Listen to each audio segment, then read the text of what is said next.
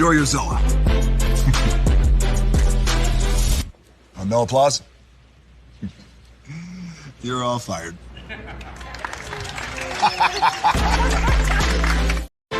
Now that you've reached the stage in your life where quality television is important, Nubian TV is a black network that speaks to your lifestyle. Nubian TV is the world's first digital network devoted to the upscale and political lifestyles of black people. Nubian TV's programming includes politics, travel, fashion, food, automotive, arts and culture, civil rights, music, and more. Watch now on Amazon Fire TV, Roku, or watch globally at nubiantv.net. Nubian TV, it's what you want to watch. Hey, good morning, America.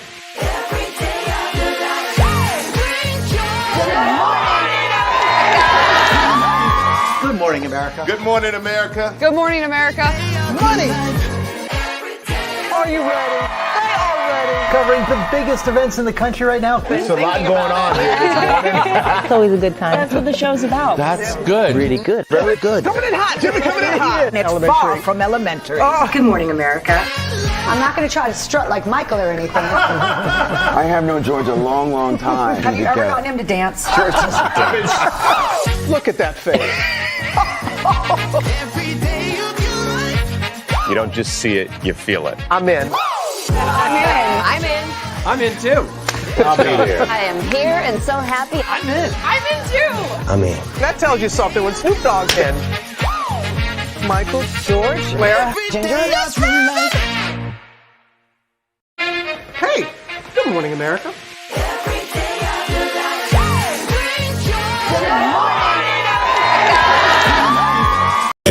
To the scene, it's 3 with the T and we keeping it clean. Sipping hot, pinky out, you know what I mean? Sassy P dropping bombs, get ready to scream. Little Paulette, she in between like the middle sister or the referee. Last but not least, we got Braylon, he in the mix, taking us on a virtual spree. Love, laugh, talk, it's a whole new reality. You're ready for the vibes, cause this party's a masterpiece. That's right, it's 3 with the T. 3 with the T. And if you wanna be no, and if you wanna be no, and if you wanna be like a middle sister, and if you wanna be no. Hey, it's party time. Welcome to the scene. It's 3 with the T and we ain't keeping it clean. Sipping hot, pinky out, you know what I mean. Sassy T dropping bombs, get ready to scream. Little Paulette, she in between like the middle sister or the referee. Last but not least, we got Braylon, he in the mix, taking us on a virtual spree. Love, laugh, talk, it's a whole new reality. Get ready for the vibes, cause this party's a masterpiece. That's right, it's 3 with the T.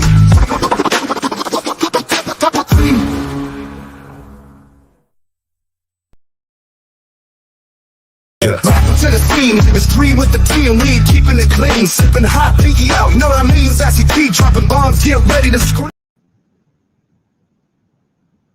What's up, everyone? Hello, everybody.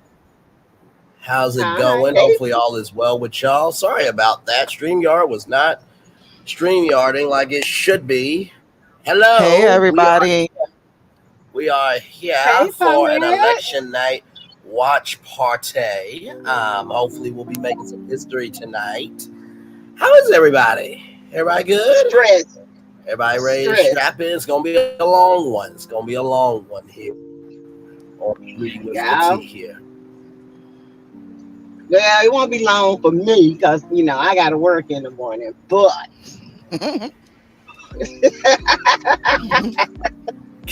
I'll be child. I'm stressed. All I want to do is take me a drink and drink me a thing of wine and go to bed.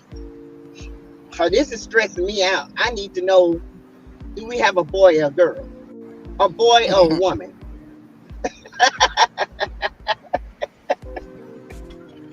I just want to know. That's all. Hey, everybody. Hey, family. Understood. How are you doing? Ouch. How y'all doing? Paulette, how you doing, babe? I'm okay. Are you sorry? I'm doing good. I don't know what's going on with StreamYard, but it is such on a delay. Yeah, it's acting up. Everybody's on a delay. Everybody's on because they're doing watch parties and stuff. Last night it was acting up too, but they was having a lot of watch parties last night about the election too. They're having a lot. I mean, tons. More than I've ever seen. So this is like exciting, but stressful all at the same time. Yeah. So hang on, y'all. I'm gonna leave the studio, then come back because I like y'all are cutting out for me. Hang on 1 second. Okay. Hey everybody. Can y'all hear me okay? I hear you good now, sis. Keep Okay. that mic right there. I have to move it because my lips be getting like boom, boom, boom, boom on it. You getting caught on the mic and stuff. Be like, right. Ooh, what you thinking so far, Paulette, about this election? I haven't been following anything except for this morning, so I don't really know how the polls are going or anything. So I'm not sure, but I'm not worried. I'm really not. I think she got it. Hey. I do. We can't have that little boy back in here. We can't. You boy not. Not the little boy. The little boy that throws tantrums because his crowd is not big enough. No, y'all on delay from me. I do not know what's going on, child. But hey, everybody. Are you back? I do hear you. Y'all just on a little bit of a delay for me. Diane Graham, good to see you. Hello, Three with the T realest people on YouTube. Love you all. Love you right back. Carol Trumer, real friend. Say that again. Did you close some windows? Mm-hmm. Because you can get you'll get a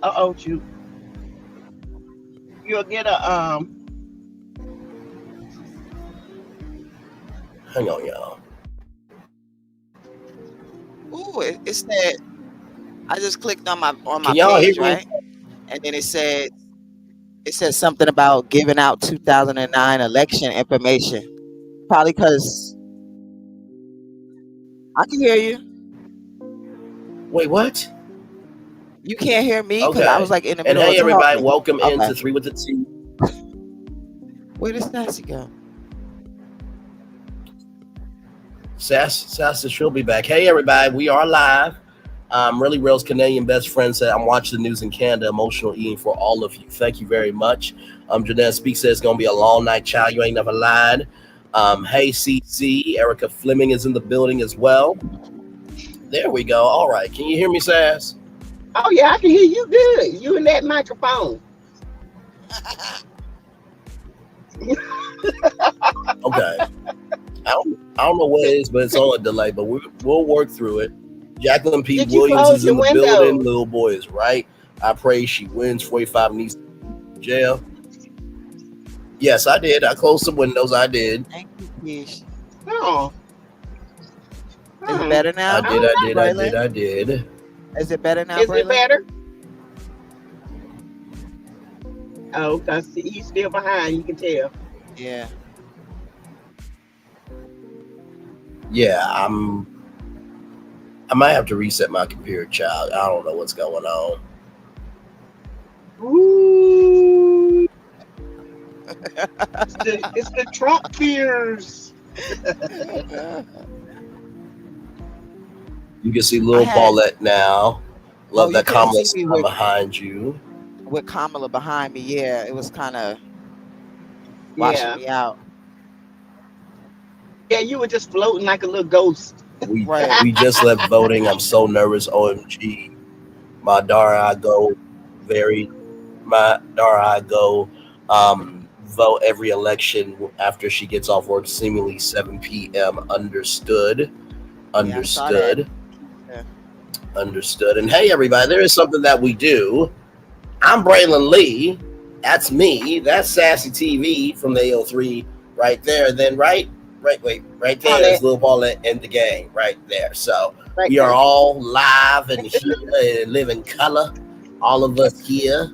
Right there. You see. So we are here. It's gonna be a long night ahead of us, but we are here, ready to go. So here is the map, as we have it here from ABC News right now.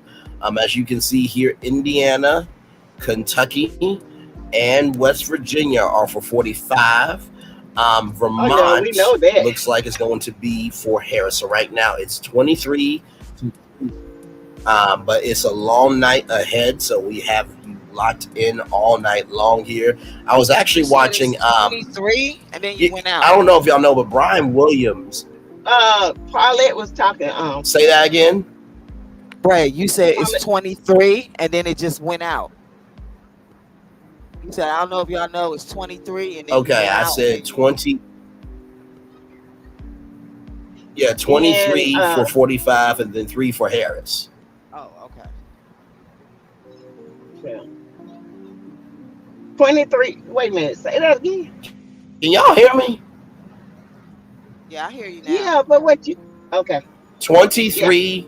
23 electoral votes for 45. Okay. And then 3 electoral votes for Harris. That's where we are right now. Oh Lord. So we are locked in all night. I was actually watching before then. Yeah, very early. I was watching actually Election Night with Brian Williams on Amazon. And I gotta tell you something. I think Amazon has hit something big with Brian Williams. I really do. What they are doing with their election coverage is they have home base, and then on the right hand side they have their the political desk with all the experts talking about the political game, and then you have this other side which is the social couch breaking down the Black issues, the Latina issues, the Puerto Rican issues, healthcare. So I really like the fact that it is almost like what we do here on 3 with the T, except without Amazon building us a whole set of everything for election night. But that's neither here nor there. But the fact that they are blending the political and the social and societal issues was really, really cool. So yes, indeed. Huh? Sassy, your face is okay?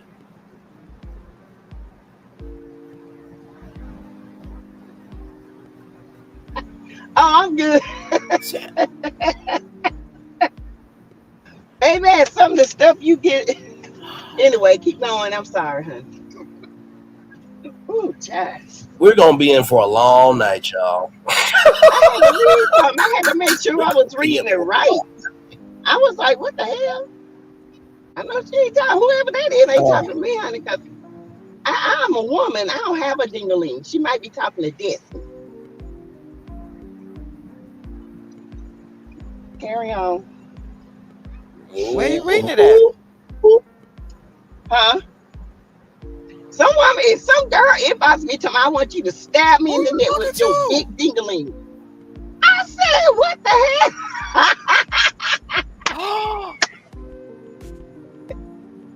I said, what wrong one, honey. What is that? I know. I said, what the hell? That's why I had to get off and read. I said, huh? I said, honey, I'm a woman. I don't have a ding-a-ling. You might want to go to Destiny Payton. She got one. Big D energy. Oh my God. Well, listen, now that I can hear you all. Lord Jesus. Now that I can hear you all, good Lord Jesus. What? Yeah, people just say anything. That woke me up right there, honey. I need to go I was gonna drive and get me some coffee, but just because I want something hot. Hey Shaquanda, welcome in, Sweet Essence. Welcome in. It's very early because the West Coast is still blowing. They're still counting mail-in and early voting.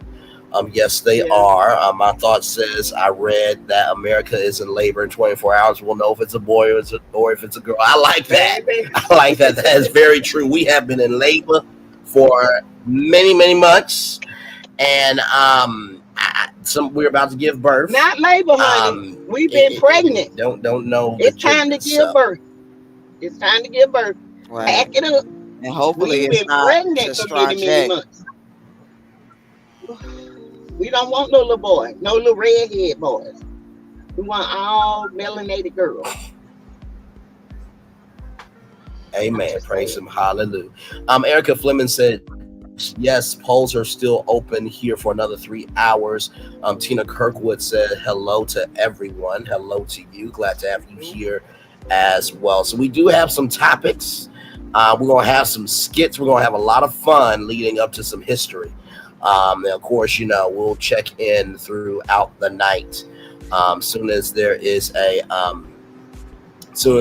update, we'll give it to you. I just saw here from ABC News, West Virginia, which is already closed. I told you all that. But North Carolina and Ohio, the polls just closed there.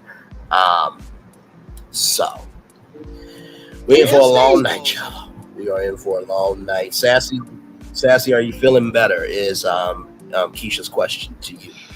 A little bit. I feel a little bit better still. I just feel sluggish, you know. Just feel like I got a bad head cold. And that's it. I mean, you ain't nothing old Sass can't overcome. You see me? See the power, savage, fast, classy, sassy, moody, baby. Right. Ain't nothing I can't overcome, but that flu shot did a number to me. It never does that to me. I don't know what the heck was in that, but woo. Baby, my head is by the time I get over that's all that snotting and kick. But anyway, Child, listen, when you have allergies, you don't get up. You don't get over it until you get over it, okay? So it is what it is. It's terrible. It's terrible. So, yeah, it's terrible, but it's okay. I's gonna be all right. Yes, yes, you will, child. Yes, you will. My theory is we won't get it until after midnight or later, and we will be here for it for sure. Erica Fleming says, I'm wearing my... And Miss Paulette will be here, but Sassy is La La Land. Look at Paulette shaking her head. You see the Motley... You see the Motley... Look, you see the Motley crew that we are? Oh, you gonna do a Braylon. That's so precious. That's so sweet. That's so cute. No, I bought this because, you know, it's good for your skin and your hair, you know. You know, silk pillows to keep your skin and stuff from breaking out. So yes, I was I'm gonna be out of here by 10. Okay. I gotta do 2 in a row if I don't call in. Understood. Oh my God. Okay, like the shirt, Okay, your Brad, I'm about to send you something. Okay, your okay. I'm sending you something. Sounds good. Your hubby is right. Okay, I got in the back chat. You know what it was? I had to close down. You know what? I'm coming out of it. My voice is a lot better today than it was yesterday. That's for damn sure. I can tell y'all that right now because I only did my 11 a.m. show, and y'all know I usually do my 2 shows. I could not do it yesterday. I could not do it yesterday. Hey, Couture, welcome in. Hey, Couture, my thoughts. Yeah, I remember you. I remember you said that in the live today. What the hell was that? Oh, we're in for a long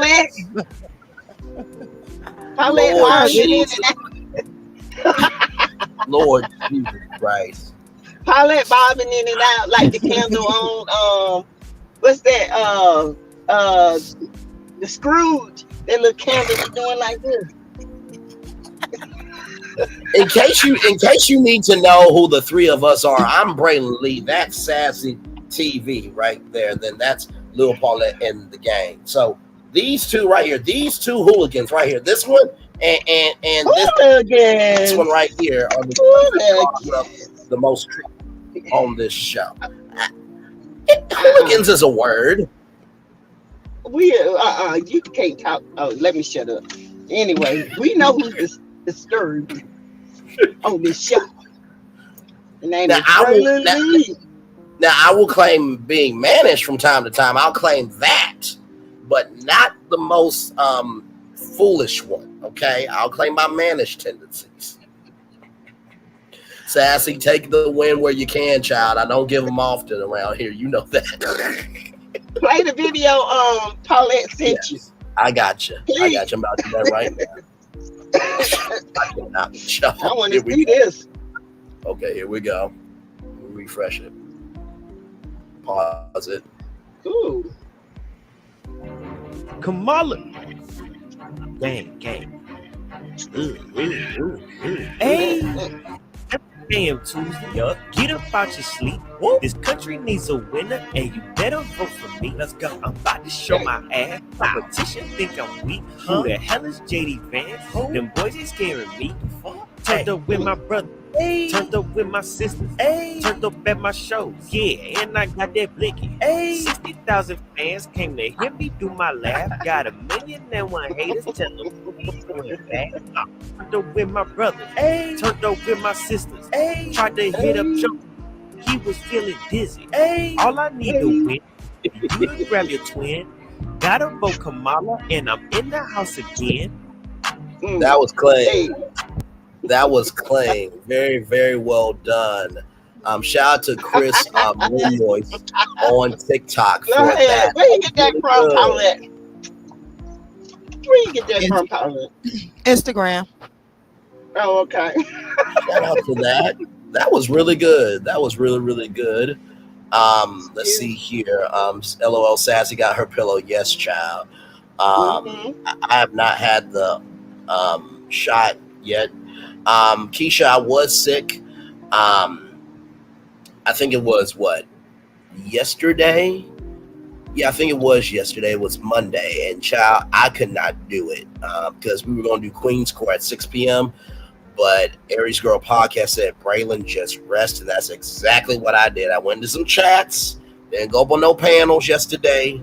But I'm a lot better today than I was yesterday for sure. And these two know because I texted them to let them know I was out of it. Wanda Coleman. Wanda looked like the Fly. Did y'all see her with them boobs? Oh Lord. Like I told you, it wasn't Granny's clothes because nobody asked her to get in those clothes or a man to tell her to get out of those clothes. So what? What little Paulette? What lie did I just say? What lie did I just say? She looked like the Fly. Them bull guys. She said, anyway, keep going, honey. I don't want to talk about ruined election night. You good. Washington Post reports Russia has sent threats to Arizona. Bomb threats. Poland sites. Here we go and get SMH. And yes, on that note, I think it's because I was watching Brian Williams, like I said before, coming on with you guys. I think he said that, oh my God, what was it? Wisconsin. I think Wisconsin is going to be delayed. I think, if I'm not mistaken. So, well, Philadelphia ain't playing. They say y'all start that shit if you want to. Y'all gonna F around and find out. Yes, that's what the policeman said. And the district attorney. Little Paulette, your mic is now open. Your mic is now open.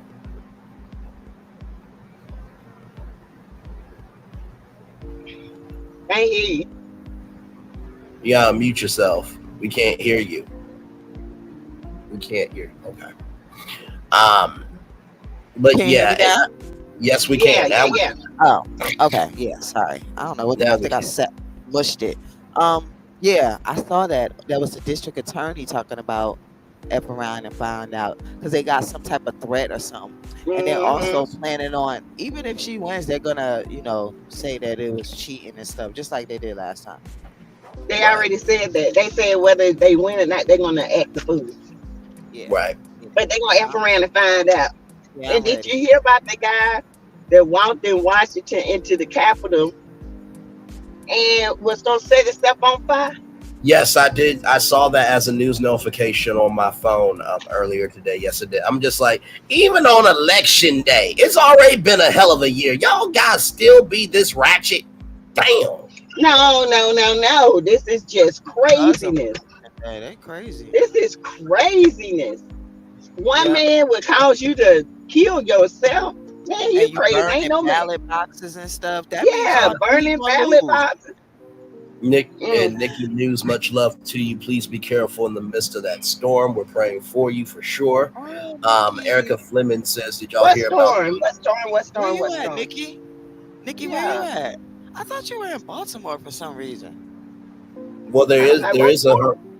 I don't know what storm specifically, but that's what Nikki News said. Now, I did report Oh. yesterday that there is a new hurricane developing called Hurricane Raphael.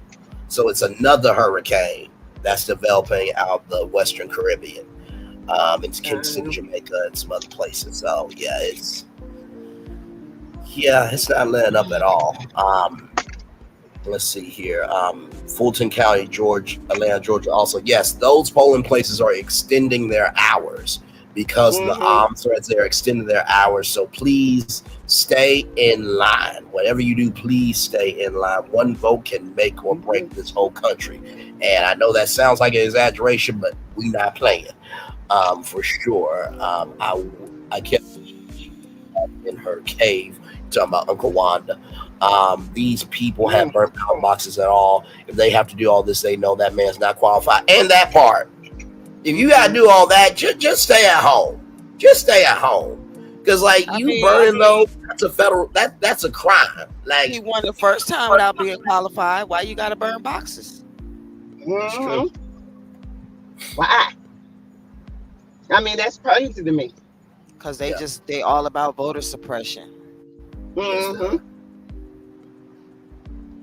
Exactly. They want to suppress the vote. They want to threaten or intimidate, but they're not doing it. I think these people live in a time warp. I really do. And they don't realize that the people in America have changed, and they're not young black folks. They ain't playing around. That's why they want Donald Trump, because of how he make them feel. Yeah. They don't want equality, so that's how that's what that is. Equality feels unfair to them, and he telling them that it's unfair.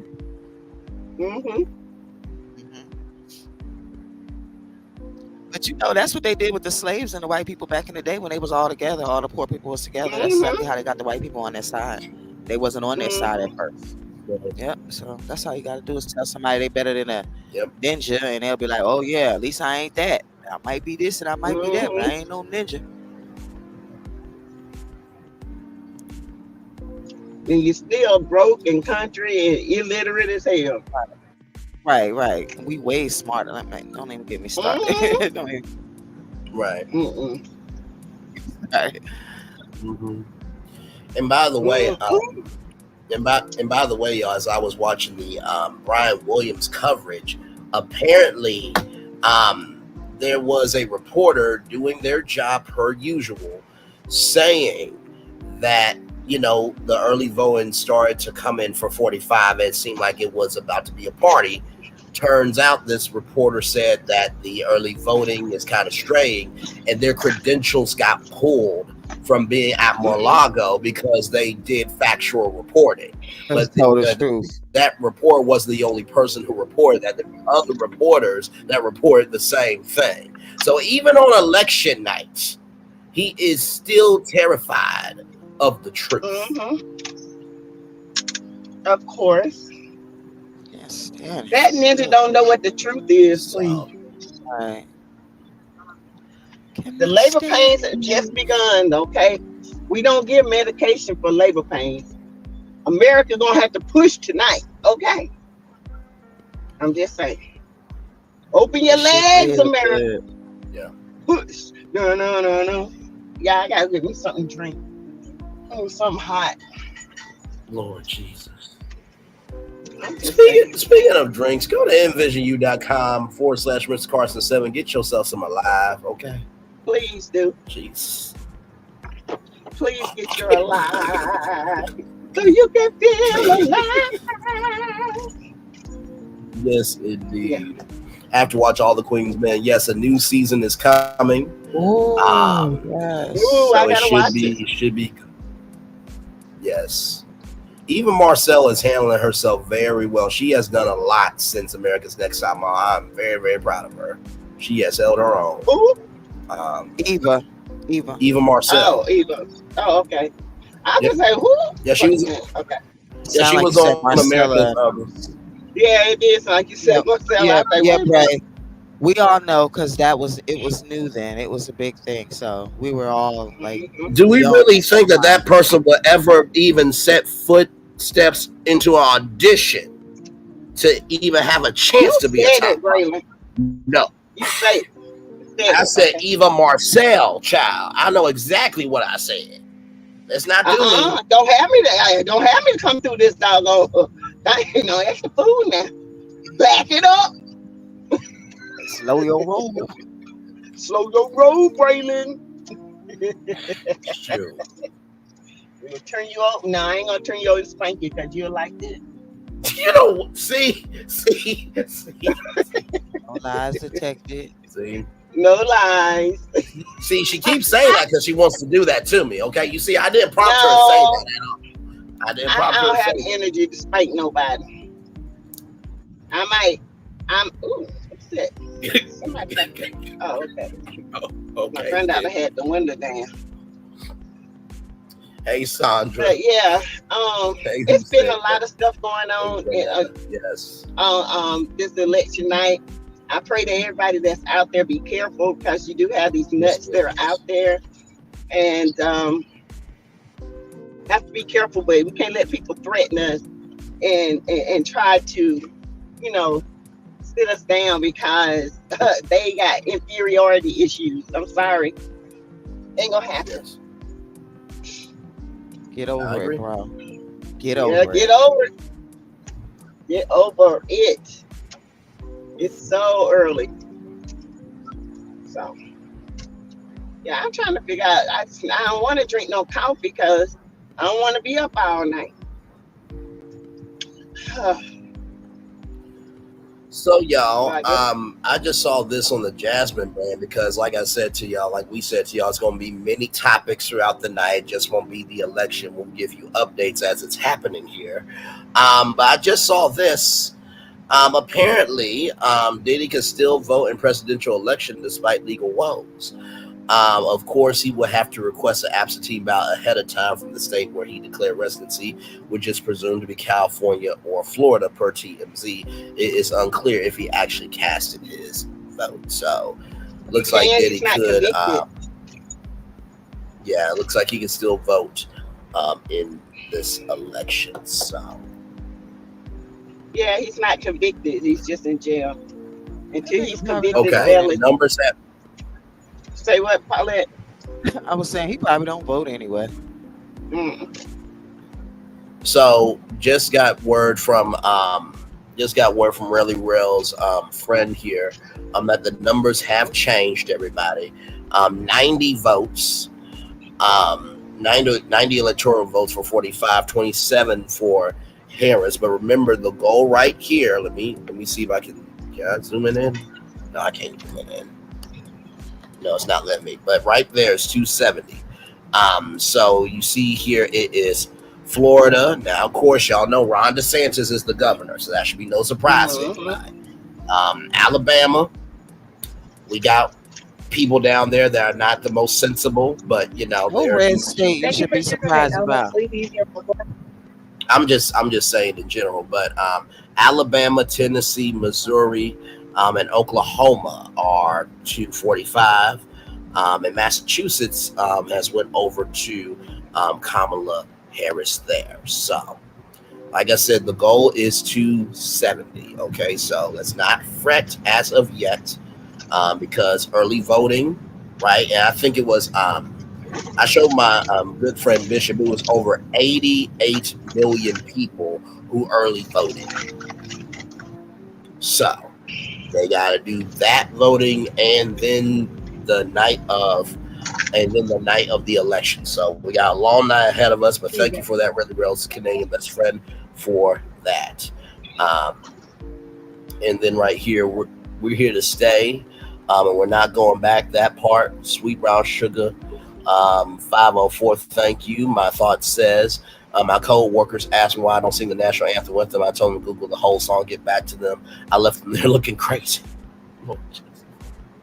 Lord Jesus Christ, I cannot, child. If 45 can vote, Diddy can vote. Say that again. I said my mother didn't allow us to do that in school. We weren't allowed to place the flag in school. Gotcha. Okay. Hey, who said that? Welcome in. I think I'm gonna need some wine, child. We gonna all need some wine. Texas Blue for a moment is record breaking. Absolutely, Teresa Wright. Welcome in. I wish they would get rid of Electoral College. And then of course, Really Rails is saying, thanks for explaining, Braylon. No problem. Like I said, as the updates come in, we will give them to you here. So Paulette, do you have anything you have to present? You know, we always start with Paulette because she always have good videos. Yes, she does. I'm actually creating one right now. Uh-huh. I'm gonna surprise y'all with, but I'm in the middle of creating it right now. I just thought about it like right this second. I was like, "Ooh, let me make this real quick." But yeah, yeah, I don't have no thoughts. I mean, I'm just sitting here, can't wait to see what happens. I ain't gonna be surprised either way. Either way, I won't be surprised. Yeah. I just hoping, you know, I want it. No, you're right. Either way, I won't be surprised, but I just hope that it goes Kamala's way. You know? Right. So, what about you, Braylon? Do you have a topic? Sure. So I just saw this here on Media Take, well, not on Media Takeout, but the Jasmine brand. So the Michael Jackson biopic release date has been pushed back to fall of 2025. It is coming, but it's going to arrive a little later than initially planned. Deadline reports that Lionsgate's Michael Jackson biopic Child Michael won't hit theaters until spring of 2025. The original release month for the Antoine Fuqua directed film was of April of that year. However, now the project will be available to the public on October 3rd, 2025. So, like I said, I'm not too surprised by it, because here's the thing, you know, movies takes about 3 to 6 months to film, and they're doing 12-hour days. So then you got editing and audio and lights and color, and so, you know, that's probably just what it is. But it takes a long time to do a movie, especially when you got so many cuts and all that stuff. Yes. But didn't they do a bioepic on him one time before? I thought it was really good. I guess. I don't know. Didn't they do one before about his life? They did do one before. I think that one was with Felix Alexander, I think. Oh, okay. I don't know if that was the one you're thinking about, but yeah, the one that, you know, he was a perfectionist. I didn't realize how much of a perfectionist he was. He was the Michael Jackson was the type. He wanted the music to sound just like his album, you know. And if it didn't sound right to him, you gonna practice it a million times. You know, so yeah, that's good. Right. I mean, I don't know how many more we can have of Michael. Michael gone, let him rest in peace. Bless his heart. Just saying. Yeah, I feel you. Then next thing you know, you're gonna have new people coming out with new lives or new discoveries. So, right. We'll see. So yeah. Well, my question, one of my questions is, I was listening to several of the CCs, and then so this question has to pertain with any type of friends. So, have you guys ever encountered a person like Destiny in your life as a friend? No. You got to think about it. You got to think about it now.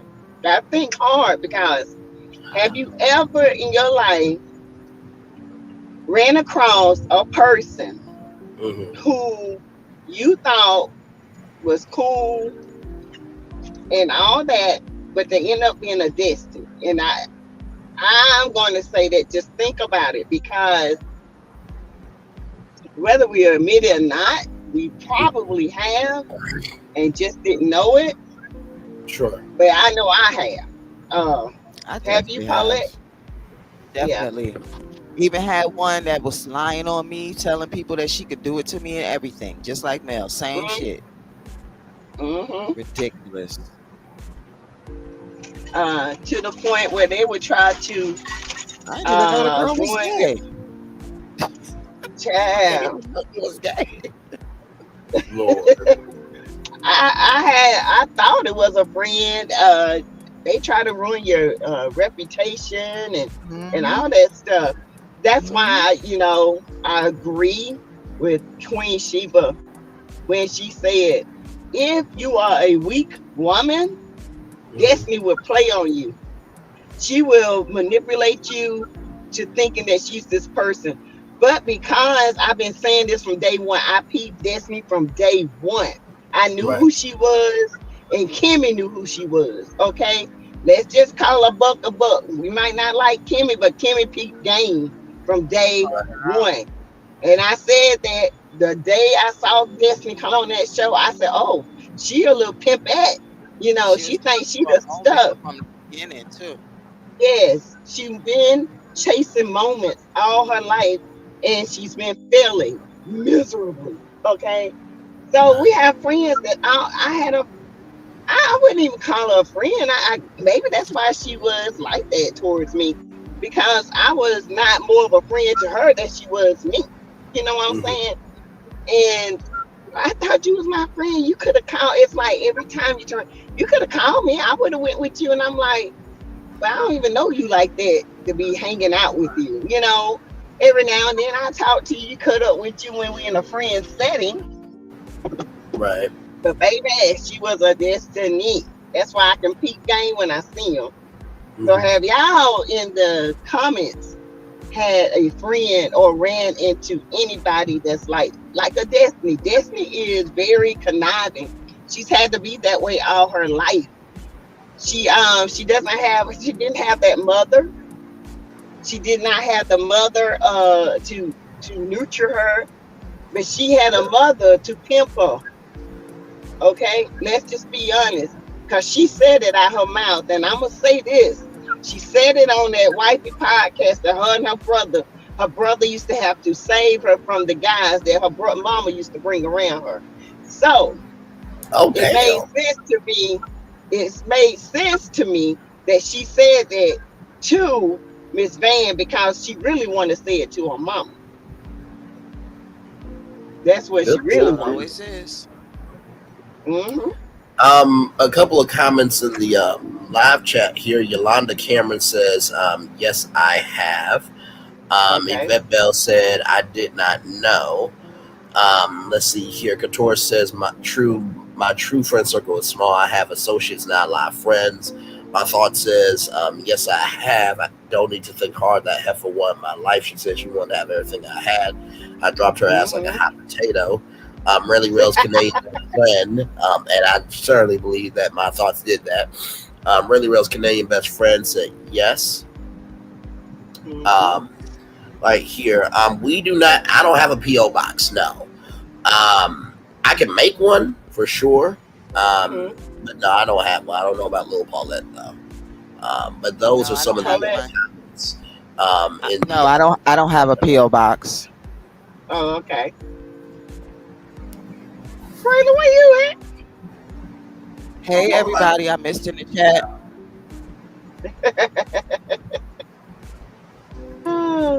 see. Braylon and have PO box. Let's see. Let me read some.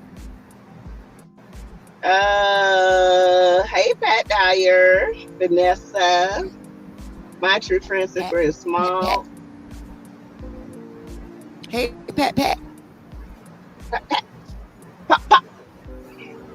Yeah, I just said that because Destiny is easy to manipulate your mind if you don't think strong. She will have you thinking that she is the victim, and she's not. She has caused a lot. That girl is toxic. Okay, toxic. I mean, she's worse than battery accidents. Okay, so. Yes. And there have been friends in our lives that we might have known or unknowingly have toxic. Every Correct. time you go somewhere, and it's a mess.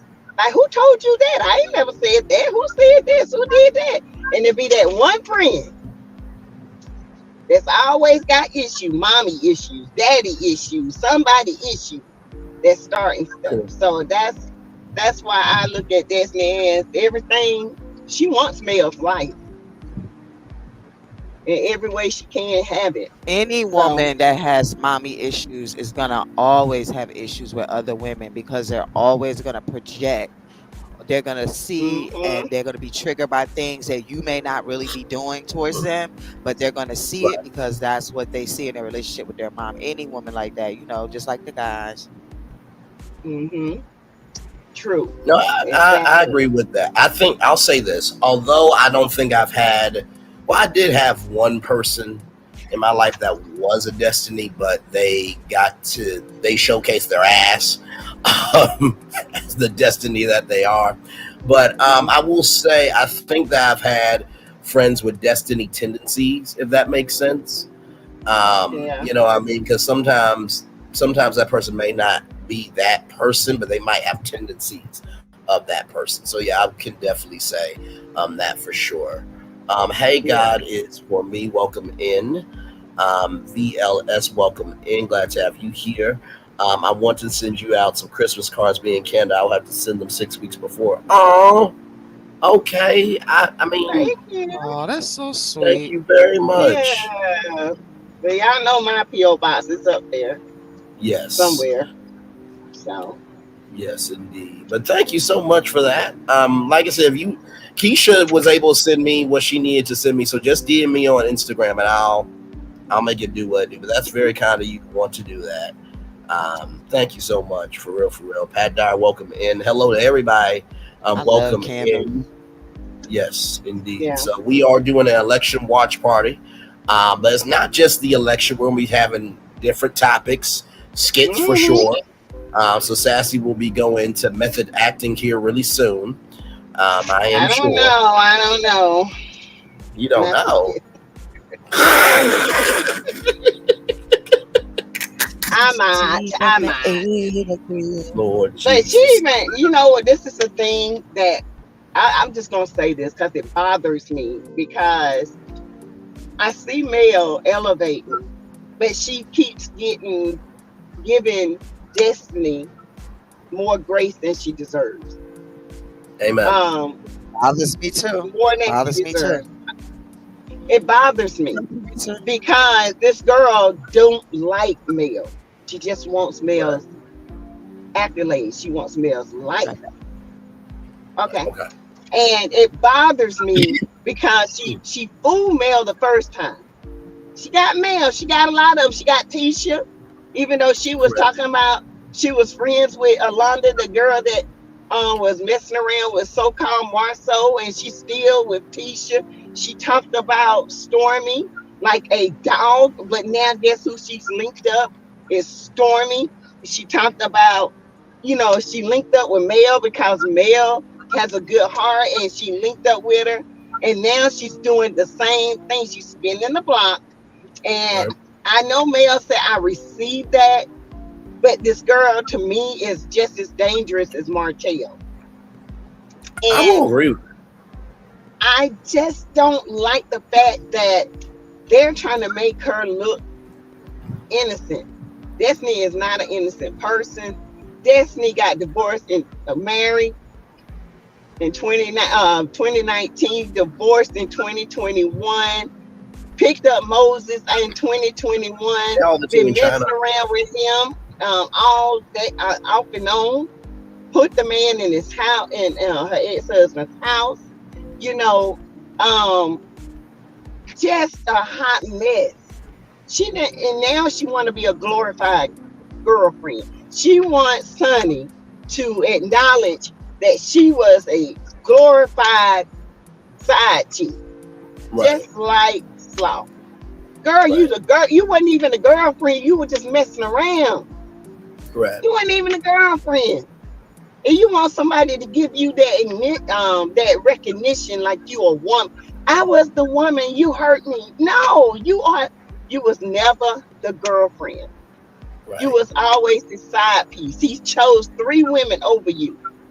Get over it. You've been broke up for years. You are a liar, y'all. And some people are falling for her mess, just like they fall for Martell, because they think with their heart and they don't see the truth. Right. Right. She learned from the streets. God is for me, 1978 says, I feel like Moses is not held accountable, period. I think that was covered on the show, that even Melody said that from the messages that it seemed like Moses wasn't now quote me now. But there was no wrong. Correct me if I'm wrong. Unless they show me that Mel saw those messages. Until you see messages with Destiny, I just didn't like the fact that now Mel says, I understand that. No, you got to see everything when it comes to Destiny. You can't say, I understand that he was playing both of you. No, you can't say that until you see the messages. Because if I had proof, I would let everybody see the messages. But she was just sitting up there in September when she know that they have been broken up over a year. No, and she was sending pictures of her son. Why? Right. And I'm not disagreeing with you, Sassy, at all. I was just bringing that up to Guy from me's point of that, she feels that Moses is not held accountable, period. I was just bringing the fact up that Melody did say something about Moses in that episode, just to clarify. Yeah. I'm not disagreeing with you there. She did, but she didn't read the messages, and that, unless they cut that out, she just went and took Destiny's word. You cannot take her word. She's worse than Martell.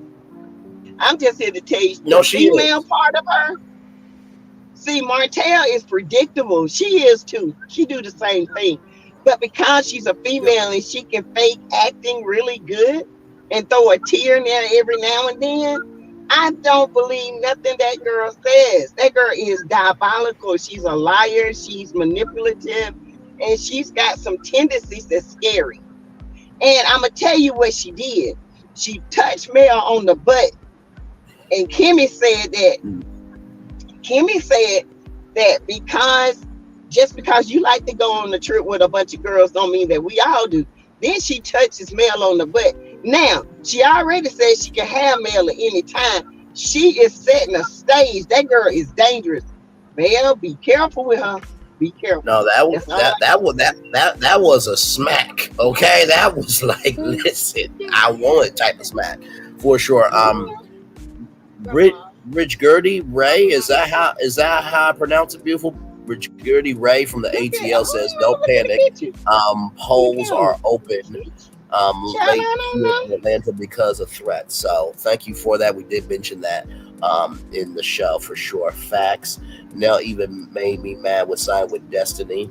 I feel that if we can't celebrate the dislike of Destiny for Moses, I can't say Destiny, Moses, or Pick Me Sonny. Sorry. Listen, it's all good, God, for me. We can all agree to disagree, child. You know what God is for me. Let me tell you how really it is for me today. And I posted this before I went to work because I knew that this damn sector that we in, and I say this very lovingly, some of y'all are very, very, what do they call it?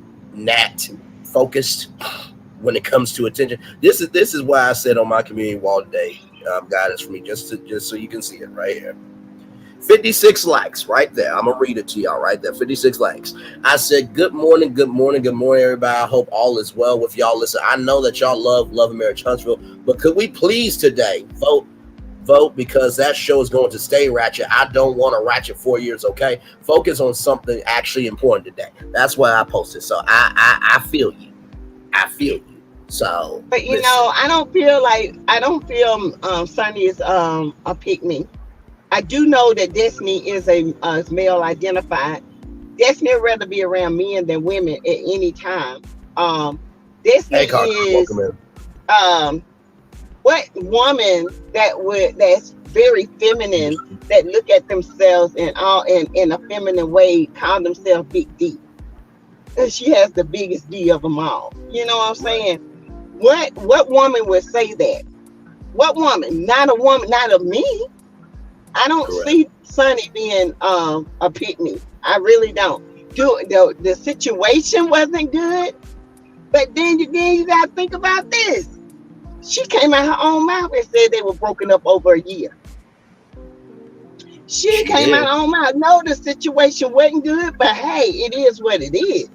It happened. They married now. Stop beating a dead horse. All Destiny wants is validation that she was a good girlfriend. Yep. You was a wife at one point. You found a man that really wanted to wife you, and you effed that up by cheating. Right. To the point where you had to have 3 DNA. Okay, that's facts. You know it. Yeah. Now you're over there with Lance, and Lance. This is what I want women to hone in on with Destiny. Lance had a woman and babies. She knew that boy was had a girlfriend and had kids. Right. But yet she still laid down with him, and guess what? Lance was with her now, allegedly. They took him out of the house.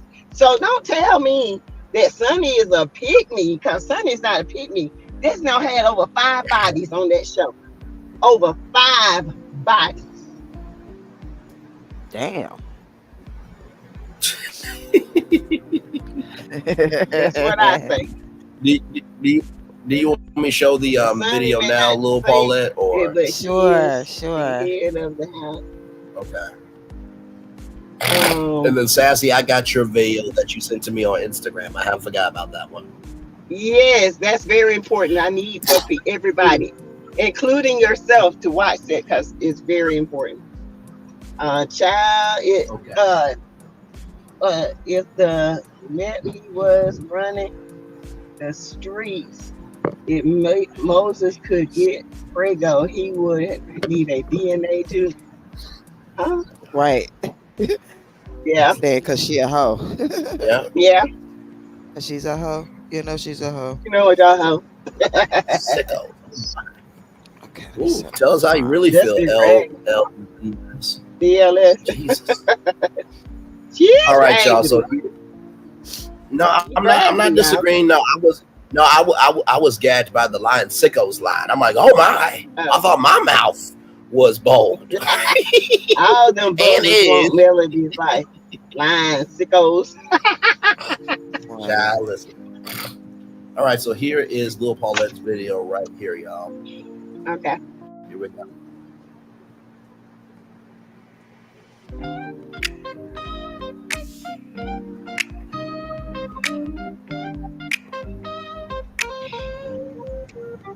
I stand tall, I stand proud as a black woman, ain't no doubt. I'm alive.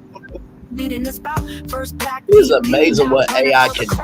Breaking every ceiling, she's taking it down. 10 miles by her side, they're ready to fight. To fix what was fumbled, they're bringing the light. Abortion rights on the line, they're taking a stand. Correcting the wrongs in this divided land. Trump tried to talk, but he couldn't speak truth. Kamala dog walked him, exposed the proof. She dared him to say she ain't black, but he froze. In the face of her power, everybody knows. Come alive, you're the one we need. First woman, first black, you're planting the seed. For justice, for truth, for a future so bright. Harris 24, leading the fight.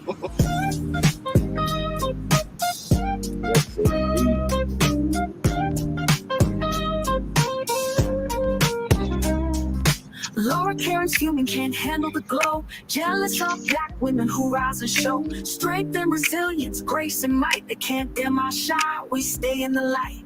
World leaders laugh at the orange disgrace. 8 million fired when he's out of the race. 48's behind her, she's got the momentum. Trump's bootlicker scrambler, they can't break our anthem. Trump tried to talk, but he couldn't speak truth. Kamala dog walked him, exposed the proof. She dared him to say she ain't black, but he froze. In the face of her power, everybody knows. Come alive, you're the one we need. First woman, first black, you're planting the seed. For justice, for truth, for a future so bright. Harris 24, leading the fight.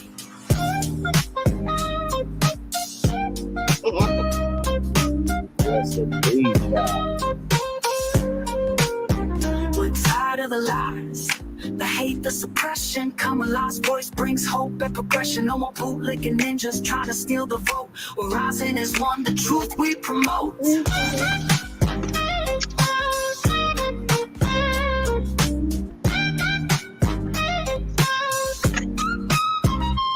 tired of the lies, the hate, the suppression. Kamala's voice brings hope and progression. No more bootlicking ninjas trying to steal the vote.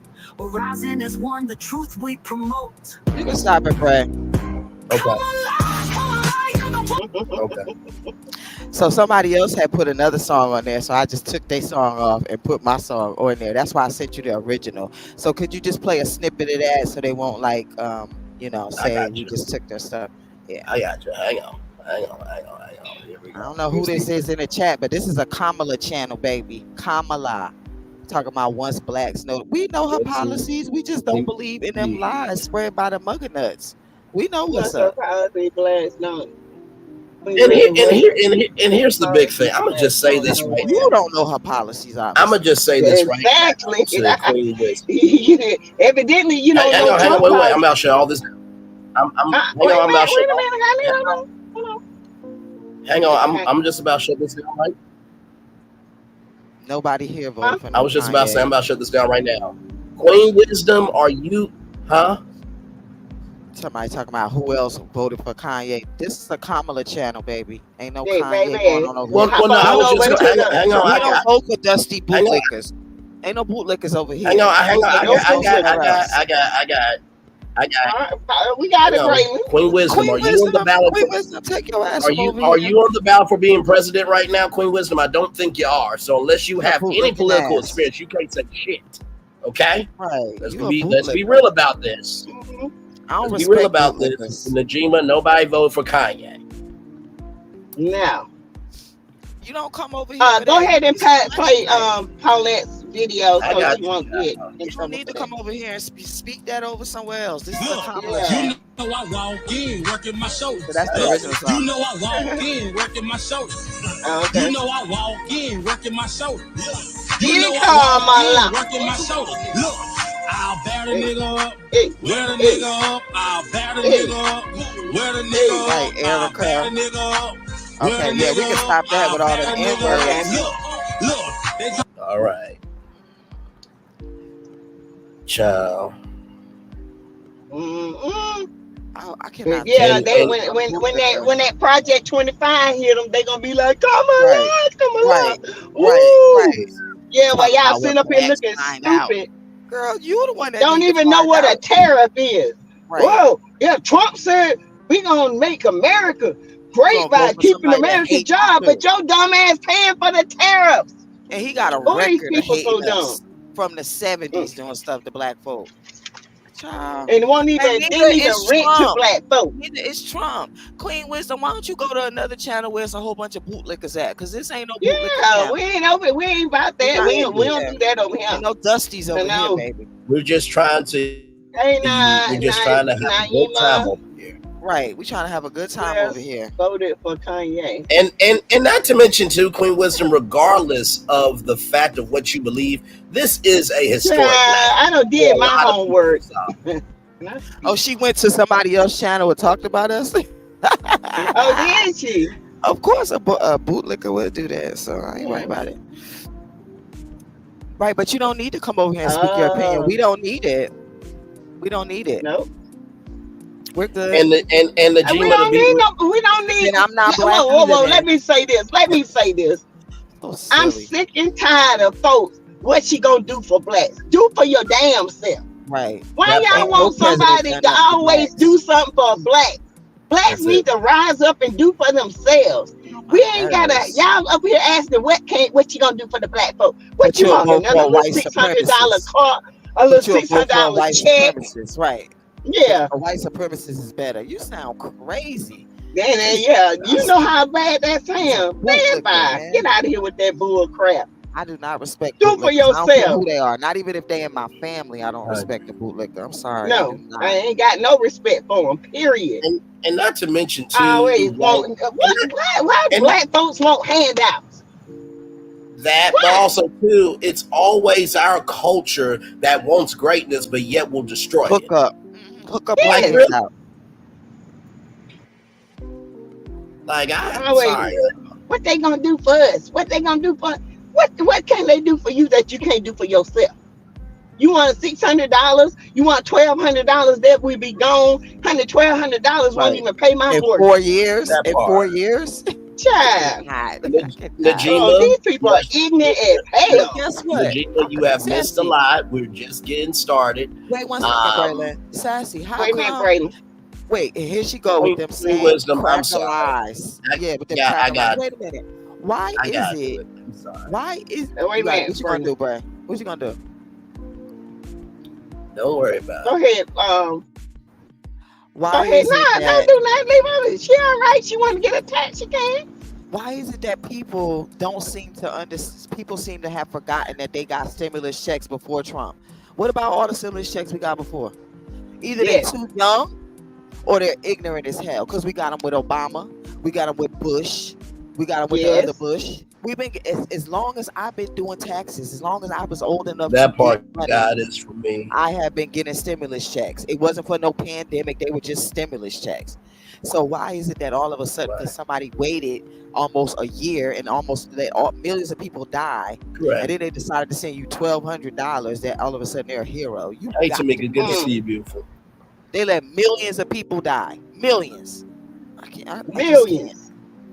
And he knew about it.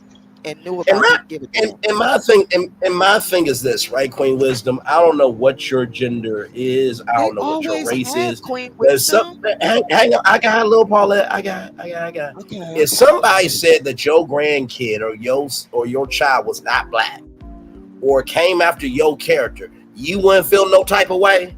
Cause see, I really am getting motherfucking ass tired of people want to call other people's history out. Somebody came right to where you are, you'll get pissed the hell off.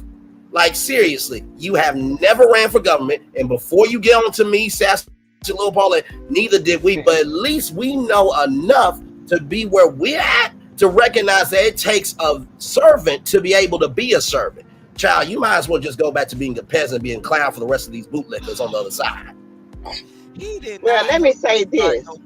Them people was when they come out, if 45 win, and they come out and grab your children or your grandchildren out the house, put them in the military, when they start enforcing all this stuff, when you don't be coming up on here crying and talking about, oh, Kamala, I should have voted. No.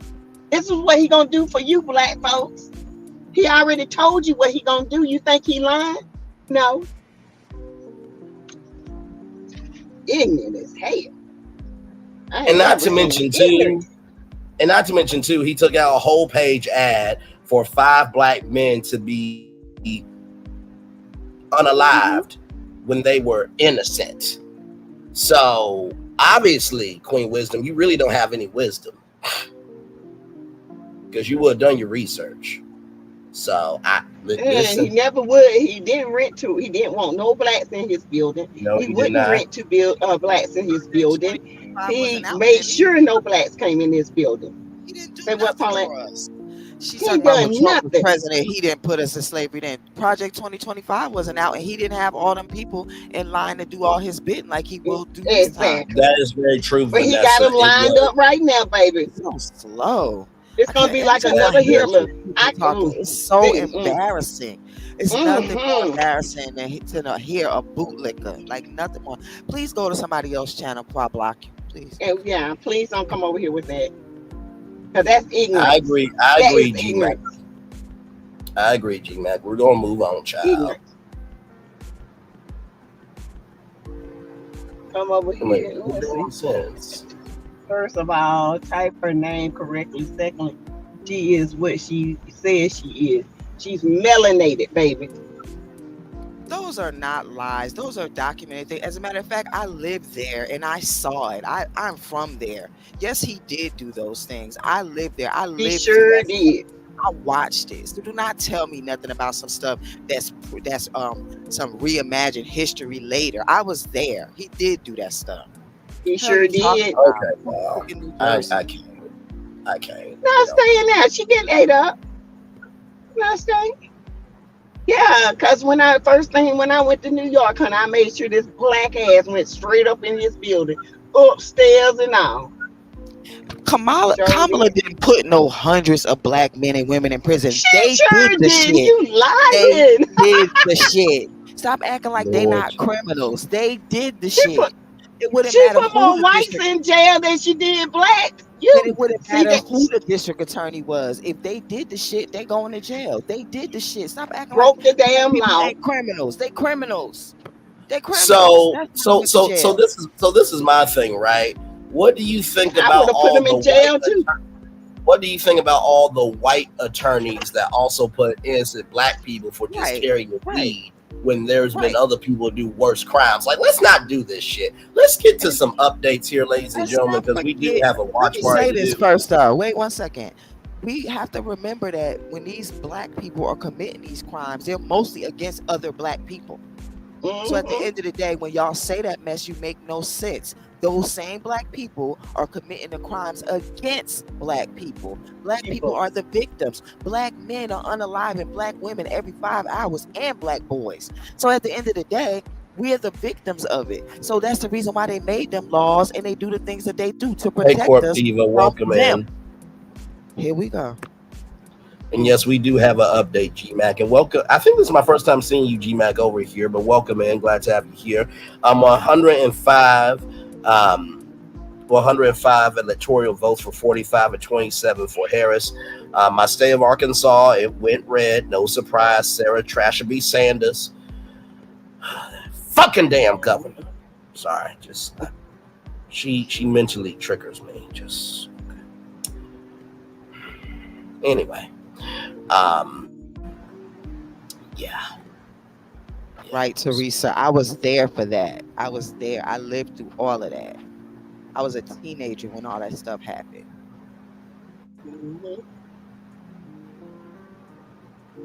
Oh no, G-Mac, no, you good. You good, G-Mac. You can stay right here. We got this. We got this. You are absolutely fine, G-Mac.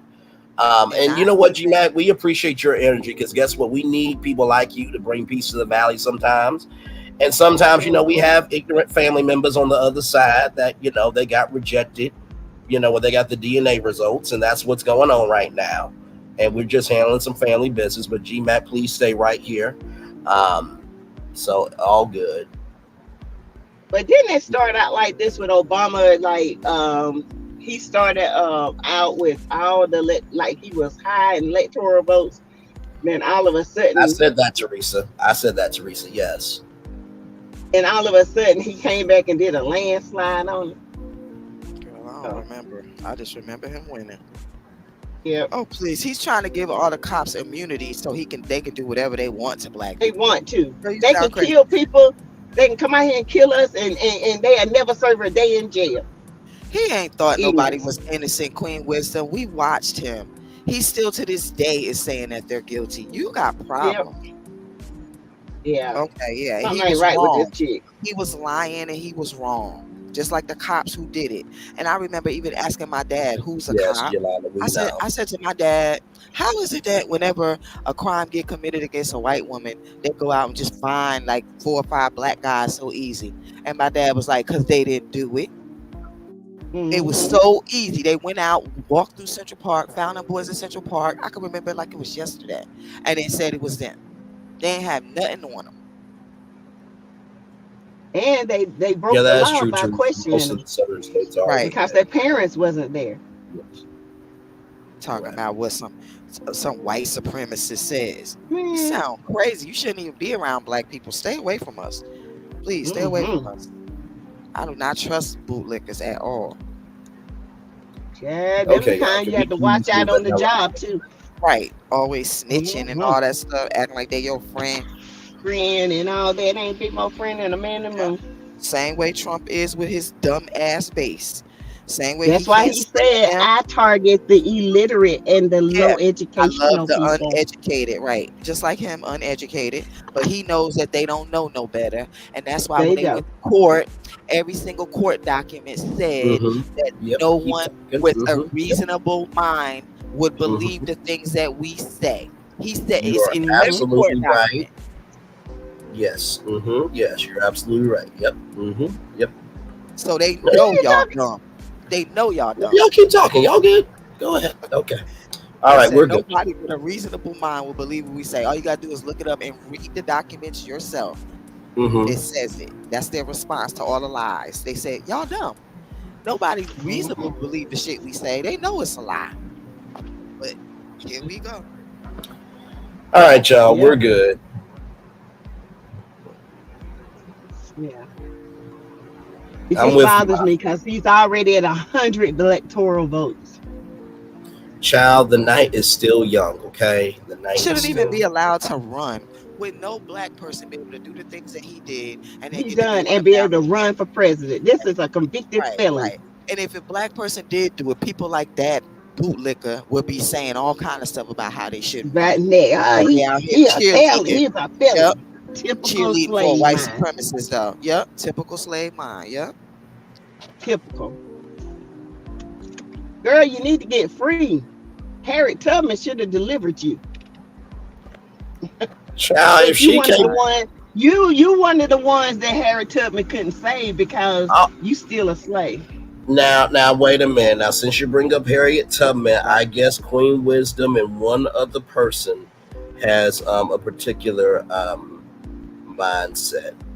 I'm going to have to bring it up. It's not just feeding the hungry only on Thanksgiving. It's an everyday situation. You know what I mean? This is 265 days a year.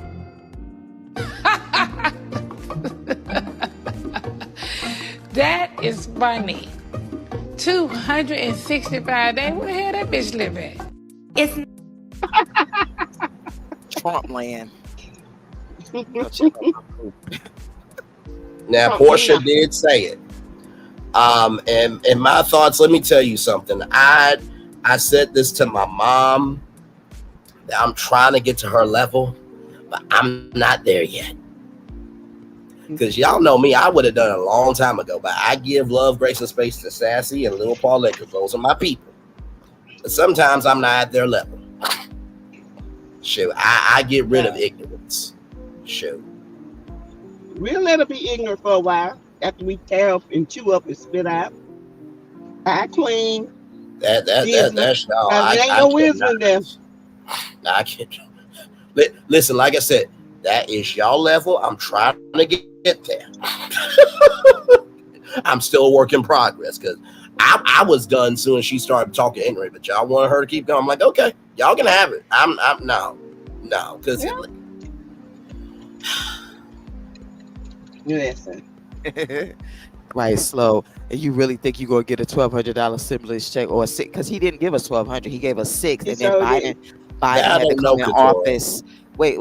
Biden had to come in office and give us the rest, the other $600 once he came into office. So let's just keep it 100. And that's after already going through all the months or a year in the pandemic. And somebody gonna give somebody some big Because he wasn't gonna do it. Right. Because if your friend did that to you, you wouldn't mess with your friend no more. If your friend left you out there and they had the money and you was going through the pandemic and they wasn't and they just left you out there, you wouldn't mess with that friend no more. Sure. So you're gonna tell me that it's okay to re-elect him? Girl, go have several seats. Fired him for a reason.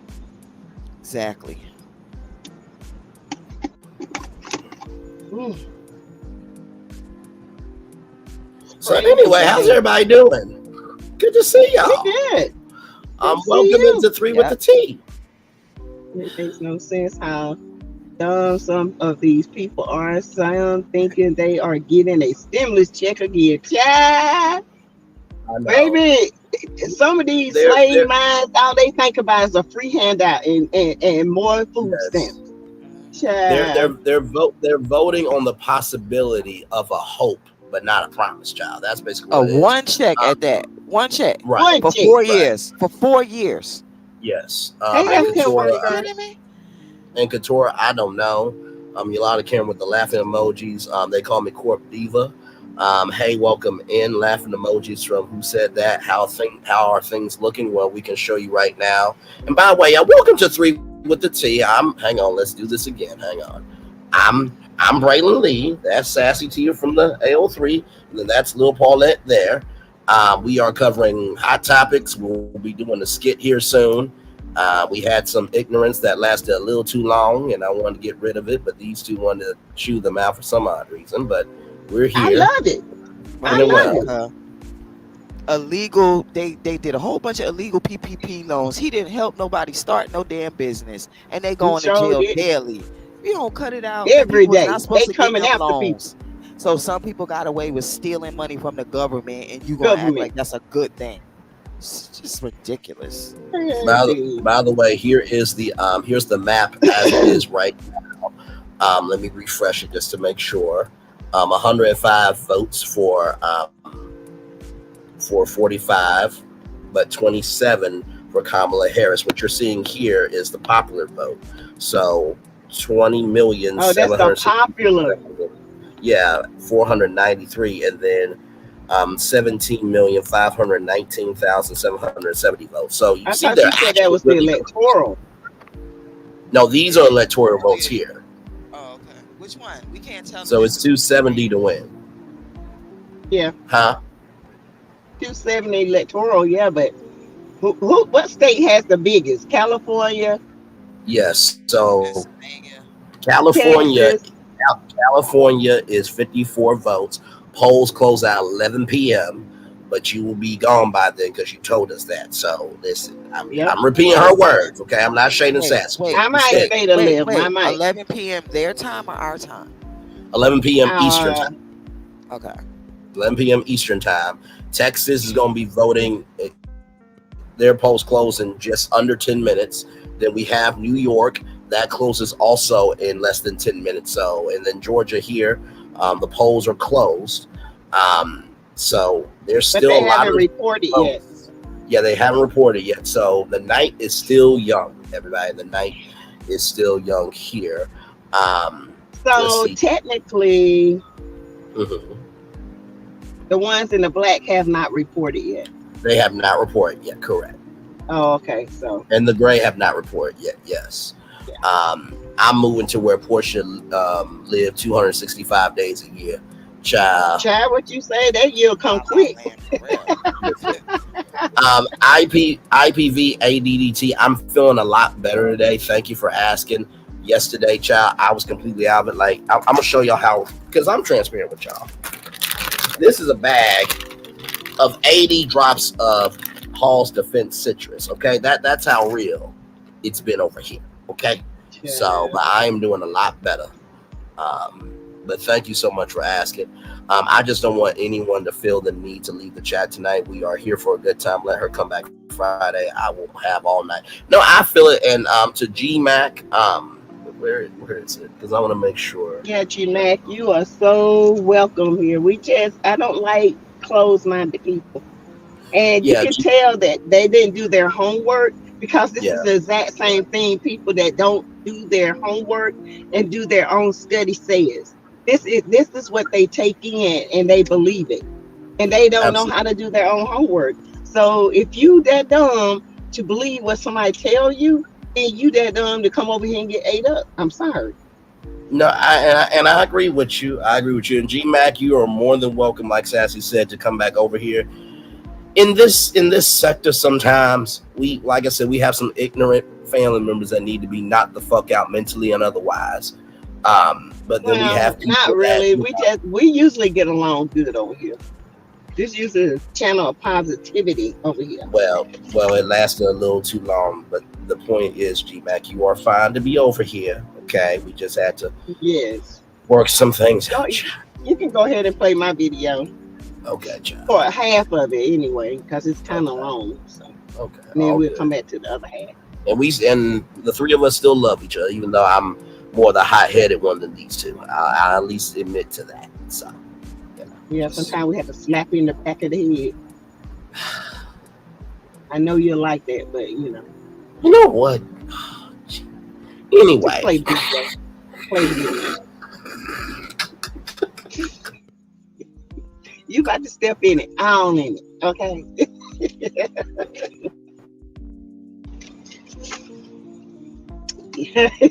I own in it. You got to mess up your whole shoe. Oh, by the way, before I play this video, to House of Aaron, what you did to How I See It TV was not cool at all. I saw something from How I See It TV. So basically, and this is not to negate the video, we are going to show it, but basically, How I See It TV, who's a very good content creator in this sector. Yes, she is. Very beautiful. Basically, was just having a dialogue. Absolutely. I haven't seen her in person, but I'm assuming she is for sure. But basically, just in an exchange back and forth, and House of Aaron said, "You're gonna call my job next to How I See It TV."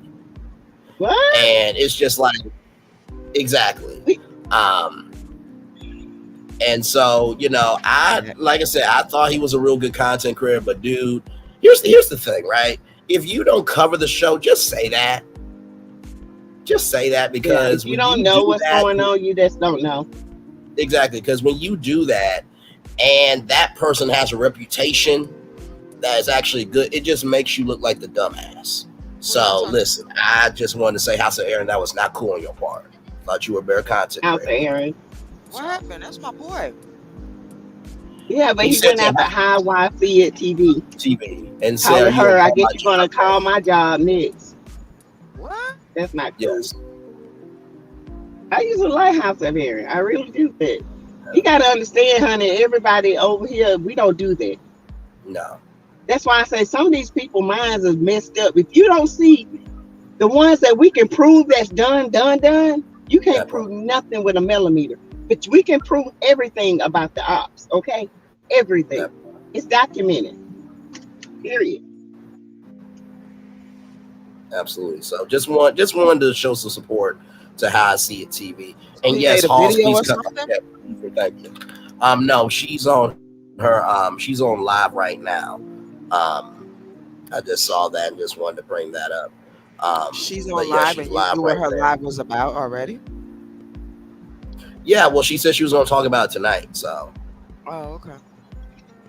But here is Dr. Eric Berg, 11 bizarre symptoms of vitamin D deficiency. Here we go. 11 really bizarre, wild vitamin D deficiency symptoms. Now, of course, most people know the usual vitamin D symptoms: lower back pain, depression, high blood pressure, inflammation, autoimmune diseases, things like that. But I will guarantee you do not know these. Now, I'm going to break this up in two sections. The first part of this video is for the person who wants just bare bones information. They don't want anything too technical. And then the second part of the video, I'll go into those people who want the science behind it, the mechanism behind these symptoms, and like the underlying reason why they develop in the first place. You have about 25,000 genes in your body, and 10% of those genes are greatly influenced by vitamin D. Not to mention, when you get your blood tests with vitamin D, they're only showing you the inactive vitamin D. They're not showing you what's happening in the cells. And so the blood levels of vitamin D do not correlate very well with the vitamin D that are in your cells. It's an active suppression of anything positive about vitamin D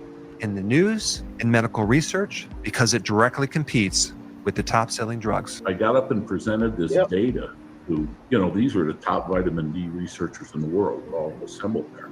It was vicious, the attacks of how vitamin D doesn't do this. How could you say this? I said, I'm just presenting the data that we have assembled.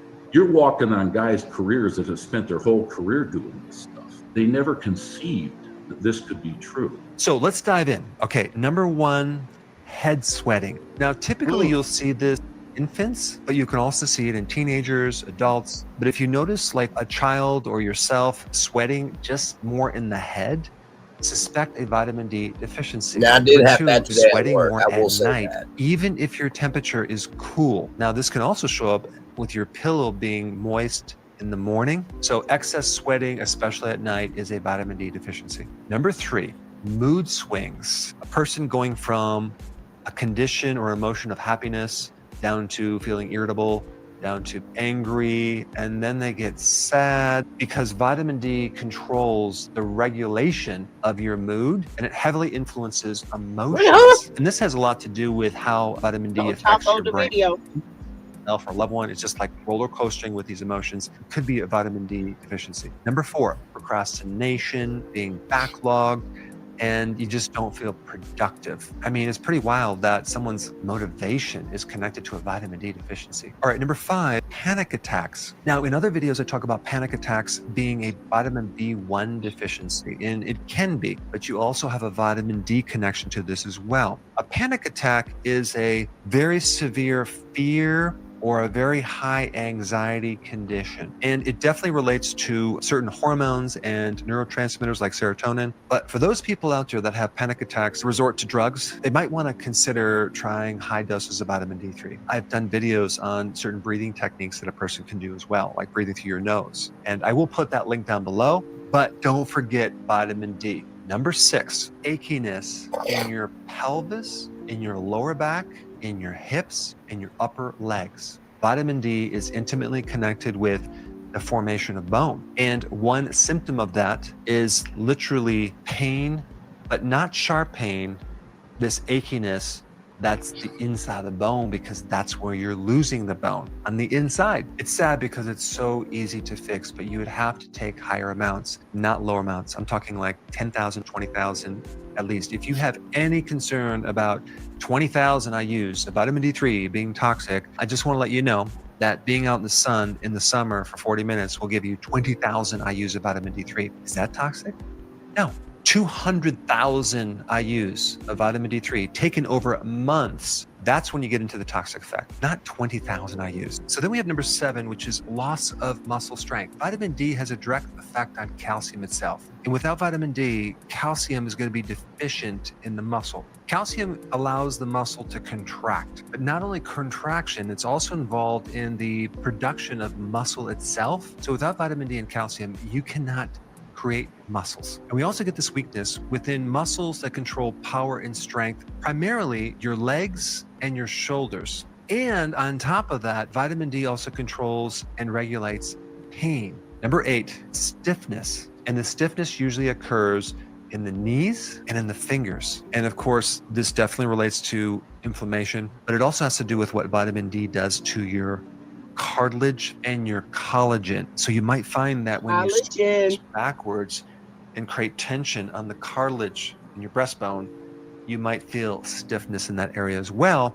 And that can also affect breathing, things like that. Number nine, chronic fatigue. This has a lot to do with those little energy factories in your cell, they're called mitochondria, and how important vitamin D is to support that little factory. And if you don't have enough vitamin D, you just can't make energy. Number 10, your ability to think quickly is diminished. Basically, you have too many applications open on your desktop computer, but related to your brain. And number 11, it's just very difficult to be satisfied when you eat a meal. It could be that the food is just nutritionally empty and you keep eating to get these nutrients. It can also be certain things in the food that cause you to be addicted. But if you're low in vitamin D, you're just not going to feel satisfied. You will definitely have a tendency to overeat. So now that you know the general information, let me just kind of give you another layer of this data on each point, which is actually very interesting. Okay, number one was head sweating. There's something different about the head versus the rest. Part two later, but I just wanted people to understand that the vitamin D is very important, y'all. Very, very, very, very, very, very, very important. If you're going through depression, if you're going through hurting, pain in your back, in your pelvis, in your joints, if you're sweating in your head, like you said a lot, it's your vitamin D Y'all, I'm gonna tell you what happened to me. I went to the doctor. I was I was in my young. I was like probably 33. I think Diamond was like maybe a year old, and I started having real bad depression and anxiety. Didn't know where it was coming from. Um, I don't know. It just I could not figure. I was hurting. I mean, the bone pain was different from any pain that you would ever experience. It was like somebody was stabbing me in my bones. So I went to the doctor. She was a black doctor. In fact, it's the same facility, just different state. She was a black doctor. She's African, and she said, I told her my problem, what was I was going through. I told her I feel like I need medicine, I need this, and she said, no, I think I know what's wrong. She did my vitamin D, and y'all, when it came back, she literally wanted to do workups on everything because I was near depleted. You're supposed to be 30 and over. I was like a 2. Oh wow. That's how bad. So she put me on 50,000. She gave me an infusion. Then she put me on 50,000 BTUs once a week. That helped. She tell me get out in the sun. My thing is I hate being in the sun because I hate being hot. So that helped. I moved here a couple of years later. I still continued the regimen. I went to Dr. Embry, who is my doctor, and she did a vitamin D test on me because you have to make sure you're not toxic with vitamin D. People just be popping vitamin D. You can't do that. When it's high dosage, you got to take it once a week. So anyway, she said, your vitamin D is still low. I told her, I said, I take the 50,000 BTU. She said, no, I think you're not absorbing it. So she switched me to vitamin D3, which absorbs in your gut and stays in your gut.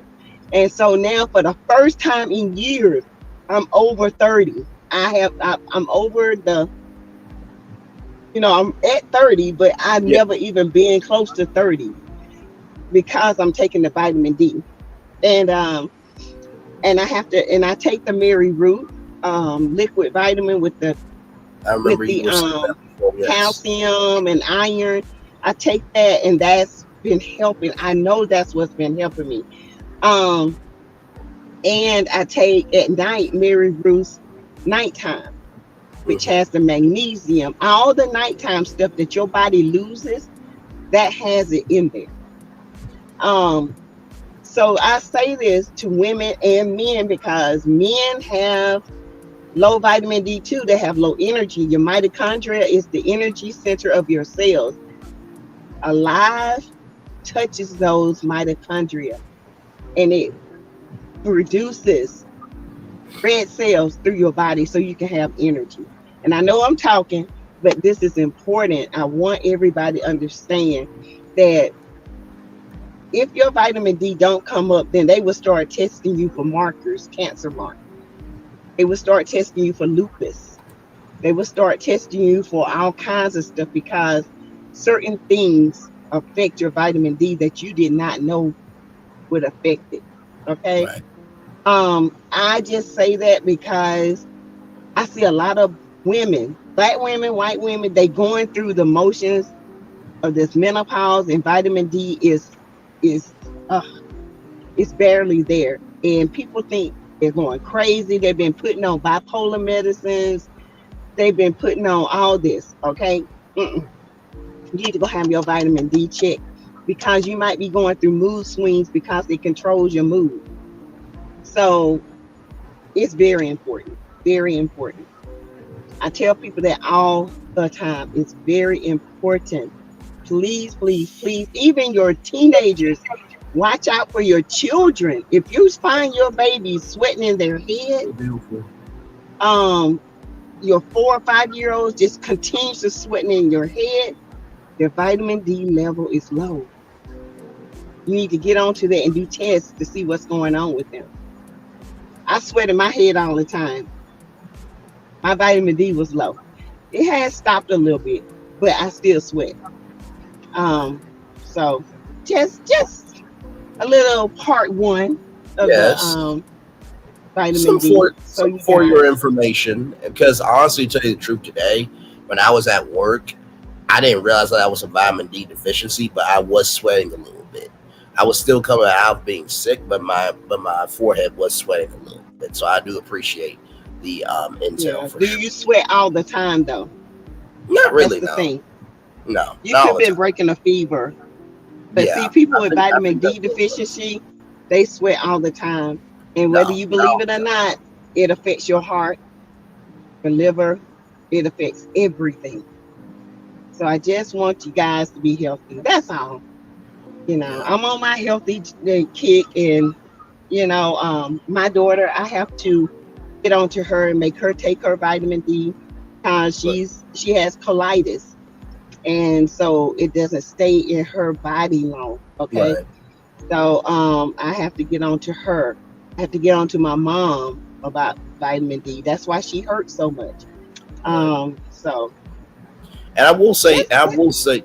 I will say this: the one thing about Saz, if you don't know nothing else, she when she gives medical information, she gives it with love. She Yeah, does I'm not play. passionate about it. Absolutely passionate, and also too, Sassy is a leader. You know what I mean? And I know I haven't You said this think out so? loud before. No, I I'm absolutely not a do. follower, but I'm not a. I don't know. No, I say you're a leader for this fact, right? You only do what works for you, but you're also willing to admit when it's not working for you. And you don't allow that vulnerability to hinder you, because in the health community, in the medical community, sometimes you are held at the stake if you say the wrong thing. And it's just like, child, listen, I'm just trying to do the best I can. But at least you own up to what works for you. If it doesn't work for you, at least give the science behind it, but you make it relatable. Yeah, I try to give the science. I try to get under, because a lot of people don't understand. They don't believe it, but then when they start taking it and they start just like they're alive, yes, you don't believe you have the energy until you stop taking it. Because all of a sudden you have an energy to get up, and you might step outside when you've been in the house 2 weeks and you ain't felt like going nowhere, but you want to go outside and get some sun. Then the next day you want to go out and walk around in the yard. That's the type of energy alive is. And it works at a cellular level. At a cellular, it helps with your mitochondria. It helps with reproduction of your red blood cells. Your red blood cells carry energy, and it carries oxygen throughout your body. That's what your body needs. We breathe in oxygen, we breathe out CO2. Okay? So the trees can live. Our breath, our CO2 is what gives the trees and the grass what they need to live. So yes, of course, I'm going to be passionate about it, because a lot of our Black women, they don't know. They're going through this and they've been put on medications, and they might not even need the medication. So that's why I'm passionate about it. You're in the medical field and you spread information. Thank you, Vanessa. God is for me. Sassy speaks with love, period. That's what I hate, when we disagree. And she is my fellow Leo. But God is for me. That's okay. That's okay. That's what we do. Leos can disagree, but guess what? We still are faithful and love one another. this is true. Okay. Hey, Missy. True. Is Leos your are daughter loyal. on prescription vitamin Yes, D, or we are. does she take over the counter? She's on prescription vitamin D. I'm on prescription vitamin D3. I was on regular vitamin D, but they changed me to D3 because the other wasn't doing anything. Thanks, really, real. Vanessa says she takes 50,000 units a week. Yes, I was too, because of me having lupus and being on dialysis. Yes, Mary, lupus. Oh, Mary. That's one of the. What you say? Oh no, I was saying, oh Mary, I'm sorry. Yeah, lupus. That's what she was going to test me for, was lupus, because vitamin D deficiency is what they test for, is lupus. Yes. Especially if you can't get it up. They You know told what my I'm saying? mom that she had lupus, and then they had to come back and tell her like a month later that they made a mistake. She ain't have it. Yeah. A lot of people, a lot of doctors make a mistake with lupus. Yep. They do. They did that to my cousin. They told her she had lupus, but then they came back and told her that she didn't have lupus, the markers. But she had they did an ANA, which is for rheumatoid. I think she ended up having rheumatoid. That's Because exactly what my rheumatoid, mom has. Yep. yeah. Because it's the lupus and rheumatoid markers are almost the same. So That's what she went to the doctor for, her arthritis. I'm saying it mhm. like her arthritis. Her arthritis. Her arthritis or whatever. And then that they came back telling her lupus. And she was like, what? I got lupus. She called me up. They said I got lupus. I was like, what? Right. Lord, Yeah. let's see. By So the way, yeah. y'all, an update here on the election. Just got some new results Unless in. it's Kamala coming up, I don't want to hear. Yeah, I won't hear it either if it's bad news. Okay, never mind. Well, I was going to say that she just got Delaware for 3 votes. Okay, I'll turn off the map. Y'all see That's there. good. That's Yay. good. So 30. So, but y'all see how close they are, 23 million to 26 million. So it's Yeah. they did say Just it like was the going to be a polls. thin margin. So, like I said, Mhm. the night is young. By the way, Sass, I remember you were asking, beautiful, about these states here, the grays and the Yeah. blacks. So I was mistaken when I spoke to you and Lil Paulette and everybody earlier. So the black means pending results. Yeah. Okay. The grays mean that the polls are still open. Okay. That's what I thought. So yeah, just to give a little context there. Yeah, So right. polls are still open in California, but the polls have closed in New York. That little pointer up there is. Can you see Maryland? Because I can't tell. I'm on the phone now. Let's see. Is Maryland blue? Maryland Or is that is It Jersey? looks blue. That's Jersey, probably. Massachusetts. Maryland right here. Maryland Oh, is that's blue. blue. Okay. So but as you can see here, 0 right now. But it looks like it is blue from what we're seeing here from Delaware. Good. Or Maryland right South here. Carolina already reported too. South Carolina right here, So- 9 votes yes. I should know they're gonna be Trump. Yeah. That ain't gonna never change. Yeah. It's sad that it's even neck and neck. That's the saddest part about it. That's the saddest part. It shouldn't even be Mhm. that, right? That's why I'm more determined than ever to move out of this country. I cannot be in this. Yeah. I just want to win the lottery and buy my own island, and I can go out on the front porch, That's and what I my can husband just be saying. I can just sit and soak up the sun and just live my days on my little island, minding my business. I don't care what goes on in the world. Right. Understood. I just want to be able to I would love to live overseas. I ain't gonna lie. And the sad thing about it is, anything that happens in America, it affects everybody else overseas. It does. Because we're Yeah, Big Brother. Yeah, we're Big Brother. By the way, y'all, some say good what? news. Y'all remember that racist black man from North Carolina, Mark Robinson?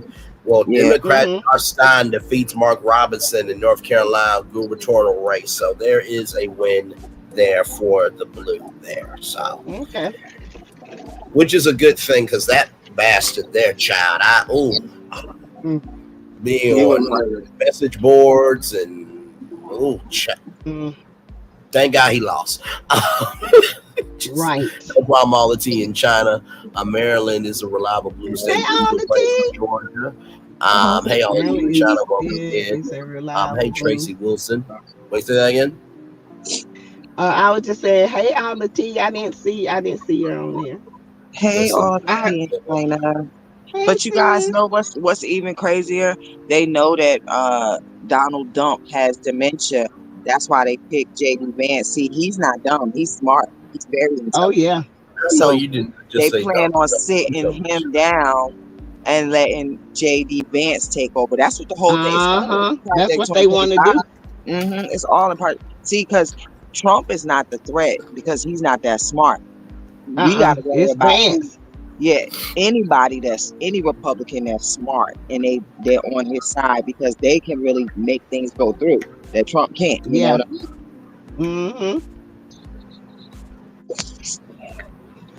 what I mean? That's great news. No, it is. It is because that man was crazy. GMAC 60. Is that what your grandkids call you, GMAC? Sound like a name. That's what it sounds like, a name grandkids call you or something. Sound like mine. Paulette calling me B-Mom because I drive that BMW. Talking about some B-Mom. See, there you go. I don't like that. Yeah, mine call me Mimi. They don't call me nothing else. B-Mom. Yes, indeed. Well, I did hear about that. My thoughts. I did hear about that. Child, let me pull up the clip because y'all. I mean, I know Lil Paulette, you can't stand him. Because you said you called. Please don't talk to Dr. Phil. He allegedly he backpedaling and dingling popping. And we don't want to hear. Lying.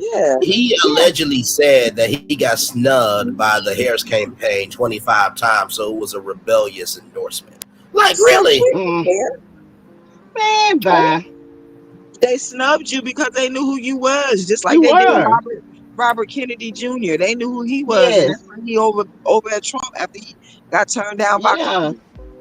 Yep. And all the black folks was like, oh, hell no. His own family, Robert Kennedy's own family said that he was down with Trump. They said that from the beginning. They said, don't trust him. They say he's down with Trump. I've been telling people that. They were trying to tell me, oh, no, it's Ken. I'm like, no, he's down with Trump. Man, I ain't but I mean, honestly, that's just, I mean, that goes to show you that not everybody can wear the crown because, like, and Jill Stein too. She is too. I'm sorry to interrupt. No, you're good. Say what now? Jill Stein, her too. Oh, she comes out every 4 years, and she doing the same thing. And now I seen her kids said the same thing about her. Her kids said, "Do not trust her. She is working for Trump." So y'all gotta be careful with an independent vote. You know, when you young, be careful. Vote independent because you still fresh and you seeing like they both full of shit. So you like, nah, I'm not voting. Because when I was young, I was the same way. That's what I understood about Supreme Court justices and all of that stuff. Now that I really understand that, I know that I have to go Democrat every time, no matter what. You know, like I have to because it's too important. And not to mention too, like, that's such a dumbass thing to do because, I mean, for example, when Lil Paulette did her amazing song, Kamala Rising, right? And Don Michelle came in and said, send the song to me. We were all proud of her, right? Now, we don't know what walkout song is going to be. We hope it's Kamala Rising, right? But even if it's not, Lil Paulette ain't going to go out here and act a fucking fool. Like, come on now. Like, you got rejected? Okay, at least you in the spirit to have a voice. There are plenty of people who've been doing activism for a long time, rather, they wish they could have a platform. Damn. A lot of people don't. They can't take rejection because they've been rejected their whole life, so they don't know how to take rejection. No, Vanessa, I'm just being real with you, beautiful, because he said that this country wasn't built on DEI, but yet his ass got to be on the #1 talk show that made daytime TV every damn Tuesday. And then he got his own talk show that was big enough so he could do the same move that Oprah did. Because of a black woman. Right. So yeah, I'm a little bit heated that he got rejected 25 times when me, Sassy, Lil Paulette, and other content creators would like to just be in a room with Oprah or anybody to have a shot at our own show. The fuck wrong with you? Shit. Yep, and we know Oprah gives them more shots than anybody. Yes, she does. She sure does. Hey, Linda, how was it? Linda said she's glad to be home. Thank you for your service, honey. Yes, thank you for your service. I did see that on my community wall that you were out at the polls. And to all the poll workers today, Do whatever you want to do tomorrow. Okay, y'all deserve it. Damn it, whatever hell you want to do. I worked the poll too, baby. I didn't get that much money today, so. I did this morning. It was pretty quiet. Yeah, it was quiet. I was shaking a lot though. Go to bed. Go to bed. I worked them polls, baby. I What was your name? To our beef patties. To our beef patties. Special sauce, lettuce, cheese. Oh, beef patties. Clap, That's clap, my favorite, clap, man. clap. I love it. I love that shit. You know what I do? I go and find that movie and fast forward it all the way to that part and just watch that shit over and over and over again. Oh, Tyler Perry is too funny. Off mass this election, and I'm taking notes. Oh yes. I'm so happy to hear like people are so involved in the election and stuff, because I remember just always trying to get people involved in the Obama campaign, trying to get black people, not people, because it was always white people, but trying to get black people involved. And I kind of felt like it's the same way this election, trying to get black people involved, because the same black people that complain that they're not getting nothing, as soon as they get a black person, they the first ones to shoot that person down. And I just don't understand. Yes. We always shoot, man, and I can't stand it. What they gonna do for us? Y'all been free for how many years? Exactly. Right.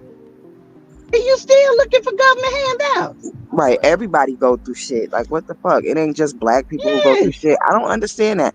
It's like we have the victim Olympics too. You know, anytime somebody say something, they be like, but you're not black. And you don't know what the hell they went through. First of all, we didn't go through it either. Our ancestors went through it. And second of all, if you know anything about spirituality, everybody goes through the same amount of pain on this planet. We just go through it differently. We all go through trials and tribulations. So at the end of the day, we all going through, we just go through different things, but it's still the same amount of pain. I agree. Janelle speaks as Everybody Sassy has to the pain. chair, and I agree, Janelle. She ought to be ashamed beside herself and disgusted with her behavior. Try to have a serious damn moment. She said, I worked the polls today. I did work them polls, baby. I worked them polls. And I bet you did. I had to go down there and get my I worked that poll for that I vote sticker, baby. I sure did. And she says, I'm mannish? Okay, child. Hey, anything to get Kamala in there, okay?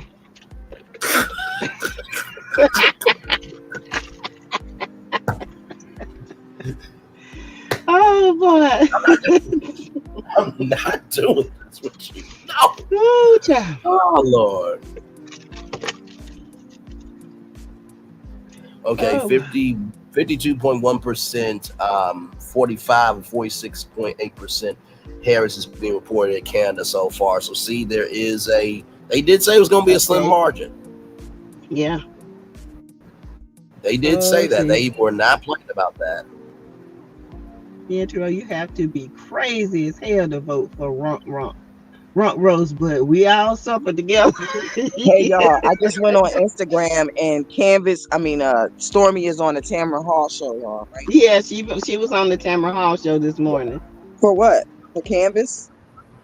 Yeah. I don't know. I guess upcoming businesses that started home based to now entrepreneurship. Yeah, she was on there. Tamron Hall, she does theme shows from time to time. Like one of the biggest things that Tamron Hall does, and I will give her credit for this. She does like a special week of black designers and upcoming fashion designers. You can go to TamronHall.com and submit yourself to be on that edition. So she definitely does a lot of black business. Are you all right over there? Yeah, so like you got the good. My drink went down wrong. Oh, okay. Jesus, I thought you got choked. I was gonna have to call the fire department. But do y'all believe that she had an affair with Trump and she had an AB? I'm not trying to be a toss away. I'm not trying to be a toss away K out here and give away money that I don't have. Okay, so that's my take on it. No, we're talking about Tamara. No, that's what I'm saying. That's what I'm saying. No, I don't know. How could you? How it's gonna cost you money to believe it? Did y'all not see what happened to Toss Away K and Cardi B? Listen, yeah, okay. For believing something, nobody knows what you believe. I We don't believe talking about what they're talking about. I mean, if that's the case, they better sue the other people because they the one brought it up. Yes, all over the news that she had an affair with Trump and that she had an AB. AB. That's what It's on the news, baby. I don't know. I don't know what to believe about that. I just can't see her with Trump. No. Yeah. Just because she I married just to a can't. white man don't mean that she likes Trump. She like Trump. It's silly. I seen people saying that yesterday. I thought that was so hilarious. I said, you guys, when you say stuff like that, you sound like men who are homophobic who think every gay man wants them. Like every gay man don't want you. And that's exactly what they're trying to say because she got a white man that, she did it. She did it. That's stupid. Like, that's so stupid. I don't believe it. I'm sorry. I just don't see her. It's hard to believe.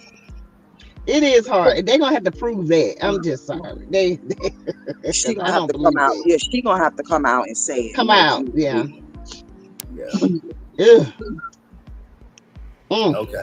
Yeah. I can't imagine laying down with Trump pissy. And shitty. And shitty. Hey, Tennis is life. Welcome. They said he's been wearing diapers for years. Years.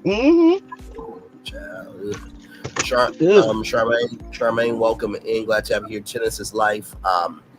Yes, child. We block ignorance around here. Let's see. I think that's divine feminine. What she say? Right here. She has me blocked, and I couldn't see Queen Wisdom's comments either. Oh, who has you blocked? Divine Feminine. She's got like several accounts too. Cause I remember Queen Wisdom being yeah. I do think it's the same person. And that's the person they say is Ariana Mom. Divine Feminine. That's who they were saying it was posted by Mom.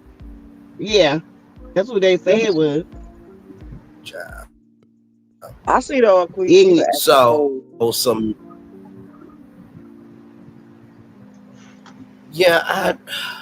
Queen Sheba's more gracious than I am, child. I don't know why she invites Divine Fem up, child, but that's her right. That's her channel. That's her vibe. Still love Queen Sheba, but child, that individual in particular, child, please. But here it is, here, y'all. So update 62 electoral college votes. So as you can see, New York is blue, so that's 28 votes as a huge one. Of course, y'all know Texas is red. No surprise there, nor Louisiana. But we're still waiting for Georgia, and we're still waiting for Wisconsin, which they did a lot of stuff in Wisconsin. Rump roast got right now 162. Ooh, that is ridiculous, man. But you need 300 and what? 300 and what? 270 votes to win. I'm talking about all together. You need 300 and what? No, you need 270 electoral votes to win altogether. Okay. So, like I said, it's not over just yet. So, because that state there is going to decide it there. California. California usually turns blue. So, California is her state. Yeah, so that is the latest as of right now. Thank you, really, Rails. Appreciate you. I don't think it ever should go electoral votes. I think it should go to do the popular vote. Yeah, that's DEI for the white man. That's what electoral. That's the DEI for them. That's all it is. I'm with you. I'm trying to be there with you, child. Yeah, I'm trying to, child. I'm trying to stay positive. I am. Not Mama Cabbage, child. I cannot. Right, Yolanda. Ooh, yeah. Southern states always red. Yep. What do you mean? What do you mean they haven't called Texas? In between, so we can take our mind off of it. They haven't called Texas yet. She's saying. Okay. Well, here's something. Lord, y'all, you did say another topic, so I'm bringing up another topic.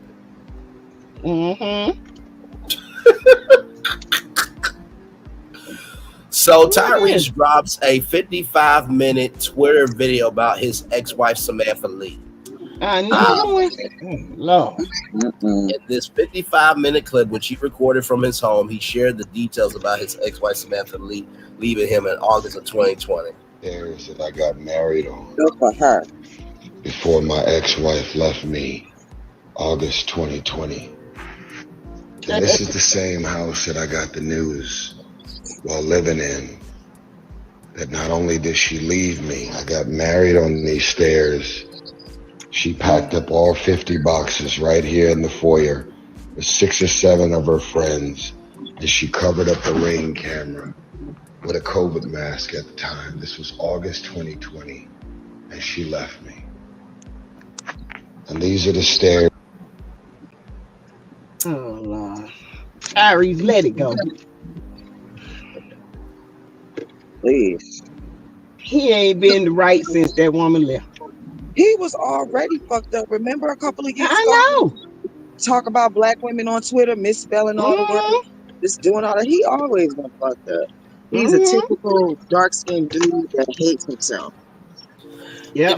No, I have to agree because this is the thing, right? So he got into a business scuffle with the ex-widow of with the widow Teddy Pendergrass, because allegedly Teddy Pendergrass told Tyrese that he could only play him in the biopic. So the widow did not want to give the rights to Tyrese, which, if that's the executor of the estate, or if that's the person that, you know, holds the keys to the kingdom, then that person has the right to do what they want to do. And then he got into a lawsuit about the Home Depot because, you know, they try to make sure it's not identity fraud.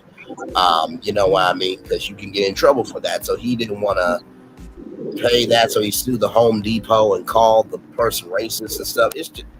Oh, I watched that Home Depot video. They did cut up in Home Depot. I watched that when it was happening.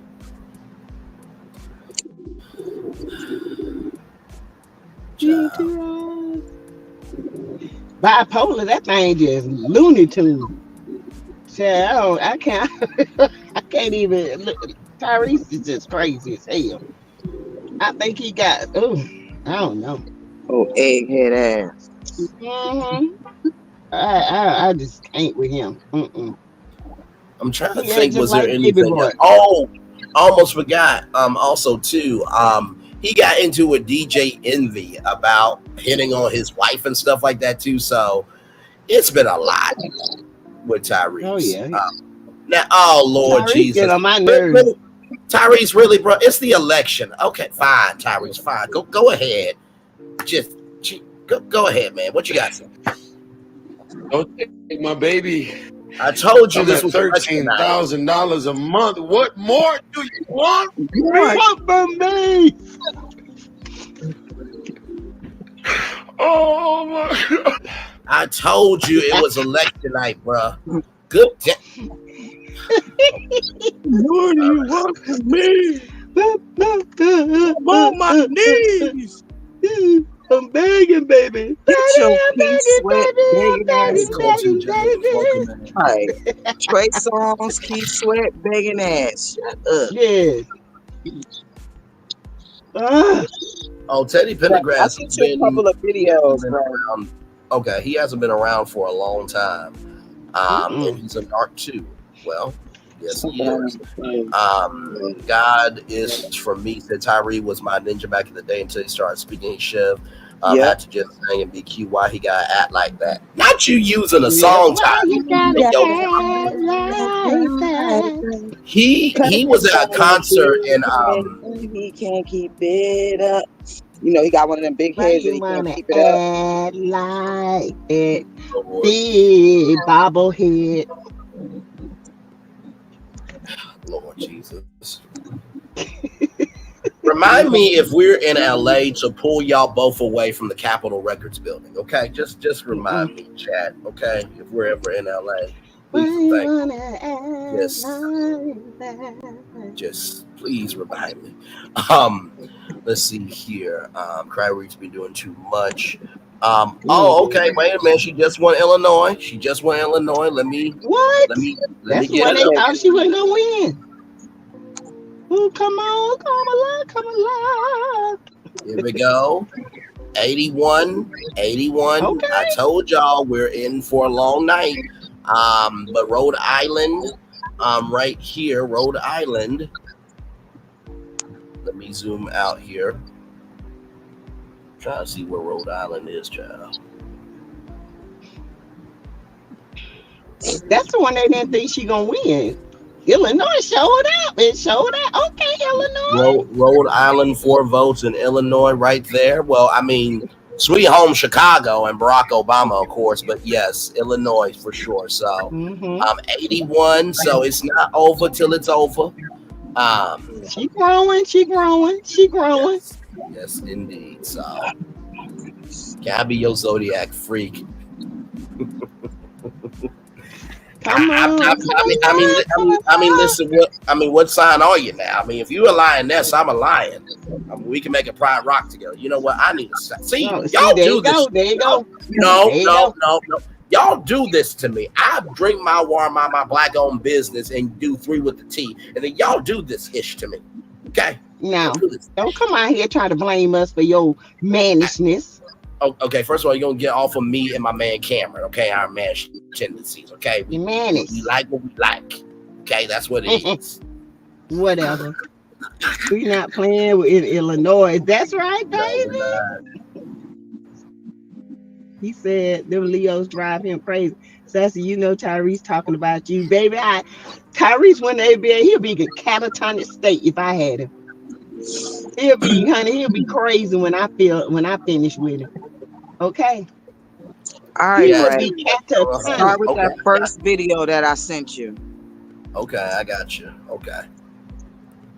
I'm trying to keep it in line with what we're talking about. Okay, okay, hang on. Okay, wait. Oh, okay, I'm gonna just pull it up and then you gotta help me here, child. Okay. Is it this one? Oh, hang on, my bad. It should be like the first one at the top on Instagram. Because I sent you so many of them. I don't know what order is it in. Yeah. That's the first one. Right, okay, here we go. On my TV. Maybe refresh your page, Braylon. Okay, I'll refresh it here in a second. Hang on. Waiting on Georgia. That's what we waiting on.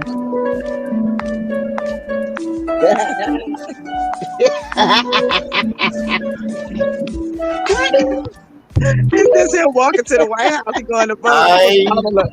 Why do people have this much time to be ignorant? Why? I love it. Pull that back again. I gotta see that again. Jesus.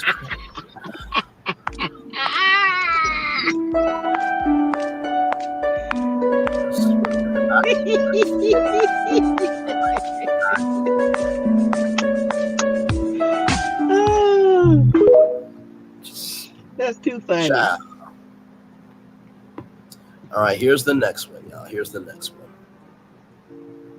Who let Gen X off the hook? Why aren't we talking shit about those guys? Because, sir, we will fuck you up. We fought in real life, not on the internet. We are the last generation of feral children. We didn't have safe spaces. We didn't have trigger warnings. Yeah. No one was allergic to fucking gluten. We mind our own business. We are older than Google. We are not the bigger person. Leave us alone. Who let... Yep, that's me and Sass. We will help you up. Was that supposed to be directed at with hands, baby? We don't fight on the internet. I'm just looking for some stuff in between while we talking. Oh, okay. Yeah. Okay. Here's another one. But if you wanted to be directed at you, it can be. No. Because I'm an original. I mean, we'll beat you, baby. You want to beat him? That was cute. You want to beat him? That was. You can get it too. That was a cute try, but it failed. But failed miserably. Let's roll on. Clock it, boo. Here's another one.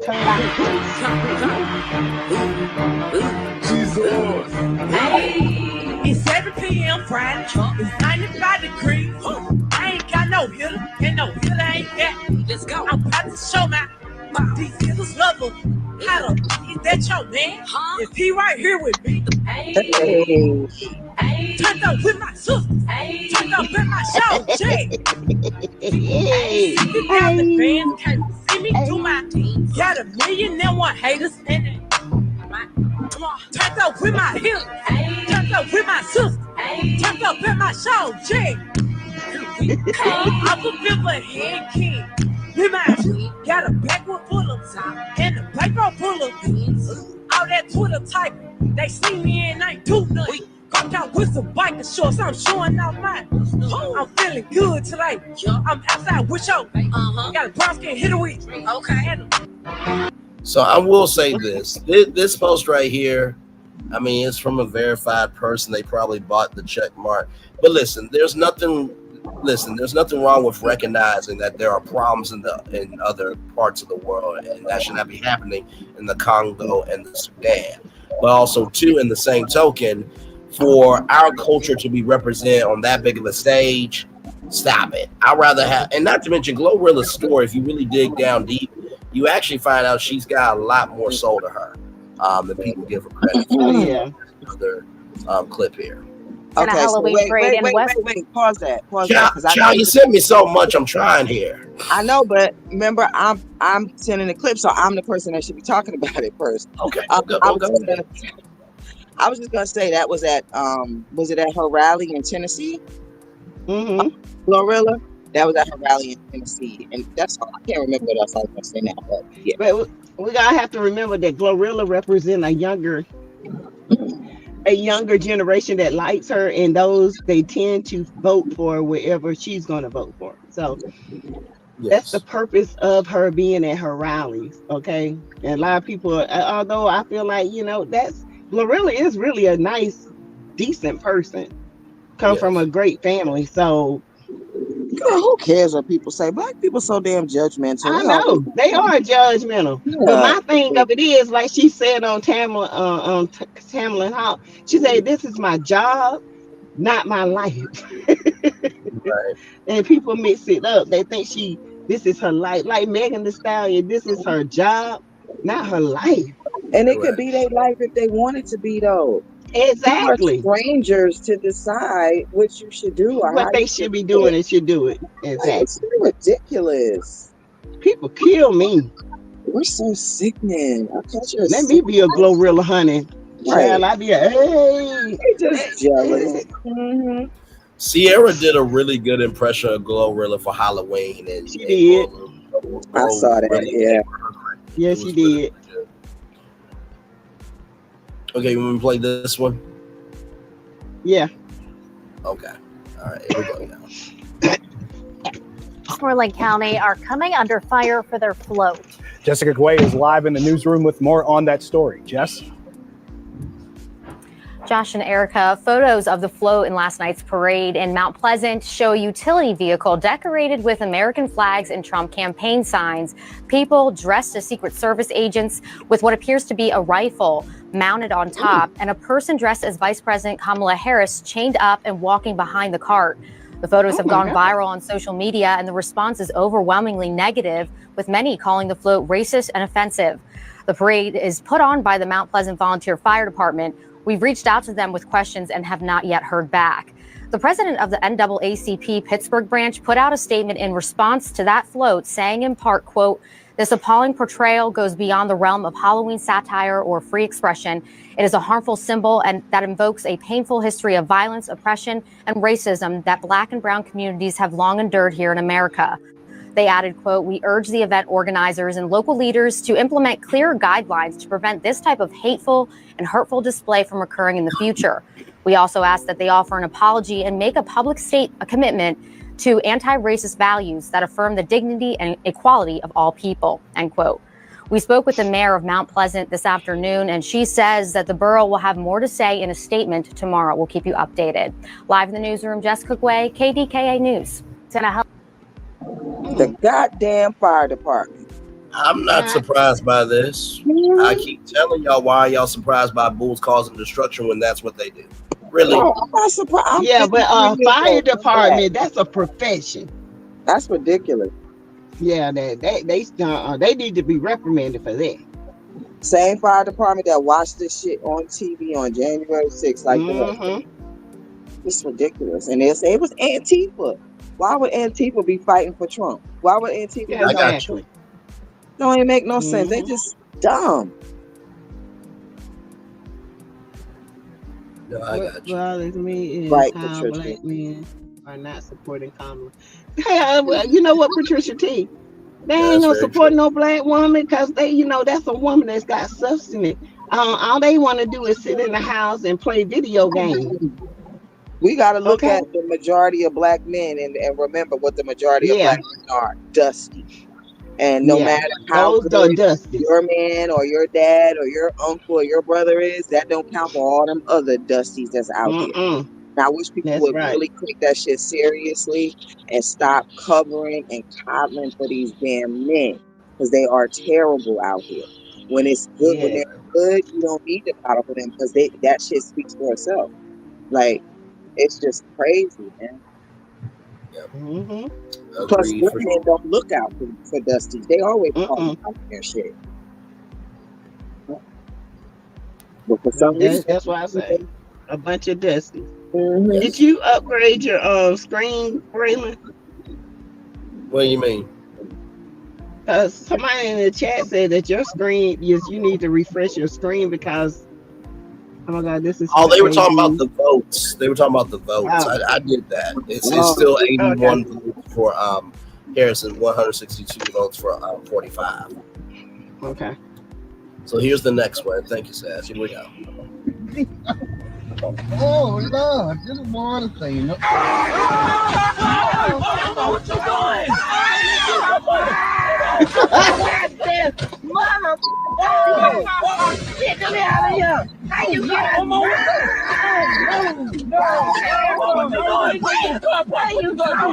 What you doing? I would have beat his ass when we got out. I'm sorry. What happened? I didn't see it. I mean, I seen it, but I can't make out what happened. It looked like he dumped a bunch of worms on her or something. So I'll play it one more time. Here we go. Watch this person's ass. Watch this person. Okay. Oh Lord, just want to say, you know. What you doing? Mama, get me out of here! How you get out? No. What you doing? I would have beat his. Ain't no way. Ain't no way. I would have beat his. This is why I stay away Girl, from it. I couldn't even see that. That Rats. reason why. If it's rats, we definitely fighting for real. Oh my God. Yeah, that was rats. It was fake ones still, but yeah, but I don't care. Fake, whatever. Somebody would have died that day. Especially while the car was moving. Ooh, child. She said, somebody put the car in park. Let me out. Let me out.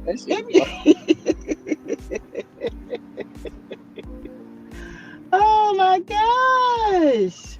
So my next question. Jesus Christ. Well, this is gonna be a good one. Braylon, stop calling on the Lord. There's no, you know. I haven't said a word. Goodness. If there was, if you can go back and heal one part of your life,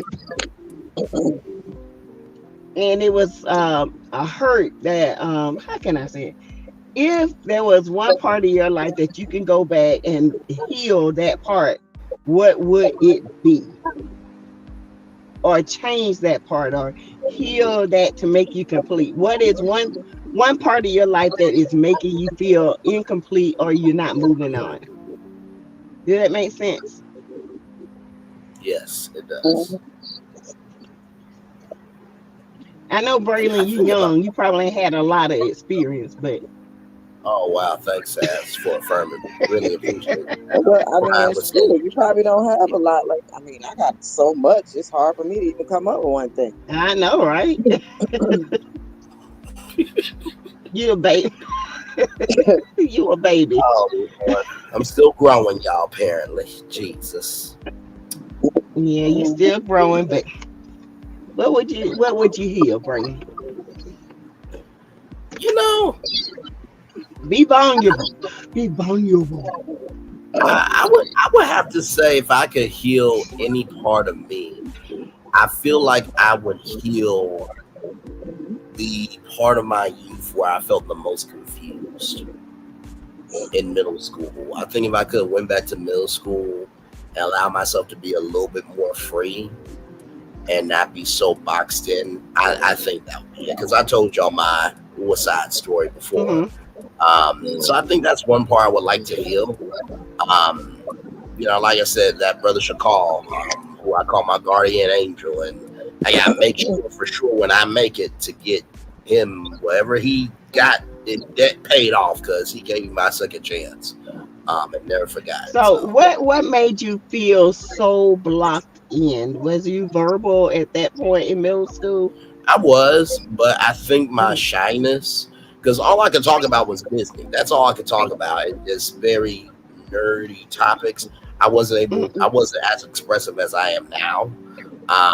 And so I really didn't socialize as much as I do now. So I think that's one part I would like to have healed in middle school.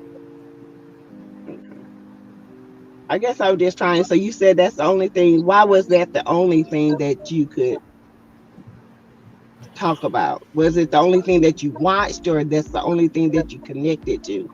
I think that was the only thing that I connected to at the time. Oh, okay. You know what I mean? Because, you know, being a kid, you know, in the 90s, it was Nickelodeon, Toys R Us, and everything else. So my worldview was being a kid, right? I didn't really understand, you know, Black history. So, I mean, of course, I lived, you know, in Arkansas, home in Little Rock 9. But it was almost like Disney World. It's always there. But you don't understand the magnitude until you grow up a little bit. So.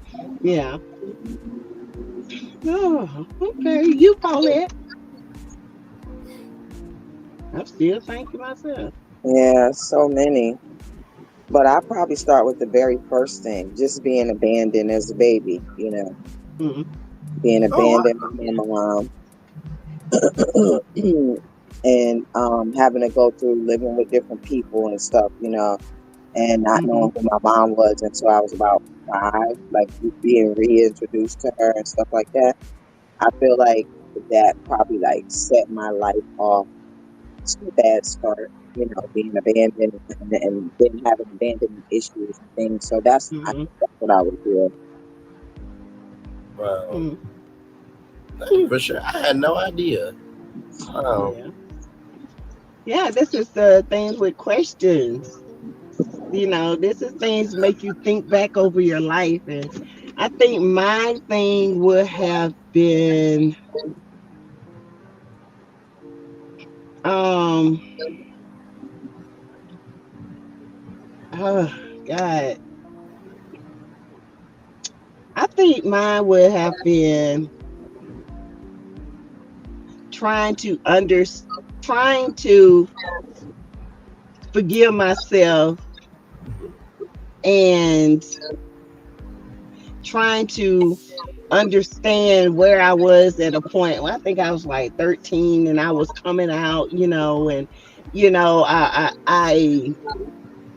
feel like, you know, I looked at other girls and seeing how pretty they were, and you know, and I tried to like mimic that, because when you're young and you're a girl, and when people don't tell you, you know, your dad, my dad always said, you the prettiest, you the cutest, but urgent, how can I say it? Wanting my mom to say it, you know, wanting my mom to embrace me. I think that was the hurt that I would want to go back in time to heal, which is healed now. But at that time, I think it would have broadened me. It would have healed me. It would have changed my trajectory in my thought process. Because I felt like that age I was being put in an adult place, because I had to take care of my brothers, the house, and I felt like I didn't have a childhood.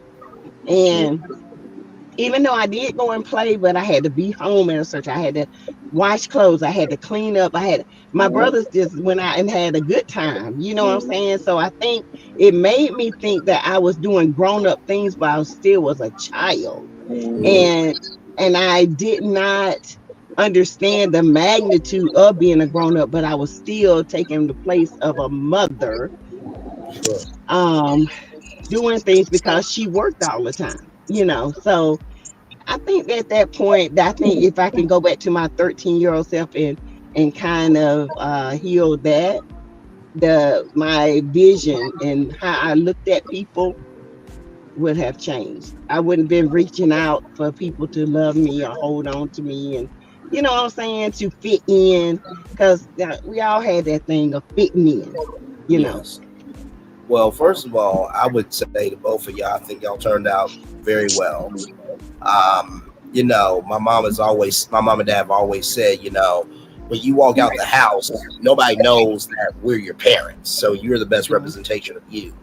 And so, for you to not have felt your mom's love, and little Paulette, for you to have been abandoned, to be where you're at now, where you are helping people in your community through activism and government, not being abandoned, it just goes to show it's not how you start, but it's how you finish. So I would say well done to both of y'all. So it took us a moment to get over those obstacles, but that's why I tell people all the time, you have to do the work, because believe it or not, I always, as a child, wanted to do the right thing. I was in church every Sunday, and I feel like a lot of that structure was put on me. And I grew up in the church. I had a lot of structure, don't do this, don't do that. And I think, and when I started turning teenage, I was like, shoot, nobody else showed me love. I'm gonna go out here and just see, not having sex, because I ain't no child. But I'm just saying, you're trying to not with guys, because I was a tomboy. Okay, the boys in my a lot of that neighborhood. structure was just misogyny, though. Yeah, it was. A lot of it really was. It was really to control you, but allow the boys to do whatever they wanted to do. Whatever they want to do. And then my aunt, when I go down to their house, my aunt had 5 boys, and I was like her daughter, so I would be down there all the time. She had them cleaning rooms and stuff, and mopping and all kinds of stuff, cooking, everything. She did not play when it came to them boys. And so when I went down there, I said, you know what? If I have children when I grow up, if I have boys, they're going to clean just like this too. And they do the same thing. Because it was not fair. And I don't think we should be, just because you're a man don't mean you don't learn how to cook and clean. You don't learn how to do that. And this is why they end up in your house acting a fool when they leave their mama house. This is why, because at home they wasn't made to do nothing, wasn't made to take accountability, no responsibility on nothing, and they come in your house and they act the same way and expect you to put up with it. To do it. Like I said, thank you both for your vulnerability and sharing both of those stories. God is, for me, says mine was being assaulted at 8, walking home from school, and never got over it. Oh no! That's what she wishes she could change. Yes. Shooting outside your door. All the tea in China. She said she heard shooting outside her door. Oh, what? Her grandkids ran upstairs. Oh my God. Oh my God. Yep, they raised the girls and loved the boys. Yep. Now, P&2 Ross, I'm not seeing that on my map. I'm getting it from ABC. Right now, it's 172 to 91. I'll show you here, because Kamala Harris just got another state, Colorado, with 10 votes right now.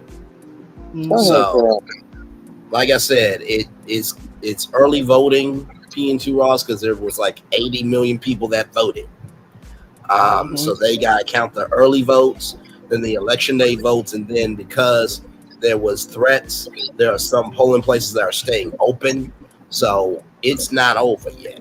And you see here 38 million to 34 million. So it's not over yet. Polls just closed in Montana, Utah, and Nevada. So I'm sorry, Relly Rails. I was too. Yep, me too. Yeah, just Lord Jesus. I was physically abused by my mother and almost passed by her hands. And a few times I would question why until God showed me she had her own demons. It wasn't me. Yeah, Yeah, really, real, and it's that's the always like truth. that. Yeah. And they take it out on you. Yeah. They don't really know Just any not other right. way, you know? They don't really know. But at the time when you're a kid, you don't understand that. That's why when people talk to me about their parents, I always say, when you go talk to them as an adult, I need you to listen to them as an adult with an adult mind, not that Right. 12 or whatever they made you mad, wherever you stuck at. I need you to listen to them now so you can put it together as an adult with all the information you have now. Because back then you didn't have all the information. You were just making assumptions. That's what we did. So we could only go by the information that we had. But now, as an adult, you got a plethora of information. You put it all together and either you can understand it or not. Most of the time you do. So P&G Ross sent me something as well. Here, let me pull it up. And that was a very good question, Sass. I think sometimes in life, you really don't recognize how much is you don't realize how much is broken until you ask the question of what you could fix that is broken. So thank you for that. Let me get it up here. It's like that in Italian homes too, my thought. My dad is half Italian, and my Italian side is like that, and all my Italian friends are like that. My Puerto Rican friends, their families are like that. Shit, my Mexican friends, their families like everybody I know. Their families is like that because misogyny is global. Misogyny is global, honey.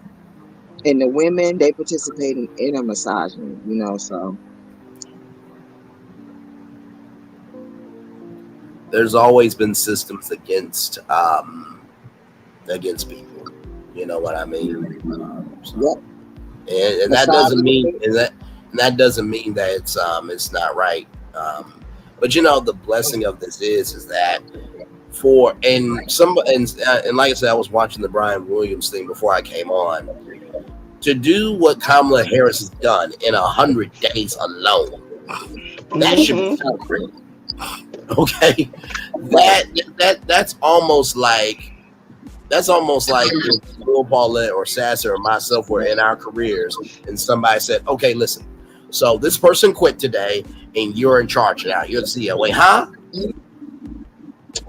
Yes. Well, go ahead and run the network. Go ahead and run the hospital. Go ahead and run the local sales. You're in charge now. That's how fast it was for Kamala for her to do what she needed. So that alone, that's a miracle, man. Yeah. I'm sorry, all the tea in China. I can understand. My mother-in-law, she is like that as well. She still has a lot of trauma from being dark, and she came from South Carolina, and she went through a lot because of her dark skin. So she still has a lot of trauma from it right now. Yeah.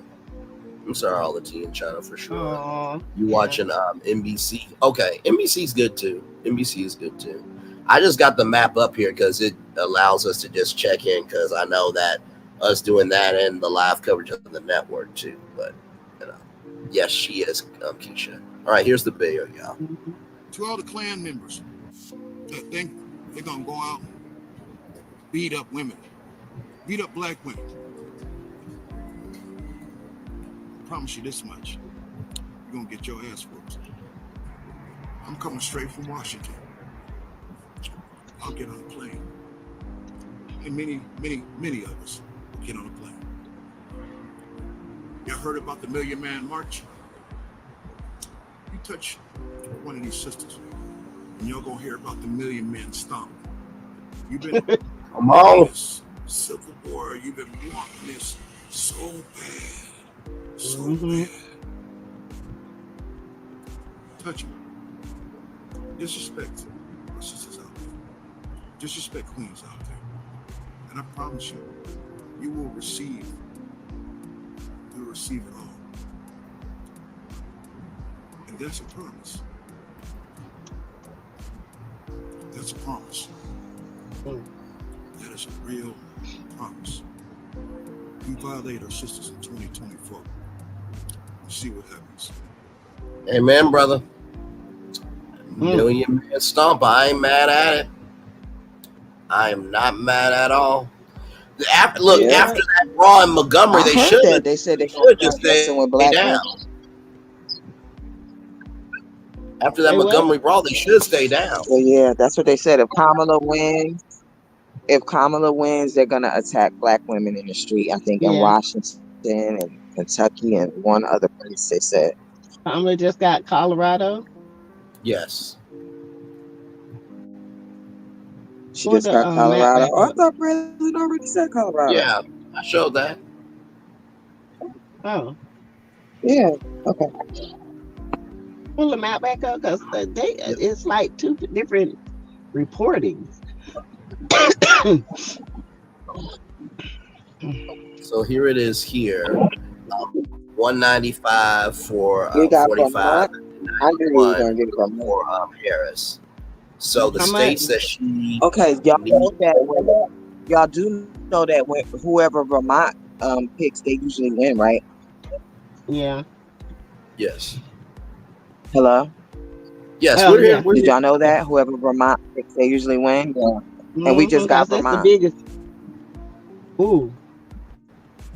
So she needs to win California. Yes, I heard Trump talking about a purge. Yep, I heard him. Yep.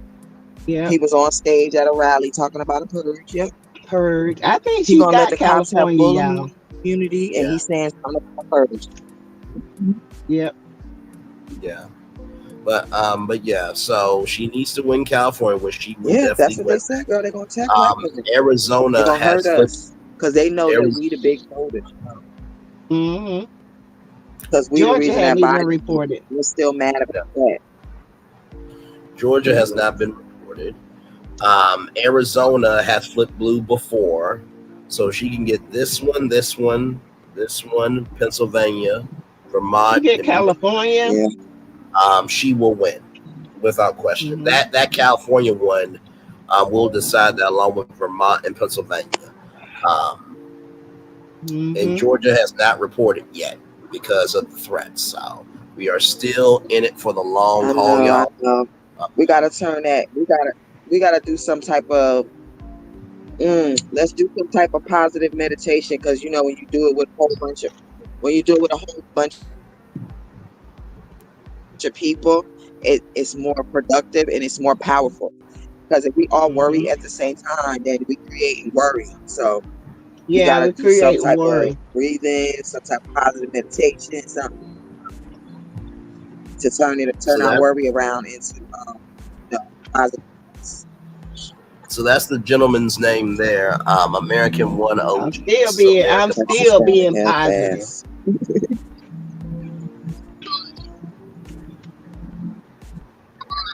Have we heard? Go back, Braylon. Which one?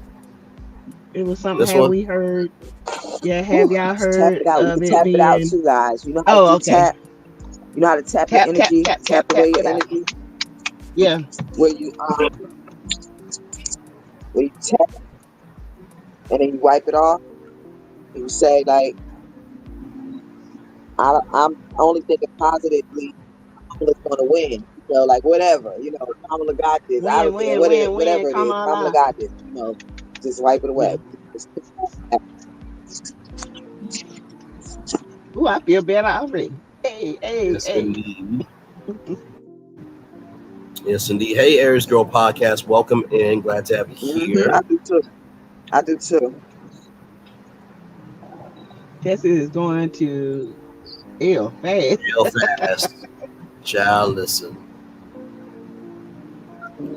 Like I said, 80 million people early voted. So is Pennsylvania, Minnesota? Is it Minnesota or Missouri? And what other state that's left as a battleground state? There's Virginia, Georgia, Georgia Georgia, has not been called. Pennsylvania, and something else that's left open as a battleground state. Michigan's a battleground state. Right, Teresa.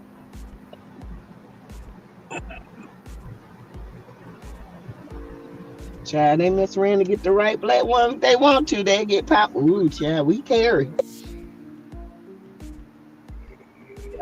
We got Ohio.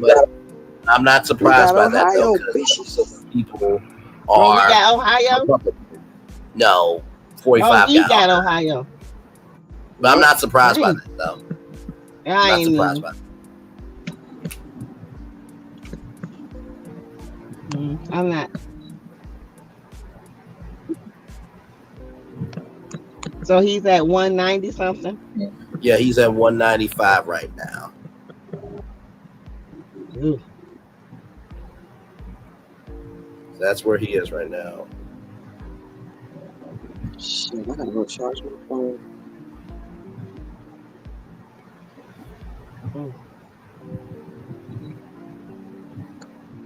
Kamala has a lot of mail-in ballots. They also said people can mail their ballots in today, and they will count all the mail-in ballots up to the 8th. There are several that are close. Yes, they did say it was going to be Yep, a they very did say they tight was gonna count them up to the 8th. Yeah, they did say it was going to be a Especially since they had to go to tightly court. close race. So, like I told y'all, it's going to They tried be to it's suppress going the to be a long votes. night. It is. They tried to purge them and all that kind of stuff. There's nothing wrong with healthy weight. Good Lord Jesus. Hey, I don't know, child.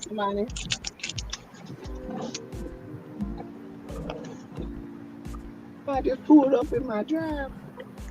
God bless you, Aries Girl Podcast. God bless you, child.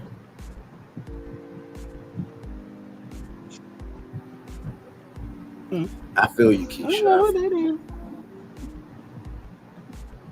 But honestly, you know what? Sad Aries girl.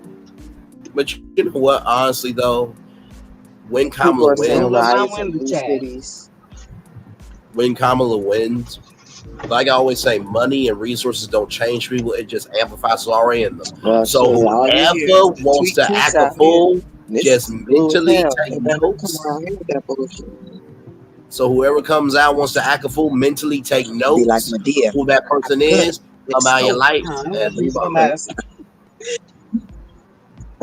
You gotta cut that out. You two gonna be mad. But I gotta go in this house and charge my phone, so I'm gonna be quiet for a minute. Okay. Yes, Pennsylvania is a big one. Yep.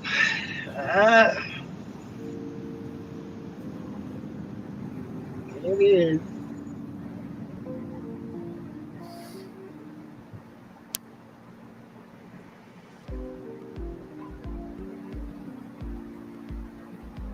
Yeah. Oh, yeah.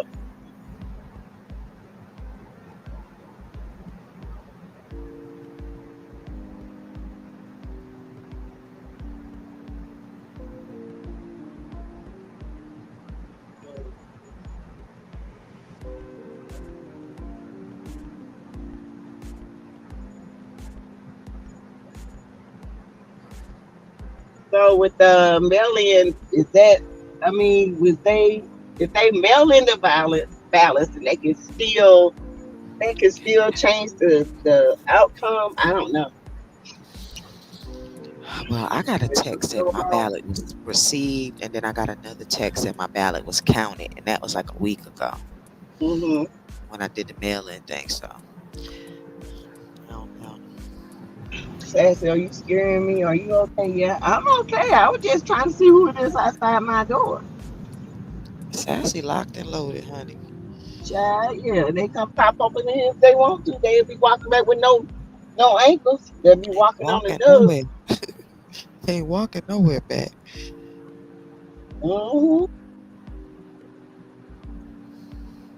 In Florida, I always read though. Yes. Yeah, the sanctimonious. Mm-hmm. Florida, Texas, I always expect them. Texas was purple 4 years ago. Yes, it was. Georgia has not been called yet. Sorry, y'all. I had to get me I a think it drink. was the first time in history that it was purple because of all the new people that moved there. You know, all the Democrats that moved there. So it made Trump got Florida. Yeah, we know. Understood, baby girl. You're good over here. Are you serious? Trump is the reason that I boycotted Florida before. The Wi-Fi name, child. I cannot. Ugh. Oh my God. They It's idolize this man. Yeah, it's somebody whose truck is parked out here. It's like an SUV. They got like gold branding stickers all over it. And then tonight, when I was coming back, they had spray painted on the window, Christians don't vote Democrat. What? Yeah. You know, they do realize that's vandalism, right? Okay, child. No, it's their own car. It's their own car. It's their own Oh, car. I'm saying well, the car is already have stickers all over it, but today they added on that Democrats, Christians don't vote for Democrat stuff. Yeah. Yeah, Teresa, I gotta Mail-in text you. ballots should have been counted already. That's what I thought too. Well, maybe that's why Maryland is already blue because they counted theirs. Mm-hmm.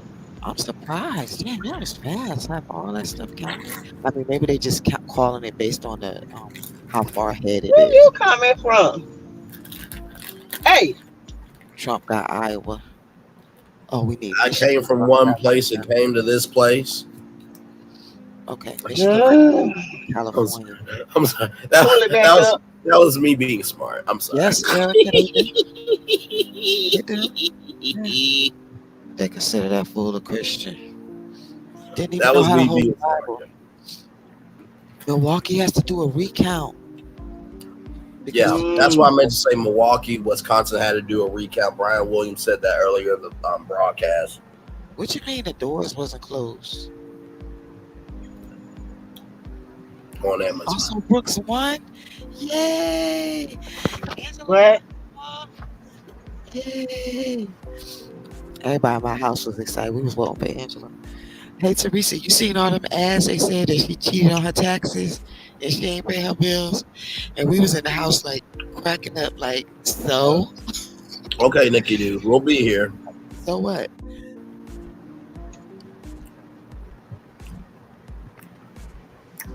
We'll be right here. So Hogan lost. Thank goodness. He should have never been down with Trump from the beginning. Yep. He was the first one to call out Trump, though. I gotta give him that. But he also was his boy. Mm-hmm. Then try to use his Asian wife and his Asian kids in an ad. I guess. Who that? That's true. Where you going? That's true, Aries girl. You don't even going nowhere.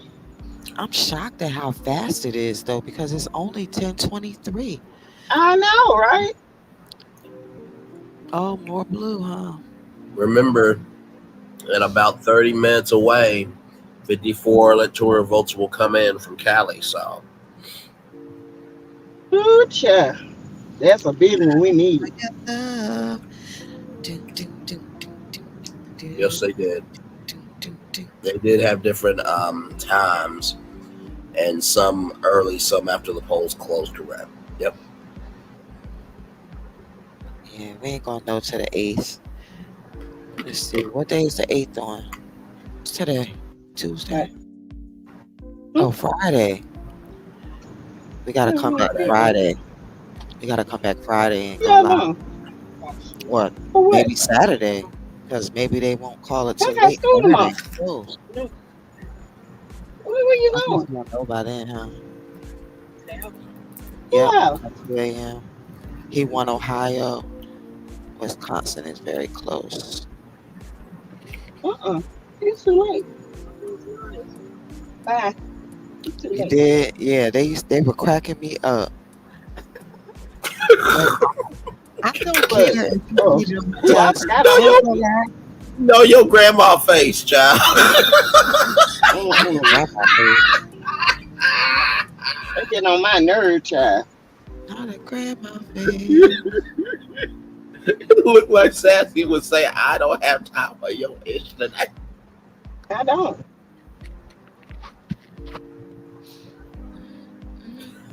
Okay. I don't.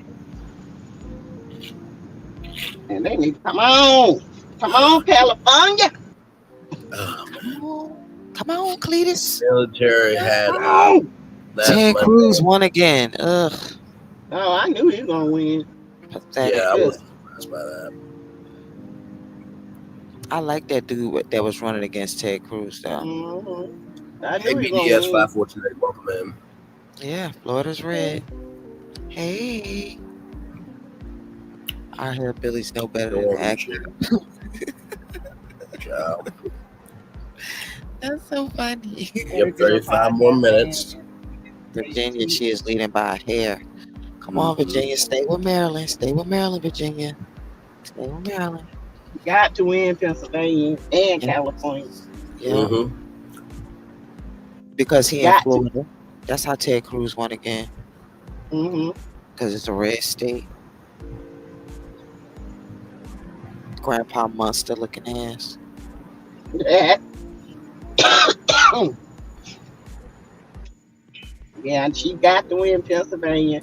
She got to win California. Kamala. And if she wins Georgia, oh yeah. Yep. Arizona is close. Arizona's close. Well, Arizona turned blue before. It turned blue for Joe Biden. It did. It did. Yeah, so she need Michigan, California. Even the Princess of Arizona, Meghan McCain, couldn't stop it. Pennsylvania. The Simpsons predicted the winner? No, I didn't hear. Oh God. Yeah, they predicted Kamala. They did? They predicted a woman to be president. She had the exact same suit on and everything. Then we already know. They have been very accurate in the past. Yes. So if they get this, everybody that in the cements chat, their legacy. Yep, everybody in the chat who was worried, no need to worry now. The Simpsons says, I'm sorry. When they say it, it happens. It does. But this is the same way what happened with Obama. I think Trump had like 180 something, and Obama had like 90 something, and then when everybody reported, Obama had won. Obama had won against Trump. I know Obama. What I'm talking about? Was it Biden? Biden. Yeah. No. Yeah, Biden. And it was Biden that came back. It was like everybody's like, well, he back. And then they woke up the next morning, Biden was president. Oh, Sleepy Joe beat you. I know, Teresa. I know. Yes, Teresa. Yes, that's the scariest part about it. All this fool has done and said that over half the population still votes for him. Child, just like the Bible said, they'll believe that the Antichrist, honey, they will vote for him. Like Jimmy Swagger's son trying to call out the black church. Mm-hmm. This woman, you voting for the devil and all this mess. Like, if you don't sit your $5 ass down for I watched the sermon today. I think it was his name was Pastor Bobby. He tore him up. It was so good. It was about 45 minutes long, but he was getting. Yep, beautifully made. All because of how Trump makes them feel that it's okay to be, brazenly racist and all the other things. He makes them feel that it's okay to do.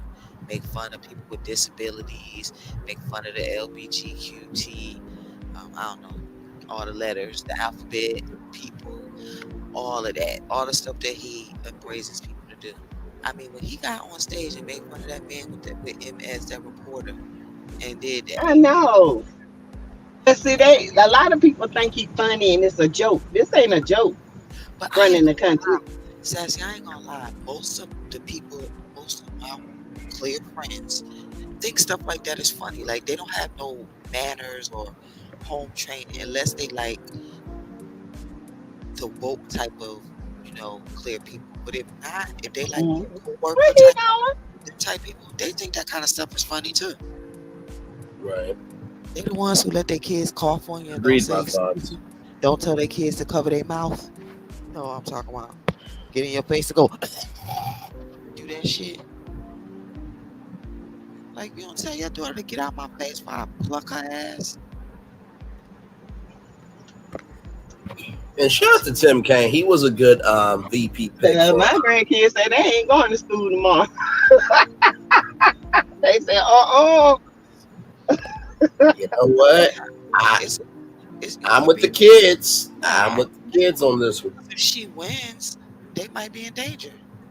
Yep. I did a live about that earlier. Like, either way, it's a nervous thing for some people. Yeah. It could be destruction because she wins, but I'm sure all the police departments is waiting. They ready. So yeah, Iowa just got called, as you can see here. What was it? Iowa just got called 6 votes. That's for a comma? No, for 45. Oh God. Yeah. But like I said, now under 29 minutes away until the polls close in California. How many electoral votes is it? 300 or something? No, 270 total. To win, but what I'm saying. That's what I said too. I always thought it was 3 something. I didn't know it was 2 something. A total. Oh. 2. Yeah. There's always been, that's the total. 270 something. Yes. You have to get 270 votes to win. Yes. It's always been that way. Yes. I always thought it was like 3 something. Child, if it was that, it would be a long night. I'm talking about all together. I know it's 270 to win, but I'm talking about. Oh, you mean all these votes combined? How much is it? Oh, child, I don't know. Yeah, that's what I'm saying. The first one to get to 270, it's got to be more electoral votes. Yeah, I thought it was 3 something. Not to win, but all together is 3 something. Yeah, all together. 538, Aries Girl podcast said. Oh, that's what I thought. Because there's no way it can be 270 and she's already at 95. Right. That means, yeah, so it has to be a total of 500 and something. Who's your pastor? Who's your pastor, PN2 Ross? I hope I saw it. 538 electoral votes altogether. Yeah. Aries Girl podcast in May, June, July. So thank y'all for that, because I had no idea, child. Mm-hmm. Yeah, that's why I kept asking you not to win. Like, what is the total? But yeah, the total, because I've been saying if it's 270, it's over because he's at 2 something and it's 95. Right. She's at 112 now. We need New Jersey. 14 votes. New Jersey, don't go back and forth. Red and blue. Refresh. Baby, come on. Nothing yet. I'll pull up NBC's map. And also, too, the networks call it out differently, so they might have some. They might have a little bit earlier than the others. So yep, same thing here. See, 210.91. So I don't know why it's 201 here and 210 there. So that's why I'm like, just be still with it for a minute. But 938. Yeah.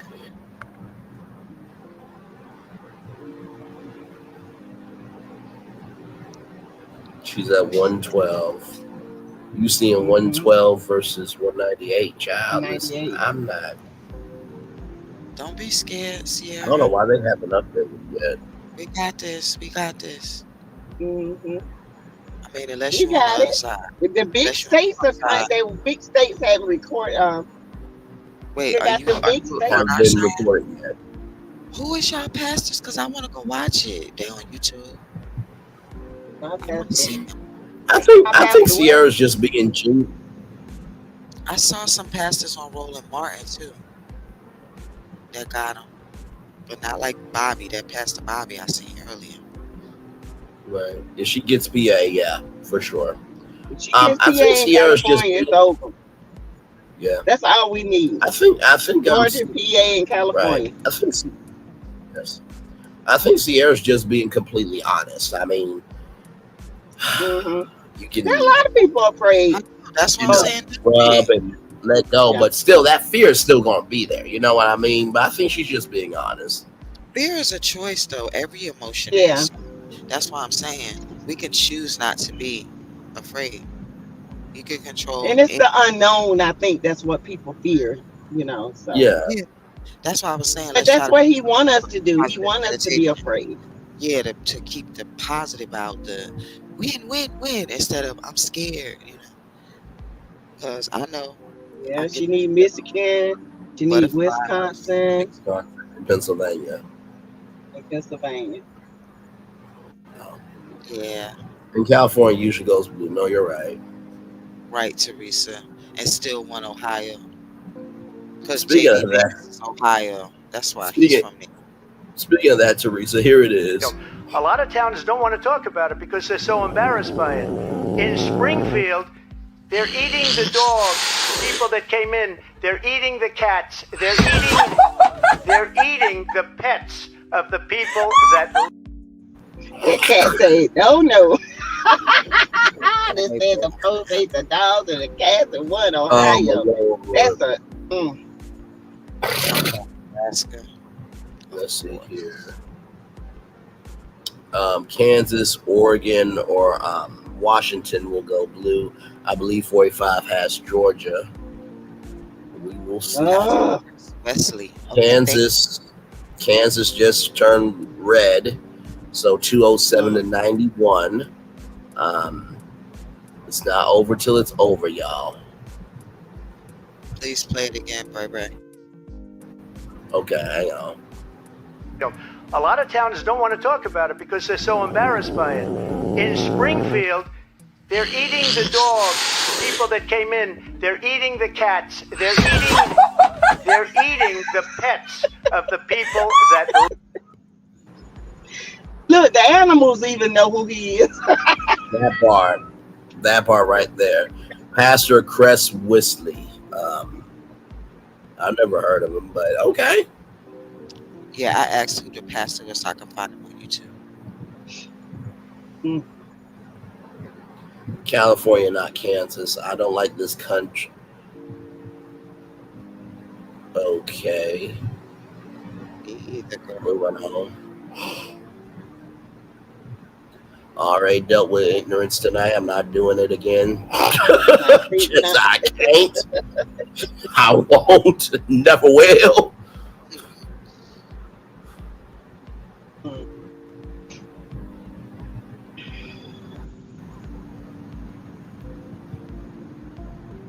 Pastor Frederick Hayes. Oh, wait a minute.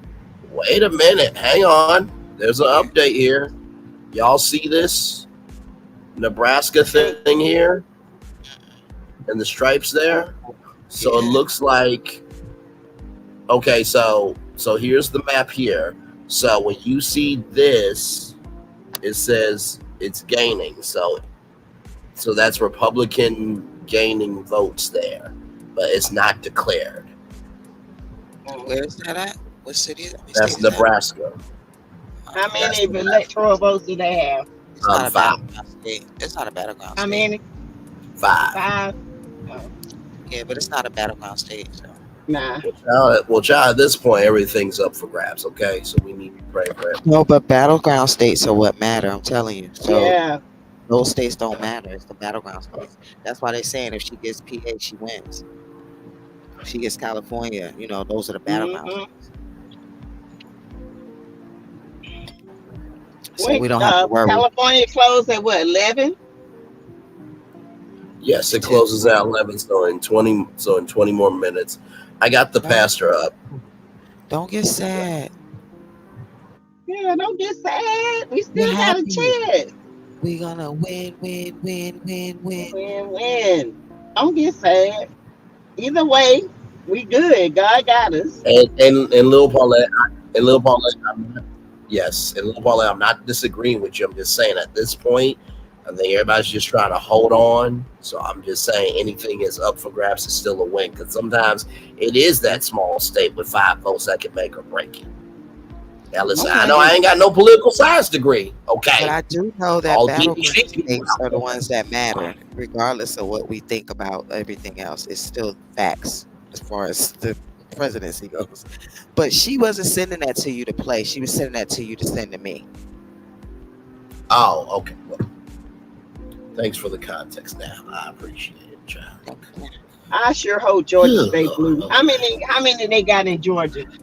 How many electoral votes in Georgia? Hang on, I'm about to send you these here. Okay. All right, Lil Paulette, I sent them to you on Instagram. Georgia has 16 votes here.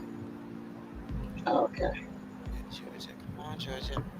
It'll show right there. So as y'all can see there, 50. Oh, wait, no. Let's go to Georgia. There we go.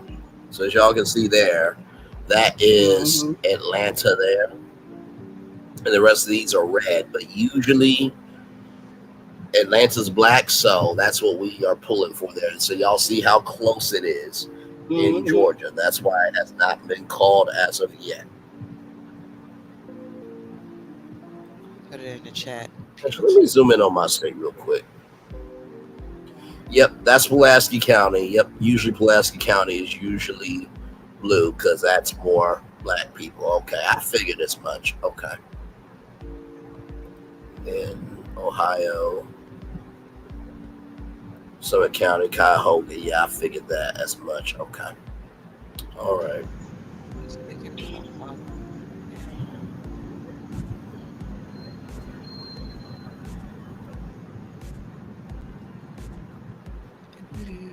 Okay, I sent them to her.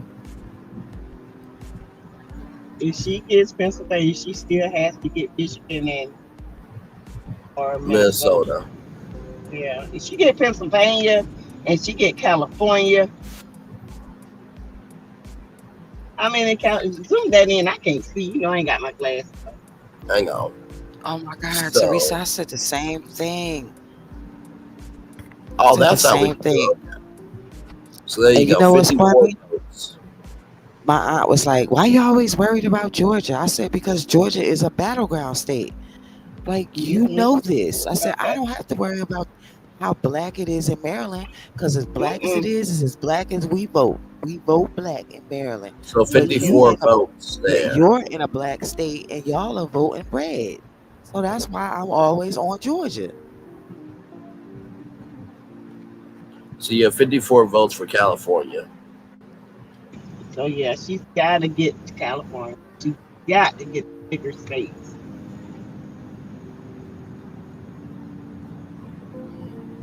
Call it 55. Michigan, yeah.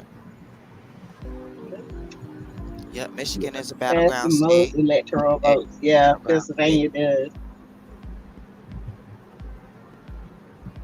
They probably purged them people that can vote in Georgia too, some kind of way. They always trying to get rid of voters in Georgia, suppress them. I'm with you, Teresa. I know. Michigan, Wisconsin, and PA. Oh, okay. Hey, Roxanne, welcome Hey, in. Roxy. Georgia has a large Democratic population that that's true. Haven't been voted yet. It was almost 2 million Georgians that voted in early voting. Okay, so there's still a lot of votes to tabulate. Okay, so listen, we won. You know, I guess this is why we work out so well, because Lil Paulette is the tapping positive person. I'm the person that's just the black uncle that's just gonna be blunt whether you give two damns or not. Sassy's gonna be sassy, and we just all trying to keep everybody positive, just in different ways. Georgia had 3 bomb threats. Wow. Make no sense. Lord, as much as I want to stay, I know I got to go to work in the morning. We'll be here, child, because it's I'm going to stay to about 11. I'm going to stay till 11. It ain't like they're going to call it tonight anyway. I know. Yeah. Because of that, you know, that thing where they have to go to court about them trying to make them hand count the votes and all of that. They have it to the 8th. So we should come back and go live on the 8th or the 9th. I'm not sure because I don't know if what they call it in the morning on the 8th. I really don't know. Well, the network said that they're ready for multi-day coverage. So, you know, if I, you know, now that I feel a lot better, 11 a.m. I'm trying to think. I'll look at what's happening in the morning. If in the morning I'll do a regular virtual tour, I don't know. But if not, we'll do an 11 a.m. edition where we're just covering the election. And then I know I said I would give y'all Queen's Court review at 6, but at this point, if it's multi-day coverage, I'm multi-day until it's declared. So we'll roll that way. Yeah, Vanessa, don't trust Fox. But you already No, I know. But you know, Trump already celebrating. You know that, Jack. I told you we're going to win. Yes. Yeah, he already celebrating, Jack. And Vanessa, I think y'all know I'm an old school broadcaster that can hang in there with the best of them. So I just don't have the fancy set like Brian Williams or the networks or, you know, paycheck or nothing. But, you know, it's fine. Right. You know. It's coming. It's coming. It's coming.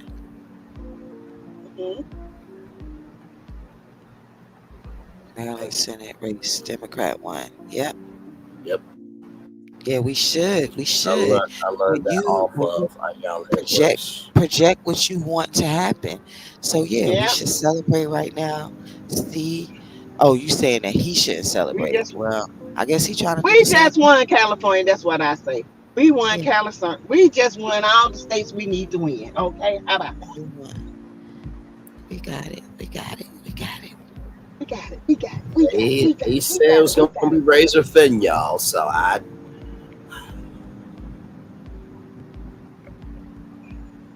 So expected vote reporting 57%. So that doesn't mean it's 100% yet. I know that sounds redundant, but 57% should actually be really good. So it's almost like downloading something, like it's now all the way uploaded where you're about to embarrass yourself on the internet. So 57% means this is still loading, just to give an analogy. So.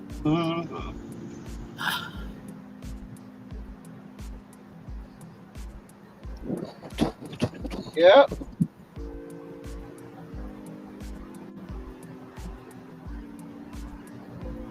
Almost under 10 minutes away until we get California now. Nevada here.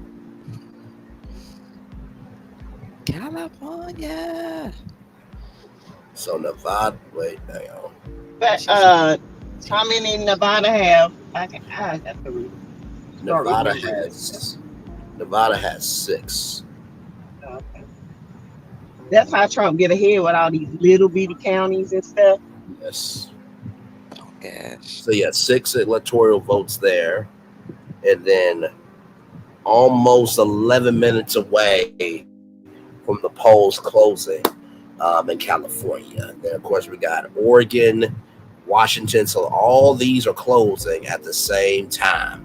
And then these are closed here. As y'all know, the dark gray means pending results, and the gray means polls are open. So as I'm seeing it here, as we're seeing it, only 1, 2, 3, 4, 5, 6 states are open right now.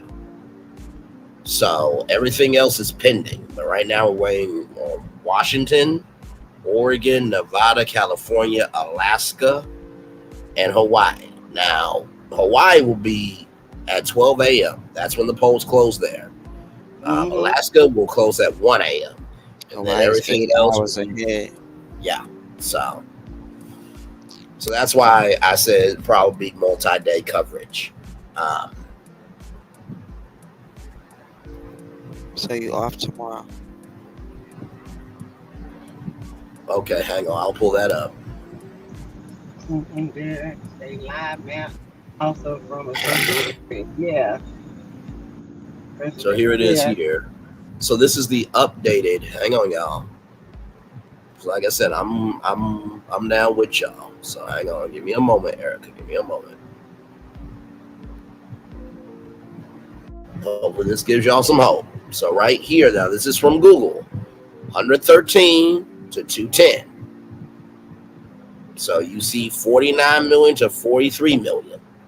So, and the Associated Press, which is the oldest journalistic organization since the 1800s, they are the founders. Leave it on this one, darling. Leave it on this one. Okay. As long as she getting over 100 now, come on, come alive, come alive. Hey. That other one was giving y'all anxiety. Okay, child. Okay. Yeah, the other one give me anxiety. Leave it here. Yeah. Leave it there. The other one about to tear my nerves up. Leave it there. Understood.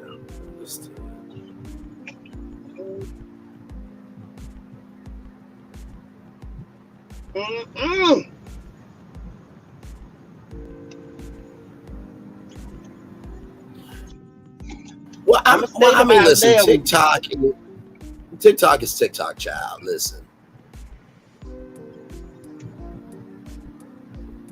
Yes, and I hope she loses, Teresa, right? Miserably. Marjorie Taylor Greene.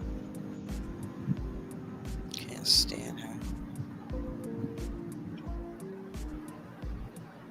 Oh, they just counting Gwinnett? Yes, they just count Gwinnett County there. What Gwinnett County looking like?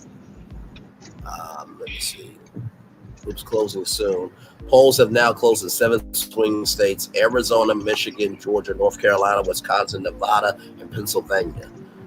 Yeah, I know really well. I know, child. I know. Let me check Gwinnett County in Georgia. Hang on, I gotta go back to mine.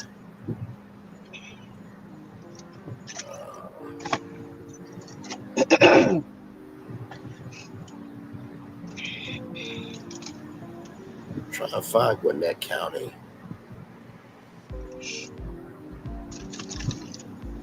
Newton County. They're saying Georgia's going red. Goodness. Oh, I hope not. But it don't surprise me. Thank you for our first president. No, there's some blue. We'll see. Yeah.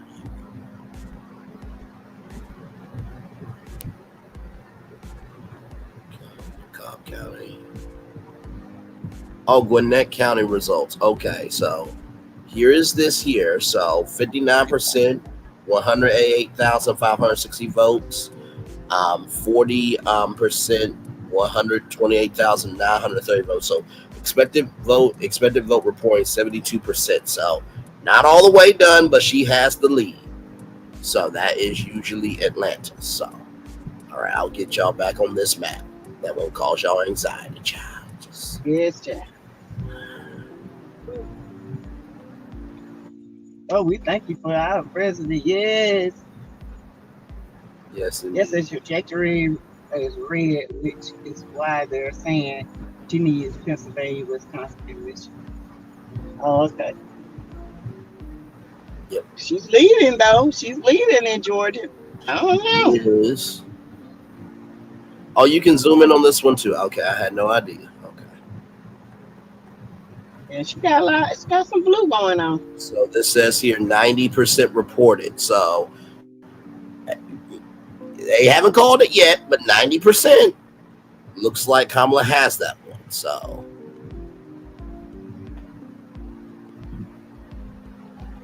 Show all states there right now.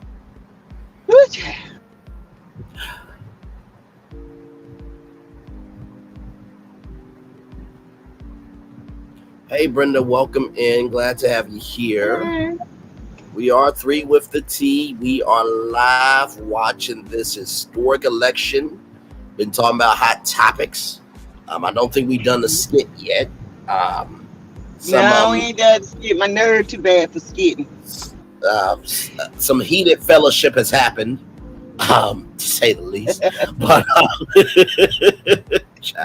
But we are here, y'all. We are here with this historic event that is happening live in real time right now. This is according to Google and the Associated Press. 113 electoral votes for Harris and 210 for 45. Like I said, though, the votes are about to be over in Washington, Oregon, and California. In 57, 58, 59. In 4 minutes, the polls will be closing there. And then, of course, Hawaii will be at 12 a.m. and then Alaska will be at 1 a.m. And Georgia has not been called yet. Pennsylvania has not been called. Michigan has not been called. There's been some states. California hasn't been yet. Yes. So.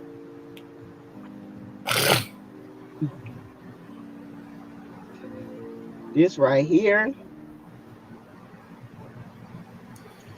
It's nerve-wracking, but hey. It's all right. We in.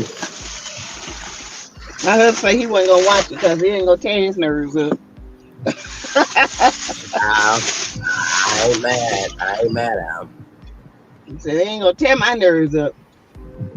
And then he just texted me, who winning? You need to switch channels. Understood. And see, here's the thing, right? Is with this map and ABC News map, all of them call it differently, right?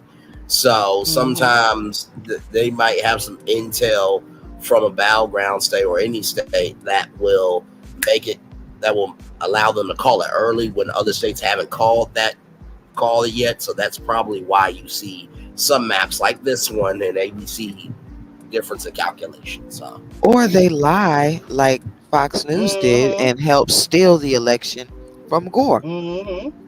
Yes, and they got into a lawsuit with schematic voting systems. Yes. That is not this schematics vote system is not there. And I said Gore.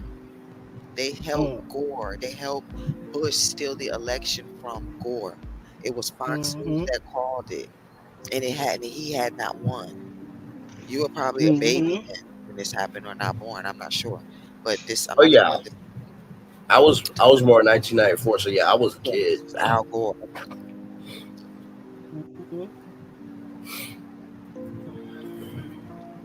Hey Terry, baby, welcome in.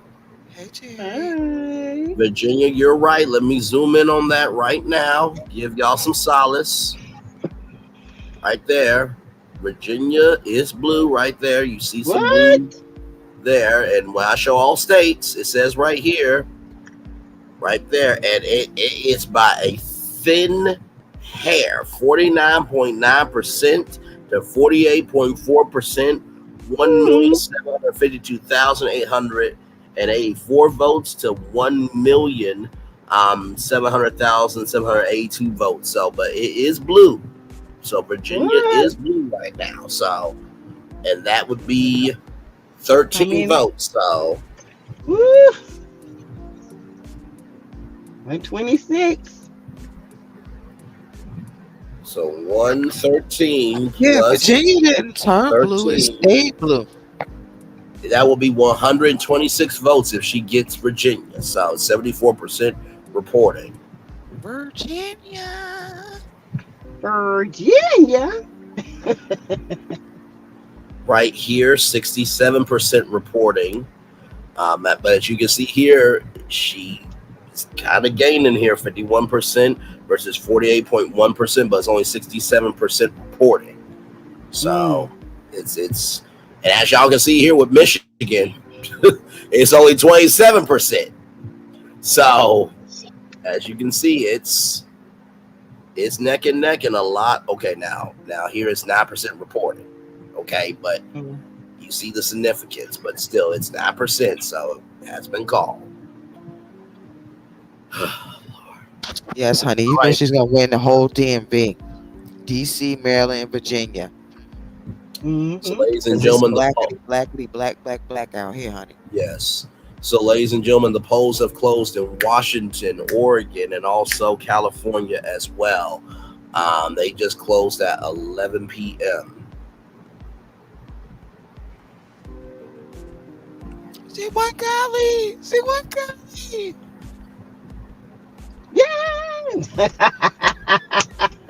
Wait, did That's what I was gonna say. She won Cali. She won all the Western states. Wait, did they call it already? No. We were just saying that.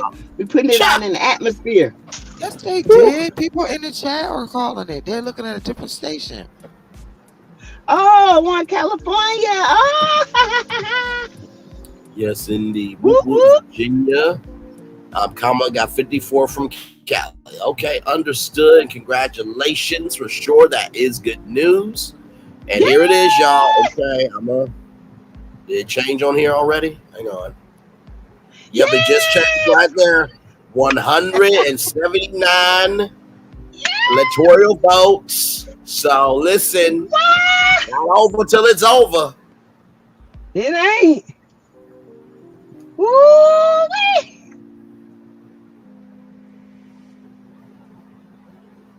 Woo, child. Washington, California.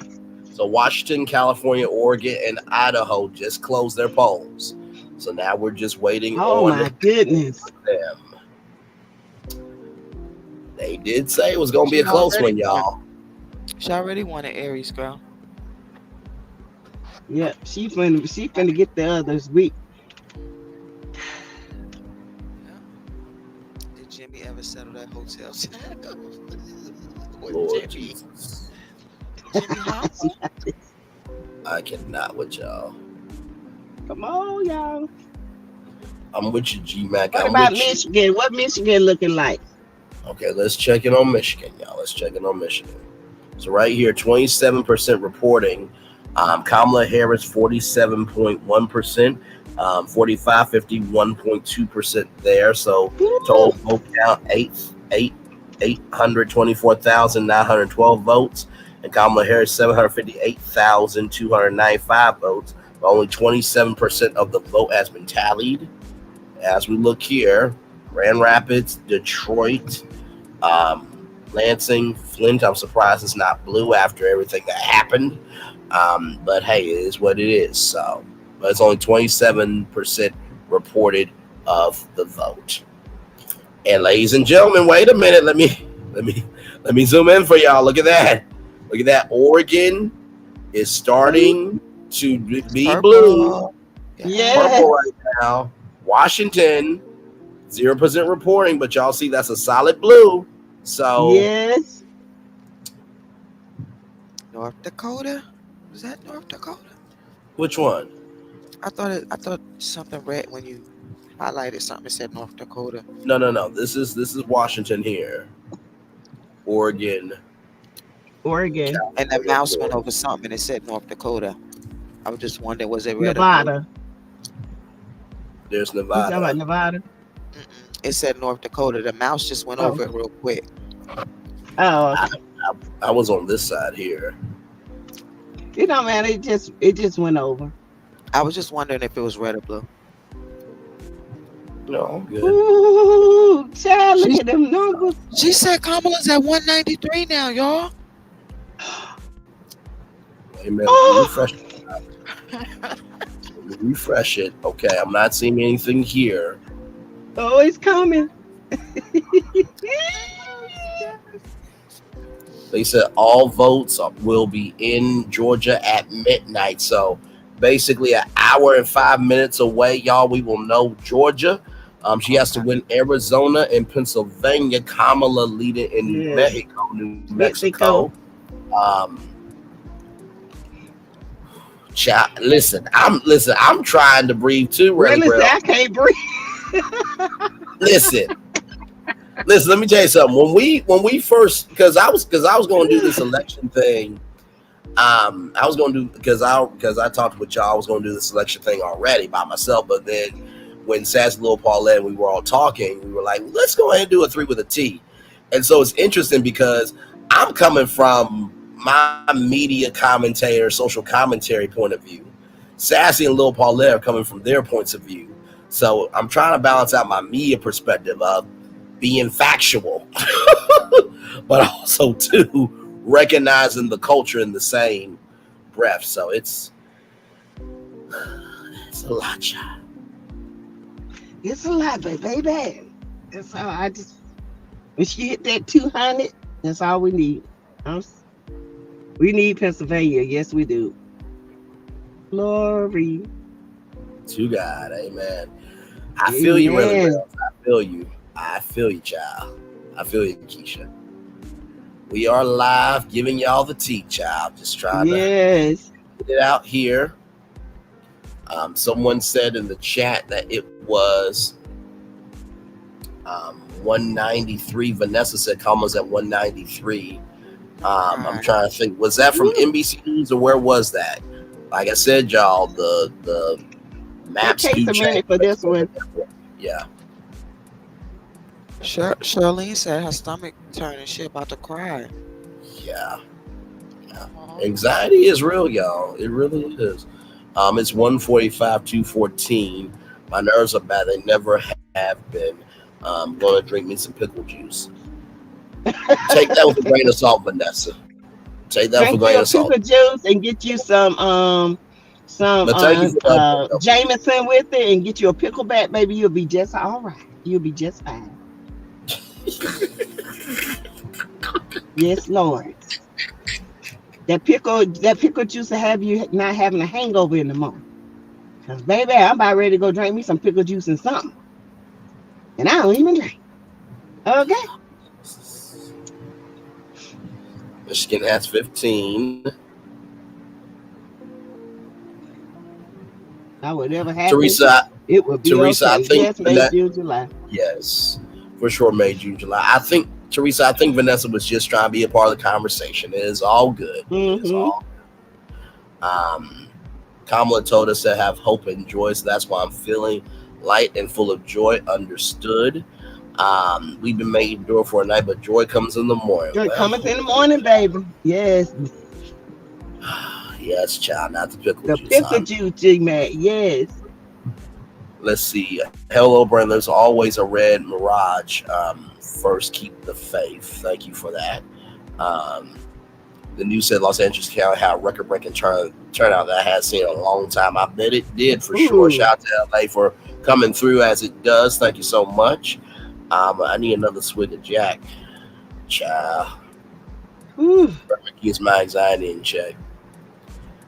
Child, if I didn't get drug tested, I'd pop me a gummy for somebody. I don't know where I get it from, but I can't do it. Nah, gummy, child.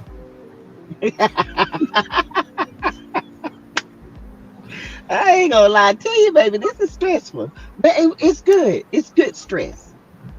This is good trouble, okay? Good trouble. Good trouble. I'm going to work and cause good trouble tomorrow. Oh, you hear me? Right. Oh, Lord Jesus Christ, Father God in heaven, help me. Mm-hmm. How many electoral votes will come from GA and PA? So from Georgia, it will be 16 votes. And then from PA, it will be 19 votes. Okay, projected winner Kamala Harris in Oregon. I just saw that 8 minutes ago from ABC News.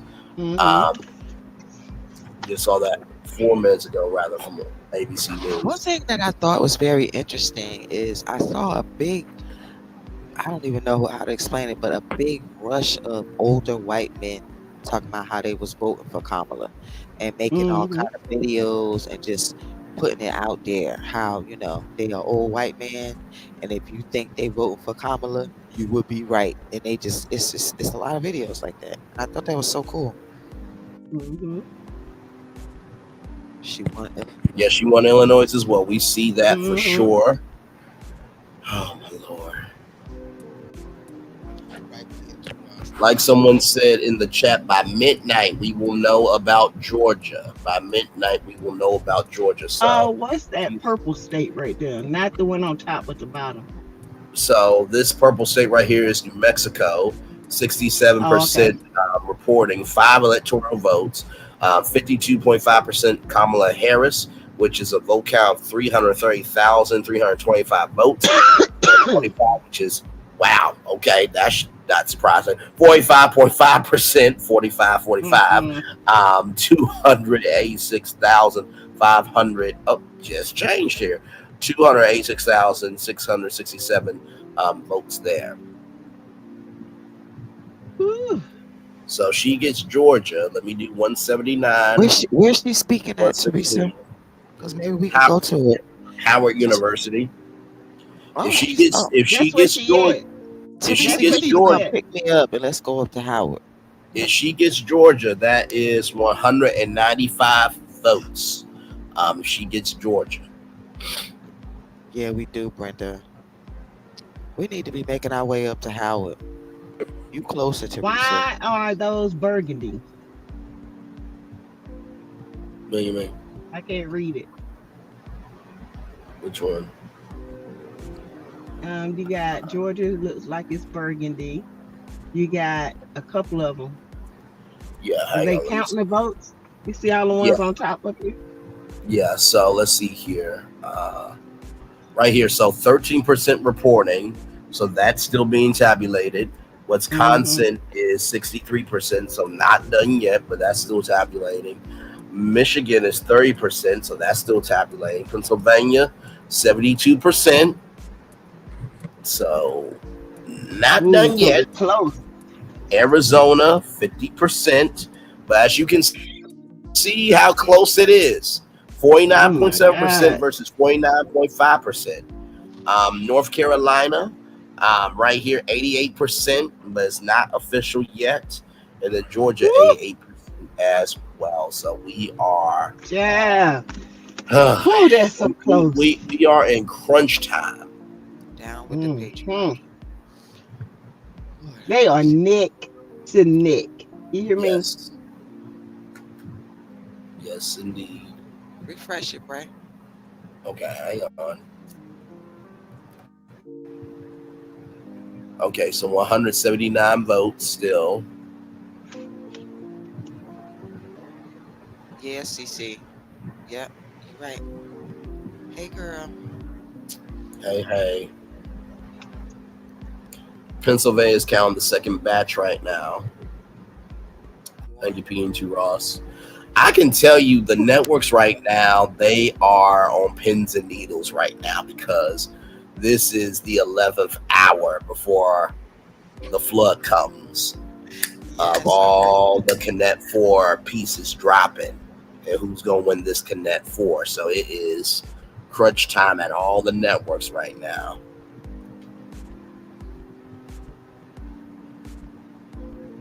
Yeah.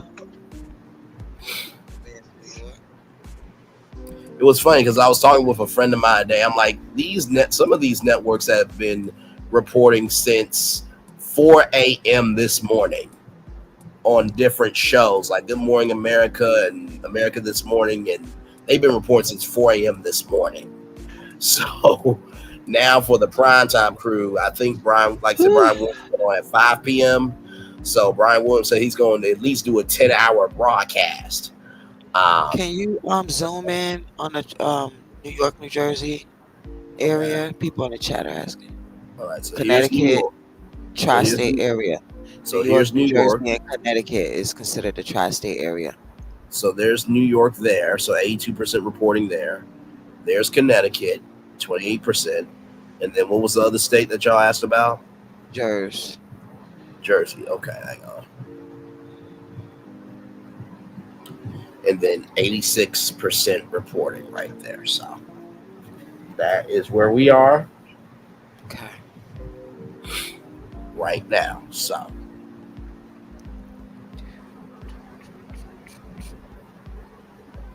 Why were some people saying she had 193? Yeah, Teresa has, maybe she saw it on another network or something. Yeah. yes, California is blue. That is correct. Also, Pennsylvania by midnight. Okay, thank you, PNT Ross. So by midnight, Pennsylvania and Georgia will be in.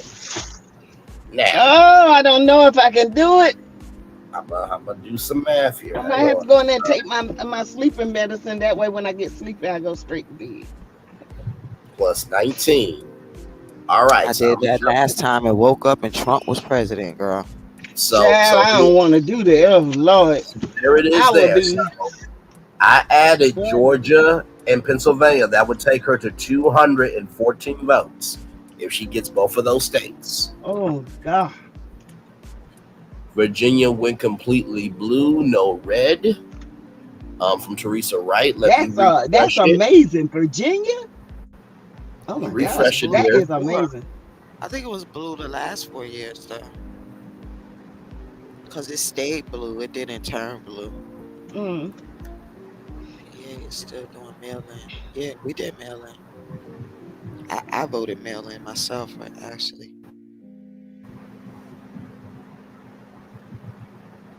Damn, this shit high. What? That sour candy. Oh, you talking about? Yeah, I gotta. I'm finna order mine. One piece for $5. No, it's you can get a No, it's a bag. I'm on the real website, the Black Death Candy website. Oh, okay. Well, $5, we're gonna get it. 10 pieces is $25. Shit. Yeah, they crazy. I ain't But gonna they eat but big one. though. They big though. Let's see, 3 pieces is $10. Shit. News showing with 193 Fox News. Oh. Yeah, we gotta buy them. They say Walmart say they got them too.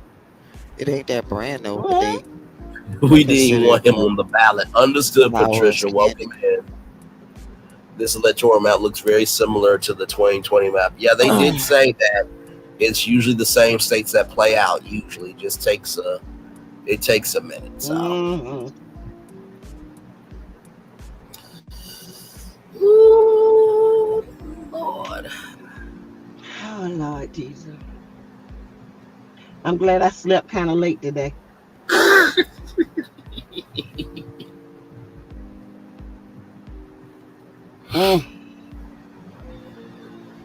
Oh my Lord.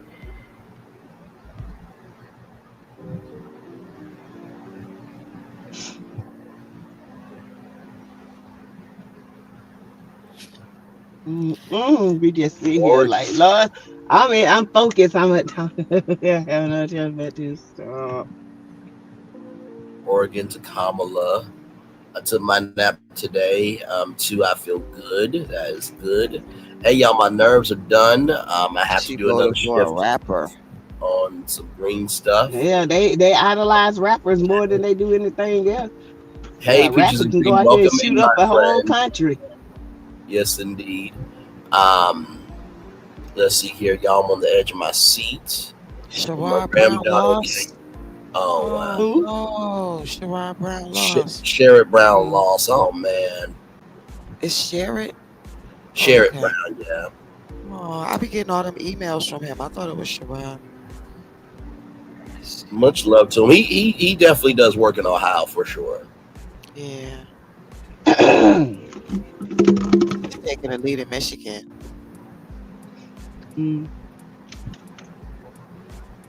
Damn. I told her she better be joking. Not that she better be joking. Yeah, because she's a woman and she's gonna be the one in this country without her rights. We're gonna be unalived and gone, and they're gonna be the ones sitting here without their rights. Yeah. Oh my goodness. It's crazy. She was joking. Okay. These races are close. Yeah, extremely close, y'all. Extremely close. Oh, wait a minute. Washington Washington just turned blue. I just got that from ABC News not too long ago. So right there.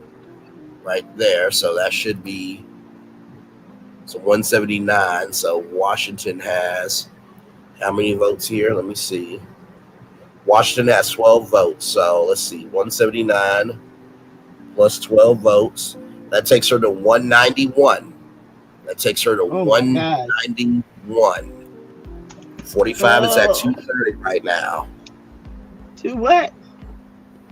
230 right now. This is from the Associated. 230. That's what. Listen. Oh, this is the teleprompter I got.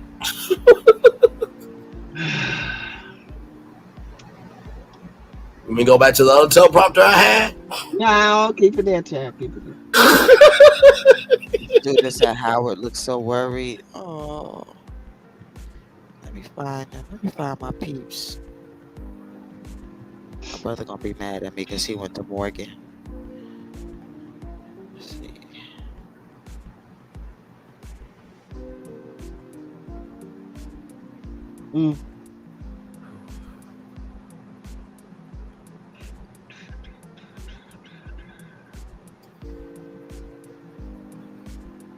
Yeah, put that up. Put up Howard. Look at all the people outside. Oh my God, I want to go to DC. Hang on, y'all. You want me to send it to you? Yeah, send it to me. I'll pull it up. Okay. Oh my Lord Jesus. Let us see the Negroes sticking together. Okay, I'm gonna have to send it in the chat because my thing acting out. In the texting. Where is it? I can't. My Instagram acting out. Okay. She's at Howard University, and it's just a lot of people outside. Your niece is there. Yes. That's her alma mater, though. That's where she graduated from. Yeah. Yes. That's where the black folk be, baby. Well, if I had transportation, I would definitely be there.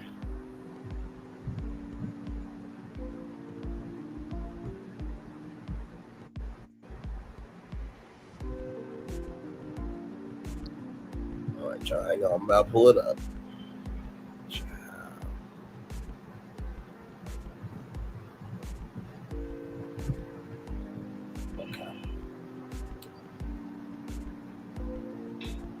No, he has not flipped any states yet. No, he has not. He has not flipped any states yet. I'll pull up Howard here.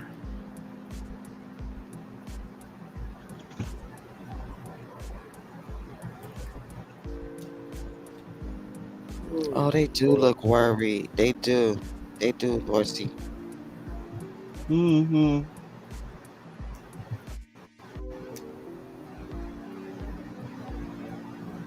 Let's see. Here we go, y'all. Here we go.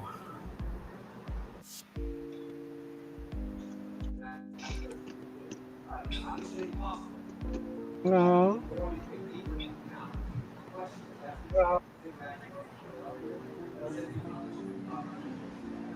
Yes. Yes. Your daughter goes to Howard? Yes. Yes, Evelyn. I love it. What you mean you're on the wrong channel? Nobody won that. Tyrod. Me too, Nisa. I voted like 2 weeks ago. Mail-in ballot. Yes. Your grandson and granddaughter are there? I love it. So dope.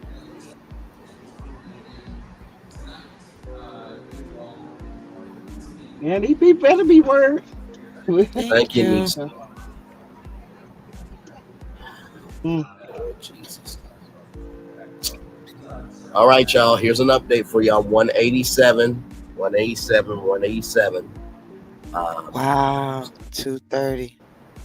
Oh my God, 230. Yeah. So it's not over yet.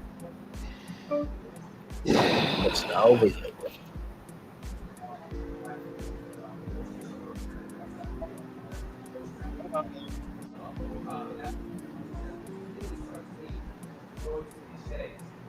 trying to. I'm starting to. I don't want to though. I don't want to get worried.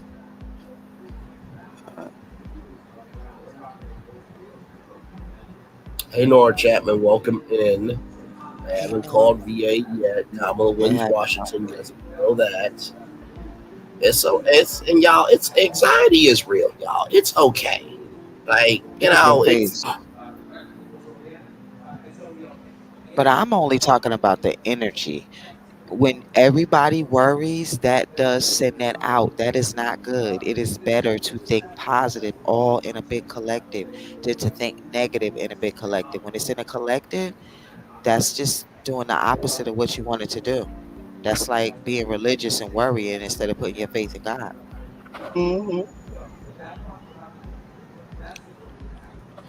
I agree, little Paulette. I agree. I know it's easier said than done. I know that. Yes. I know that. Listen. Yeah, I know that. But we gotta just keep on saying the positive, not giving in.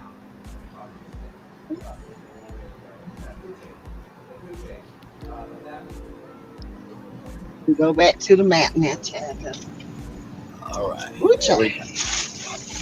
When I see no worry.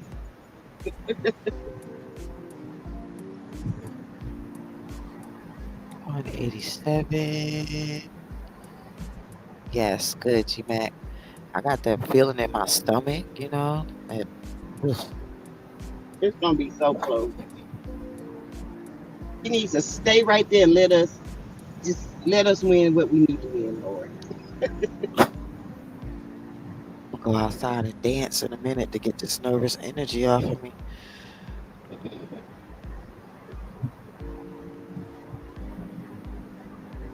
Yep. We do, Kia or Kaya. I'm an actual elected official in my local jurisdiction. So we do. That's why I live in a blue state. Yes, Vanessa, start twerking. That's the best way to get rid of nervous energy is to twerk. It's from ancient times. And that's what they've been doing. Our people have been doing since the beginning of time. It ain't come out in no 2000s. Twerking is something that we've always done. Twerking, I always been twerking. I need to take an edible. Girl, yeah, peaches and cream. Hey, girl, peaches and cream. I ain't never seen you over here. No, that's a lie. I have to. I think one time I had. Yeah. I'm about to roll up right now. Speaking of.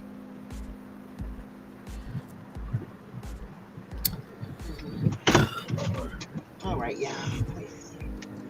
I'm about to start twerking, Lord Jesus. Hang on, y'all.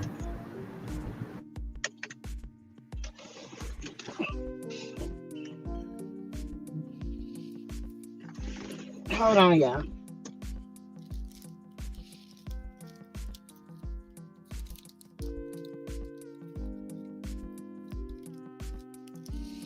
Well, since they still have to count the mail-in ballots for a lot of states, then I guess, it really don't make no sense to get nervous, right? Because even if he got 270 tonight, it's not going to count until the rest of the ballots are done, right? Or will they just say, oh, that's it, forget the ballots? Am I talking to myself? Oh no, I was on my husband called talking junk. I told him to get off my phone because my nerves already bad. He's gonna get cussed out. Oh, I was talking about Braylon. I knew you was gone.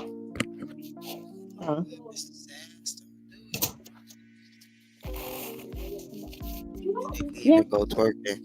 Oh, I'm gonna bring the phone with me when I go twerk, girl. Okay. I roll up first. I need to calm my nerves. I will, Vanessa. I'm just sitting in my bedroom. Yeah, they have to count those ballots. They extend it to the 8th. I thought so. Ooh.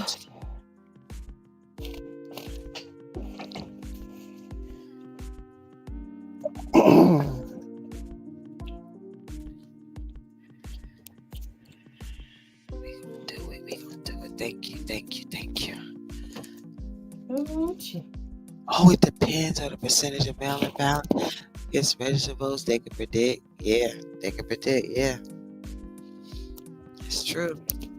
I should have had something stronger than coffee tonight. Repeat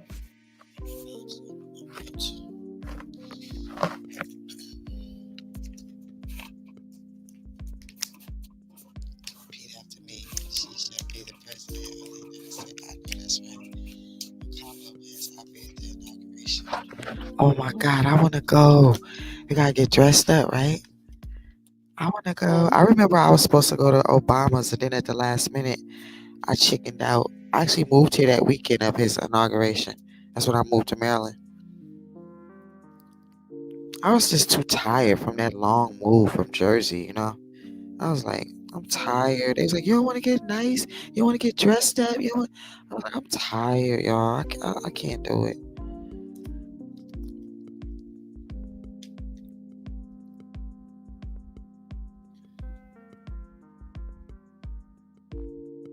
Hey, doing Simba? Hey, sis. I ain't seen you in a long time.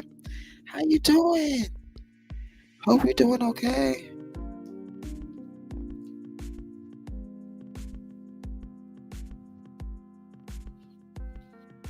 Night, night.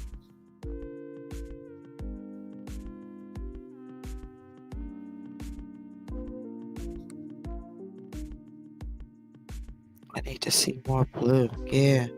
Madam President Kamala Harris claiming it in Jesus' name.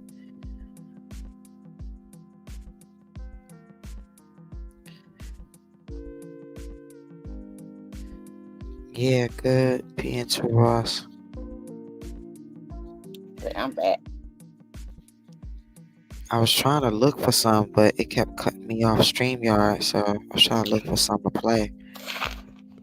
Something that didn't sound sad or you know how sometimes affirmation or meditation or uplifting stuff be sounding kind of sad, so I kept running the sad stuff, trying to, but I gave up because it kept taking me off of StreamYard. Hey, everybody! I saw some axe. You in the house? Huh? I said I saw Hello? some axe in. Are you in the house? I saw some axe. Yeah. Mm-hmm. I'm in the house now. Because my husband done went to work. I can come in and take my little medicine, and take my butt to lay down until I get tired.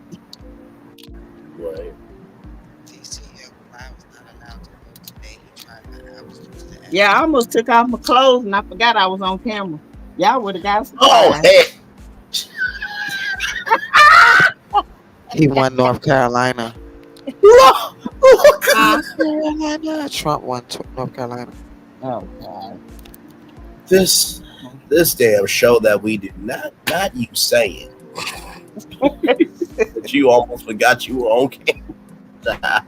Yeah. Whew. You might need some of the good too. God is for me. Okay, you know what? Really, Reals, you ain't right for that. You're not right for that. See, okay. Lord Jesus. Hold on. You are not right for that. Right? Check the back chat. Shit. 192. We need to be like 215 or something. Come on.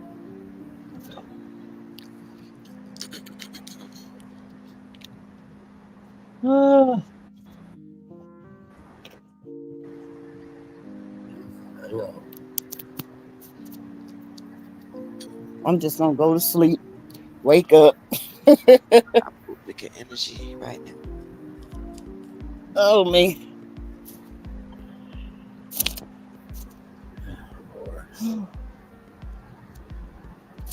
Okay. Got my big pink pillow. So what we waiting on now, y'all?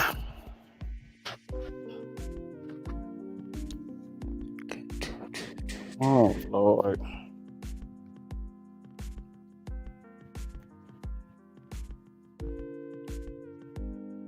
Hello? Did I call you a heifer? I said bootlicking energy. I didn't say nothing I about barely no can hear heifer. y'all. I can hear you. Oh, okay. I can hear you, just it's low.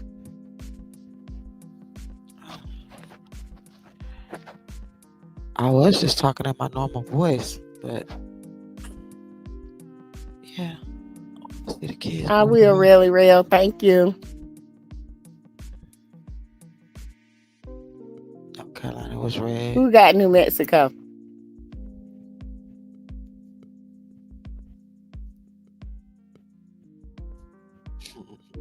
Oh, okay. Which states are we waiting on? Right. Come over here, that mess.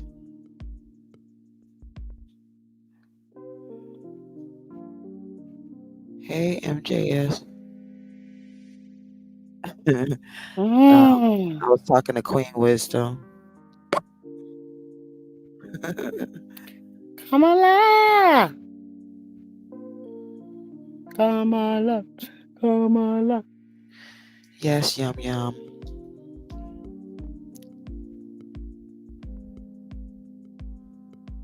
One of them states up there is purple. Not burgundy anymore.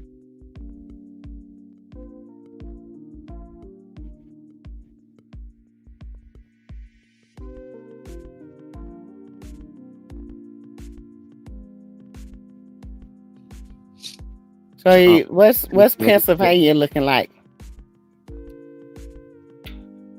Pennsylvania. Let's see what Pennsylvania is looking like here. It's predicted red.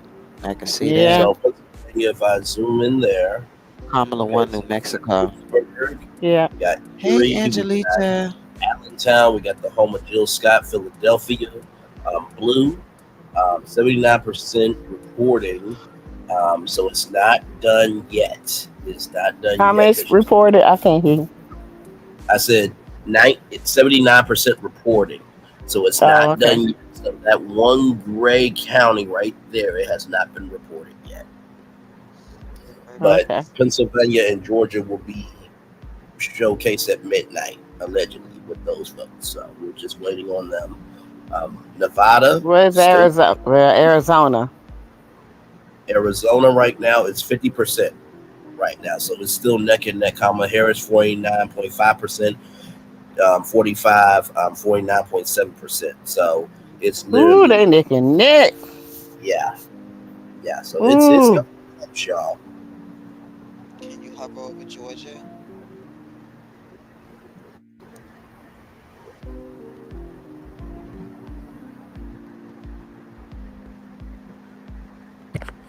Can you hover over Georgia for Kim? Sure.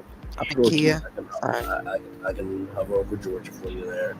So Georgia, 91% reporting, 16 electoral votes. So 51%, 45, 48.3%. But if we go in here, you see these counties here, the grays are not reported yet. So you got Athens, Augusta, Savannah, Macon, and Atlanta, all blue. So still waiting on that. So and the Associated Press has not called this race. So he's leading, but he has not won it yet.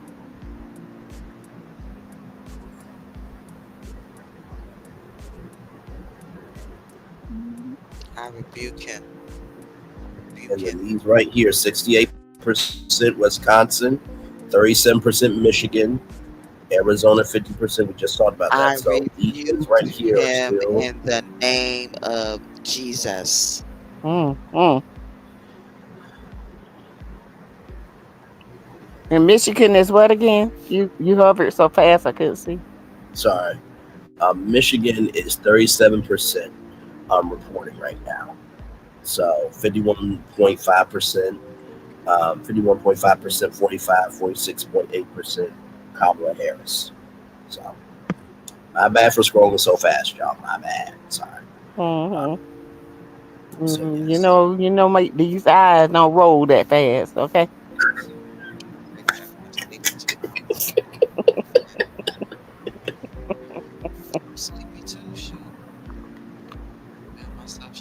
They don't. It's around 1 a.m. Eastern with those results, and then Hawaii's about 12 a.m. Eastern tomorrow. So Alaska, Hawaii is going to be a long minute. Yeah, May, June, July. I'm off of work tomorrow. Thank God. Praise the Lord and hallelujah, child. 'Cause, yeah. Yeah, it's always work, child. I'm not off. I got to go in here and look at these red folks. And they're gonna be able to say all kind of shit, whatever they want. Yep, anything they want to say. Back another 4 years. She was VA. Okay. All right, so this is not to scare anybody, but this update came in at 11:35 p.m. from ABC News. Harris team growing more nervous, but believe blue wall is possible. So, not to scare y'all, but that's say what? Y'all know her. I said Harris team growing more nervous, but believe blue wall is possible. So even her own team is a little weird. So. I mean, at least they being honest about it. Hell. Yeah, I know. Show. Hey man, we're pulling. New England is what? How many do New England have? How many did what now? New England. New England. Oh no, that's I'm sorry. I'm talking about the whole area. She needs Maryland. 78 votes. Maryland. What's over here? Maryland, right here. 77% reporting Kamala Harris wins Maryland, and the Associated Press has called this race, so that is 10 electoral votes for Kamala Harris in Maryland. Can y'all hear me? Yes, oh yeah, I can now. Okay.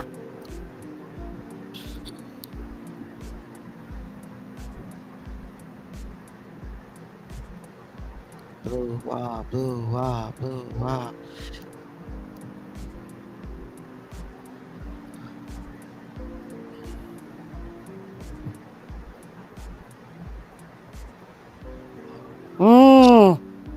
My shoulders. Oh shit, 205, y'all. 205. 205. Who did she get? Alabama. 205. Whoever wins PA wins the election, allegedly. She got no, not Connecticut. Massachusetts. She just got Massachusetts. Thank you. Okay. Oh, yeah, yep, Massachusetts right here. And y'all see it's all blue. So Massachusetts is not putting up with his ish at all.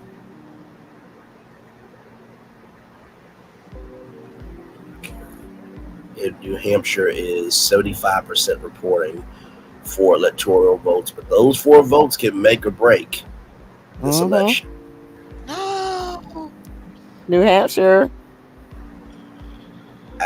I know what you said is what you said, but child, Lord.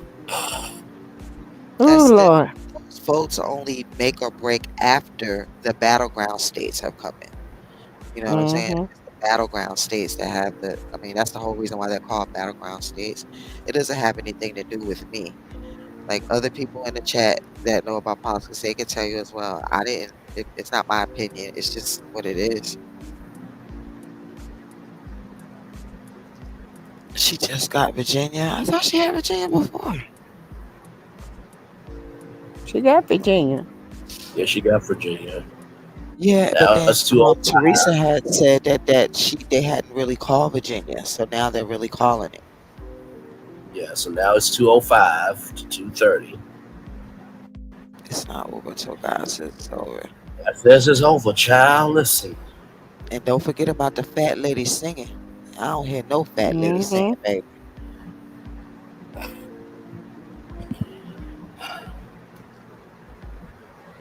No, I feel you, little Paulette. I'm trying to hold it together over here. I know about battleground states. I'm just this one here is just it's like anything can happen even with those. But I'm not.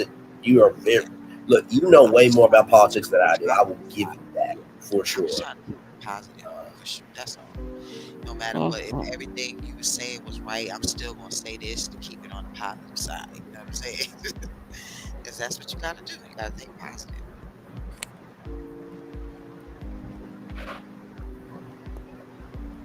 Yeah.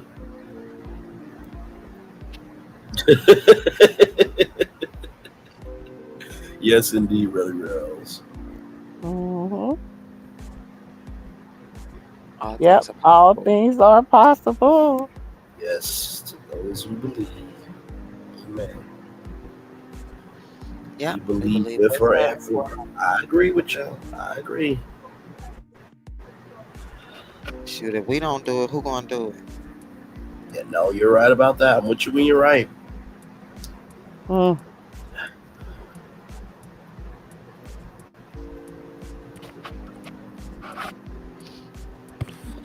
To look in here and see what I got. I know I got a little nip in here. I gotta calm my nerves down too. Shoot. Now wait a minute. Wait 1 minute. You mean to tell me the person that's trying to be positive the whole time gotta take something for her nerves though? Is this what we're doing? That's exactly what you do. Just because that's what you're supposed to do. Like I just said, even if everything you were saying was right, I still would say the same things because I'm keeping it positive. But that doesn't mean I don't feel it too. I'm not supposed to give into it. Like I'm telling you that, like I'm trying not to give into it. You know what I'm saying? So I'm telling you not to give into it as well.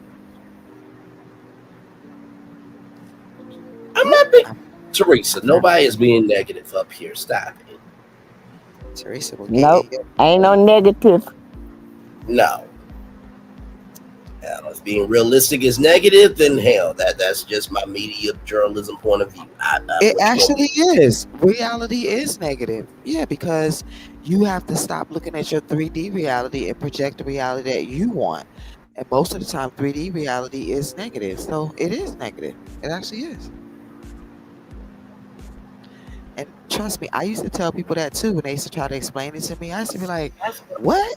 This is it's right in front of your face. And blah, blah, blah. You know what I'm saying? I used to be just like that until I got it. Like the whole point of it is to ignore reality and project the reality that you want. So yeah, reality is effed up.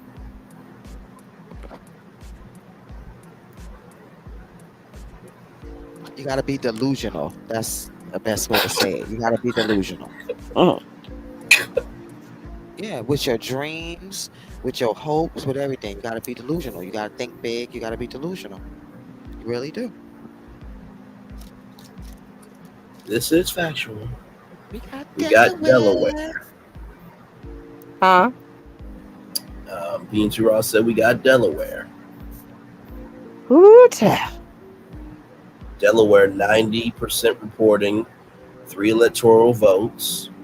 So 90% reporting, and Associated Press has called that race in Delaware. Oh, wait a minute. Minnesota is turning purple. Ladies and gentlemen. As we look at all those gray counties there, they have not called the race. But if we zoom out here, 53.5% for Kamala Harris, which is a vote count of 108,166 votes, to 44.4% for 45, which is a vote count of 753,894 votes. So let's do some math here. 205 votes. Plus 10. That'll be 215 votes. Oh, Lord.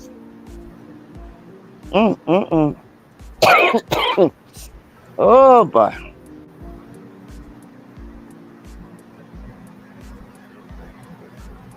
You know what God is me. You know what you know the prayer I'm holding on to right now is the alphabet prayer. I'll never forget. My mama taught me the prayer. She said, When you pray the alphabet prayer, you say, God, rearrange the letters to make out exactly what I need to say to you.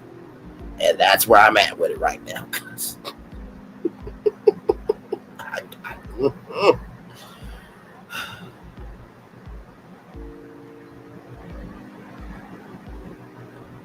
That's how I felt the first time, Miss Jones. I couldn't believe it. I was still in La La Land. I just thought that there's more non-racist than racist in this country, and there's No, no way it's he would win the election. He won. He mm-hmm. won.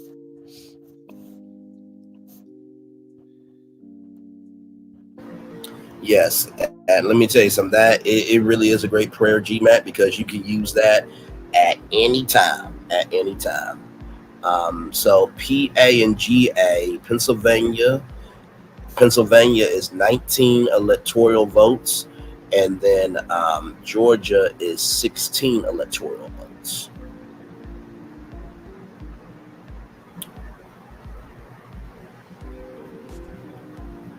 Let's see here. You all are doing great commentary on this election. Big ups and thank you. Listen, it takes all of us to do it.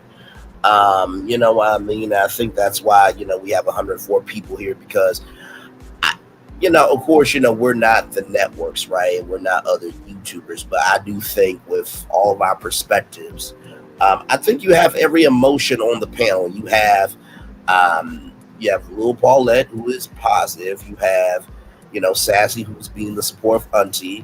You have me being the nervous nephew who is just trying to. It is. It's adrenaline. It's nerve-wracking. Yeah, it's nerve-wracking. I mean, the nerve-wracking nephew in reality, but you have every emotion up here. I feel like if you did have all those emotions, it wouldn't feel real to y'all. You know what I mean? So it takes all of us. But thank you for that, Jersey girl. Yes, Roxy, misogyny is real, and inner misogyny is real, and a lot of women uphold the patriarchy, and that's why we're in the position that we in now. Mostly clear women, but a lot of us do too. A lot. Hey, Bray, play this song. Okay. Yeah, the bootlickers. Yeah, the bootlickers, Erica. That's what they are, bootlickers.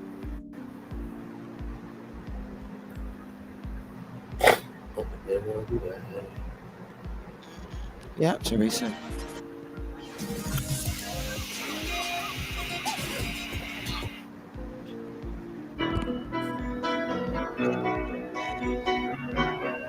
I may not be able.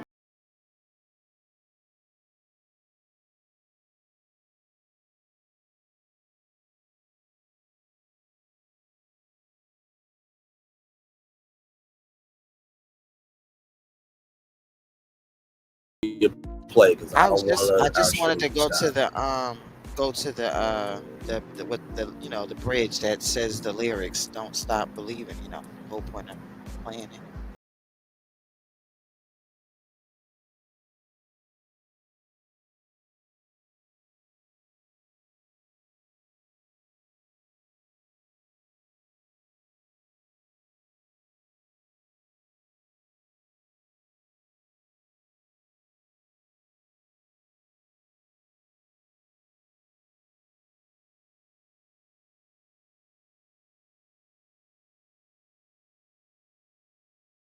Stop it. I think you already passed it a couple of times, but it's okay. But anyway, it was a song saying "Don't Stop Believing." That's why I wanted you to play that part. "Don't Stop Believing." That's what the bridge was. It's a dope song. It's a song they used to play at games and all that kind of stuff back in the day. Minnesota's looking good. Let me get the map back up. Yes, Miss Jones. Back up. Minnesota looking good. Put it back up. Put it back. Me too, Mrs. Jones. Yep. They still play that at football games? Yep. I remember they played it. That's Journey. Don't Stop Believing. Yep, and that's my granddaughter's name too.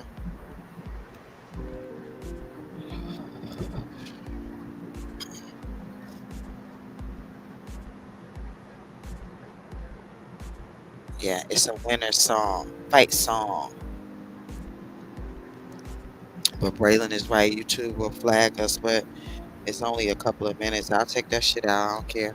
Did you get the flag too, Sassy, for the thing? Cause I did for the Love and Marriage. Huh? Did you get the global block thing? Yeah, I did. I got a thing from YouTube telling me I they got blocked. one, but I think I challenged it and they took it off. No, just the one that Braylon got the other day. I'm talking about that one. That I got that one too. But Oh no, I gotta go look and see. yeah, I I know didn't I see it. just challenged one. That might have been it. Yeah, I didn't see it in my email. I just saw it like in my back thing, and I was just looking at it. But I don't think we can win with that one because that was OWN that blocked it globally because we was playing the show. I think they be finished counting by now. Me too, Vanessa. I love that song. And they was killing it too. It was live. I wish we could have heard the whole thing. Steve Perry was getting down, wasn't he? Mm-hmm. He could sing his ass off.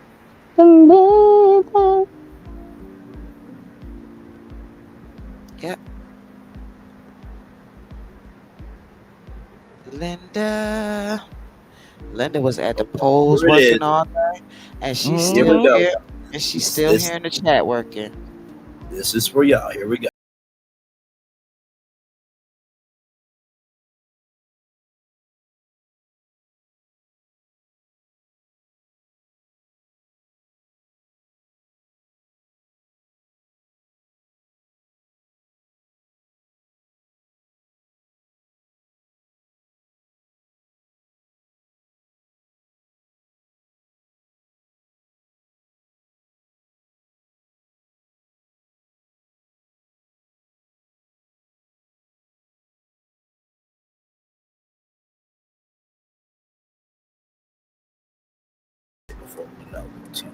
Yay, thank you.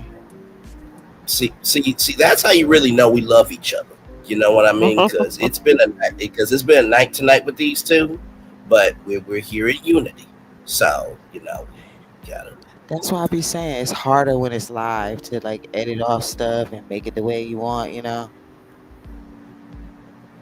But no, I could not do 3 with the T with no other two people than these two right here. I really do mean that. Even though they caused no shenanigans on the show. But anyway, we're live. Hi, everybody. Good to see y'all. How are you? We have 205. That was such a horrible transition. Oh my goodness. Anyway, we have 205 electoral votes for Kamala Harris and 230 for 45. That was such a bad transition, y'all. I am so sorry. I really I tried to get through that without laughing. I tried. I really did. But I love them though. I really do. I really do. Thank you, Vanessa. Excuse me, y'all. Hey, you got that brown bottle of liquor over there?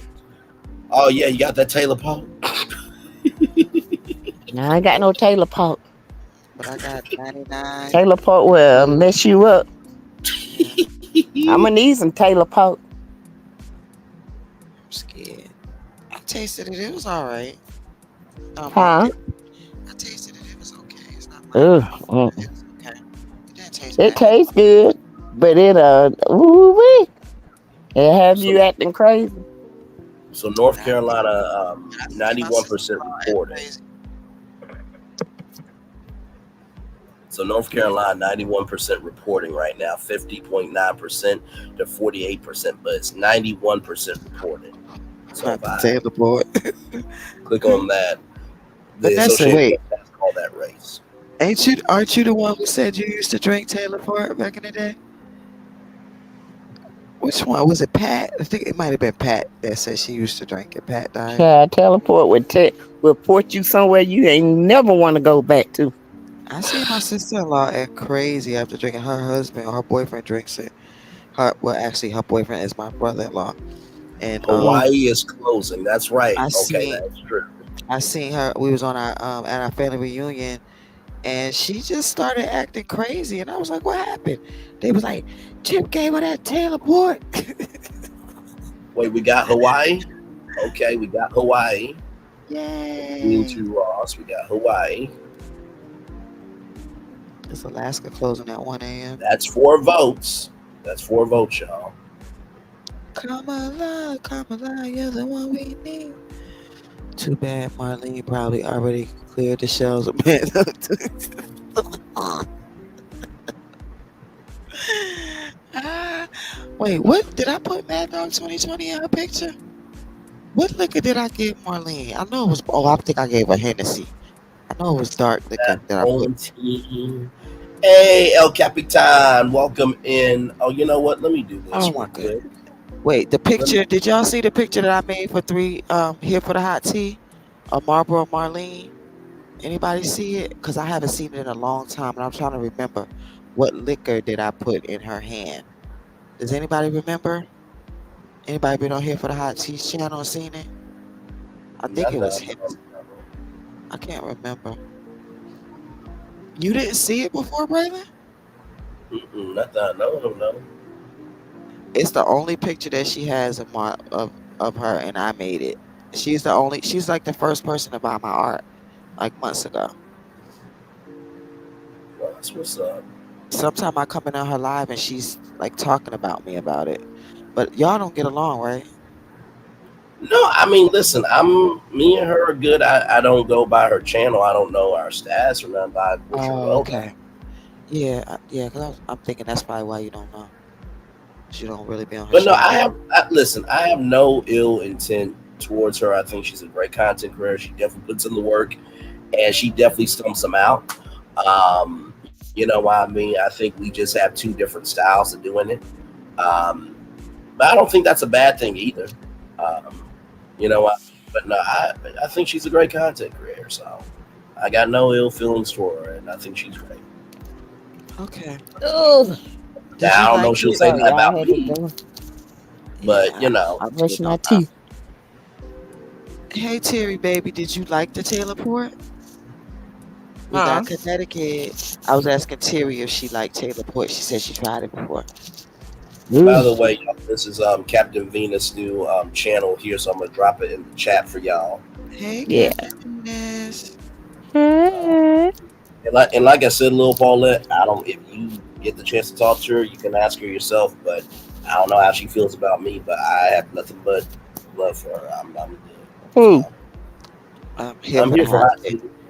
Huh? Yeah, no, here for the hot tea. Oh.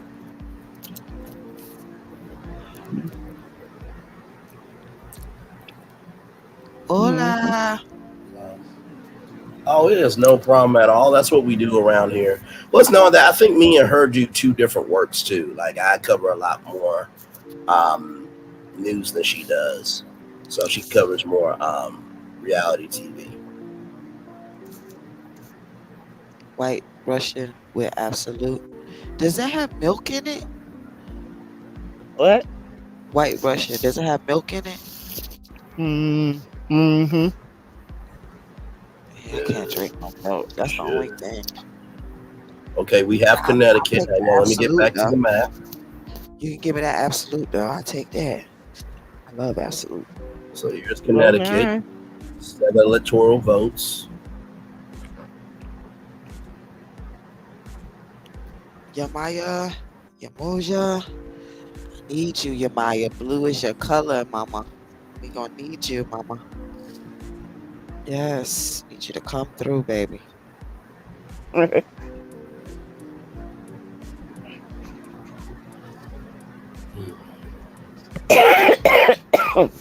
like a good I like a good what's that? Moscow Mule. Oh, that's I love it. Yes, a Moscow Mule does me right every half time. and Kahlua. Okay, yeah, that's milk to me. Half and half. I can't do half and half. It tastes like just sugary So milk. Nevada has not been called yet, really, Bells. Let's check in on that. So Nevada right here, says results expected soon. So no. What it's looking like though? Hurry up, somebody. It's black or Nothing gray, right right? now. Okay, so It's what? It's black or gray, so like they haven't nothing. reported anything. Oh, okay. Yeah. If I click in here, see it shows nothing here, but when I go to this map, it's showing y'all. Okay, this part right here has been reported. So you see 26%, 73%, but it's not called yet. So We are the champions, my friend. No time for losers, 'cause we are the champions of the world. yeah, I mean, if y'all want to hear a little Paulette song, we can play that. Just to give us some motivation, sure. I don't mind that.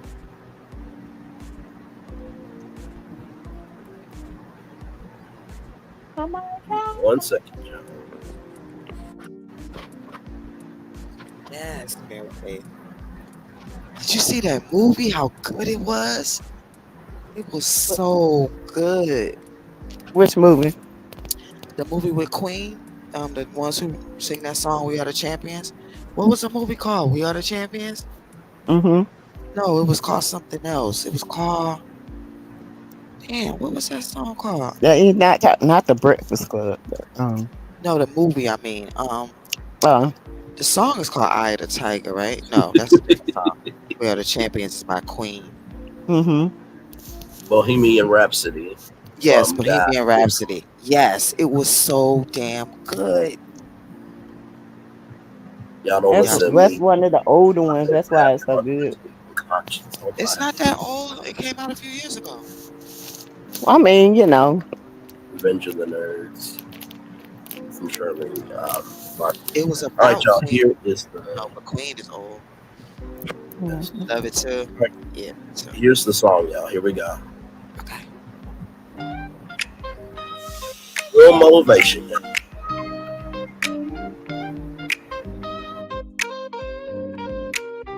I stand tall, I stand proud as a black woman, ain't no doubt. Kamala Harris rising, she's leading the spout. First black VP, now running for the crown. Breaking every ceiling, she's taking it down. 10 laws by her side, they're ready to fight. To fix what was fumbled, they're bringing the light. Abortion rights on the line, they're taking a stand. Correcting the wrongs in this divided land. Trump tried to talk, but he couldn't speak truth. Kamala dog walked him, exposed the proof. She dared him to say she ain't black, but he froze. In the face of her power, everybody knows. Come alive, you're the one we need. First woman, first black, you're planting the seed. For justice, for truth, for a future so bright. Harris 24, leading the fight.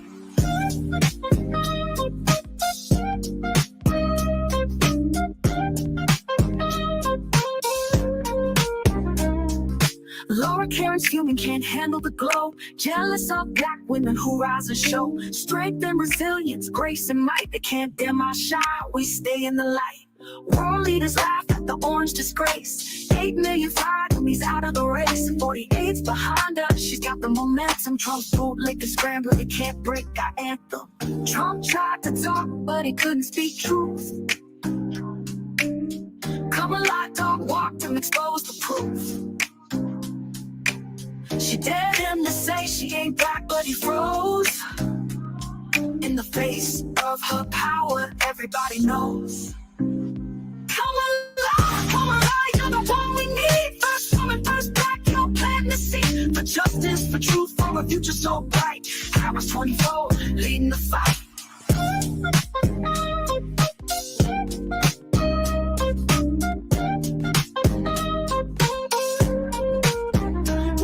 Of the lies, the hate, the suppression. Kamala's voice brings hope and progression. No more bootlicking ninjas trying to steal the vote. We're rising as one, the truth we promote.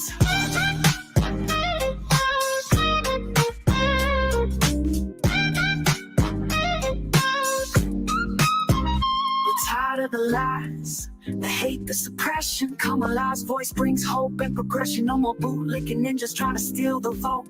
We're rising as one, the truth we promote. Kamala,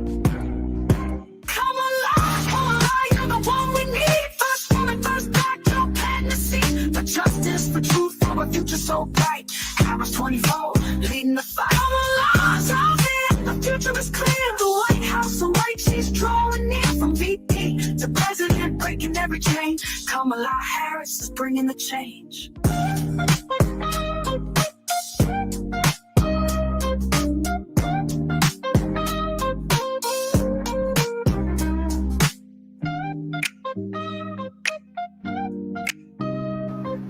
And in Jesus' name, yes, yes, yes, amen, amen, amen. Welcome in, everybody. We are hanging on in here. In case you don't know what's going on, there's a bit of an event going on called the election. I'm Braylon Lee. That's Lil Paulette in the game, and now below her, Sassy from the Area 3. Thank That y'all. was a Thank song by our lovely Lil Paulette and the gang. Hopefully is the walkout song. Tonight I'm speaking that to existence for Lil Paulette for sure. I think we all can agree with that. As of right now, update for you all to 10 to 30 as of right now. So yes, indeed, a state has just been called. Let's see here. That's New Mexico. That's New York. Georgia is still tabulating. I don't know what state just got called. Let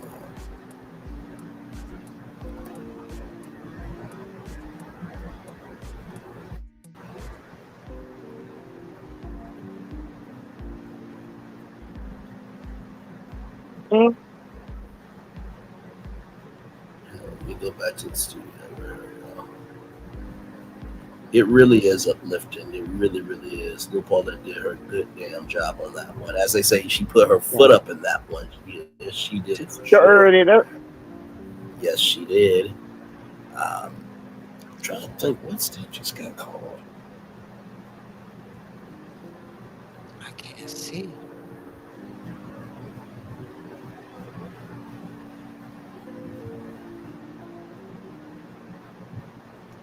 Was it Hawaii?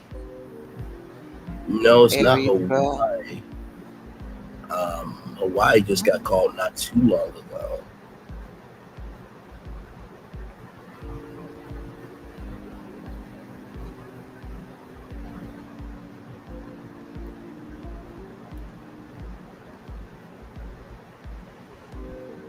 Okay, 9 minutes ago. From CNN 9 minutes ago, Harris wins Virginia. Then 11 minutes ago, she won Hawaii.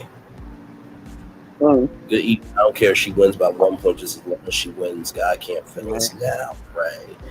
That's what we're pulling for, child. That's what we are pulling for over here. Yes, indeed.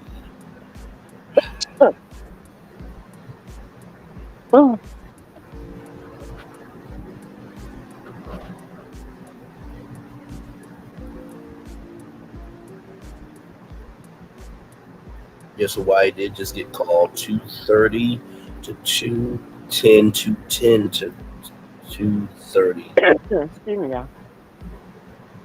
Oh, good fish.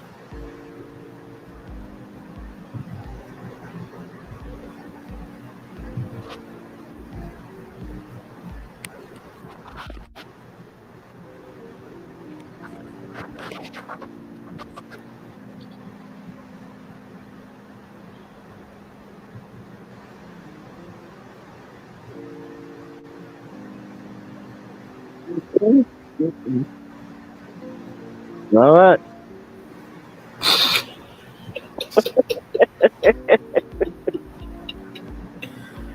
I know. I know.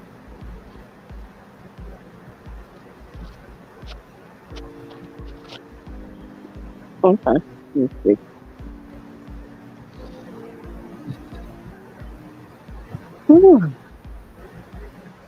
Yeah. All they care about is press. How much press he got. Uh-huh. And Twitter. You didn't care nothing about it. Right.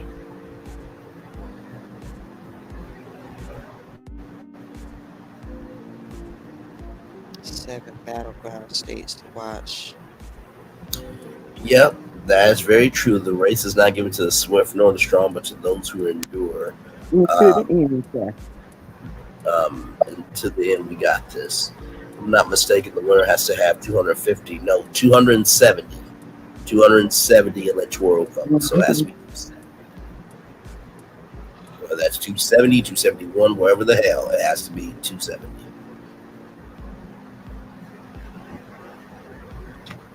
Oh, that's right. Yes, indeed. So we're just waiting here.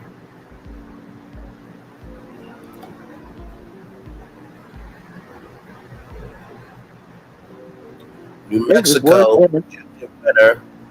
I just got that in 1 minute ago from ABC News. New Mexico is called Mexico. That's red. 84% reporting, 51.4%.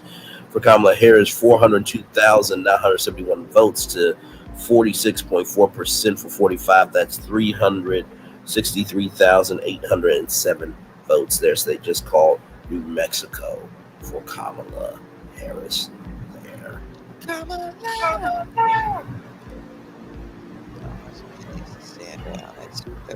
Has that already been added to the 210? I think it's going to be here in just a second here. So that's 5 electoral votes. So that's her up to 15. 15. Just tipping in. Like I said before, Minnesota is purple. That is good news. As you see, vote counts about 100,000 off. So that is good news to see. That's 10 electoral votes. So 215. That'd be 225. Red Beaver, that's 225. So it gets her a little bit closer. It actually hits her right against 45, actually. So then it really will be crunch time. Ooh, right.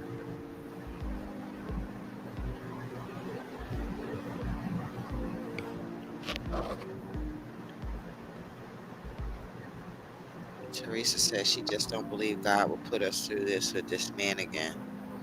I hope not. God, no. 4 years of this again? Oh my God. All I do is think. I don't want to think. Let me shut up. I don't want to say it. I don't want to put it out there. Nope. I won't put nothing out there. X, like Reverend Knight say, exit away that negative thought. Mm-hmm. The history, though, it just keeps creeping Yeah. out. Why would you want that back? I just couldn't understand it, but Yes, California was all Kamala.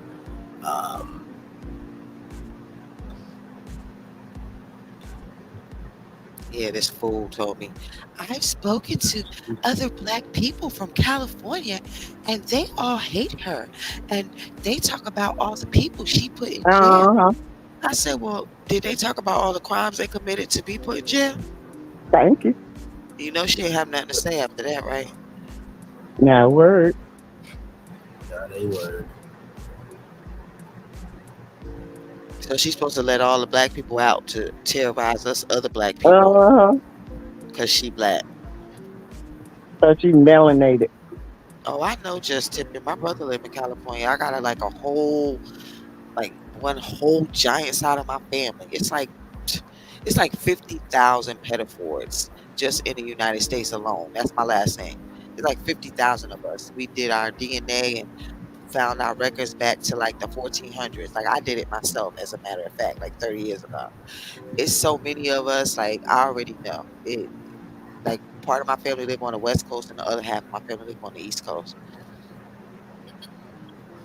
But you know what's crazy? Like my on my mother's side, the white side of like the ones that my family that live in like Wales, most of them that live in the UK. Them, they all hate the Queen. They hate the family. Like they would tell me stuff I didn't even know. I had no idea because in America loves the royal family, but in England they hate the royal family. Oh no, I don't fool with the royal family. They It's hate. like the government. Right. But this was my white family though. This wasn't my black family in the UK. This is my white family. So I was more surprised of the things that they were saying than I would be surprised to hear from a black person. Of course, I would. If a black person say they hate the government, I'm not surprised. You know what I'm saying? But my white family, they were like, mm-mm. They were like, they all on welfare, and I was like, what you mean they on welfare? They was like, they get their money from us. That's how they live. We're the welfare system for them. So we be poor and they live off of us and we're poor. I was like, what? He said, yeah, that's how it is over here. Yes, P&T Ross, we just saw that. Thank you, beautiful. Yes, Kamala Harris did get Mexico. Right now we are at 210, 230. The goal is 270, everybody. 270 electoral votes can make or break a whole country. They cover mustard seed. Yes, indeed. Come alive. You know how many times I had to do that? Where I had to do that song, like any of the songs I was doing, because they kept putting Kamala when I would do it. So I had to hyphen it out. I had to do KAH hyphen MA hyphen LA, and even some of it still wouldn't do it. It still was doing Kamala instead of Kamala.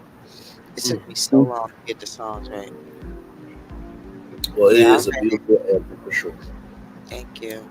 Yeah, girl, I read that mess.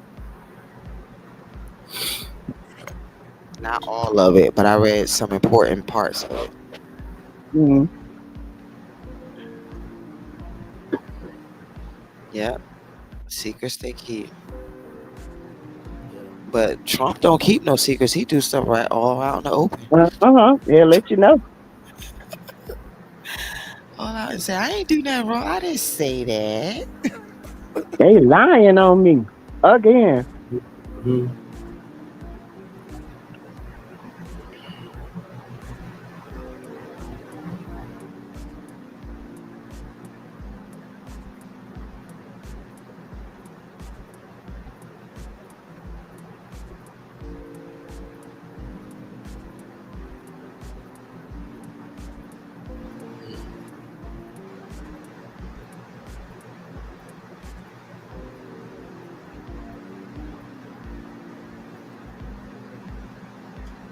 No, so the poll has not changed yet. It is 210 to 230. The goal is 270.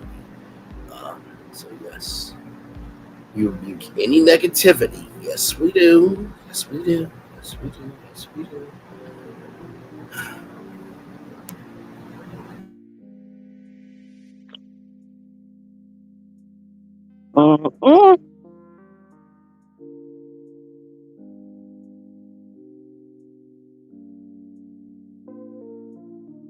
I'm about to fall asleep on y'all tail.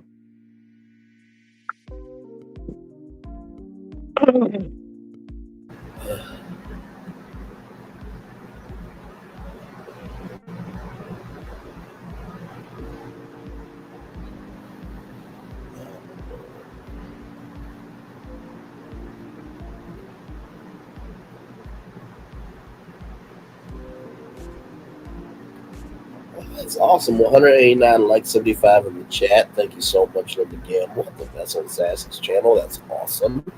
Subscribe to Sassy's channel, Lil Paulette Gang's channel, and my channel as well, along with our backup channels, Back to Reality, TEA with Sassy TV, Lil Paulette's channel, the artist. I'll be respectful of the name, and the folk culture as well.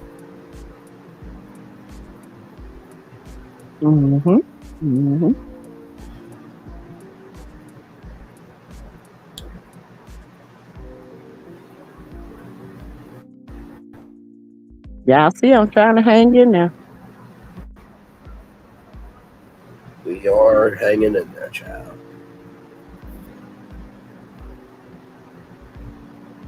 In 45 first grade, did you hear any?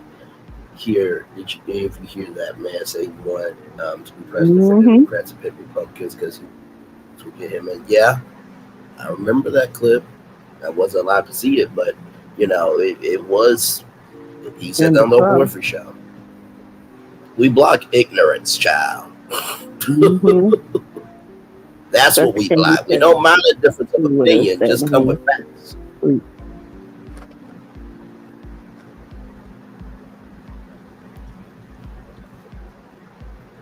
That's all. Just chipping in. I'm just trying to.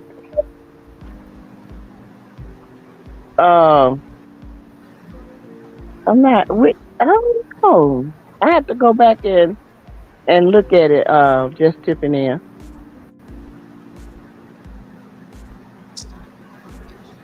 I have to go back and look at it.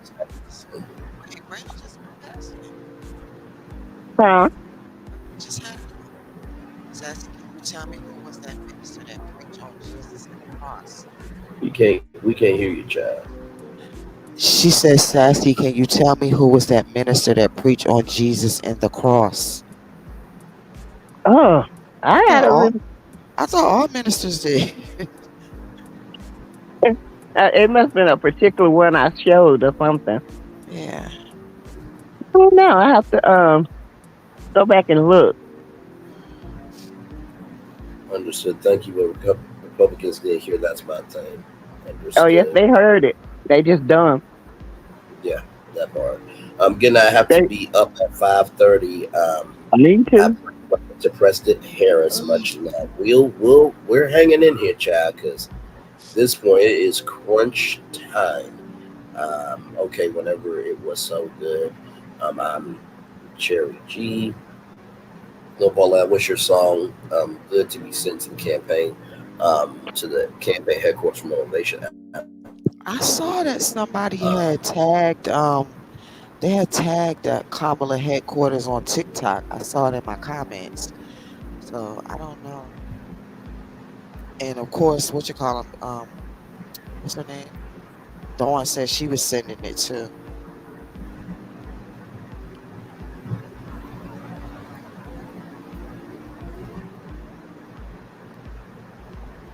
Thank you, though.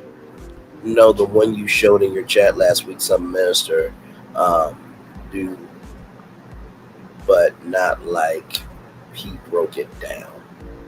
Oh, okay. Was he the young guy? It might have been a young guy that.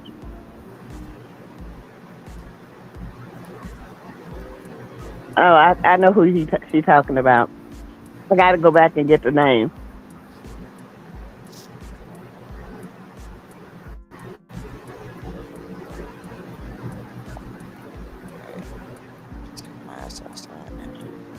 Oh, Sassy, please go to sleep for work. We won't know the results for a couple of days. They're saying, don't make yourself sick and tired for work. Yeah, we're gonna be up here because, like I said to y'all, it'll probably be multi-day coverage. You know what I mean? So, and honestly, here's the thing, right? Ignorance only happens when you don't want to be open-minded. Ignorance really just means lack of knowledge. You know what I mean? So if you have a difference of opinion, as long as you come through with facts, we're good. But when you're slandering somebody, when you don't have the capacity, capability, comprehension of brain system from a brain to go to half, a fifth, or a quarter of what they could do, that's when you need to shut the fuck up and move on somewhere for your own mental health, if you know it's good for you. Okay? Okay. Okay. Well. Hey, I already dealt with foolishness tonight. It stayed up here a little longer than it needed to. So listen, it's 12:30 in the morning. Braylon? Huh? Can you let me up? They just confirmed the military vote has to be in by Monday. Okay. Okay. Were you able to do it or no? Because I can't see it with the comments. I can't tell. Yeah, you're up here. Okay, I can see it now. Listen, really real. Sometimes you gotta meet people right where they at. Like I said, I wish I could be my mama's level, at Sassy's level, and Little Paulette's level. I'm not there, child. I'm trying to get there though. I'm trying. Really trying. Struggle sometimes, child. Do I have Washington? Yeah, Washington's right here. 60% reporting. 58.6%, 1,527,829 votes, compared to 45 with 39.1% of the vote, with 1,019,146 votes. So 60% reporting in Washington. And if we zoom in, Harris wins Washington. They have called the race.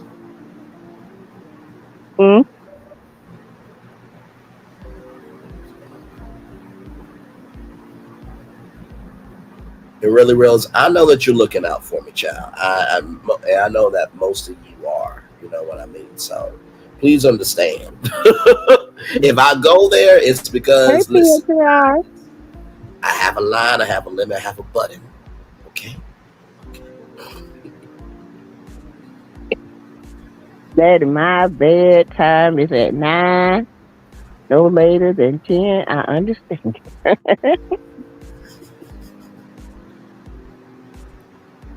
Yes, indeed. Really, real, I am. I'm going to bed. My dreaming about them kicked in. I feel my eyes getting heavy. Jesus. Lord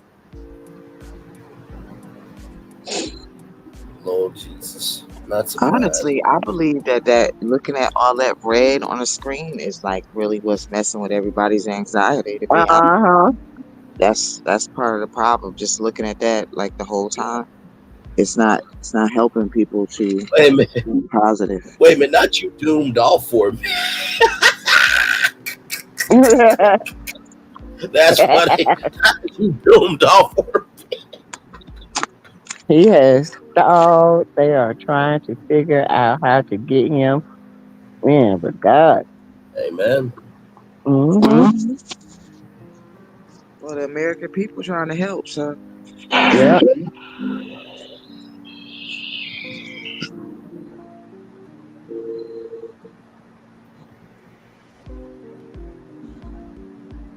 Yeah, it's very triggering, and I believe that's what's helping everybody be nervous.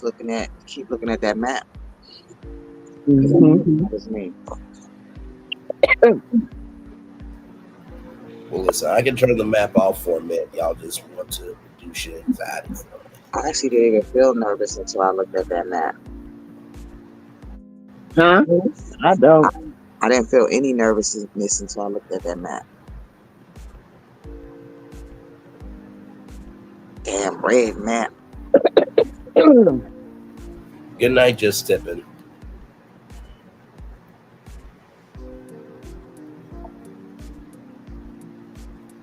Oh no, Jeanette, I'm not laughing at you, beautiful. I'm not laughing at you. No, I would never. If I wasn't live, I probably would have went to sleep too for a little while. Help with my nervousness.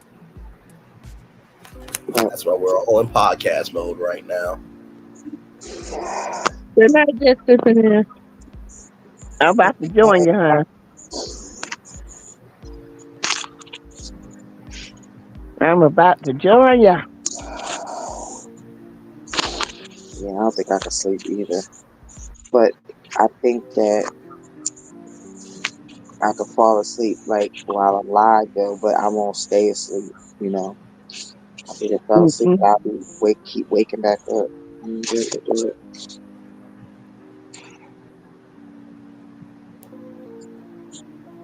Yeah, it does. You know what? This is almost like a visual green book. Sadly. If you know about the Green Book history, everybody. You ain't never lied. So it's almost like a visual green book. The Chitlin circuit. Yep. Knowing where you can go, where you can't go. So Well, the opposite of the chitlin circuit, right? Georgia went to Trump. Of course. Damn, they turned Georgia blue last time. God damn. Mm-hmm. They're like, she's black and she's a woman? Hell no. No, no.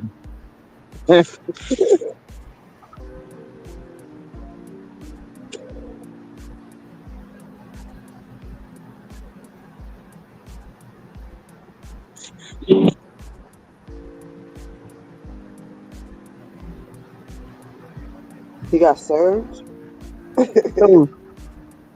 Well, if he become president, he'll just pardon him. He'll just, all that shit will go away. Mhm. All of it go away.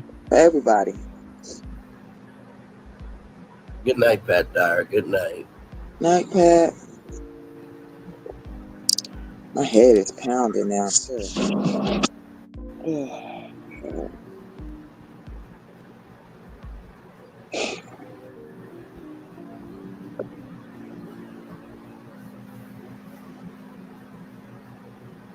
And we gotta wait all the way to the 8th? Oh my goodness. And deal with these predictions and all Like I this said, it's stuff. going to be multi-day coverage, child. This one's going to be a thorough election.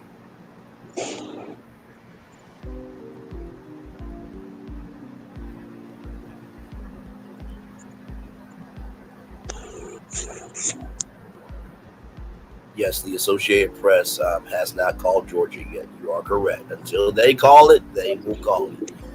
Okay, we'll be here. We will be right here.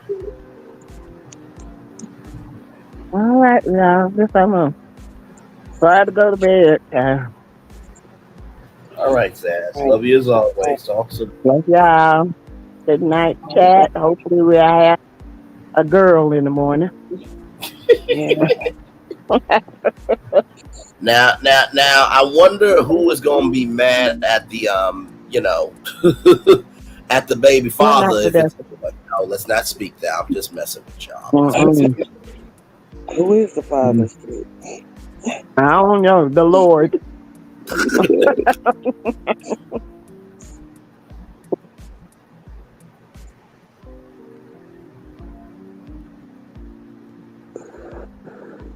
I'll get some rest. Yes, get I some rest. will. I'll talk to y'all tomorrow. All right. Good job tonight, Sass. All right. Bye.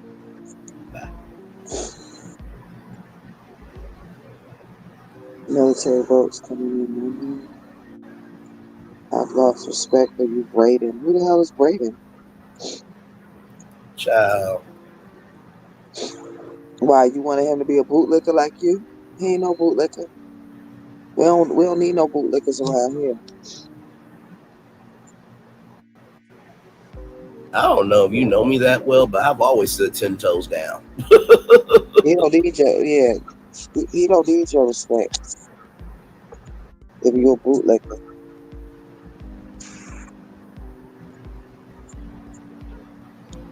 Because the gag is, child, I cover more news than this whole damn sector combined if we really want to speak on it. I don't think he talk about you covering no news. He probably wants you to be a dusty bootlicker like them other dusty black men. Well, no, listen, I go off of actual smactual information. So I don't change for the win just to exist on social media, be a one-trick pony, have nothing else to give in content. I do what I do for the culture. I do what I do because I want to, and most of all, it's always the right time to do the right thing. The words of Martin Luther King Jr. So it is what it is. Hey, fellas. We hope Kamala. Hey, Phyllis, welcome in. Hopefully, Kamala. Nobody has won as of yet. 210 to 230 right now. So.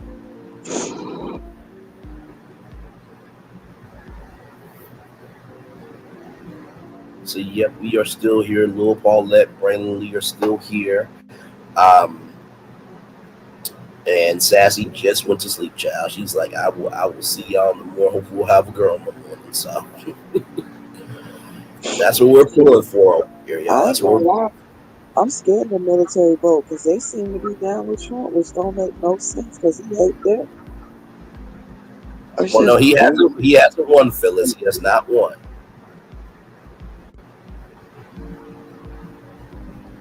Republicans control the Senate. Oh Lord. Well, if she win, then she still ain't gonna be able to get shit done. Here we go with the shenanigans. Yeah, we know Rally Rouse.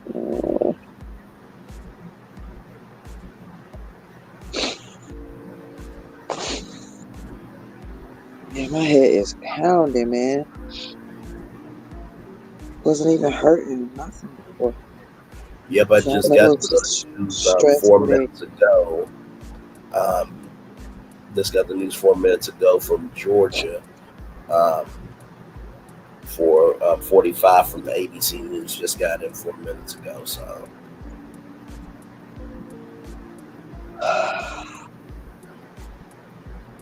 yeah, I'll show y'all how close it is. 51-48. It's literally that close. Just a 3 percentage point difference there. No, Ryan Mitchell, you dusty. And who the hell is Braden?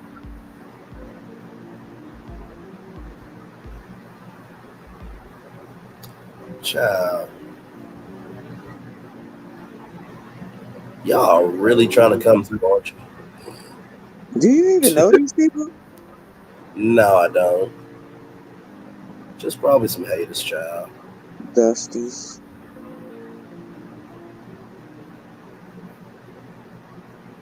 Oh, that's cool, Jersey girl.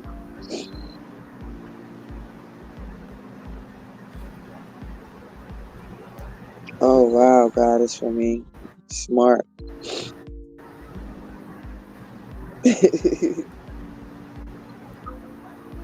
Yep. Yep, Teresa. It's gonna be the same as with Obama.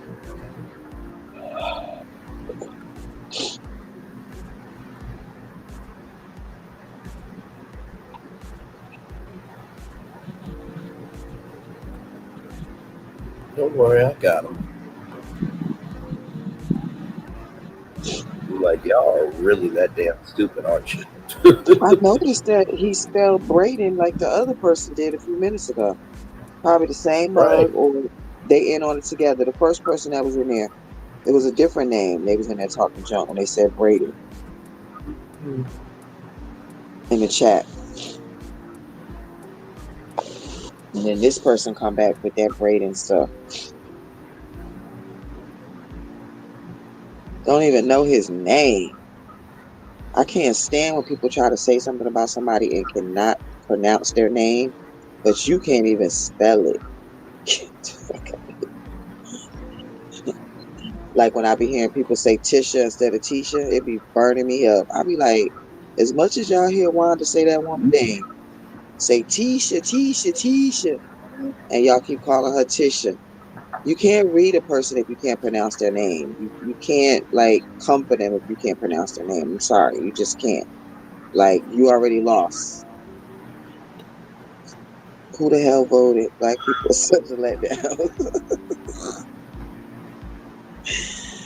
Yeah, we showed Howard a little while ago. It just looks Yeah. sad. Co-chairman speaking at Howard. Oh, yeah, black people are such a letdown.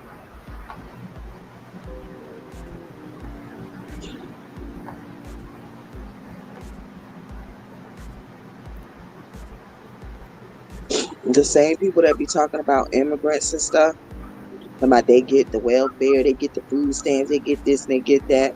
Well, Republicans are the reason why you don't get it when they do offer it. So I don't even understand why they sit around saying this stuff when they vote for the party that cuts every damn thing. I'm gonna not speak tonight.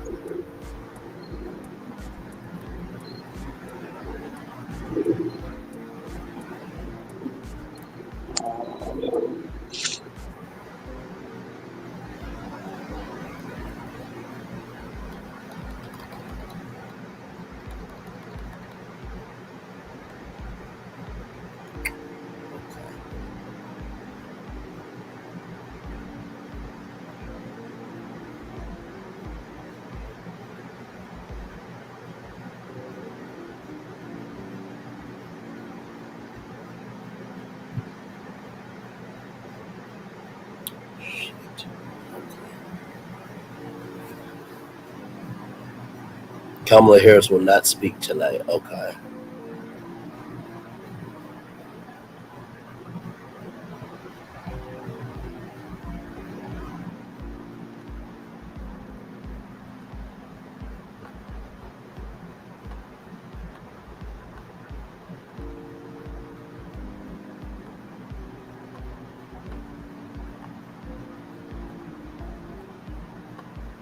Good night, Peaches and Cream.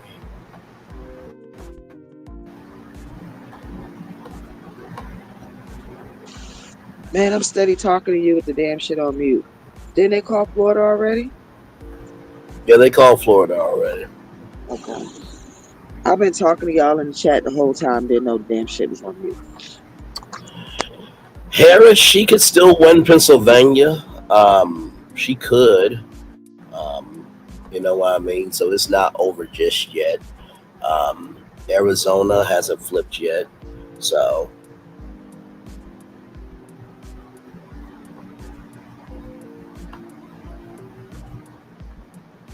don't worry, we are, child.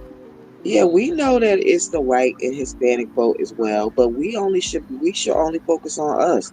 To me, that's our problem. We always talk about what everybody else is doing. So we the ones that's out here making all these videos proclaiming to love a racist, a person like Donald Trump. We're the ones trying to influence younger black men to vote for Trump and vote against themselves and stuff like that. And we're the black people. So of course we know what they do, but we gotta focus on us. Like we're the ones that's gonna be affected the most by most things that's bad. And it is a whole bunch of dusty ass, boot licking ass ninjas out here. I'm not saying they're the reason why. I'm just saying it is a whole bunch of them. Whole bunch. Yep, he flipped Georgia.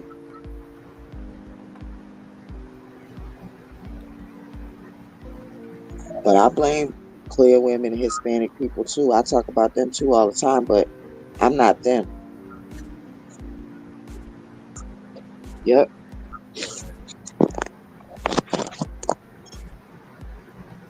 Like they have their different reasons for voting, versus black people. And I know black people have different reasons as well. But at the end of the day, to vote for a white supremacist, come on now.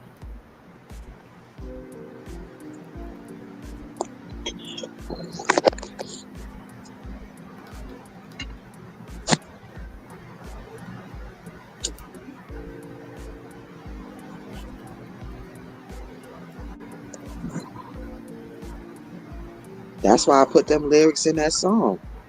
Dusty bootlickers trying to steal the vote, basically trying to encourage other black people not to vote or to vote against their own self-interest. That's why I put all that stuff in that song. I wrote a song about them trying to do the stuff, steal the vote from Georgia too. I just never put it out.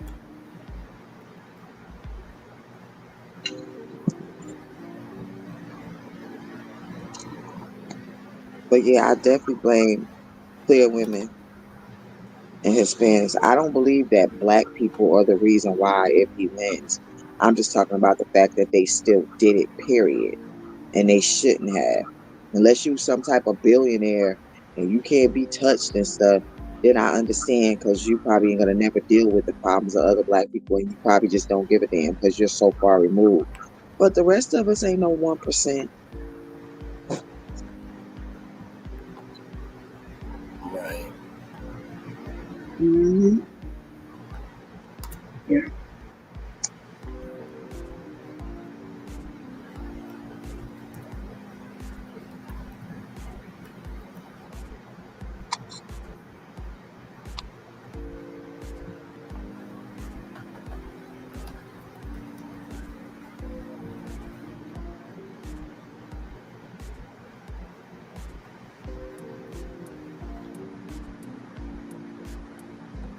Sorry, I'm still here. I'm just doing some work behind the scenes.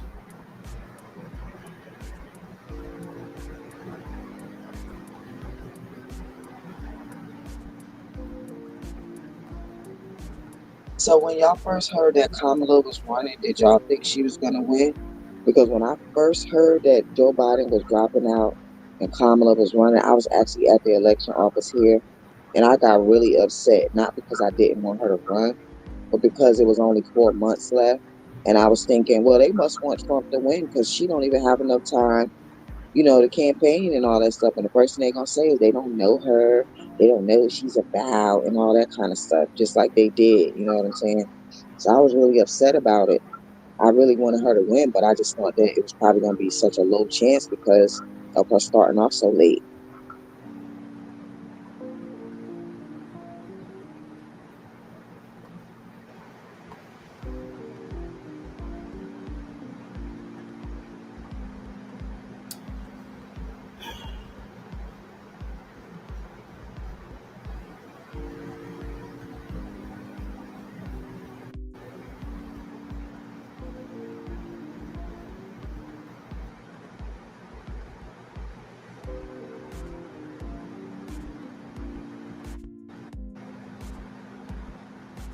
We're hoping for something different, y'all. Listen, it is what it is. Well, yeah, I don't disagree with Roxy. I'm just not saying, that full total thing, but I am going to shame black people that vote for Trump. I don't care, like, what anybody says. I've been doing it. I ain't going to stop. I'm going to keep on shaming them. And I'm going to shame any woman that votes for him, whether she's old, young, black, white, whatever. I'm shaming them. And I shame them to their face. So I have no problem with saying right to their face. I've been doing it. I'm going to keep on doing it.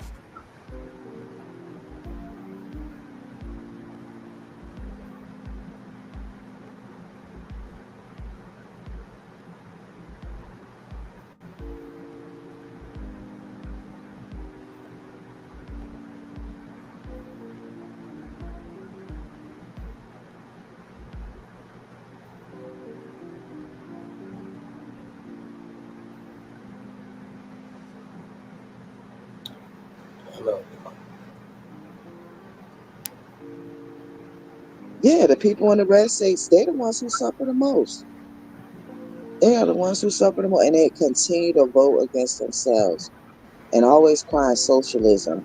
But like I was saying before, at the end of the month, they can't even get through the end of the month without getting a check from Democratic cities that are near them.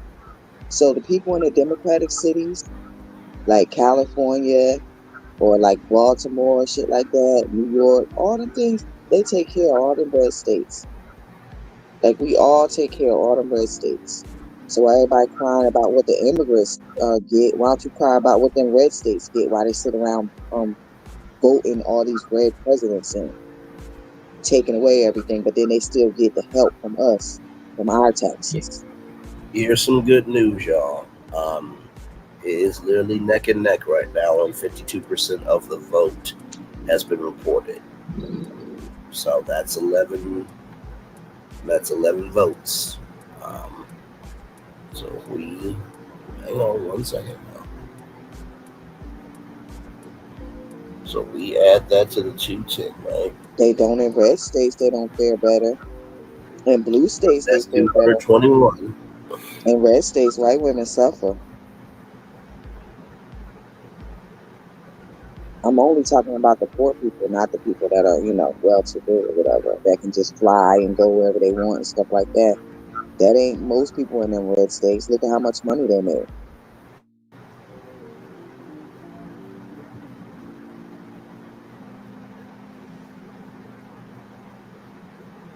And their dumbasses don't even see they get treated so bad, and they just keep signing up for it.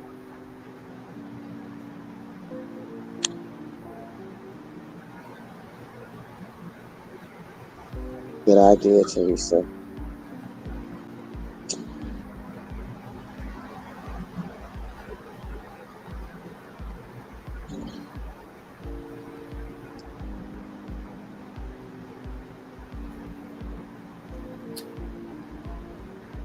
I know, y'all. I know. This is it's not over yet, though. This hasn't changed in a while, so.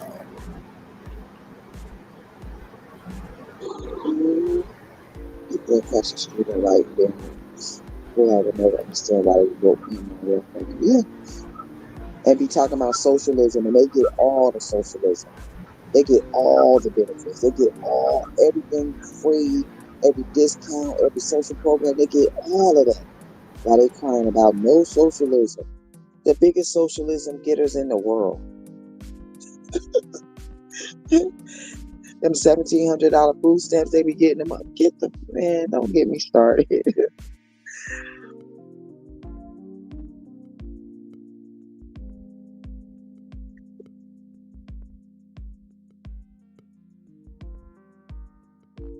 Well, the biggest socialism in the world is corporations getting welfare from the government. That's actually the biggest. And that's what he will prefer, to give money to corporations so they don't have to pay taxes and stuff like that.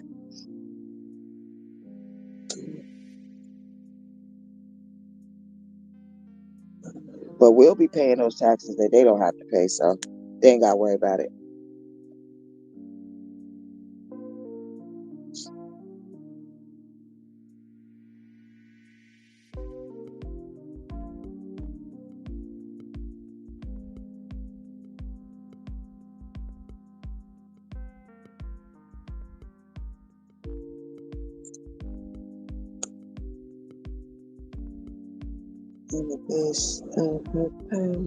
Yeah, regardless, we'll be okay.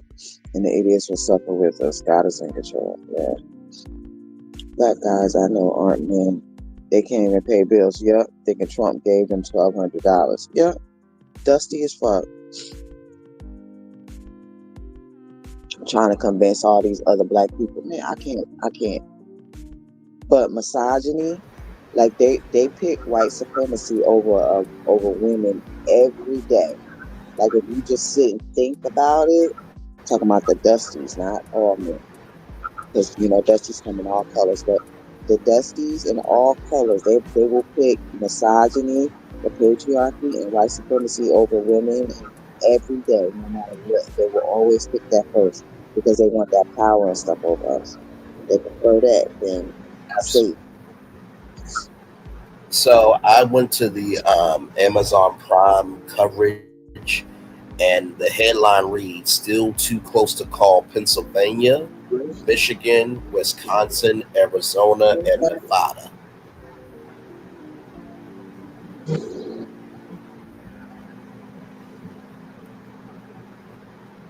So that's what they're saying, y'all, right now.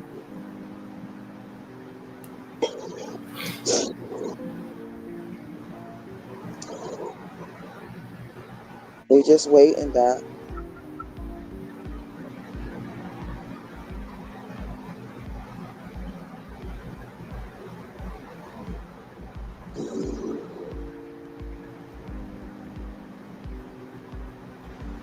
I noticed though, none of our subscribers sleep.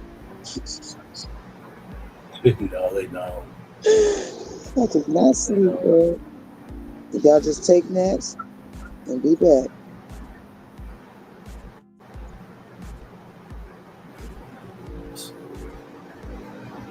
Wisconsin.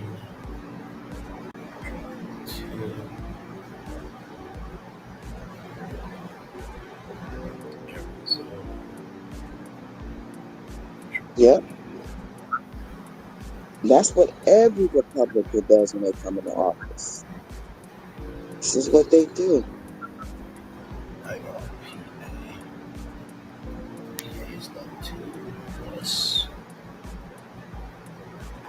I'm just seeing something. Y'all give me a moment. Hey, my degree is real. My degree is real. Welcome in. Wisconsin. Yeah, every time I speak to my relatives in other countries, they always say they can't believe that we elected him. Yep, Kaylin. Yep, future. And that's his base. They're really like dirt poor. A lot of them are. They was never gonna be all right, whether they got husbands, whether they whatever.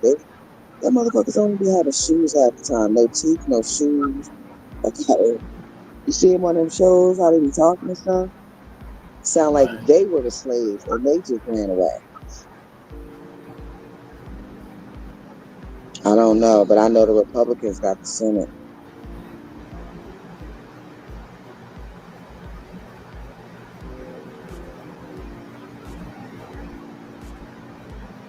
Yeah. True, it is embarrassing. Yes, thank you, Roxy. Hey, on team side. Thank you very much, Roxy, for those kind words. Much love to you. I took a nap. I'm good. Yeah.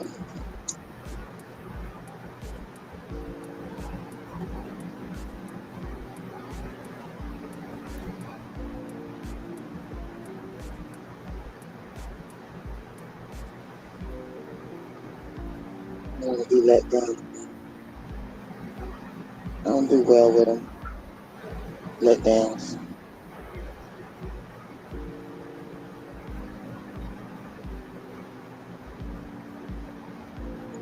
But yeah, I won't be surprised either way. I'll be happy if she wins, but if you win, I won't be surprised because this is America. With 3K seats.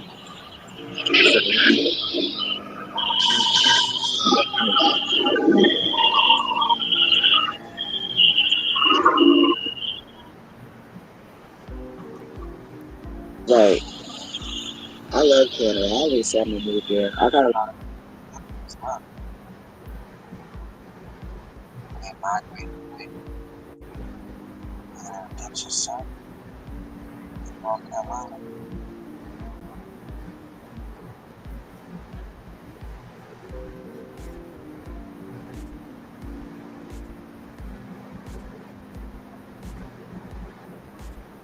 Yeah, project. Yeah, because if he wins, we don't vote again. They just put like his daughter in office and his sons, and you got enough kids to go down the line. You got an 18-year-old. It'll just be Trump forever. I know I'm gonna leave this country. It's in my plans, and I'm following them. I'm thinking about it.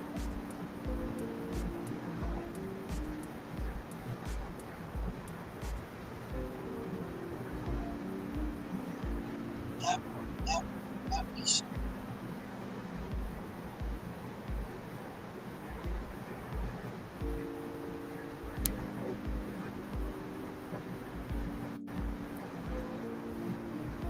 I expect it from them, but it's just terrible when it comes from us.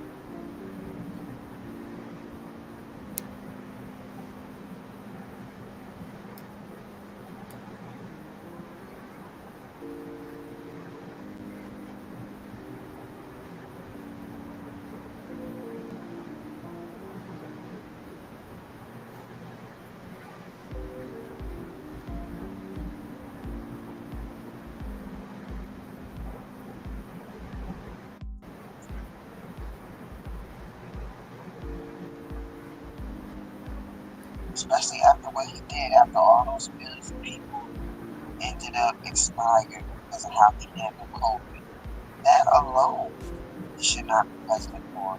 And then, of course, January 6th, but the COVID thing, throwing the paper towels, holding the PPP from the states, if it was a Democratic state, not giving the PPP, like all of those things are concerned. But we got to show attention to this stuff. So, you can tell somebody some 2 weeks later, everybody got all about it.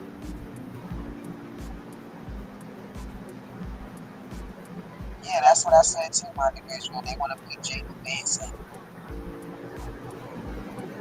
All right, Doc. Okay.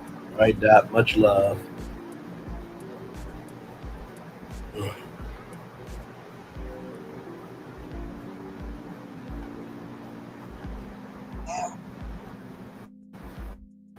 I want to go to Canada. Only reason why I ain't go is because it's cold.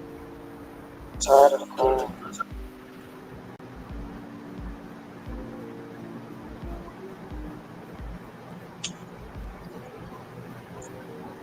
But you right there, Mark. Hey, up. Just go to Canada.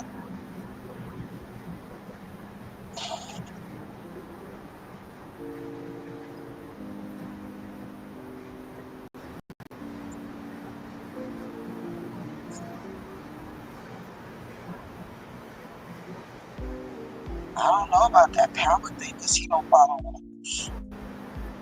So, that's the thing. Yep. This lady told me, he said he gonna leave it up to the states. I said, well, do a state have a right to tell you what you can do with your body? And she got quiet. State don't have no right to tell nobody what to do with their body. He said, so you telling me that these clear men that sitting up there, they get to decide what you do? Because I had said to her, she like 56, 57, I said to her, you better not have specs no more, because if you get pregnant in your tubes, you might as well plan your funeral. No. I said, oh, I forgot you live in Maryland, so you'll probably be all right. But then I said, oh yeah, not if he get in office again, because he gonna make sure all the states ain't gonna be, he gonna do a federal man. No. He said he's gonna leave it up to the states. I said, how do you believe a liar? I just told her, I said, you're a bootlegger, and I don't respect bootleggers, so I can't keep talking.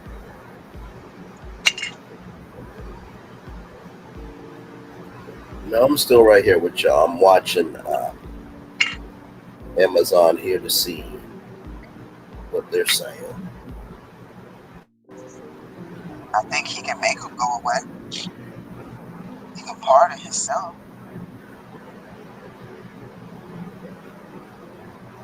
Yeah, they all believe that. After he kept us without no money all that time just to send half of the money that Biden had to come in, get elected in, and then send the other half. I mean, neither one of them sent us enough money because other countries get $4,000 a month. We got one $1,200 check. Plus the unemployment after he was able to get it. And that was a nightmare. Sassy gone. Yeah, Sassy went to bed, y'all. We are still here, just chilling, because at this point, anything can't happen.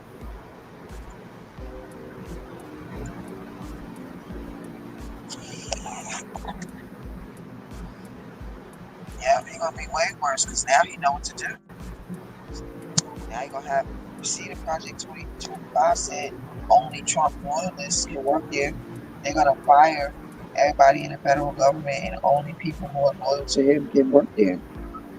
And that's why he gonna put Judge Cannon and one in Florida in there. I heard him do an interview and he told the people on the stage, I would put somebody on the Department of Education, he gonna get rid of it. He gonna put somebody else in place. He told them, maybe you. Yeah, It was a newscaster. It was a newscaster. No news to Pennsylvania yet, Nikki News. No news on Pennsylvania as of yet here, so.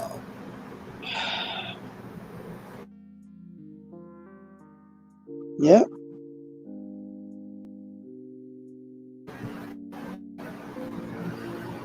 But the thing about his supporters are, they know.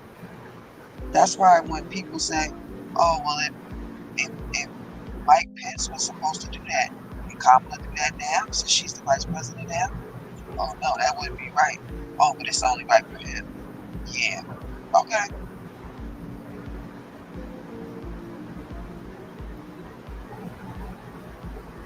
Yeah, I feel you. I'm tired too.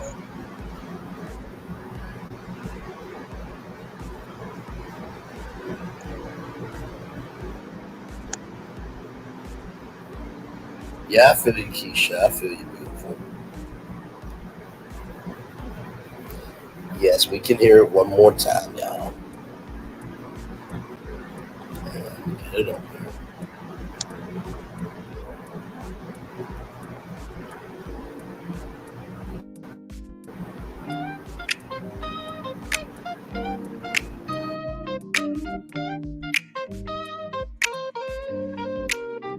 I stand tall, I stand proud as a black woman, ain't no doubt. Kamala Harris rising, she's leading this bout. First black VP, now running for the crowd. Breaking every ceiling, she's taking it down. 10 miles by her side, they're ready to fight. To fix what was fumbled, they're bringing the light. Abortion rights on the line, they're taking a stand. Correcting the wrongs in this divided land. Trump tried to talk, but he couldn't speak truth.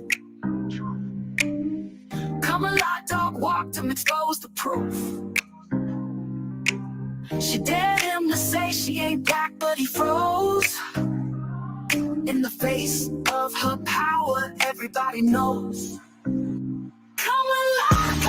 you're the one we need. First woman, first black, you're planting the seed. For justice, for truth, for a future so bright. Harris 24, leading the fight.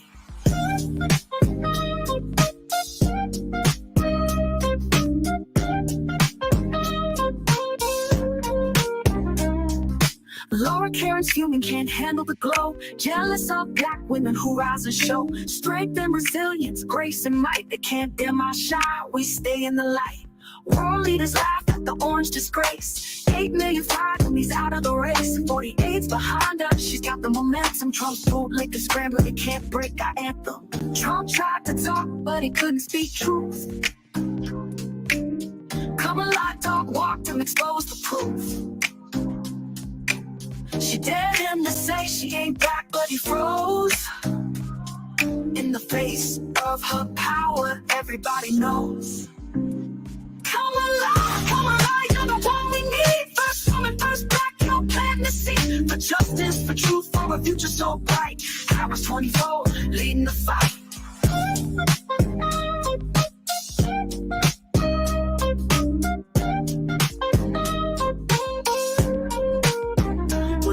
The lies, the hate, the suppression. Kamala's voice brings hope and progression. No more bootlicking ninjas trying to steal the vote. We're rising as one, the truth we promote.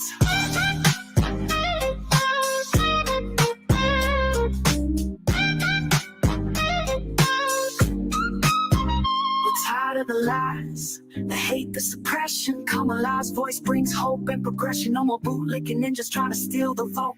We're rising as one, the truth we promote. Kamala, you're the one we need. First woman, first black, you're planting the seed. For justice, for truth, for a future so bright. Harris 24, leading the fight. Kamala's out here, the future is clear. The White House awake, she's drawing near. From VP to president, breaking every chain. Kamala Harris is bringing the change.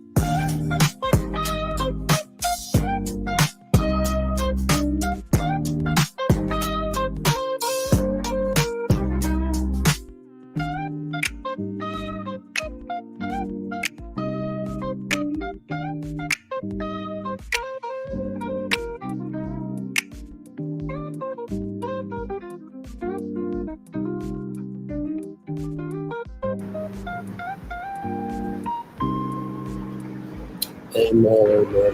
Hey, everybody, we are still here to see if anything is going to change here. Right now, it is 2:47:45, 2:10. Kamala Harris from the Associated Press.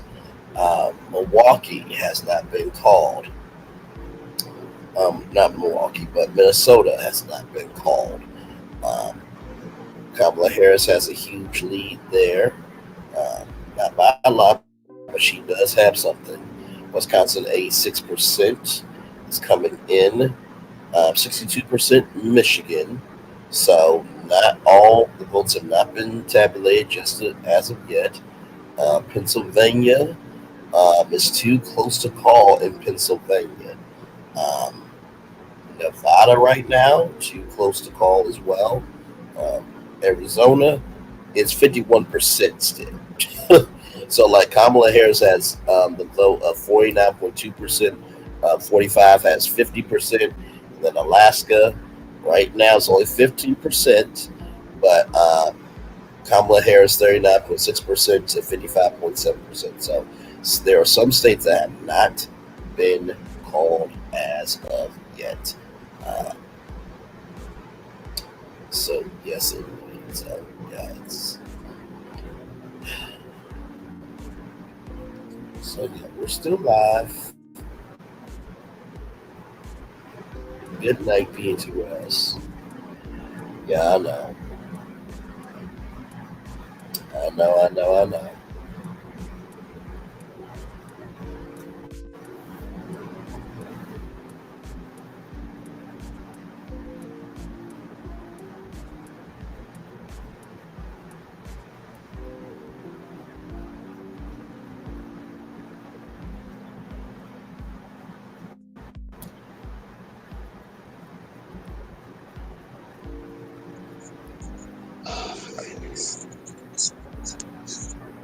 It's getting chilly out here.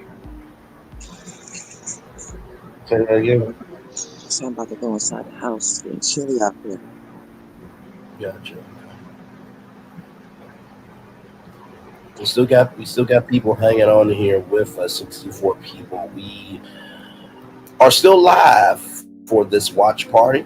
Um, I said to my good coworker, friend Bishop, there is no rehearsal, just live TV. Excuse me. Go, with what the story is. And you see the same thing that I'm seeing, and Paulette seeing that we're all seeing, but it's not over until it's over. Um, I'm sure that they're trying to fight this. Of course, as y'all know, at midnight we're supposed to get Georgia in Pennsylvania. Georgia has been called for 45, um, but Pennsylvania has not been called yet. Pennsylvania has not been called, and that is 19 votes there. Um, polls just closed in Alaska at 1 a.m. 18 minutes ago.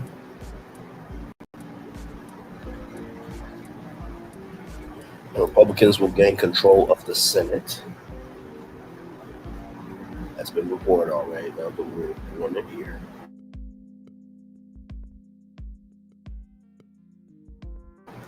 But yes, indeed. So we are here with y'all. Okay, 214.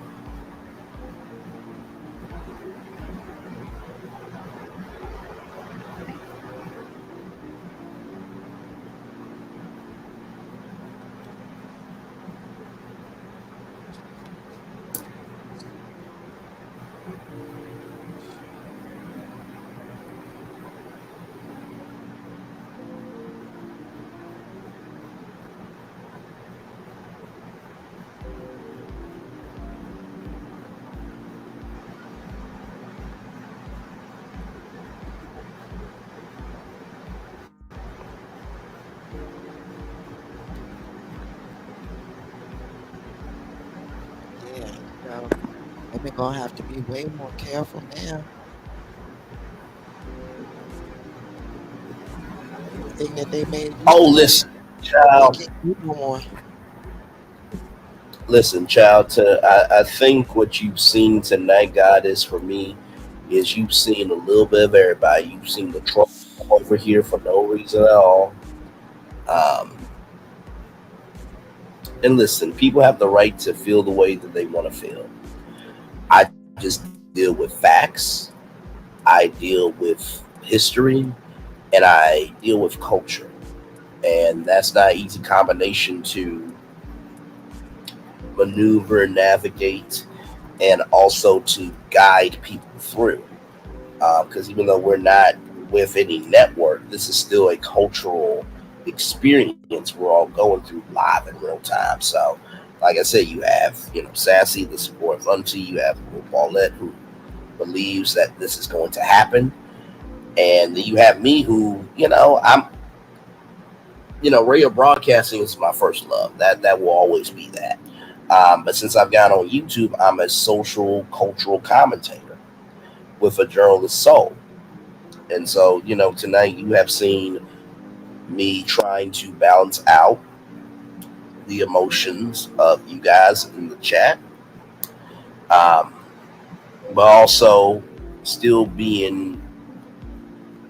having integrity with how we talk about this here, because we do have to deal with reality now. it's not over until it's over. That's why, PNC Ross said that, military vote has to be in on Monday. Teresa said the military vote came last Monday. Oh, I thought PNC Ross said that the vote had to be in on Monday. Right, and then Teresa came back and said that it already was counted last Monday. Oh, okay. My bad.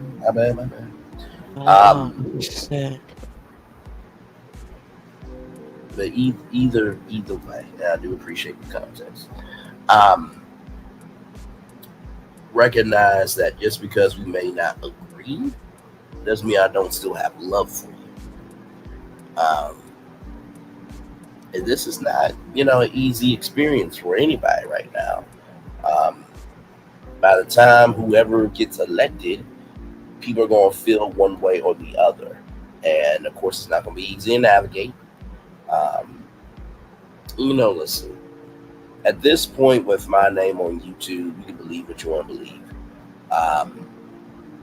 But like I said, I will still cover this because it is important and people really want to say I'm, this, that, and the third. Then that's them because they only know of me on YouTube. They don't know me in real life that I am bigger than just an election watch party. I'm actually about the culture. I'm about our people. And most of all, I'm about the possibilities of what we can be besides what society can say about us. So if they believe off of this one election party of me and us protecting our space over here to be this, that, and third, that's on them. And that says a lot more about them than it does me. Night, Janetta. Hey, Janetta.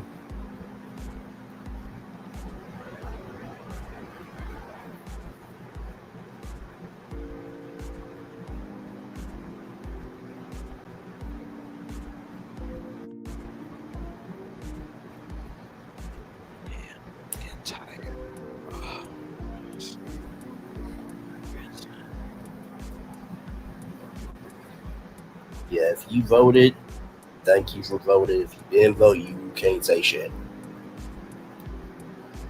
You can't. You can't.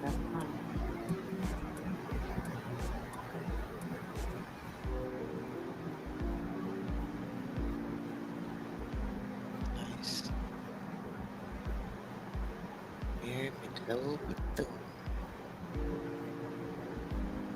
Nice.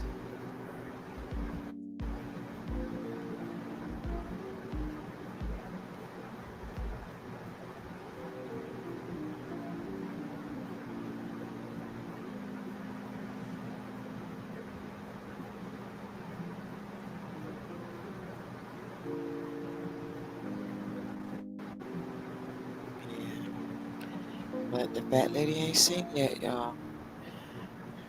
I am disappointed in those houses and stuff. The Senate. It's ridiculous.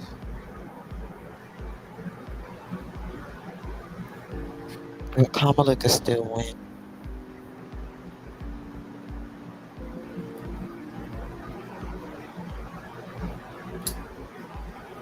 If anything has been proven to us rather in 2024 is that anything can happen.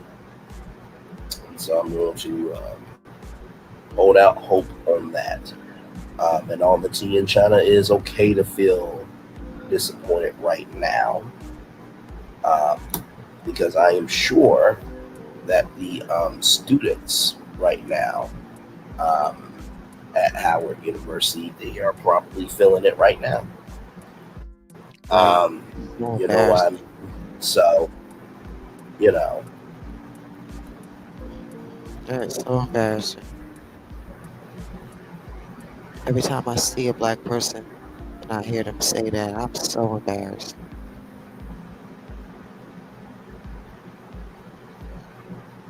Sad.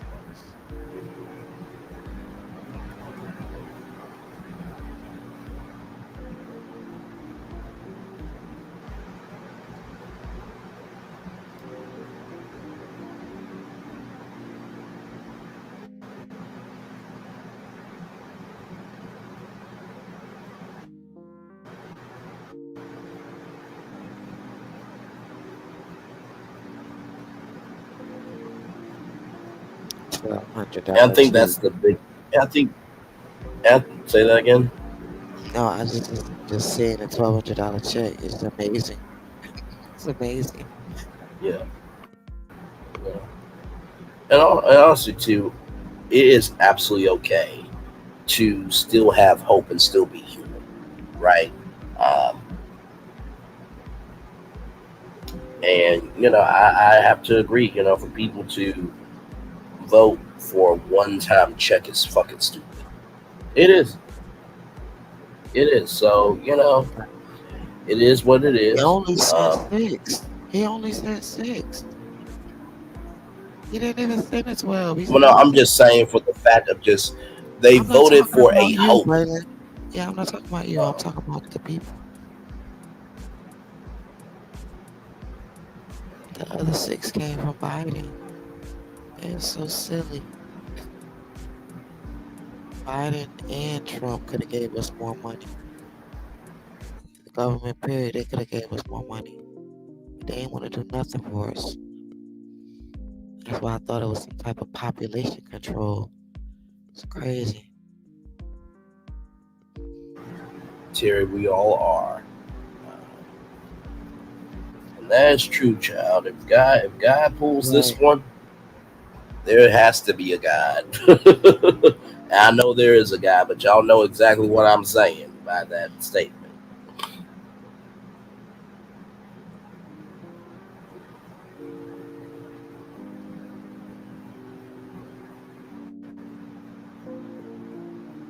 Well, when he said he was bringing back stop and frisk, so when he bring back stop and frisk and get the police full immunity to unalive them and all their friends. I agree with you.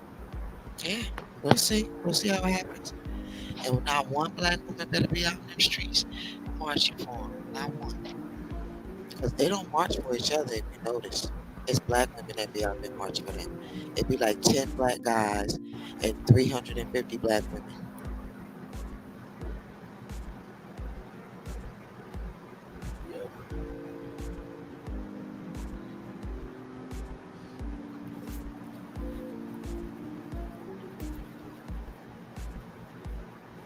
Yep.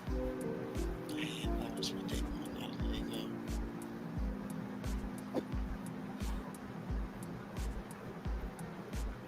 Yeah. No need to be shocked. I knew what it was. But I still think she can win.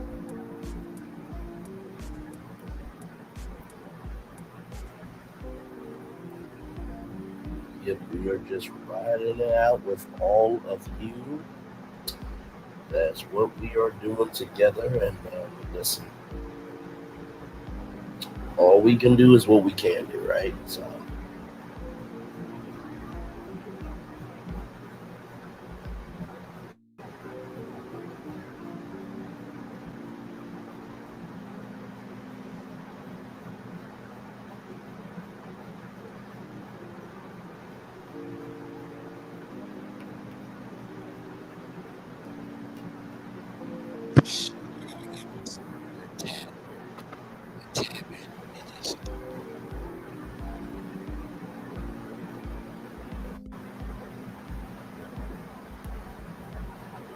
You too, Lord C. Jones. You too. Yeah, I understand, Lord C. Have a good one.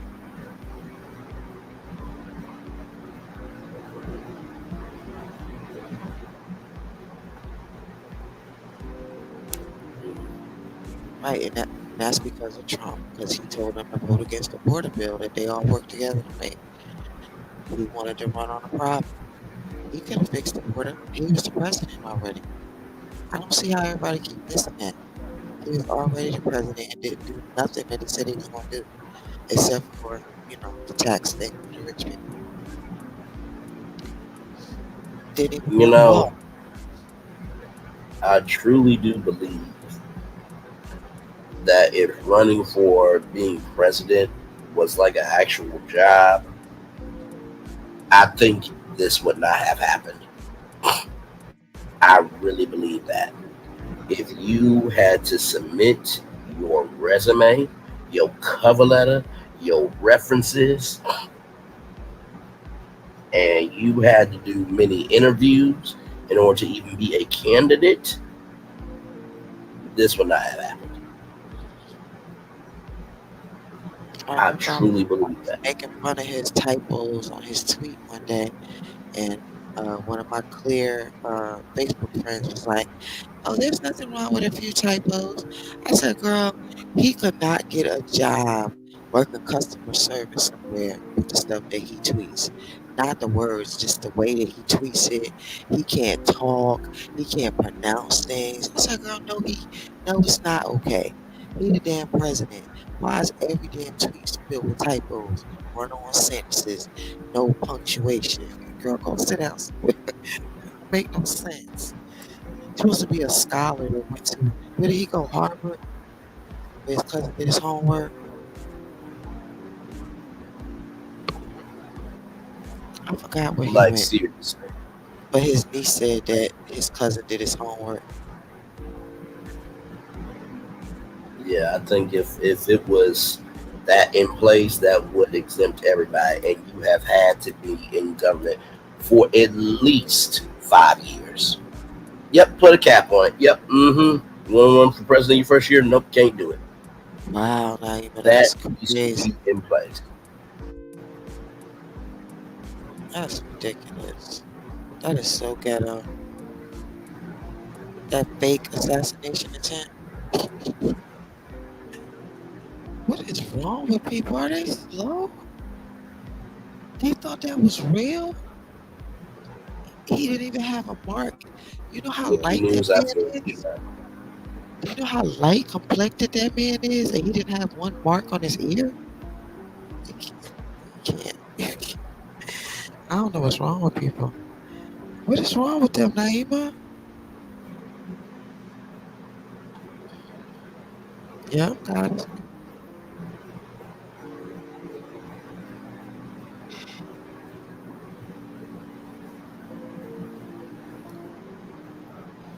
I'm about to take my ass to bed. I'm yawning like 20 times in a row. Child, I feel you. Right. And when they don't get it, they're going to be like, well, what happened? Yep. I told my friends that too. And then next thing you know, they was raiding in my hometown. My same friends lived in that hometown. Yep. So that's why I told them, I said, they coming after us next. What is wrong with y'all? But I tell you, the problem with a lot of Dusties is they want to be their white daddy. That's what they want. They want the power. You know, they want to be able to treat people the way that they treat people. They want to be able to be the white daddy. That's what they want. Girl, you taking Benadryl and melatonin? Wow.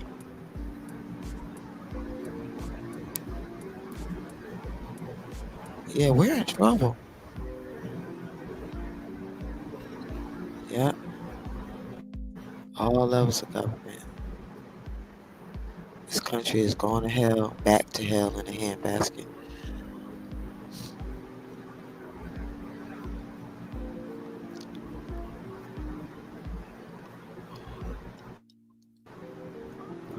I feel you on the team, child. I feel you.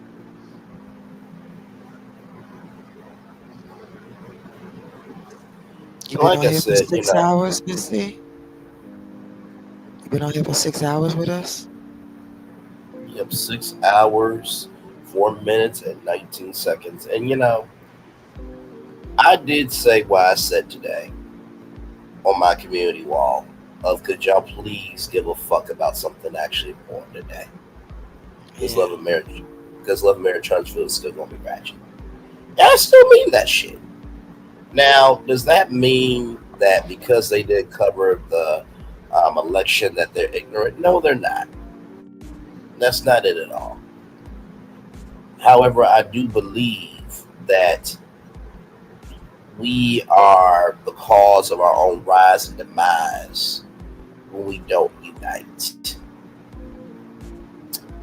And there was probably more Love and Marriage Huntsville today than the election.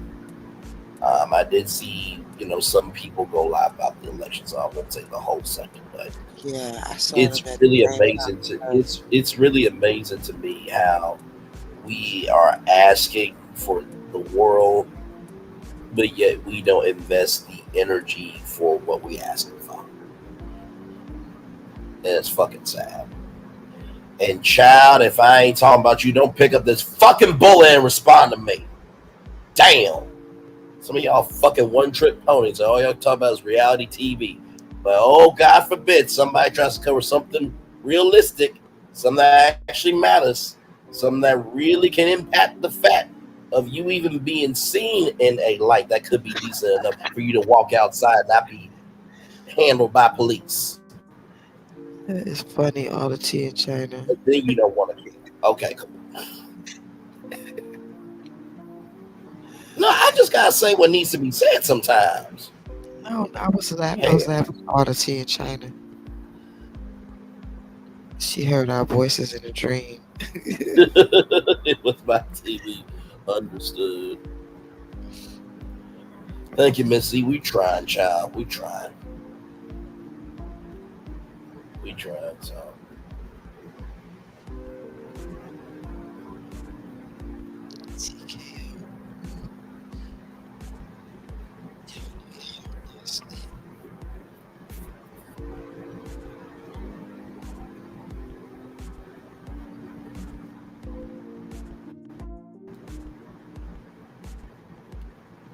No, you did. You absolutely did, Linda. We thank you for what you did.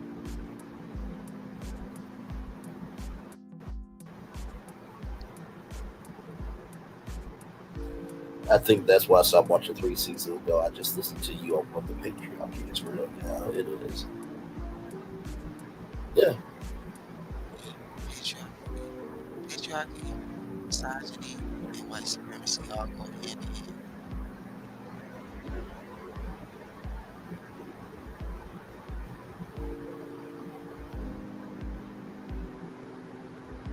I'm with you. I am. I'm just being still in my. I'm being still in my belief. But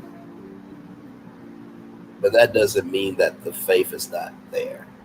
Being still in your belief to me means still have the belief, the hope, and the positivity, but rest in that space. So that's where I'm at with this right now. So, but yeah, I had to get that off my chest because I know somebody gonna go live and be like, I know Braylon didn't say that. I'm a one-trick pony. I don't do nothing else. I don't give a damn about our culture. I never said that. That ain't for you. Don't pick it up. Sometimes a hit dog will holler. Shit. Anyway, we're still chilling.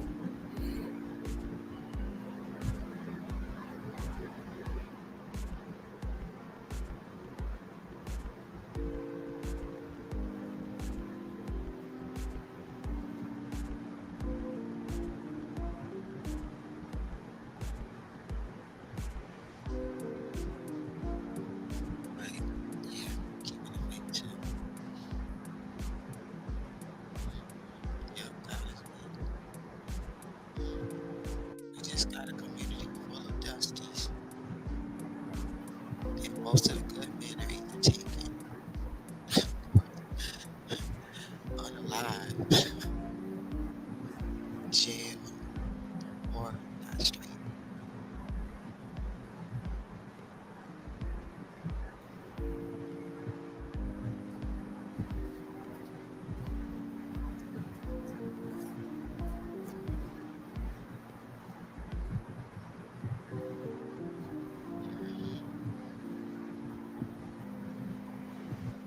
I used to always tell people that. Do y'all notice that we don't even have an America, like a woman president?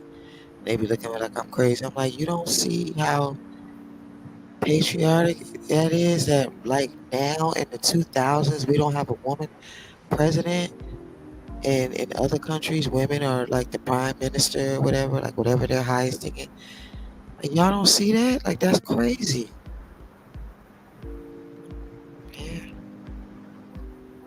that was years ago.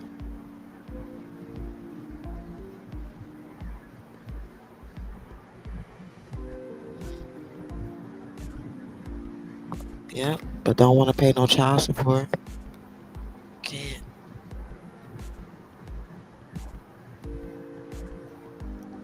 But they'll be out here trapping women like they always do, and then say the women are trapping them. But it's men that really trap women with babies.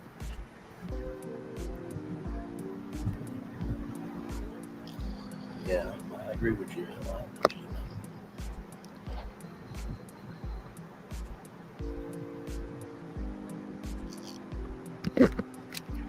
But I do believe the majority of black men and women voted for Kamala.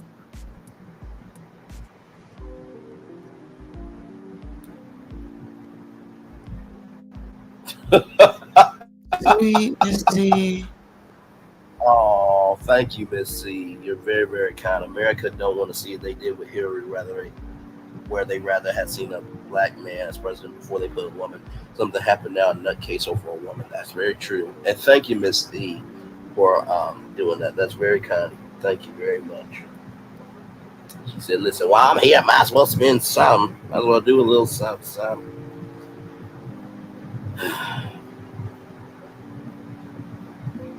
Like I said, just rest in your positivity, y'all. Just rest in it. Thank you, Miss E, for that. That was very kind of you, for real. Thank you. Love you. My daughter China and I went out today and made sure the people in my family know. I mean, convinced them what our outcome was if they did. One person said it doesn't matter if we vote, he's going to win. My cousin told me that too.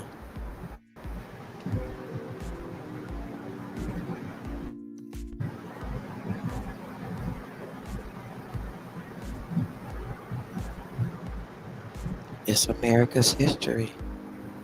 People can't help but go by the history.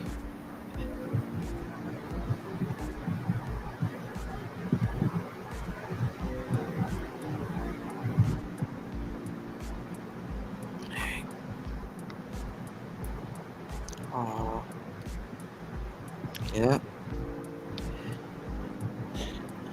The history of this country, the so-called not racist country.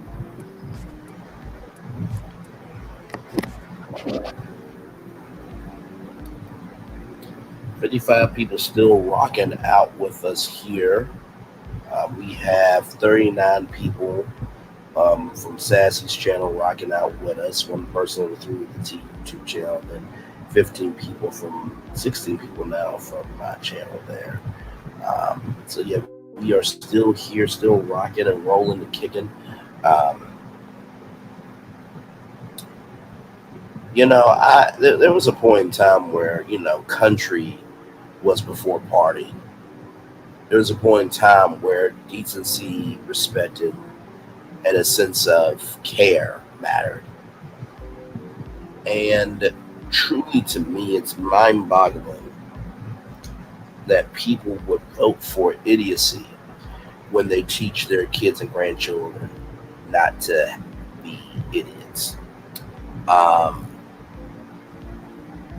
the thing is, the decision that people made today, they don't recognize that for the next 4 years is not just going to affect us, but it's also going to impact them.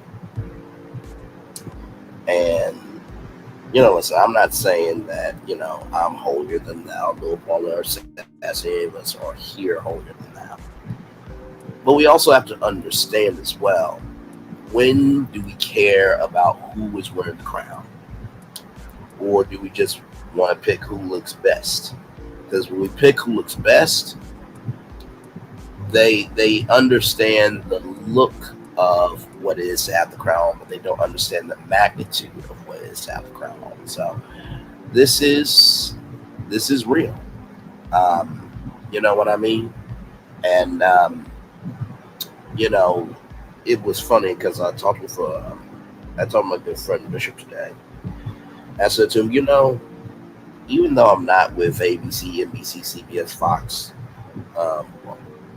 Fox in terms of, if we did Tubi coverage, you know what I mean? Not actual Fox News. There's no way in fucking hell I work for them. Because they can't handle me and they don't like black people. So, or anybody that doesn't know black people. But anyway, so, with that being said, I wish that BET had a news division, because right now that's what this country and this world needs. This type of coverage, maybe not anchored by me, Sassy, or Paulette on BET, but there needed to be BET coverage tonight. I mean, hell, they could have at least, done a own live special of election night live on the Oprah Winfrey Network. But like I said, people focus on what they want to focus on, but nobody likes to take a swing anymore from the culture, and that's quite sad.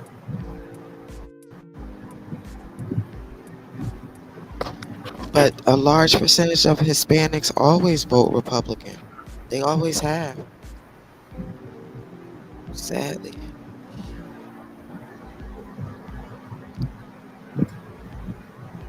I know all the teen child. I know, beautiful. Like I said, I'm resting in the positivity of just the belief that something can happen. That's legitimately where I'm at, because now they'll just keep looking for more negative progress, to program us and keep us distracted. No, I'm with you.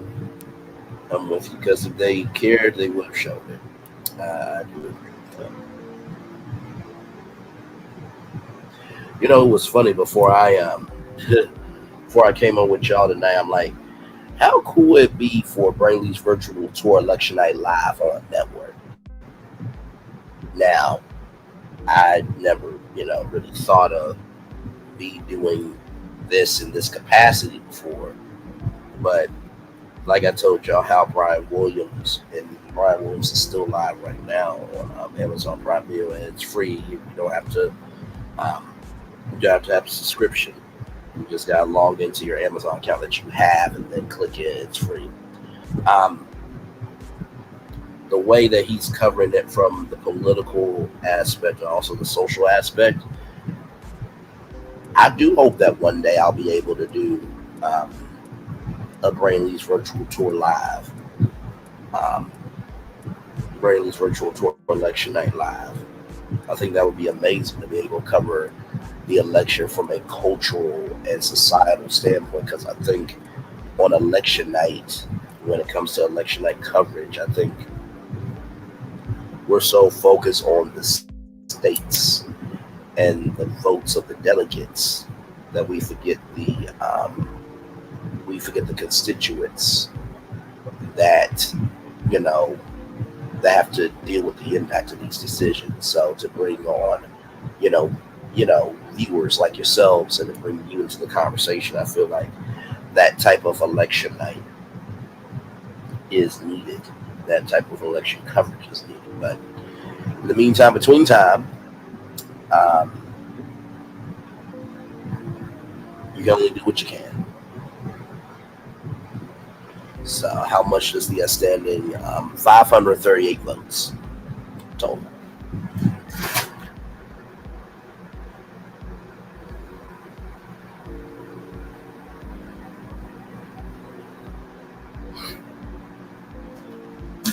Now, of course, when I do Braylon's virtual tour election night live, please understand, it's not going to be your mama's or your daddy's election night live. I'm going to say exactly what's on my mind because they called me.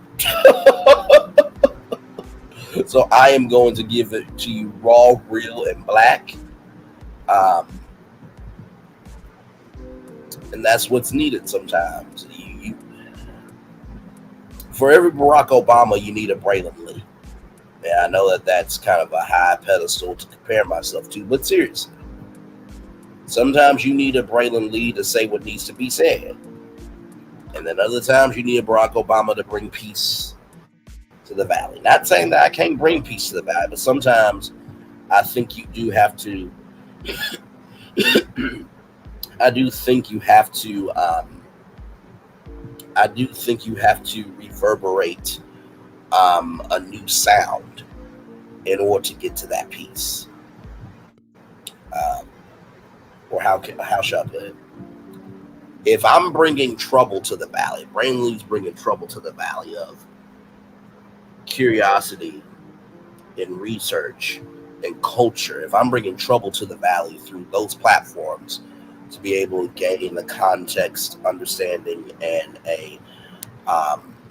forming a point of view that can help us all.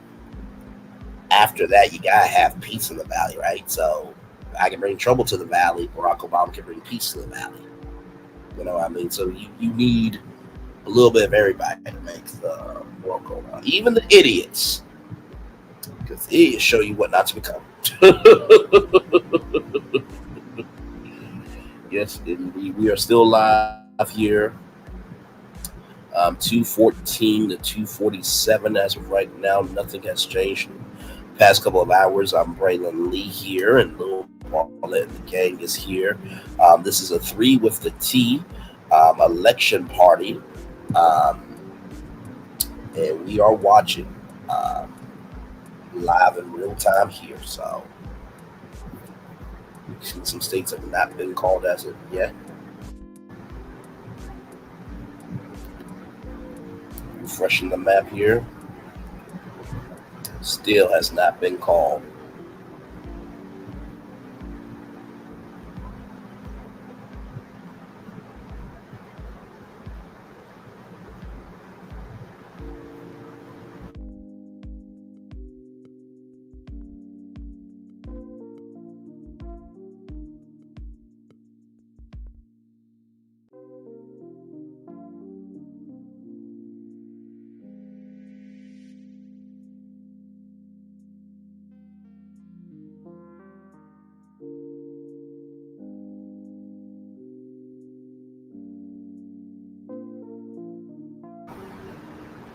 Well, listen, allow yourself to know that there is a new day today. And like I said, in the morning at 11 a.m., okay, just moved from 2:47 to 2:48 now. It looks like that is Alaska, if I'm not mistaken. Let's see here. 26% reporting the vote there. Like I said, Arizona, 51%. You see how close it is. 50.1% for 45, 49.1% for Kamala Harris. Nevada, 78%, 51.2%, 47.2% Kamala Harris there. It looks like here that Minnesota might be going to Kamala Harris there with 10 votes there. Wisconsin, 89%. Michigan, 68%. So Michigan can still be a winner there. And Pennsylvania is the big one. It is the big one. So there's still some states out there that have not been claimed as of yet. So.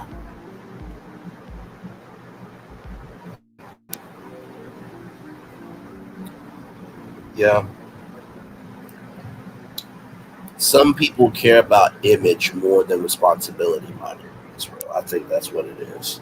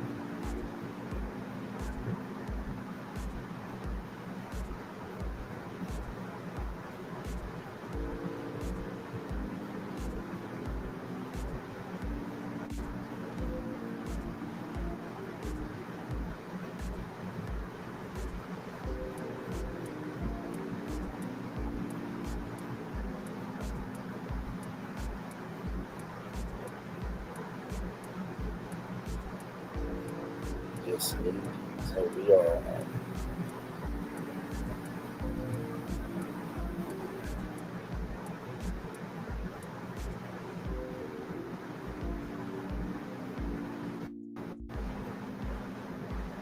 We're still here with y'all.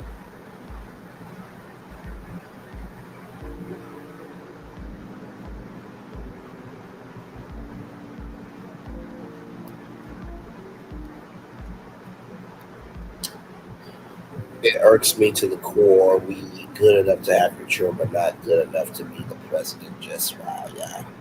No, that's a sad state of affairs. It really is. It really, really is. We are still live with you all, 56 people in the building with us. Thank y'all for riding out with us here. We have been on for 6 hours, 26 minutes, and 56 seconds here. 18 people from my channel is watching me right now. Sassy's channel, 35 people still hanging there with her. One person right through with the T YouTube channel, 2 people from Paulette and the Games YouTube channel. So everybody is here watching us. Thank you so much for being here. We are up with y'all, getting close to a 6.5 hour live. I don't know if I'm gonna beat Brian Williams because he started at 5 o'clock. But we are here with all of you, and honestly, let me tell you something. Shout out to all the networks covering this thing because they have been up since 4 o'clock this damn morning with the for the networks like ABC, NBC, CBS. They have been up with their pre-morning shows, right? So we got America This Morning early today, CBS Morning News. So they have been up since 4 a.m. So please give it up for all of them and to all the local TV stations, to all the news radio affiliates, and everybody in between, truly. Even the newspaper reporters, the podcasters that are live on location, recording live podcasts as of right now, to even the TikTokers, to all the live streamers. Journalism is not easy. And, you know, it irks my fucking soul when someone says all you have to do is walk onto a set, sit down, and read a teleprompter. It is much more than that.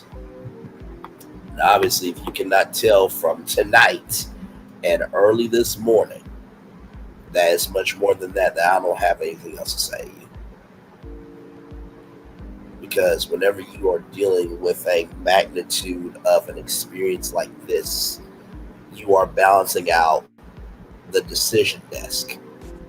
You are balancing out political perspectives that might be different from your own. You are dealing with societal issues. And then imagine you having an IFB, or like imagine if you had an earbud in your ear with a control room telling you, hey, you got 3 minutes left in the segment. Go to break. Welcome back. And you do have to do your research. Absolutely. You got to be knowledgeable on all subject matter. And that's what that team is for. So for anyone to say that all you got to do is walk in to a set, sit down, read a prompter, you're also disrespecting the staffs and crews that have been making lower third graphics, that have been in voiceover booths all day long, that have been set up in battleground states for all those live shots, have been on the phones, calling, texting, emails,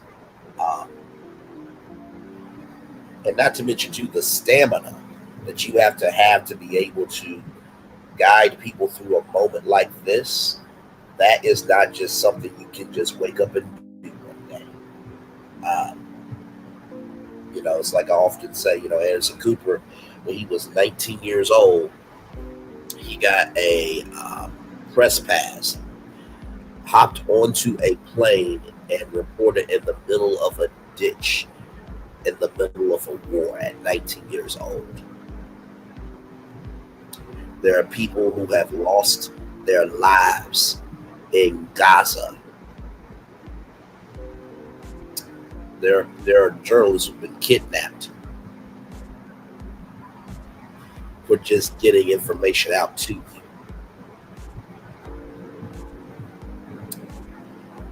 You want to know what the real gag is? For all you saying that you hate journalism, you also hate Entertainment Tonight. You also hate Extra. You also hate Access. You also hate TMZ. You also hated the Wendy Williams show. You hated Jennifer Hudson, Tamron Hall, Oprah Winfrey, all the talk shows in the 90s, Inside Edition, Channel 1 News. You also hate the Jasmine brand, its own site, Neighborhood Talk, Gossip, Concrete Meat, and many, many, many other outlets. But Braylon, that's different though. So if you can care about those outlets reporting on things that, sure, they're important, they're entertainment, but yet you think all journalists do is just sit down, walk onto the set, rather sit down, read a prompter, but yet you can respect them, get the fuck out of my face.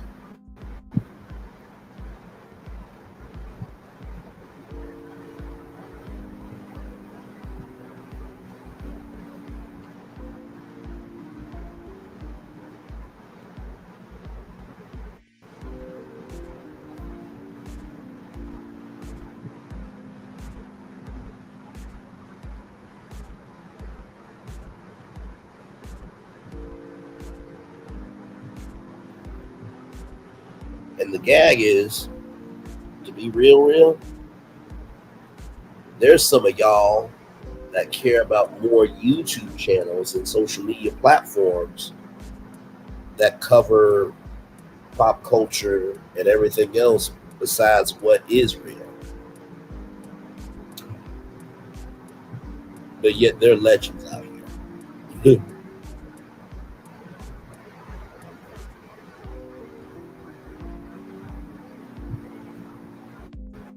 But yet PBS News Hour, Democracy Now!, The Young Turks, Brian Tyler Cohen, Majority Report, Ring of Fire, some great online YouTube channels that deliver real news. But yeah, all those gossip YouTubers are more important. Okay, John.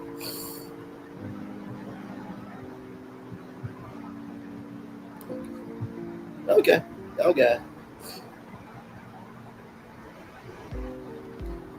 Before anybody says, well, Braylon, you also cover pop culture entertainment. No, you're absolutely right. But like God is for me said, it's versatility also. Check my resume before you open up your mouth about my resume. They just announced that 45 is going to speak shortly.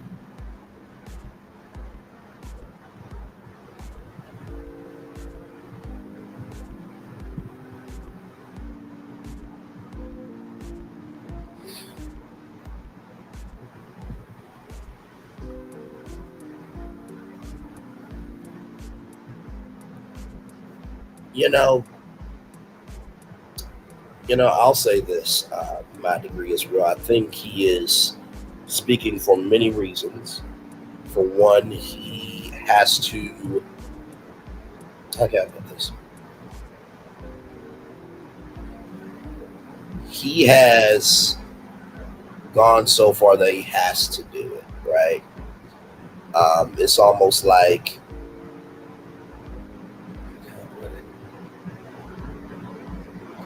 that. It's almost like, Risa Tisa, Who the Uck Did I Marry? And y'all remember how that man went out every day for work, but yet he was sleeping in his car. He's got to do this at this point because that's where he is. And I think that's what's going on. He's made it this far, so he's feeding red meat to his base, quenching, their thirst, right? Number two, the optics of the situation, right? You want to pounce on what could look like a win, right? But number three, he has to maintain the image that he's put himself out here to be.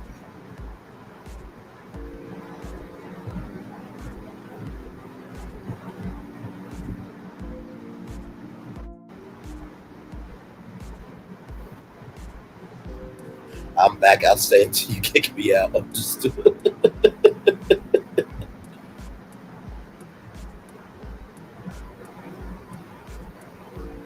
yeah, that's why he's speaking.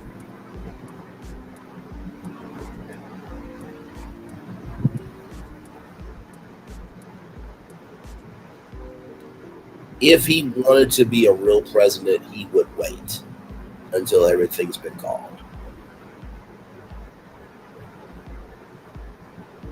Because there could be a chance.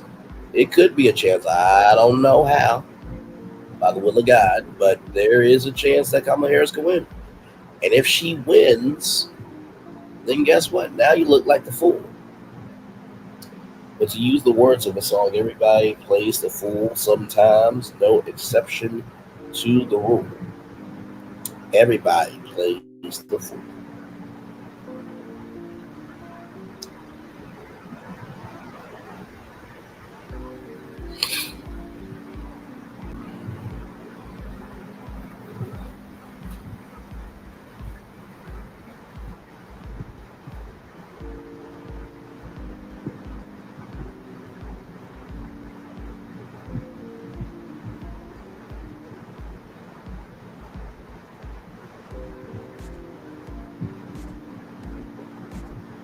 You won Pennsylvania?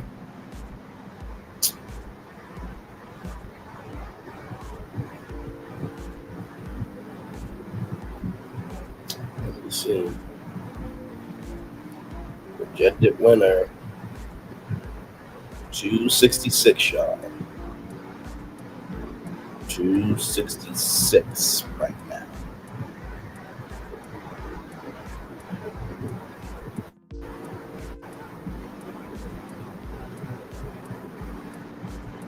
So Pennsylvania, he's the projected winner there.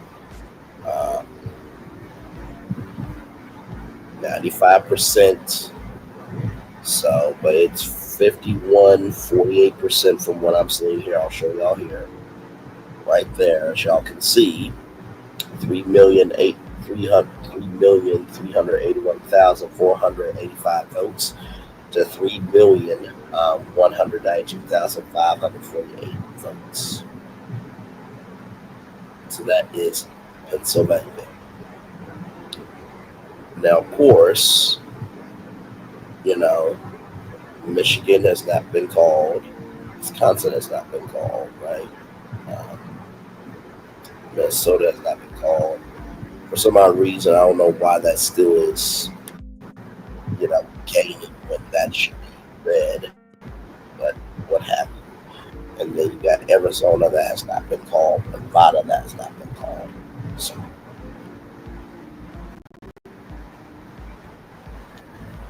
kind of wish Puerto Rico was a state right now, don't you?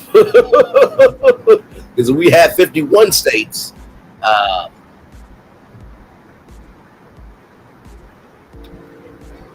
don't think it would be this. Back to the map.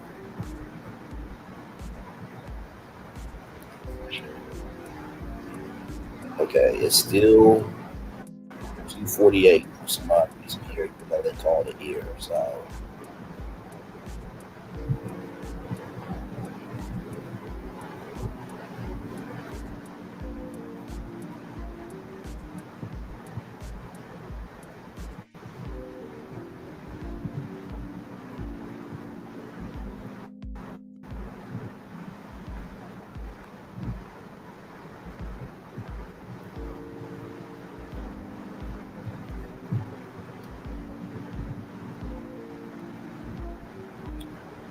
I do not know, my friend. I do not know. Y'all stay right here. I'll be right back. We're still live. 3 with the T. 6 hours, 40 minutes, 27 seconds. We are live watching this thing all the way out. Glad to have all you here.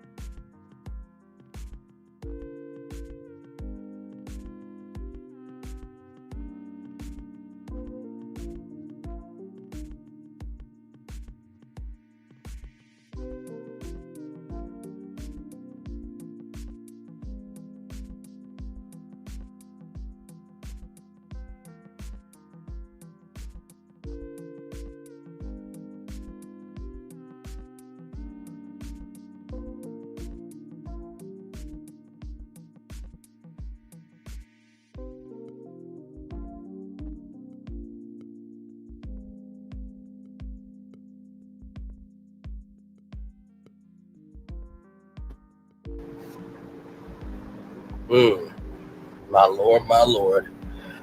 Nebraska gave Kamala one electoral vote and the rest of 45.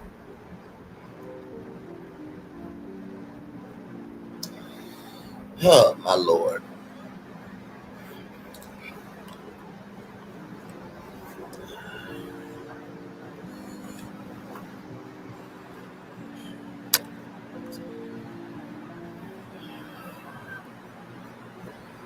We are still here with you all.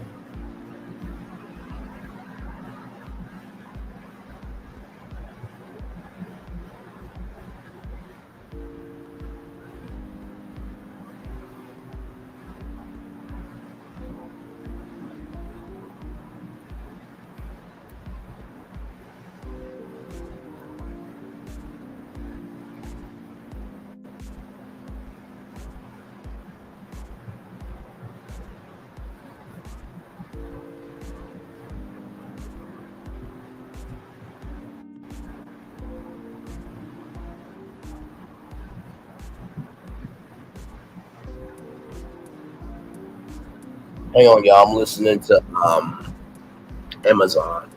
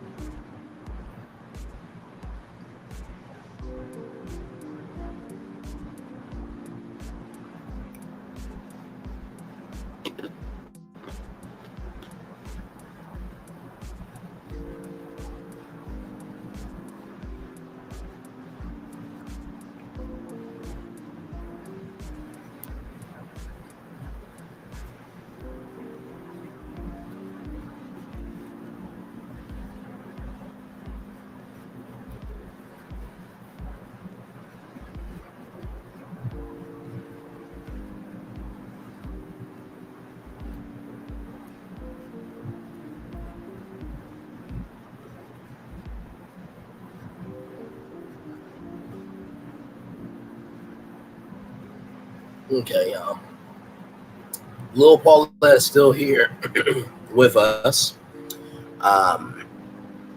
He's got 18% more with Latino voters. Yeah, I know. Yeah, we are. I have often said we are the cause of our own rise and demise. You know, I do wonder. It seems like he's planning to speak, my friend. You know, it's at times like these that I wonder how Martin and all of our amazing civil rights legends did this shit. You know, I'm no MLK Jr. by no stretch of the imagination. If you think I am, God bless you for thinking it. I really, truly mean that. Thank you for the compliment in advance. I have to tell you, I think that statement of "I'm not mad, I'm just disappointed," I think those words don't suffice for right now. This is one of those times where, you know, as you are a young person, 18 years old, you finally grew up, or you feel like you've grown up and stuff like that. You make a grown decision, and down to the world, and you let the world run you, but you don't run your world. And come back to your mom and dad, and you say to your mom and dad, "Mom, Dad, why am I in this situation?" Your mom and dad tells you, "Well, you didn't have to be. You chose this." I feel like that's where we are right now. We got some kids that thought that they were big, grown, and strong. And now they're running to mommy and daddy, hoping that mommy and dad can fix everything. When guess what you did? What the fuck you did? That's where I truly feel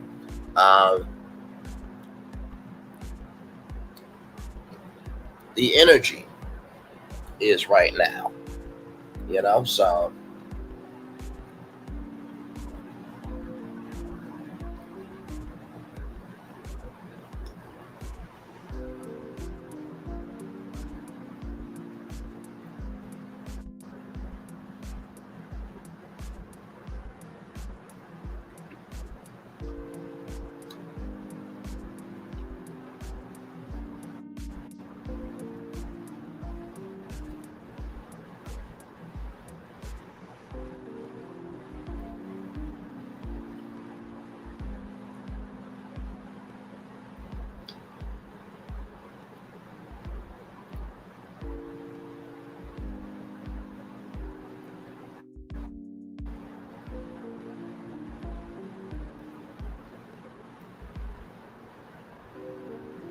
I'm both. I'm here with you. Understood. Hey, everybody. Welcome in. Glad to have all of you here. We are following this story out fully.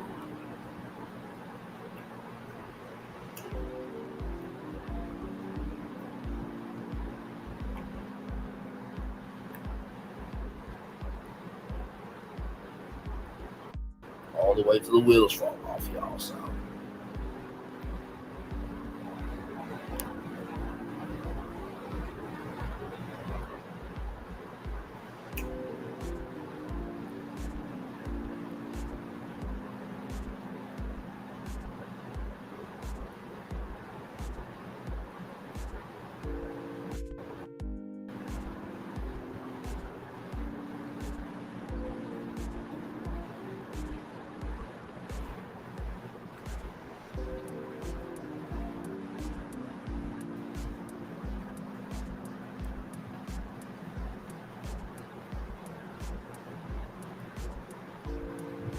thank you, Linda.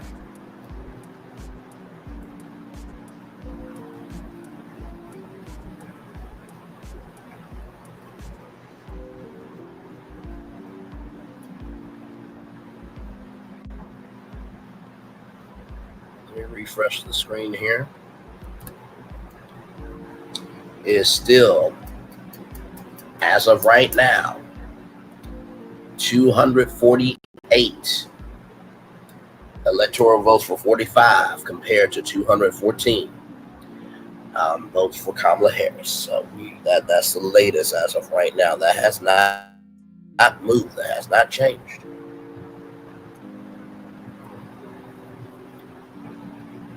You know, it has been interesting throughout the night. You know, we've been getting different results.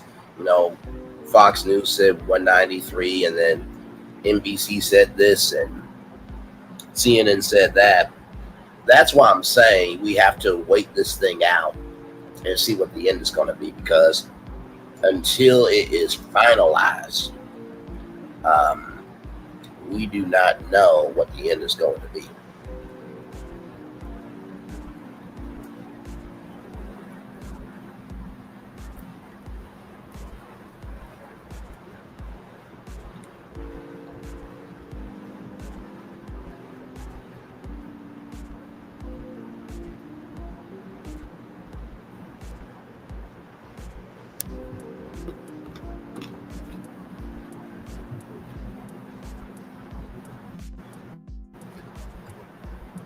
So News Nation is saying that 45 has the votes.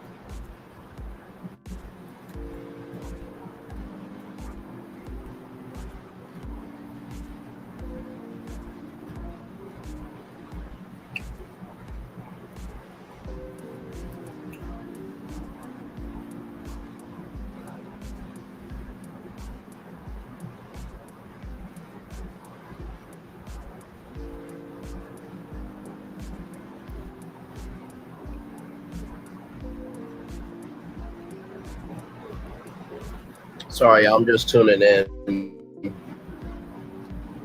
Still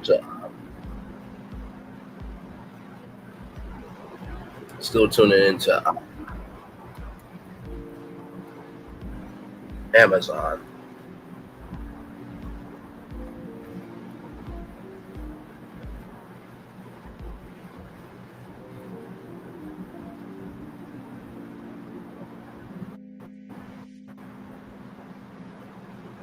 So they are taking the stage now. My wife friend texted me and asked if we're still cool. You know what? I wouldn't respond. I would not respond, because for them to say that, that tells you that they voted for him. That tells you they voted for him. That tells you that they voted for them there. That now you do what you want to do, but right now, just put the phone down, turn it off, and just breathe tonight. That's what I would say. How they debrief him before she bows out, not the autopsy. They're on stage now. Seeing this pisses me off. Seeing them on stage, I don't care. Let him take the stage. I feel your emotionality, my friend. I really do.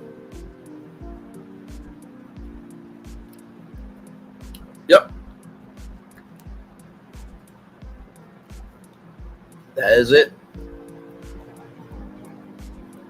That is it. The fact that they texted that to you should tell you everything that you need to know about that person. I'm saying it one more time. The fact that they texted you that should tell you everything about that person.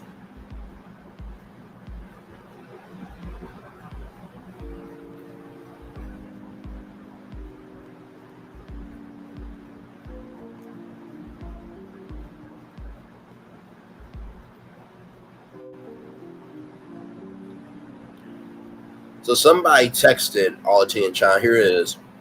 My white friend just texted me and asked if we're still cool.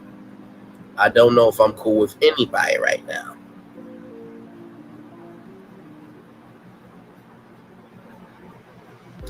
That's what I would do. I would not text back. If that's disrespectful, it's disrespectful. I could give two fucks, shits, or uns about it. Really could. We are live here with all of you. Glad to have all of you here.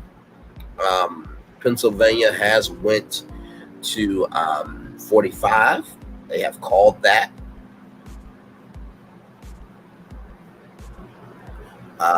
Yeah, I mean, what?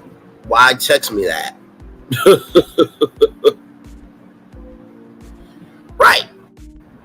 Are we still cool?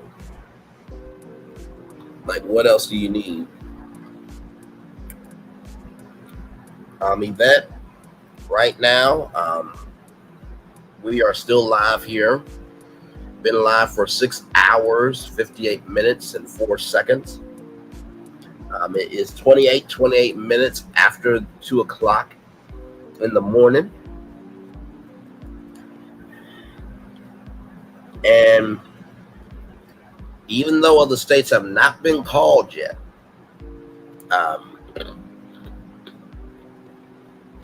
it looks like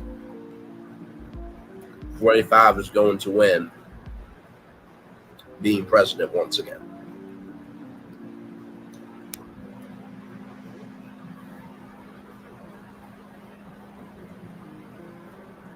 That's what it's looking like here. 267 to 214.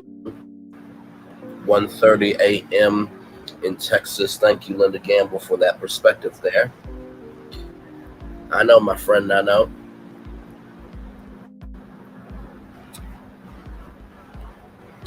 I know. Good morning. I know.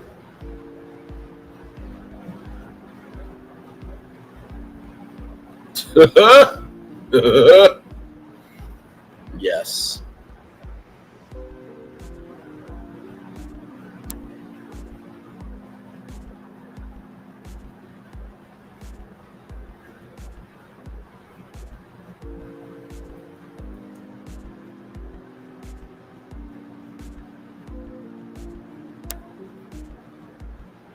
I can only imagine what the students at Howard University are feeling like right now.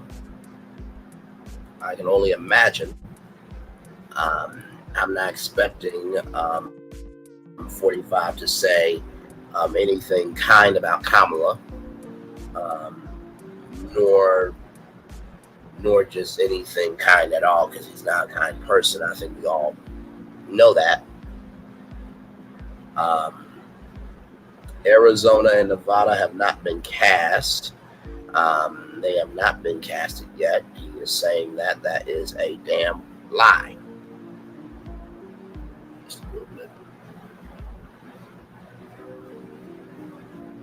Because it says some states that they've won, which those have not been called yet.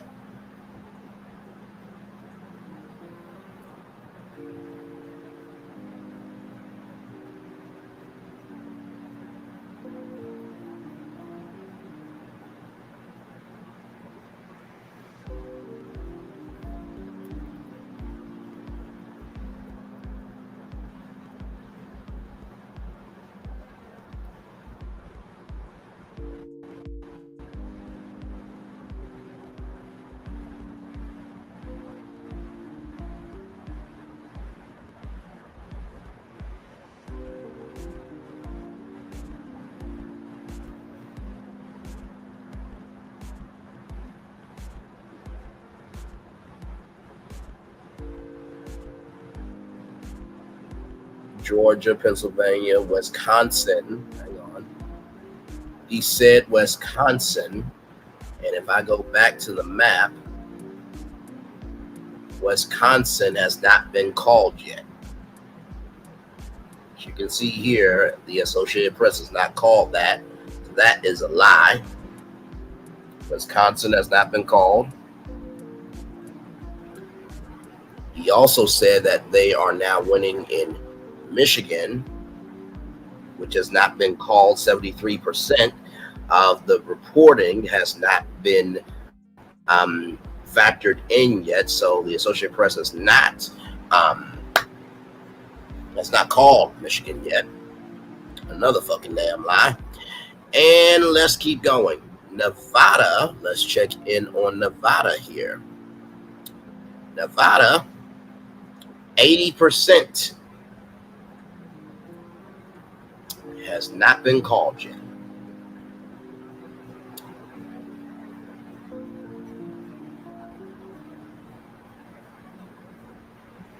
And Alaska, let's see Alaska.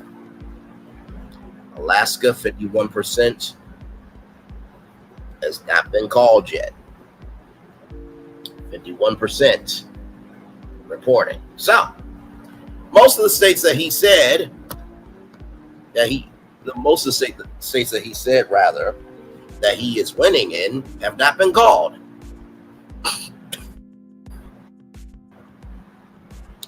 Good for you. Good for you. Good for fucking you. Good for you. Very well done.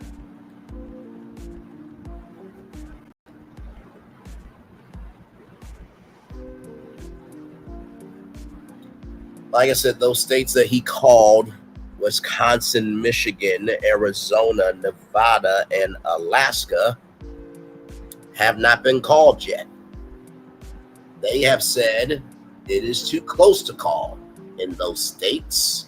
And now we are at 7 hours, 3 minutes, and 40 seconds here. Hello, good morning, good afternoon, good evening to you based on your location from around the world. I am your man, your friend and fan member, Braylon Lee here on a 3 with the T election party special with Sassy TV from the 803. Lil Paulette and the gang and Braylon Lee. Of course, I am Braylon Lee. Down there is Lil Paulette and the gang. Sassy TV from the 803 has went to bed, but we are still rocking it out here because there are 66 people here. I really want to see Tim as the first vice president. I just can't believe Butch Baby Vance is about to be the vice president of America. His face is slappable. He'll still have to go to court. He's a felon. Wait, no, Beyonce endorsed Hillary Clinton. You mean Kamala? I feel sick.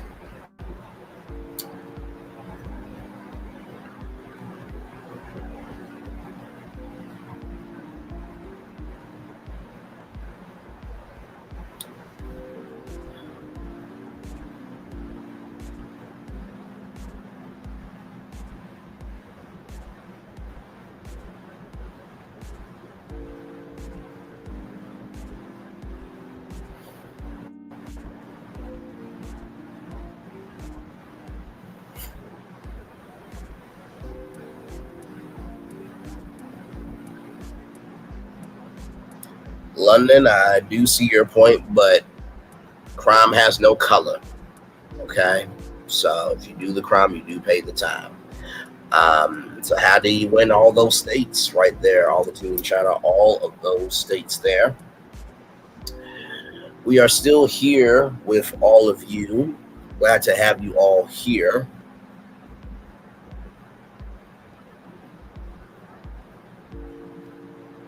We are live right now. The acceptance speeches are on all the networks right now. Right now it is Telemundo, Univision, CNN, News Nation, Amazon Prime Video, the first streaming election night live ever in the history of streaming. I think Amazon, you should stick with the format that you have for your news division, because listen, y'all keep that Amazon set for y'all news division, because it's a very nice set. I like the style of it. more news programs should be styled in that fashion. And I think Brian Williams could lead y'all.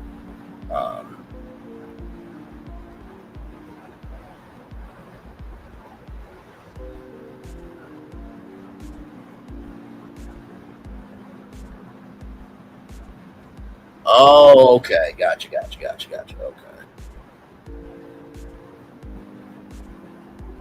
Gotcha. All right, God is from me. Love you, and I hope you at least enjoyed the show. Hopefully you felt seen, heard, and embraced, and maybe when you go into the office, at least you don't feel as alone. Hopefully we reached you right where you are. Much love to you, and thank you for being here. Appreciate you and value you for sure. I'm not saying crime she did, but men, my bad. I'm from Cali and in Cali. Okay. Understood. Blessings right back to you, my friend. Thank you again. No Hillary. Beyonce endorsed Hillary before her endorsement of Harris. Thank you all for the context there. Like I said, 267 here, 214 Harris.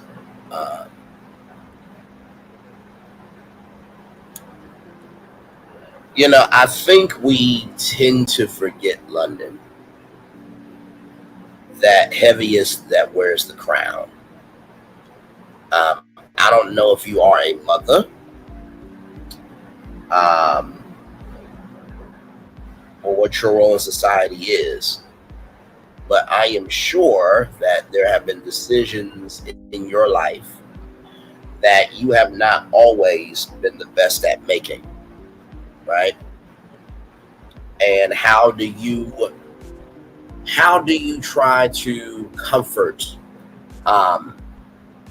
everybody? How do you meet everybody's standards? How do you make people feel something that is up to them to feel, right? So if you're a Black mother, or just a mother in general, I am sure that you have done things that maybe weren't the best decision for your community, but you made the decision because you knew the long game, right? And it's almost like going to it's almost like trying to find something to eat, right? I want barbecue. I want I want Chinese food. I want this. I want that. Well, guess what? You go and corral because there's a little bit of everything, right? So, to say, she says she will help everyone else but the Black community, you have to work 10 times as hard just to get in the door. So I do believe that in politics, heaviest wears the crown. And as much as you would like to wear your Black crown, you can't. You have to put on the crown that you can and work from the position that you have and move accordingly. You know what I mean? So that's why I would say that. Okay, and listen, I'm just having a conversation with you. It is 2:40 in the morning. Okay, so listen, you came over here. And we're just having a conversation. There ain't nothing to it but to do it. I'm a Black woman. My husband is a white powerful Jew. He knows people believe it. And listen, I'm just asking the question, right? Because we all don't make the best decisions, right? That is best for our community. For every decision that one person has made, there's somebody else who has not been able to stand it.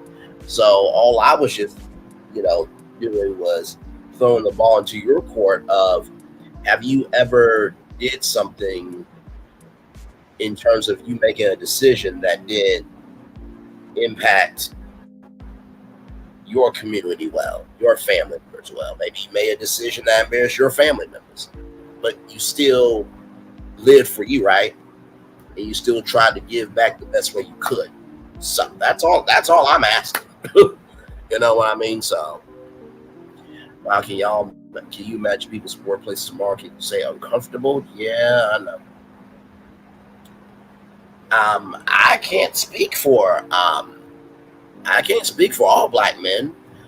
Just like respectfully, your husband, who's a white powerful Jew, can't say anything about you being black and a woman. So let's talk about it. I think every black man has their plateau of what matters to them. And I think for some black men, I think they have carried the cross of being forgotten a little too hard, and a little too strong, and a little too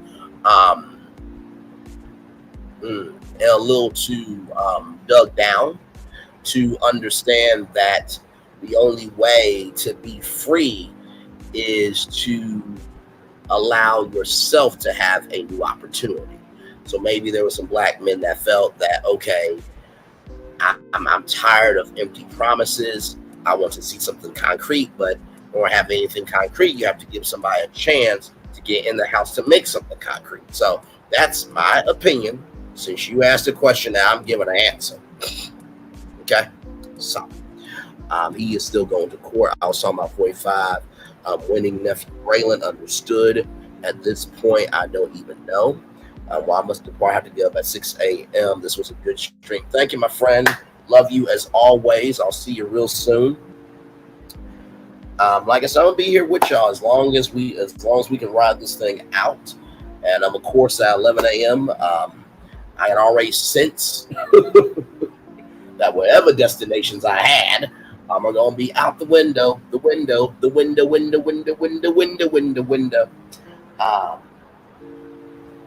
So we'll do the 11 a.m. show, still covering this very important story in our culture, our society, and the times that we're in. So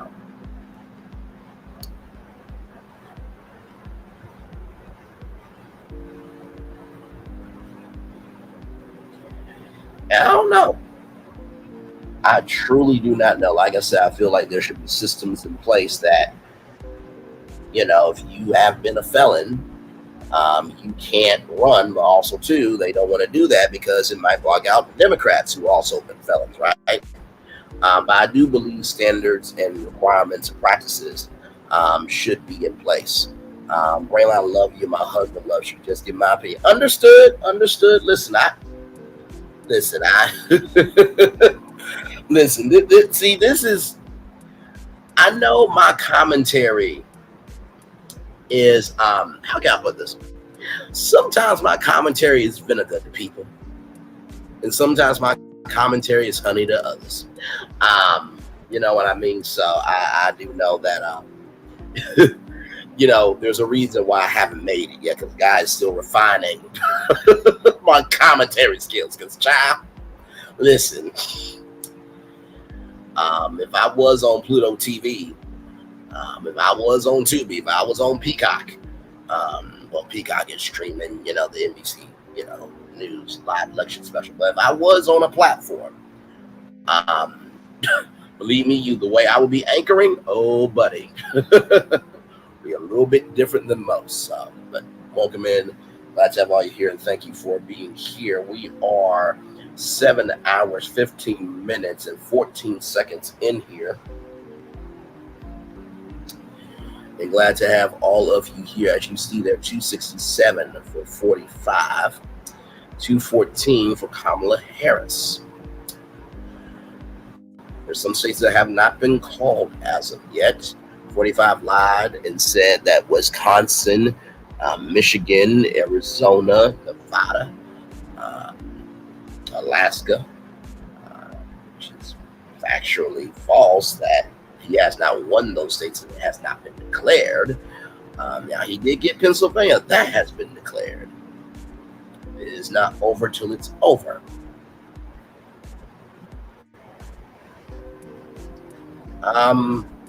Dana White, ladies and gentlemen, the the president of the UFC, is speaking right now.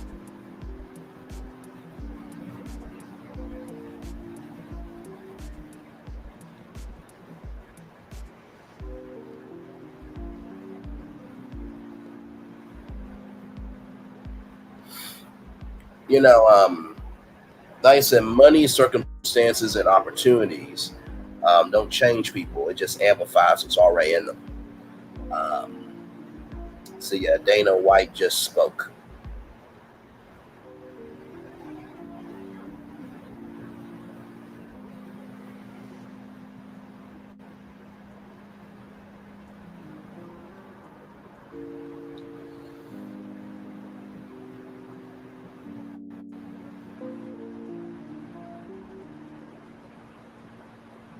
I just woke up so that Braylon, I know God has a plan. I know I have trust understood. A lot of black men voted for 45, unfortunately. And listen, that was their right. Wait a minute, 244. 244, a state has just been called. I think, if I'm not mistaken, that state that was purple has now flipped blue here. 90% coming in now for Kamala Harris. 51.8%. That's 1,525,114 votes. 46.1% for 45, which is a vote count of 1,357,129 votes there. So we are at 224. So 224. Now, let me go back to my map from ABC News here. So this is the fun part of Election Live. So if we do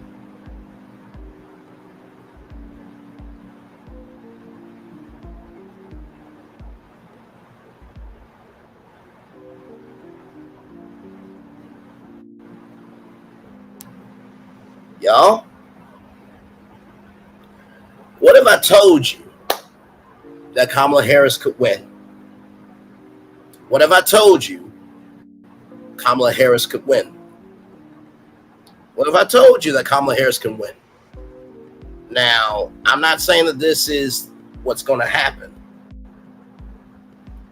but if y'all are still here with me, right? Type of 1 in the chat if y'all want to have this conversation.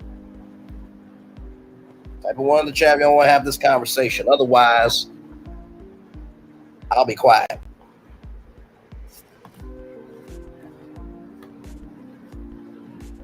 Who wants to have the conversation? Because I do see a path forward here. Anybody? Anybody? You know what? Nobody saying nothing? Okay. All right. Thank you very much. Okay. So, come on camera here. All right. Been here the whole time. So, this is what we're going to do. So let's do this. So, you see 244, right? Okay.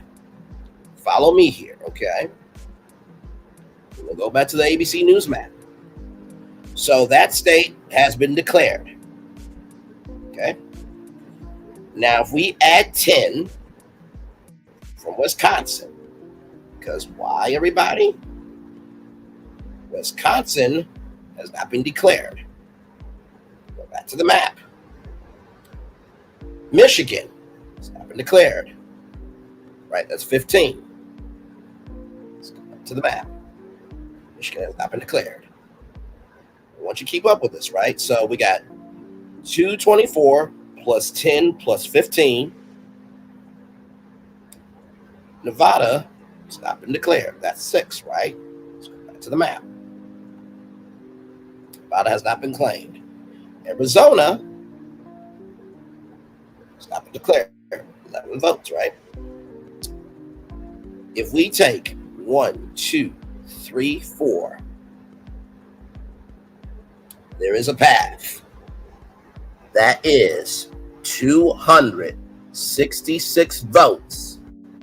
244 plus 10 plus 15 plus 6 plus 11. Now, that does not mean it's going to happen, but there is a possibility that she could win this thing.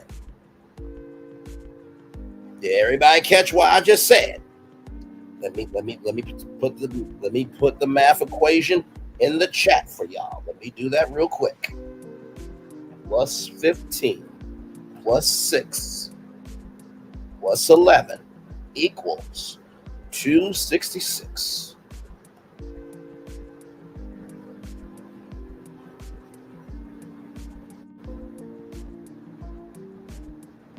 That's where we are right now.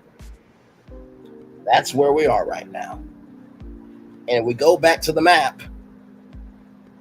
Then we are in a dead heat. We are in a dead heat if that happens. Now, here is the gag.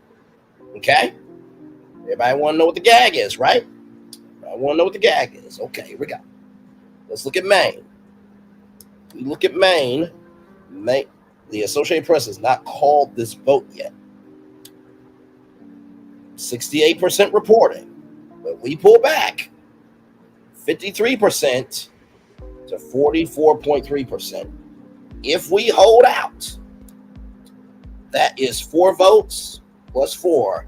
Ladies and gentlemen, boys and girls, children of all ages, that right there is 270 votes. And that would mean that Kamala Harris is the first Black woman, first Jamaican woman, first Indian woman of the United States of America. Now, do not, okay, listen. Now, this don't happen, don't at me. But now I see why the political science nerds are the nerds that they fucking are. You gotta be still enough to see the map, to read the map, to find a way on the map. You understand? So that number is 266 right there. Now I'm going to add 244 plus 10 plus 15 plus 6 plus 11 plus 4 equals that magic number of 270 votes. You're welcome. Back off camera.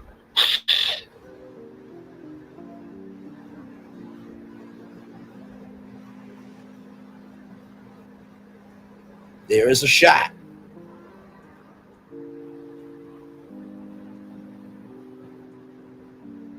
There is a shot that she could win this thing. There is a shot.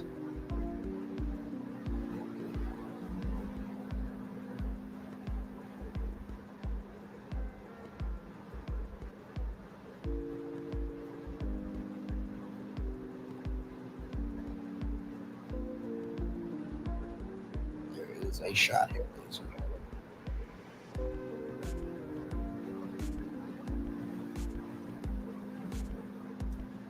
And if she gets Alaska, it's 269 votes. Okay?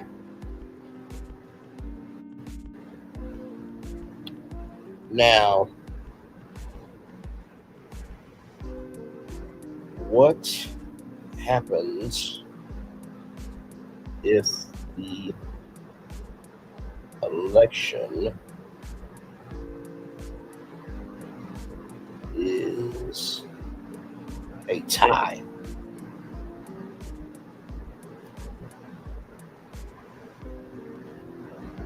So, here is the gag, okay? There's another gag.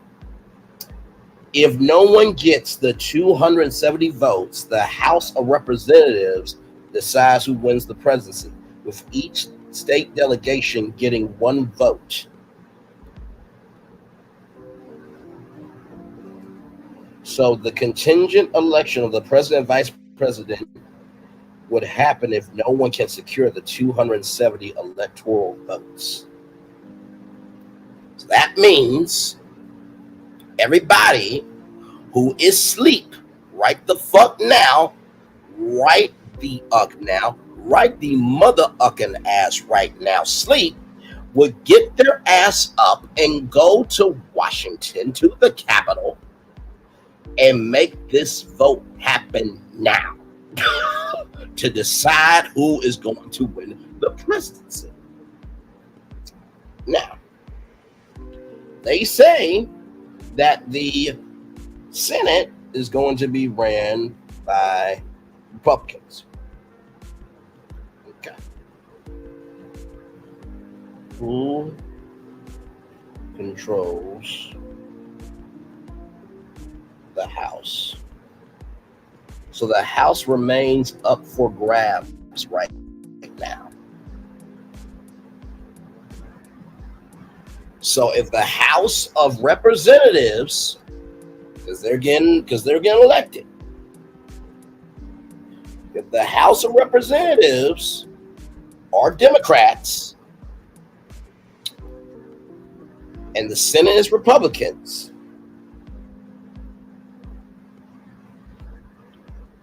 then do y'all know what that means? Because they said, and I quote, the House of Representatives decides who will win the presidency. I'm going to say that again. The House of Representatives will decide who wins the presidency. So we are going to be here and wait on this because this story is not finished as of yet.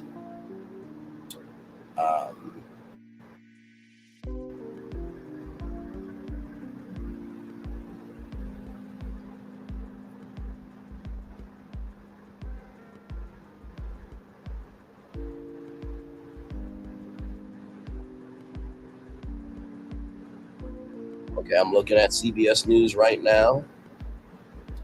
So 183 for the House for Democrats and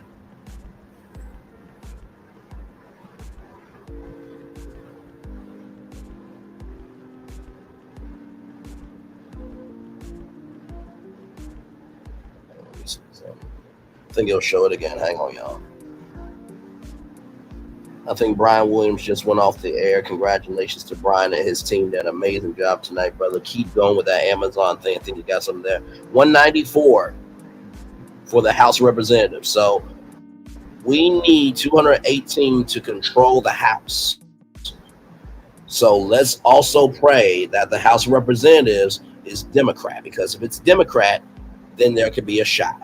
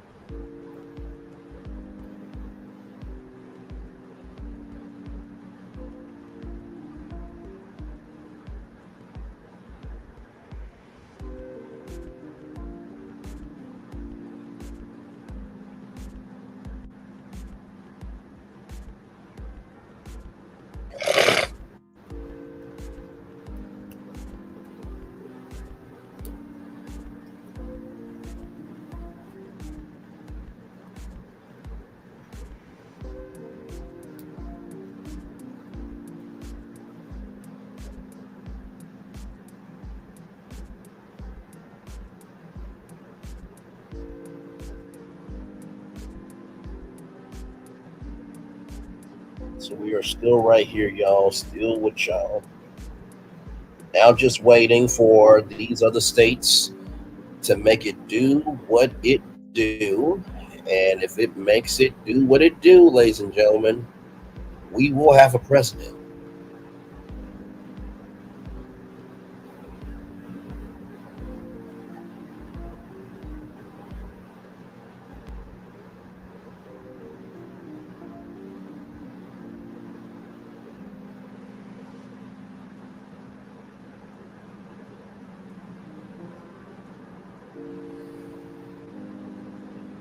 So yes, indeed. I hope you guys are enjoying the show.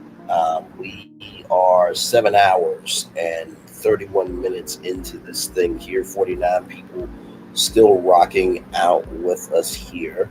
12 people are watching from my channel. 33 people are watching from Sassy's channel. And then one person is watching from my 3 with the T YouTube channel. There we are live. If you just joined us, by the way, Minnesota just turned blue. It just turned blue. It was purple for a long while, and then it turned blue there. Minnesota, 10 electoral votes, 51.8% for Kamala Harris. And then from there, I went to do some math.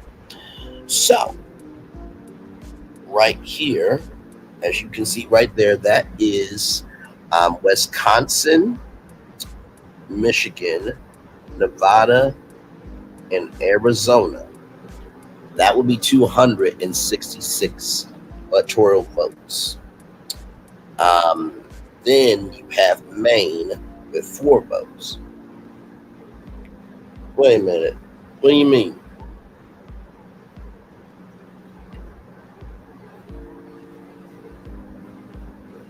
Is this article here? Yeah, this article here is saying that the House of Representatives would be doing it. In the event of a tie, Congress would decide the next president.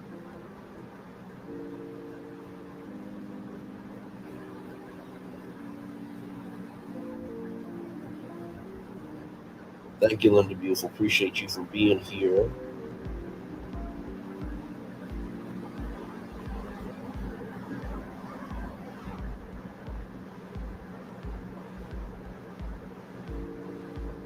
But yeah, this article right here, I'll show you. Because it also does say the new Congress will cast the vote. Just a little words of Mario. You have me a little confused here. But it's all love, though, Larcy Jones. It's all good here with you. Thank you for being here. I appreciate you. For sure. All right. Pull up this article.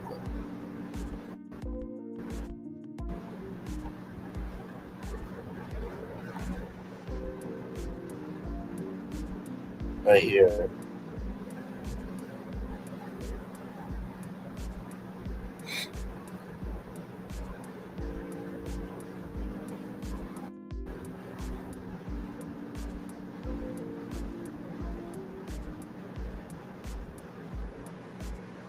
That's weird because it says here if no one gets the 270 votes, the House of Representatives decides who wins the presidency, with each state getting 1 vote here.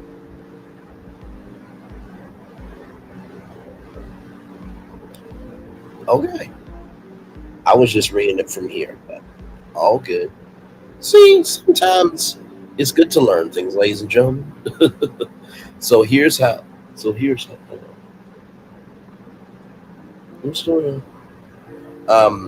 how it will work, everybody. Each state, regardless of population, casts a single vote for a president in a contentious election.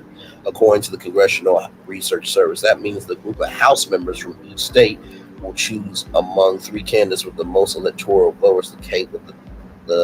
The candidate with the backing, rather, of the majority of states would win. The newly elected Congress taking office would vote in that scenario, so the results of the congressional elections would loom large. Republicans have majority control of 26 state delegations, while Democrats have majority control of 22 delegations. 2 states, Minnesota and North Carolina, are tied. Members of Congress would not be bound to vote for their party's primary candidate, but would certainly face immense pressure to do so. Although Washington, D.C. has 3 electoral votes in the presidential election, would not have a vote in the House in a contentious election because it's not a state. In a contentious election, the vice president is chosen by a full vote of the Senate, each senator casting his or her own vote for 1 or 2 vice presidential candidates with the most electoral votes. So that is how that process will work. The new Congress will be sworn in January 3rd. So, for the off chance that there could be some dissenting Republicans that do not want 45 to be in office, they could swing that way. And if we go back to that article, let's go back to that article for a quick second. Members of Congress would not be bound to vote for their party's candidate. So if they know that right is right, wrong is wrong, they could vote for Kamala.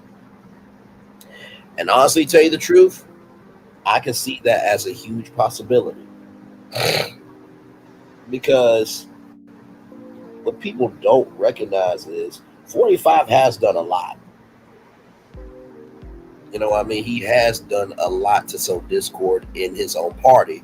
And there are some people that really don't like him. So imagine, if you will, you are so close to the dream that the dream that you feel like you are going to possess flips on you. And now the people that you have dogged out, that you have maligned, that you have bullied, now decide if you get to be president or not. Karma is a bitch. So, listen, still going to be rolling with y'all here, right here on Braylon's Virtual Tour Live, and also too, in Braylon's Virtual Tour Live for continuing coverage, but also too, we are still here with the 3 with the T election party, with Sassy T from the 803, Lil Paulette and the gang, and Braylon Lee. I am Braylon Lee. That's Lil Paulette and the gang there.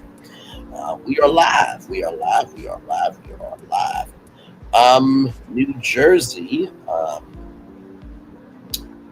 New Jersey, ladies and gentlemen, just projected Kamala Harris to be the winner from ABC News just 14 minutes ago at 3:01 a.m. Oh, wait a minute. Wait a minute. This is interesting. This is very interesting. Let me take y'all to this map here. Now, if you were with us during the show, do you see something different here, ladies and gentlemen? That state right there was this color right here. It was red and black, which means gaining. Now, here it is here. Here it is here. Okay. This is updated here. With one of the, okay, this was already decided. Okay, this was the news that somebody said earlier. I can't remember who, but Kamala Harris got 1 electoral vote, and then 45 got the rest of them. Okay, my bad. They just switched it now, abcnews.com. But Kamala Harris just got New Jersey, so that makes her to 219. So 266 here, 219, 224. Then we got New Jersey. It's 14 electoral votes. It's called the race. So that was already called, right?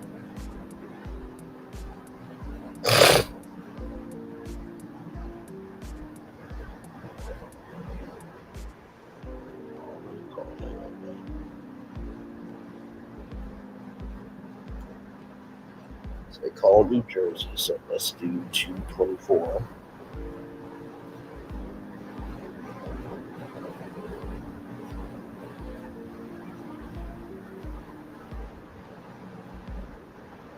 New Jersey is 14. That's 238. The remaining states carry how many electoral votes? So let's go back to the ABC News map here. Wisconsin carries 10 votes right there. Michigan carries 15 votes. Maine carries 4 votes. New Hampshire, which has not been declared, carries 4 votes, and that could also be a factor as well. We zoom in there. As you can see here, very slight lead with Kamala Harris. 52%, 334,423 votes, and 47%, 304,992 votes. So that's 78%. 78% there. Nevada, 6 votes. Arizona, 11 votes. And then Alaska, 3 votes. So that is where we are as of right now. So that's where we are on a Wednesday morning. Good morning to you all. Glad to have you all here. We are live on 3 with the T, election watch party. We kicked it off at 7:30 p.m. with myself, Sassy T from the AO3, and Lil Paulette and the gang. We are all still here. Lil Paulette, I feel like she's asleep at this point. I understand the child, because it's been a long night and a long morning to come. Right now we're at 267, 244 from this map. But from the ABC News map, it is 266, 219. It's not over just yet. So if Wisconsin, Michigan, going to Maine, see Maine 52% to 45%. So there's a difference there. So she can get these states here. She has it. So we gotta just wait and see. So we are here with all of you as long as it needs to take to be here. Per CBS, what do you mean per CBS?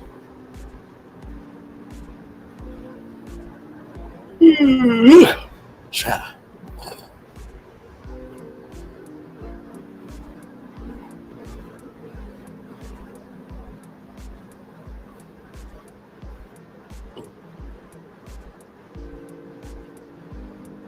I remember talking to my mom and dad, and they said, "Bro, you gonna be in for a long one." I'm like, I told my friend Bishop, I gotta go home and get some sleep because I'm gonna be in for a long night. And boy, are we in for one for sure. 7 hours, 43 minutes, and 50 seconds here. You're just watching history unfold. That's what.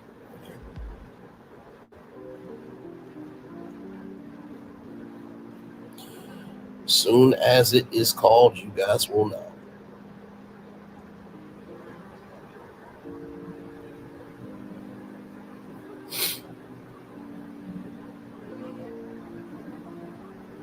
Now, I know Amber Rose betted like $15,000 on 45 with him, but child, it's not over till it's over.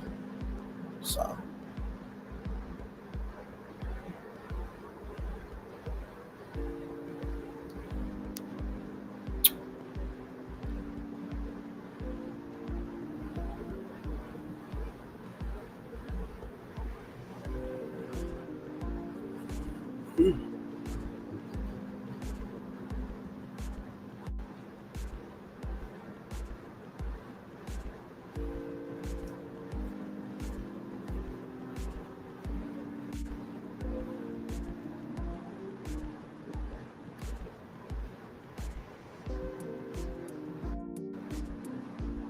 Thank y'all for the 71 likes. I appreciate y'all. Thank you so much. Appreciate y'all.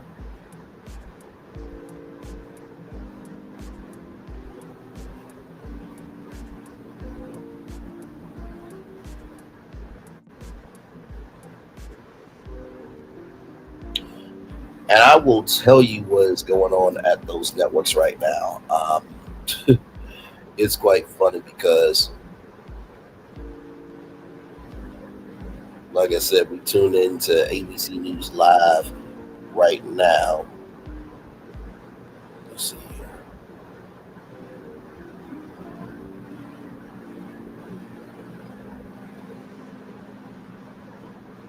As it pulls up here. Here is Rick Klein here. Let's listen to him real quick. Very, very slow there.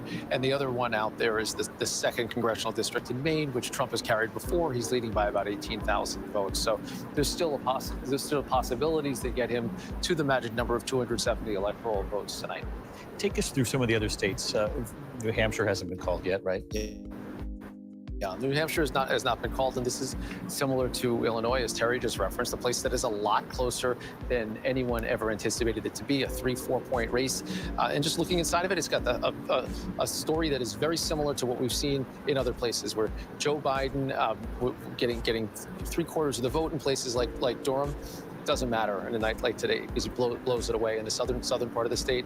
And in addition to that, Harris just not hitting the numbers, Donald Trump exceeding the numbers. And that is one of the remarkable things as we look at this map tonight. It is urban, it is rural, it is suburban, it is red state, it is blue state, it is battleground state. Every single battleground on the board tonight, Donald Trump has won so far. The 3 biggest are the ones that have been allocated, and he's leading by a significant margin in the other 4. It could be an absolute clean sweep of the battlegrounds, and as big a margin as we've seen in a that you can imagine a race that was projected to be this close. In fact, is this close because of how divided the country is.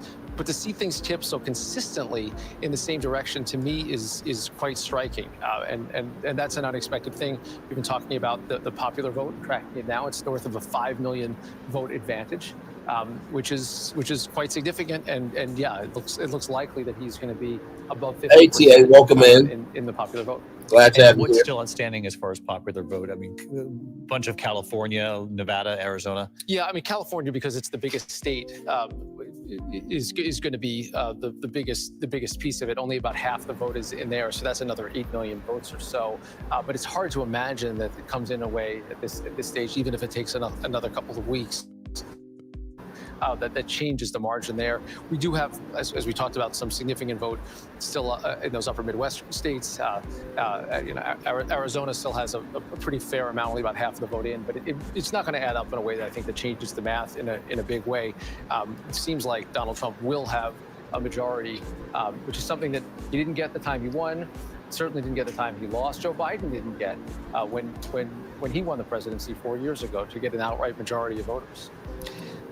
Thank you, Rick. I just want to read a couple of notes coming in from world leaders. Macron has posted on social media, congratulations, President Trump, ready to work together as we did for 4 years, with your convictions in mind, with respect and ambition for more peace and prosperity. And from Prime Minister Benjamin Netanyahu moments ago, dear Donald and Melania Trump, congratulations on history's greatest comeback. Your historic return to the White House offers a new beginning for America and a powerful recommitment to the great alliance between Israel and America. This is a huge victory in true friendship, Benjamin and Sarah Netanyahu. And Martha, that is the next question, how the world responds. These world leaders many of them have interacted, have worked with Donald Trump when he was the 45th president. What is the reaction tonight from around the world and the implications here? Well, I think you heard Benjamin Netanyahu and former President Trump, and likely President-elect Trump, has said he backs Israel all the way. But what he has said about Gaza is he wants the war to end quickly. John Santucci reported tonight that, I believe it was Donald Trump Jr., not Eric, said one of the first things his father would do is Middle East peace. I mean, he has claimed that the Gaza war, or that the attack on Israel would never have happened. He's claimed the war in Ukraine, that Russia never would have invaded Ukraine. The war in Gaza obviously has been horrific. How he solves that, I don't know. He said he would solve these wars even before he got into office, if he gets into office.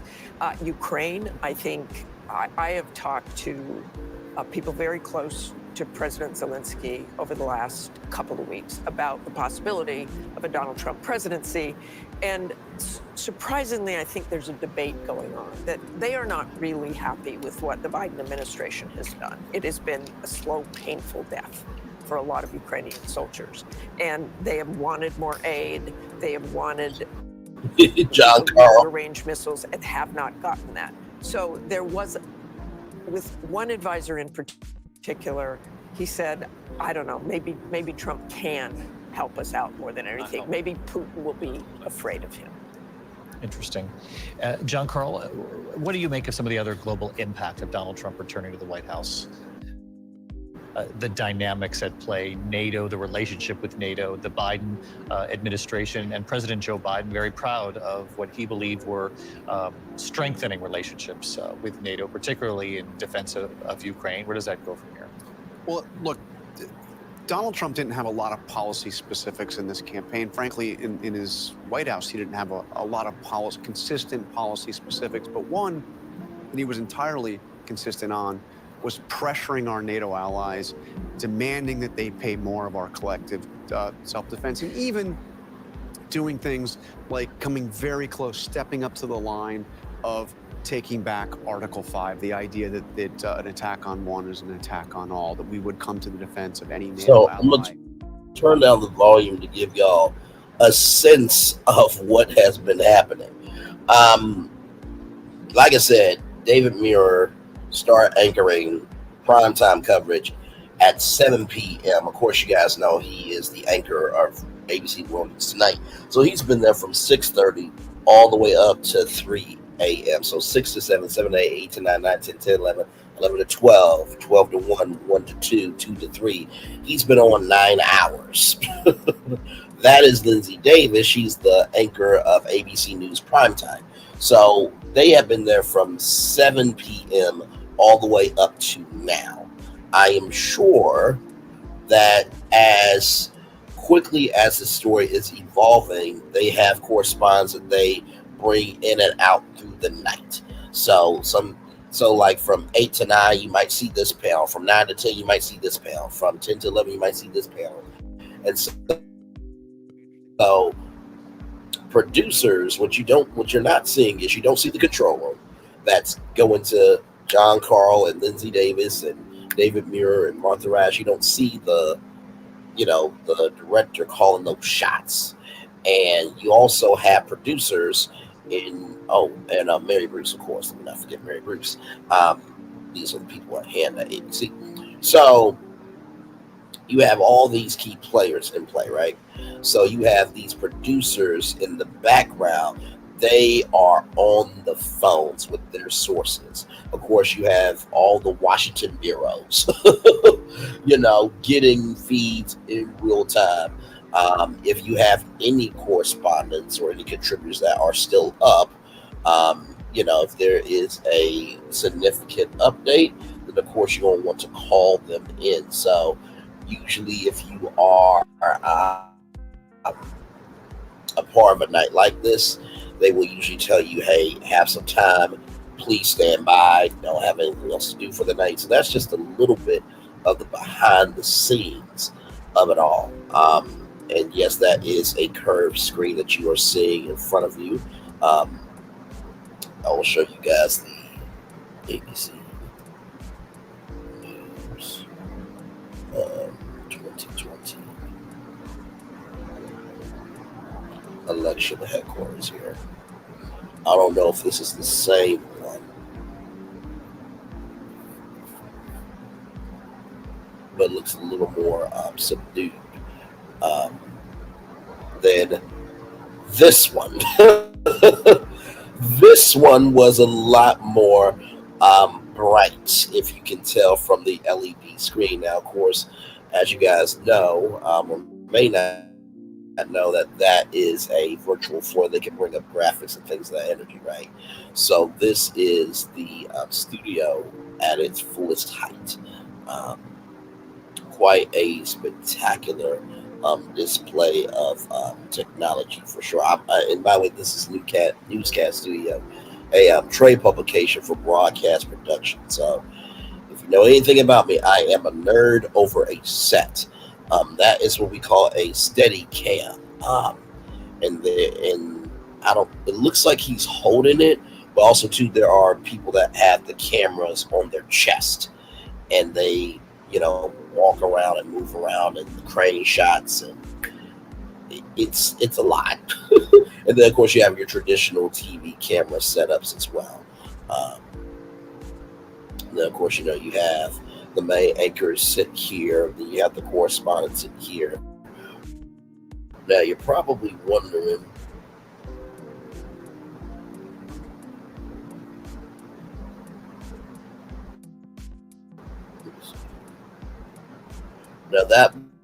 that was at the View. That was the View's old set. They have moved into a brand new building to synchronize ABC a little bit more. Up those steps there would be the 538 team and Nate Silver. They would be up there giving live updates, and I think upstairs would be the decision desk. So this is how they covered it there. So when you guys saw that curved screen, that is that there. So, and then of course, from Times Square in New York City was, the election for 2020. So just give a little context behind the scenes there. So yes, I am that nerd. I am that nerd over media. So. And it'll be a final number where she did not get what she wanted. That's an area of the state that Democrats had been seeing their vote share go over and over again. That's the University of Wisconsin in Madison, a liberal enclave, almost unique in the country. And it looks like she hit a ceiling and came down a little off of it. So as we watch those votes, and again, we're still waiting on Michigan, it's so fitting with the pattern everywhere that that's part of what makes it difficult to imagine a scenario where you can make up a gap like this. It's now up to a 325,000 vote margin in Michigan, Wayne County, Detroit, a piece of that as well. There's so many factors that go into this, but at bottom, she just did not get her voters out in anywhere near the numbers that he did. And it may be the case that the voters were out there, but that he got them instead of her. That he was able to represent himself as the candidate of change. Of change, yeah. That's right. I think it was obviously a country that wanted change, and they both tried to establish themselves as the candidate of change. Martha Raddatz brought up the point earlier that in the end, another big question will be, did people really know Kamala Harris? Is 107 days really enough to get to know her? I know she did push for, another debate, another sort of major moment interaction, sort of a tentpole political moment. And he, looking now at the strategy, smartly said, no, one was plenty.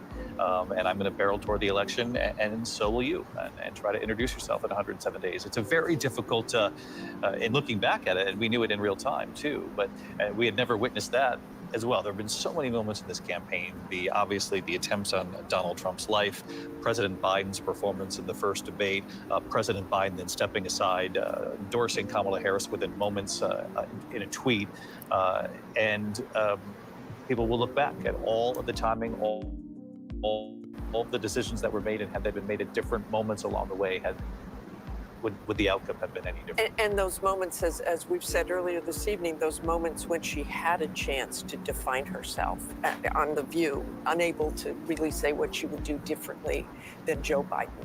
And I think in the end, too, this came down to job performance. People may not have known Kamala Harris, but she's the vice president of the United States. It wasn't really favorability, unfavorability.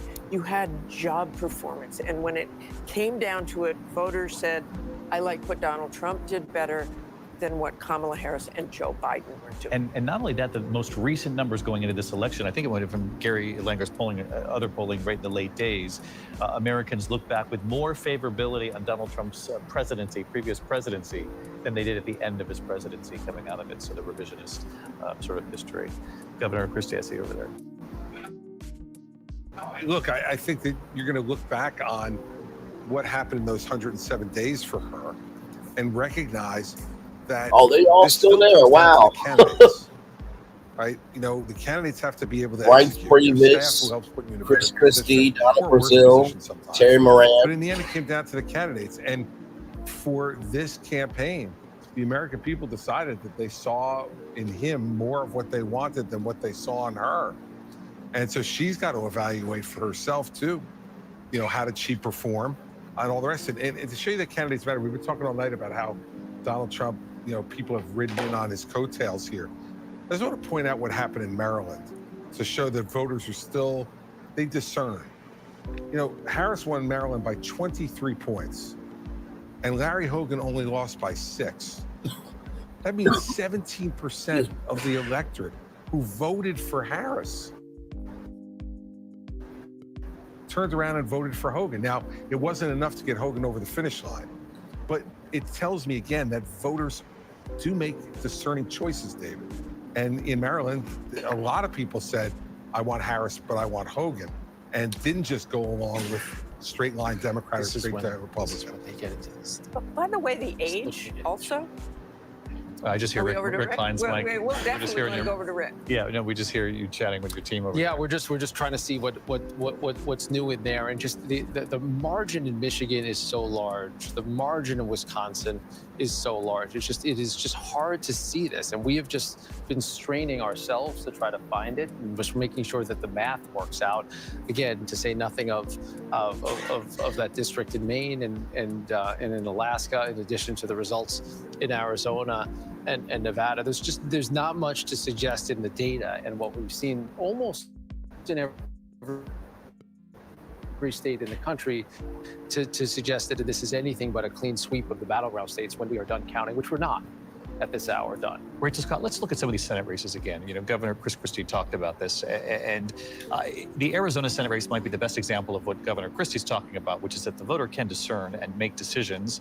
They can vote for somebody for president and still vote for somebody else, a different party for Senate. And it would appear that in that state, obviously, at this point, it looks like Donald Trump clearly, we haven't called Arizona, but has the lead in Arizona, but then Ruben Gallego performing much better than Kari Lake. Yes, and this is a prime example of where you have voters in this state, this battleground state, voting for the Democratic Senate candidate, Ruben Gallego, but not supporting the Democratic at the top of the ticket, the Democratic candidate at the top of the ticket, Vice President Kamala Harris. I mean, just look at these numbers, David. You have Ruben Gallego at 51%.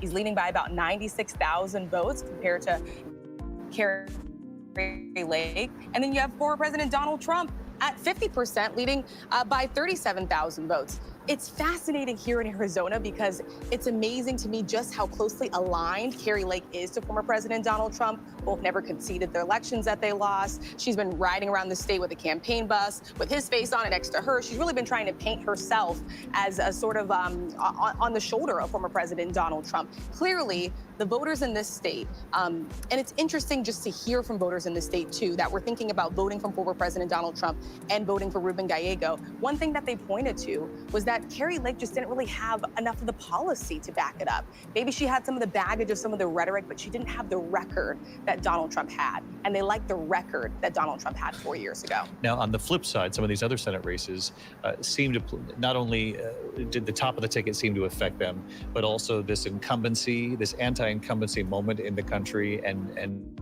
the way people really feel about the economy, and whether or not they have experienced at home or with their bills or at the grocery store any sense of recovery that they're being told about in some of these metrics that we have. Let's tick through them. Bob Casey in Pennsylvania, where does that stand? Yeah, Bob Casey in Pennsylvania, all important Pennsylvania. Let's take a look at where this stands here. You can compare and see where Bob Casey stands compared to Vice President Kamala Harris. Both of them right around the same mark here. This is a familiar trend that we're seeing in some of these blue wall states. You have McCormick, he's at 49%, ahead by 71,000 votes. Obviously, former President Donald Trump projected to win the state of Pennsylvania at 50%.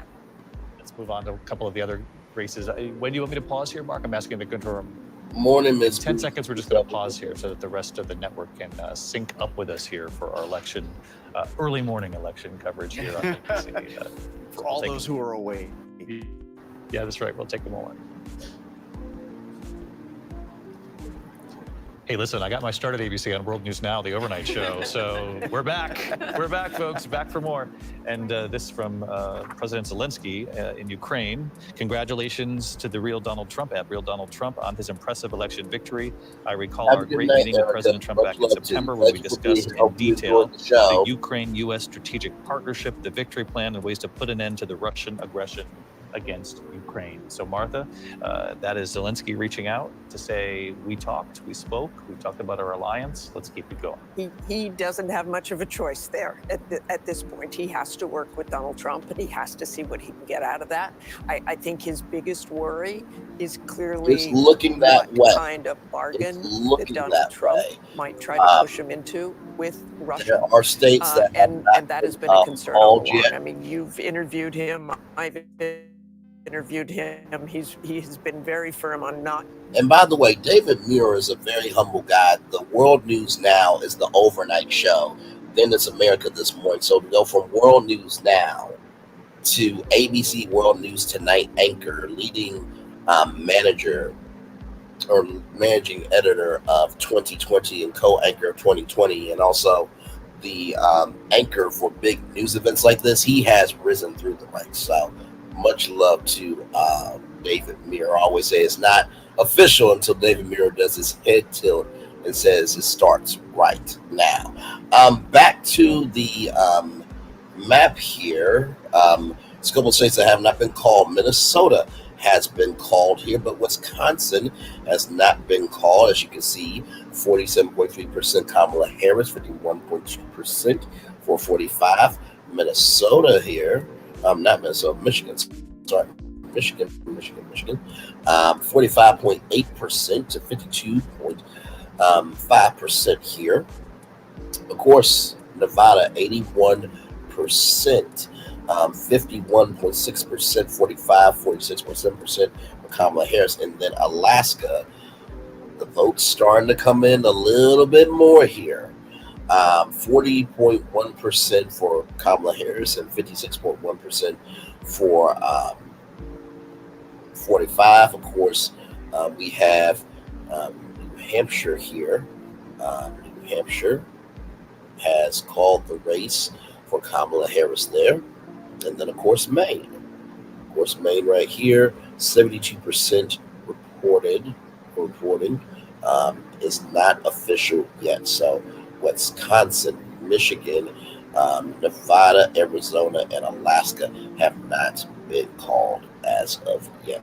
We are still live here. They are getting ahead of themselves, but also it's difficult all the tea in China, because I feel you. It's like, okay, let's breathe here, right? But they're also going off of what they see. Now, of course, they have a lot more resources than we do here with YouTube, right? And that is the question, Carmen Jackson, that Rick Klein and his team at ABC News and all the decision desks at ABC, like I said, NBC, CBS, Fox, News Nation. Brian Williams did not use a decision desk. He basically allowed the networks to call it and have it real raw in real time. They all have a decision desk, right? So they're looking at the stats and the figures and the demographics of 18 to 29, 25 to 54, 54 and older. So they're looking at all of that. So I get you all the tea in China. They're going off of the information that they have at the time, because they're tracking it as they see it. But I do feel you. So it's not over until it's over. Those states have not been called as of yet. So if all those states somehow, through the grace, love, and space of God, turn blue, then we really have something going here. So yeah, we are still here, 3 with the T, live, 8 hours, 9 minutes, and 47 seconds here. I'm glad to have all of you here. If this map changes at all, of course, I will bring it to you. We will bring it to you live here. Let's go back to ABC Live. Maybe a mild surprise for the night so far, because so many areas that are a 50-50 split seem to have fallen in one direction or the other. But it's worth remembering that it wasn't long ago that Democrats could win by a couple of points. I mean, that was an 8 or 9 point margin there for Joe Biden in Clark County. Yeah. That's what powered the victory. For Donald Trump, he looks like he'll only lose it by around a single percentage point tonight. I mean, just Clark County is just an example of what we've been talking about all night long. Donald Trump with his best performance out of all three of these campaigns. And this is a county that is very diverse, a lot of union members. They were hit very hard by the COVID pandemic. Some of his promises to union members, like not taxing tips, very, very popular there. A big Latino vote, as in many parts of Nevada. And there's a decision that's right there. To get to parity in Clark County is a powerful message. And it's part of what we're seeing tonight, which is just a realignment. I mean, these are the kind of election results that we'll be talking about, I think, for many years, many decades. This is a what appears to be at the presidential level, a clean sweep of the battlegrounds or something close to it. And between the Senate races and other down ballot races, some real inroads that Republicans made with the kind of voters that have been and had been Democrats for quite some time now. Yeah, and I think it would seem from the exit polling that people just do not feel like that they're better off, that they don't feel like this was an economy for them these last few years in this country. And we do know that the country was emerging from a pandemic. The industrial nations of the world all sort of went through this as well. But people live through their own experience. They just don't feel like life has gotten better as far as the prices they're paying and the bills they're paying, their insurance rates that they're paying. And just in Nevada, we were just looking at Nevada, the housing prices. Martha talked about that earlier. Just such a huge issue when you travel these states. You hear people just talk about the cost of everything. Yeah, that's right, David. And I think people blamed Harris because she's part of the Biden administration for it. We saw it so clearly in our polling, and there was this disconnect throughout that if you looked at the polling a certain way, you looked at the issues, you'd say, how can Kamala Harris possibly win this thing? If you looked at it, though, through the personal attributes, you say, how can Donald Trump possibly win this election? And people seem to have said, you know what, I will go with the issues. I'll go with the person who seems to be speaking to me and to the issues that matter to me, even if, as half the people said in our poll, they think he's a fascist, even if they think he is much less honest and trustworthy, even if they have real fears about how he would govern. I think you really hit on something, Rick, because we saw this from the exit poll at the very Have a beginning. good night, Miss Wynn. Much love to you. The unfavorable rating on Donald Trump enjoy was the show. quite a bit higher than the unfavorable on Kamala Harris. But to Martha Raditz's point, the anecdote that you shared with us earlier this evening, the gentleman who said, I couldn't vote for him in 2020. I was disgusted, or whatever, I'm paraphrasing, disgusted by what things that he had said or had done. But that this time he'd sort of hold his nose on the words, the rhetoric, and just hope that we get back to why life was better economically for this gentleman that you're speaking of. Yeah, exactly. And he couldn't vote for him in 2020, but his business has gone south. In fact, I was just looking up another voter who said his costs on material alone on his business, he has a commercial roofing business, are 150% higher across the board. So it's not just they're not feeling this, they're seeing this. Again, this is their truth. Donald Trump can say anything he wants to and exaggerates and has mistruths, but this is their truth. Their grocery bills, their 150% higher costs across the board.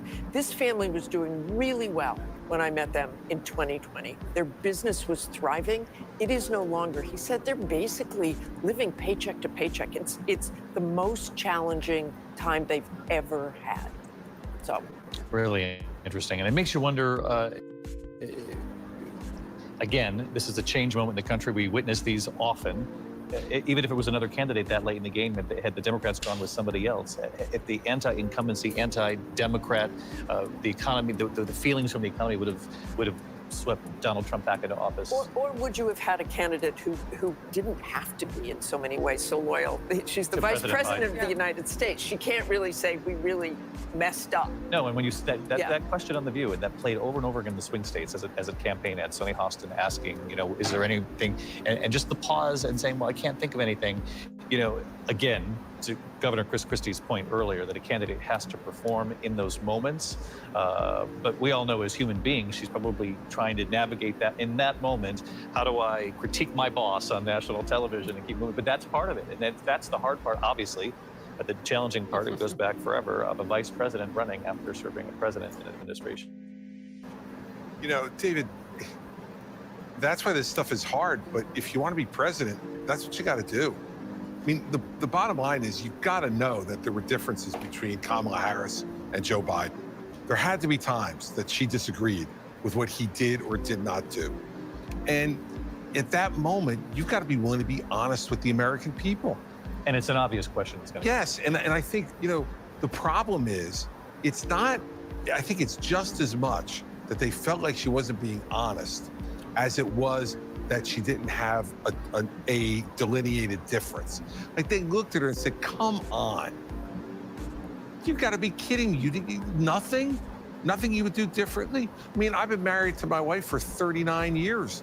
I mean, we could come up with, on a daily basis, things that I do or she did that we would do differently. It doesn't mean you have any less affection for the person. She could say, look, I think Joe Biden's a wonderful guy and I think he's been a great president, but I would have done these things differently. People would have looked at her much differently, I think. I also keep thinking of beyond that question of what would you do differently, and I think we all agree it is very hard to cast yourself as the candidate of change when you are the sitting vice president. But the other question that she kept being asked, and that we were still asking when I interviewed her last week, was, you know, what is day one? What is that first top priority? And it took her a while to find the right message for that. And I think back to covering Joe Biden's race, and it was a refrain in every speech. Day one, this is what I'm going to do. On day one, here's the first thing I'm going to do. And she got around to it, to saying, well, it's going to be this package of economic proposals. I'm going to start with, you know, lowering costs for prescription drugs and bringing down housing costs and bringing down the price of groceries. But it just was a messaging issue. It took her a while to get to that point,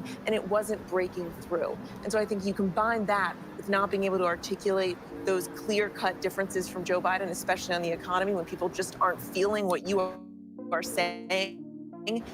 Inflation's coming down, but if I don't feel it in my wallet, it doesn't matter.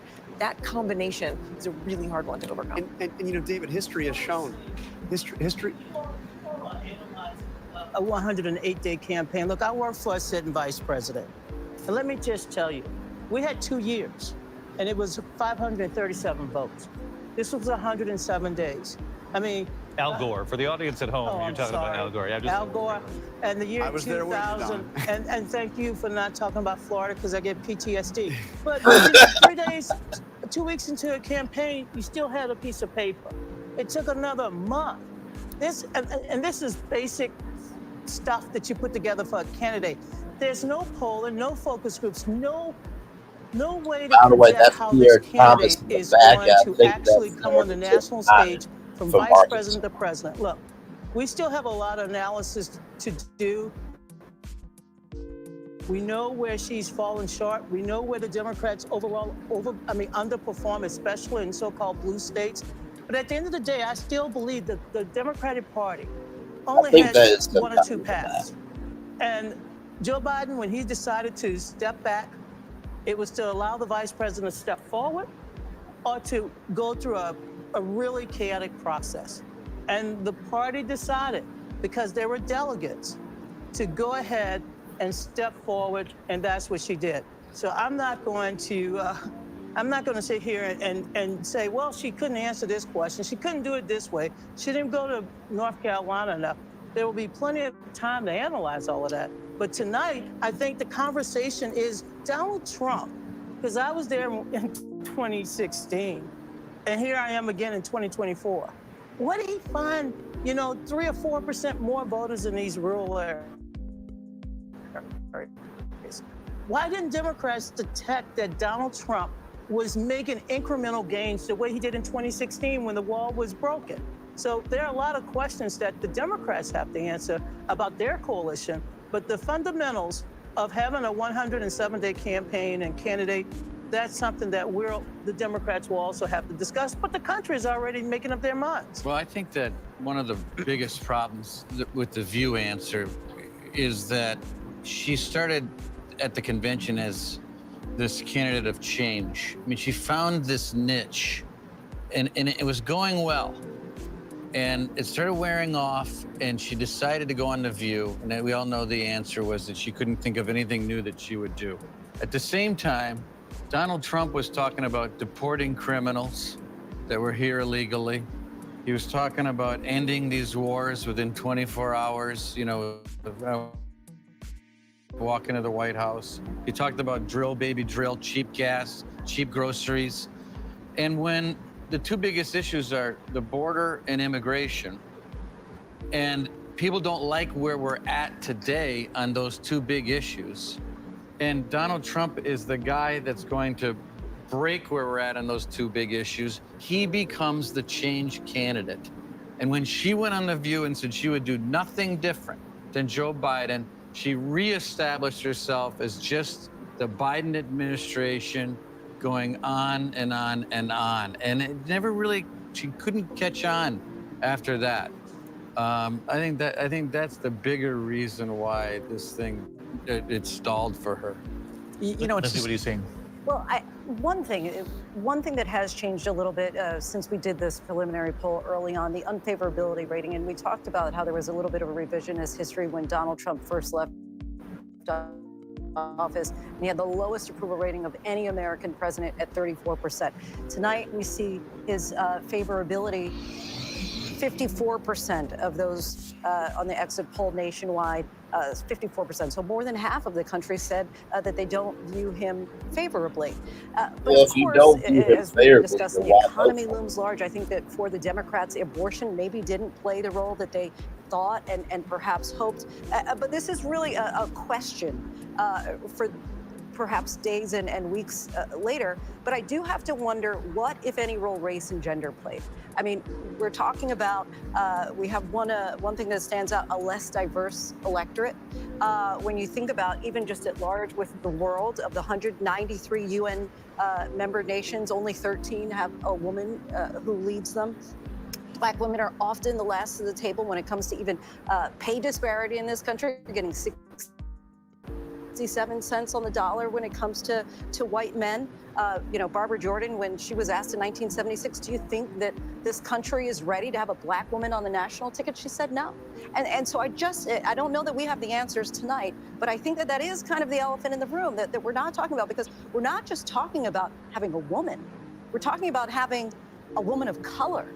And I think that that's something that we cannot underestimate when we see this increasing red spread throughout the country. And where did her unfavorable land at the end of the night, too? I'm just curious, because you put the Trump number, I think, is pretty close to what you said at the beginning of the night. So I'm just curious. Yeah, John, do you have the, we don't have that on this graphic right here. That point also plays into what others were saying up here, too, which is 52% 52. unfavorable. So she was 52, just a he's little bit 54. less. So 6 in 10 voters were not satisfied with the selection double of candidates. hitters. Yeah. But I think your point is very well made, Lindsay, and I think that we'll be able to dive into the demographics of who embraced her, who would have embraced a typical Democratic candidate, and some of those cross currents that exist and need to be probably addressed. Hearing your comment there, I just keep thinking about Barack Obama and what he said, and received a lot of flack for, quite honestly, saying to black men, sort of calling them out and saying, you know, voicing the fact that they may not vote for her simply because she is a woman. And it was something that made a lot in the Harris campaign uncomfortable, because this was not a race about identity. She made that very clear. I asked her about it last week. She joked, look, I certainly know, you know, I'm well aware of my race and gender, but she said she's running on substance, not identity. She really dodged. She really dodged. And I can tell you, having been at so many of her rallies, while she didn't want to talk about it, to women, especially to black women in her rallies, it mattered.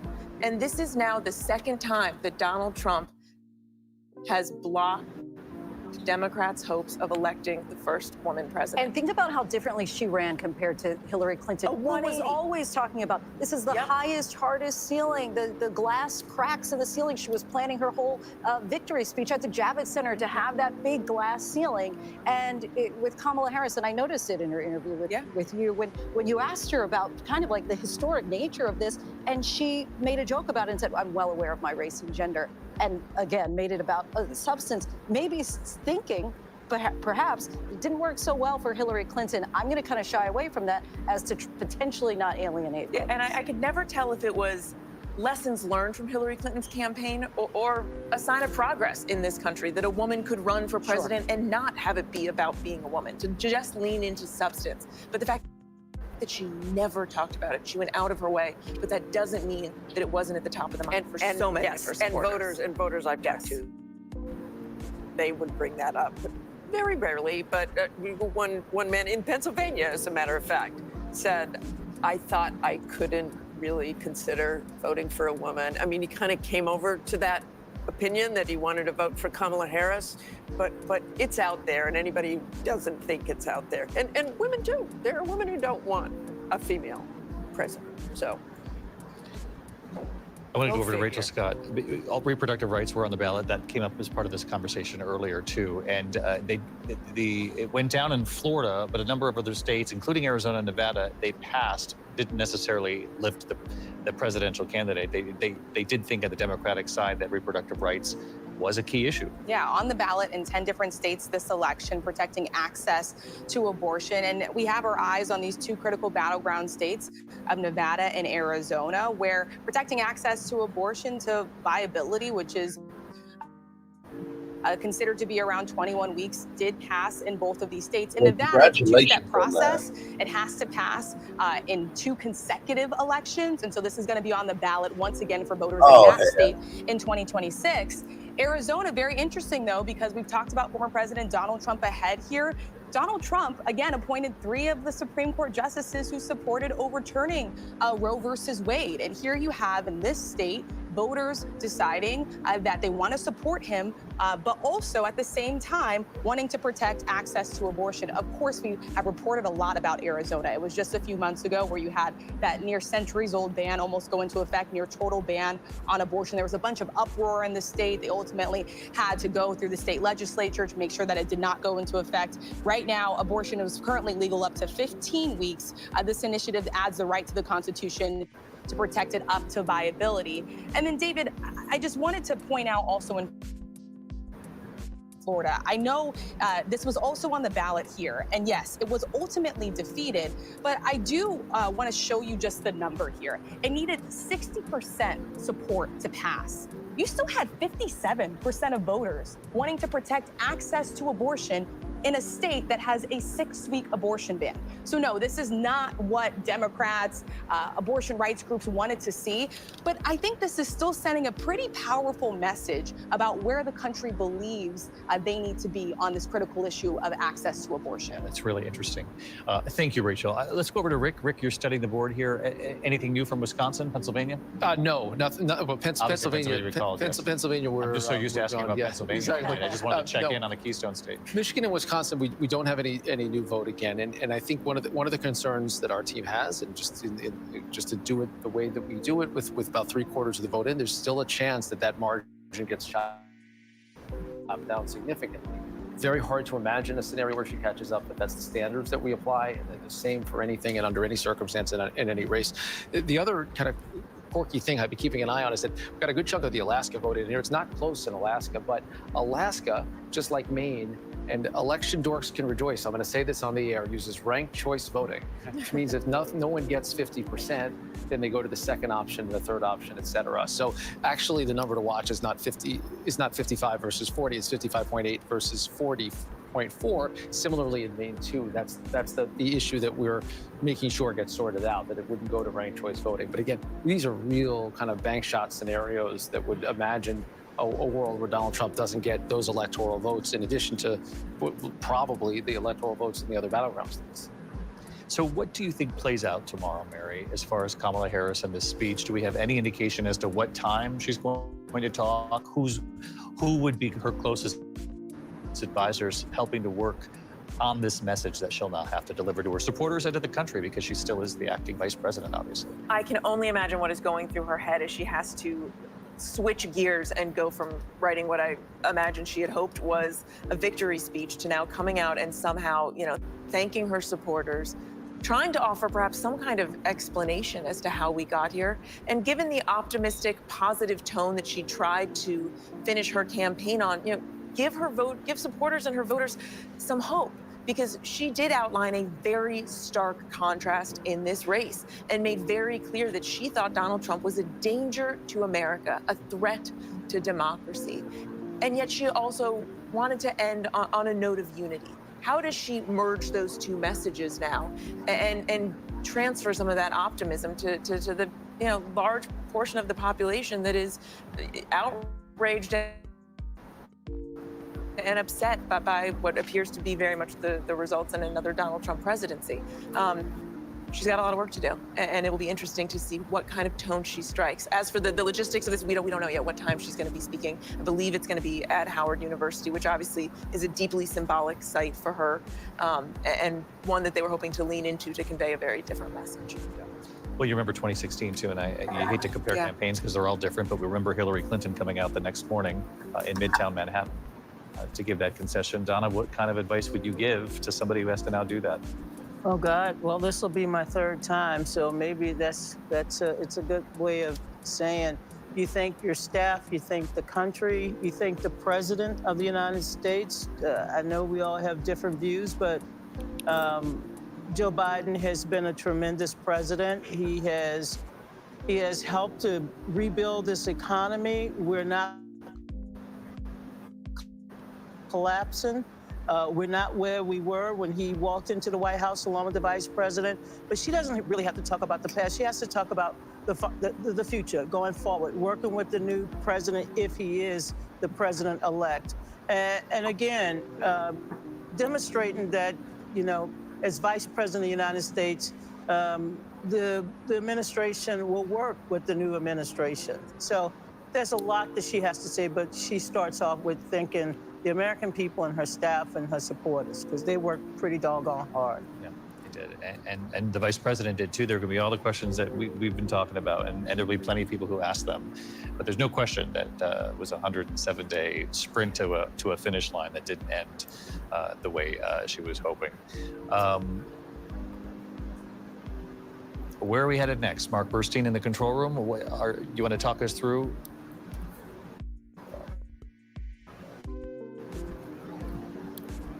So give us the pathways here, Rick, of the. You bet.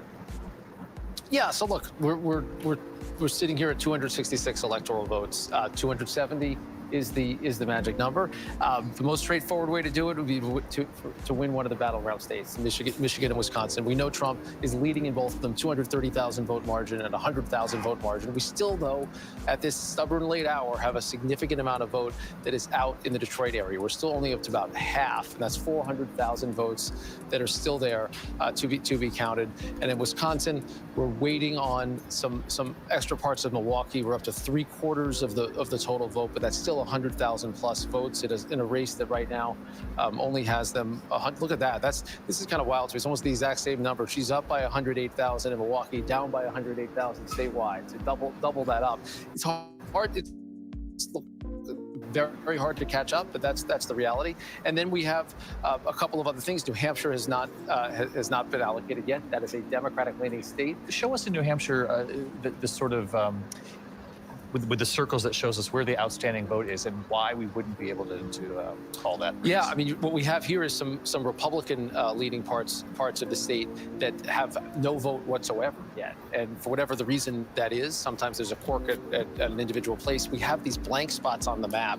It happens in some rural parts of the state. New Hampshire divvies things up by townships. They aren't just counties. So it leaves little holes that our team wants to be sure we know exactly what's going on. But that's not going to be relevant for the electoral math if it lands for Vice President Harris. Maine and its one congressional district would be, but again, the key number there is 50%. You have to get to 50% to win that, and in Alaska. But again, you look at the totality of this map, and it would be beyond shocking if Donald Trump does not get 270 plus electoral votes. And where does it stand with the House, Rachel? Donald Trump, you heard in his speech say, we took back the Senate and we very likely took back the House, but the House is still not decided. Not decided. And when I ran into Democrats with Democratic leader Hakeem Jeffries, they said, welcome to election weeks, possibly months, because of just how long it could take for the vote to be ultimately counted in states like California. It may be a while. And so, we did have our eyes on very early Virginia, too. This, again, is a district that former President Donald Trump won. Then it flipped to President Biden. Then Republican Governor Glenn Youngkin won this district, a true bellwether. Democratic leader Hakeem Jeffries said if they were able to win here, it'd be a good sign. They'd be on the path to clinching the majority. Well, guess what? The Republican incumbent, Jen Kagan, she was able to keep this seat here in this state as well. We talked a little bit about Matt Cartwright in Pennsylvania, 7 terms that he has served here in this state. His parts of his district, Donald Trump did win, and the Republican winning here as well. We've also had our eyes on Michigan as well. These North Carolina races were redistricting. They were, we assumed that they would obviously go toward a Republican, Democratic incumbents and even run there. And let's take a look here in Michigan as well. This was another critical seat. This is the area around Lansing. You have the Republican doing well here as well. So right now, too early to call. Democrats hoping that ultimately they could clinch the majority, but it's still all being sorted out. Again, every 2 years, all 435 seats up for grabs. So a lot of counting to do. Do me a favor and take me through some of these upstate New York communities right outside New York City that were in the midterm terms. They went red. So, and we see that Mondaire Jones was not successful in his challenge. Yeah, this was interesting because you had two people who have served in Congress going up against each other in a district. Mondaire Jones moved into one district. He lost. He ran again. Mike Lawler ultimately victorious here. He was with former President Donald Trump when he was campaigning over on Long Island. So he was able to turn this one out. Let's take a look at New York 18. Pat Ryan. Pat Ryan was able to hold on to this. This was a closely watched race as well with Esposito. He was able to hold on to this race by a pretty large margin, 45,000 votes as well. Let's go to New York 19. This was really sort of about 94% of the vote, and this is really interesting here. Close, right? Yeah, Wow. And it was really a coin toss. Both sides having their eyes on this. Riley ahead right now, and New York 22. The Democrat doing well here as well, David. All right, we're going to take a quick break. We'll come back to these numbers, and as soon as we can call the biggest race tonight, the presidential race, we will project here on ABC if we can in these overnight hours. So don't go away, and we sure do appreciate you staying up with us. It's about 4:07 here in the East. Hey, listen, Good Morning America is coming up shortly. Stay tuned. We'll be right back. ABC News live coverage of the election night 2024 continues right after this. Thank you, David. Look at all these happy wedding guests. Child, we are still live with you here. It is 4:08 in the morning right now. And we are glad to have you here with us. Like you said, Good Morning America will be here very, very soon at 7 o'clock in the morning. Trying to hang on in there with you guys, because anything can happen. I mean, it's to the point now where I think we're almost about to be at a 10-hour broadcast now. So you're here, I'm here, we're all here still. 44 people still rocking with us. 10 people are rocking from my channel, 29 people are rocking from Sassy's channel, 2 people are rocking from Lil Paulette and the Gang's channel, and 2 people are rocking from the 3 with the T YouTube channel as well. So we are up in here for sure tonight, this morning. Well, good morning, afternoon, good evening, based on your location. 3 with the T election party has started at 7:30. Magnificent journey. Okay, then. All right. Well, welcome in. I'm glad to have you here. We're just chilling, minding our own business, just trying to see how this story is going to unfold here. So, yes, 8 hours, 39 minutes, and 20 seconds here. We're getting close to a 10-hour broadcast, ladies and gentlemen. So, it's definitely picking up some steam here. There's some states that have not been called yet. I was kind of confused by you, Miss Versa.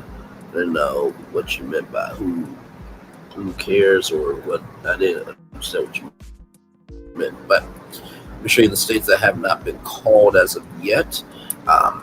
Wisconsin, Michigan, Nevada, Arizona, and Alaska have not been called yet. That's where we are right now.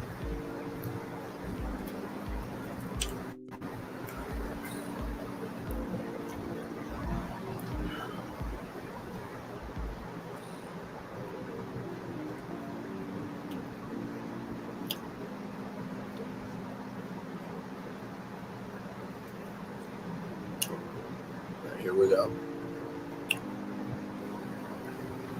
The surge just keeps coming up. Right on the border between Ukraine and Russia, Russia. We're in artillery position about 2 miles away from Gaza. And ABC News Live is right there everywhere. We're not far from where this rally took place, so just stick with us here. Traveling with the president to the U.S.-Mexico border. Here in London today, off the coast of Gaza. Downtown Tel Aviv, rockets or missiles coming in. From the most devastating disaster in Hawaii. Some areas are still smoldering. Wherever the story. From the front lines, the ruins of Rafah. From the FBI. Reporting from Capitol Hill. In western Portugal. Outside of Mexico City. In Iceland. Let's go.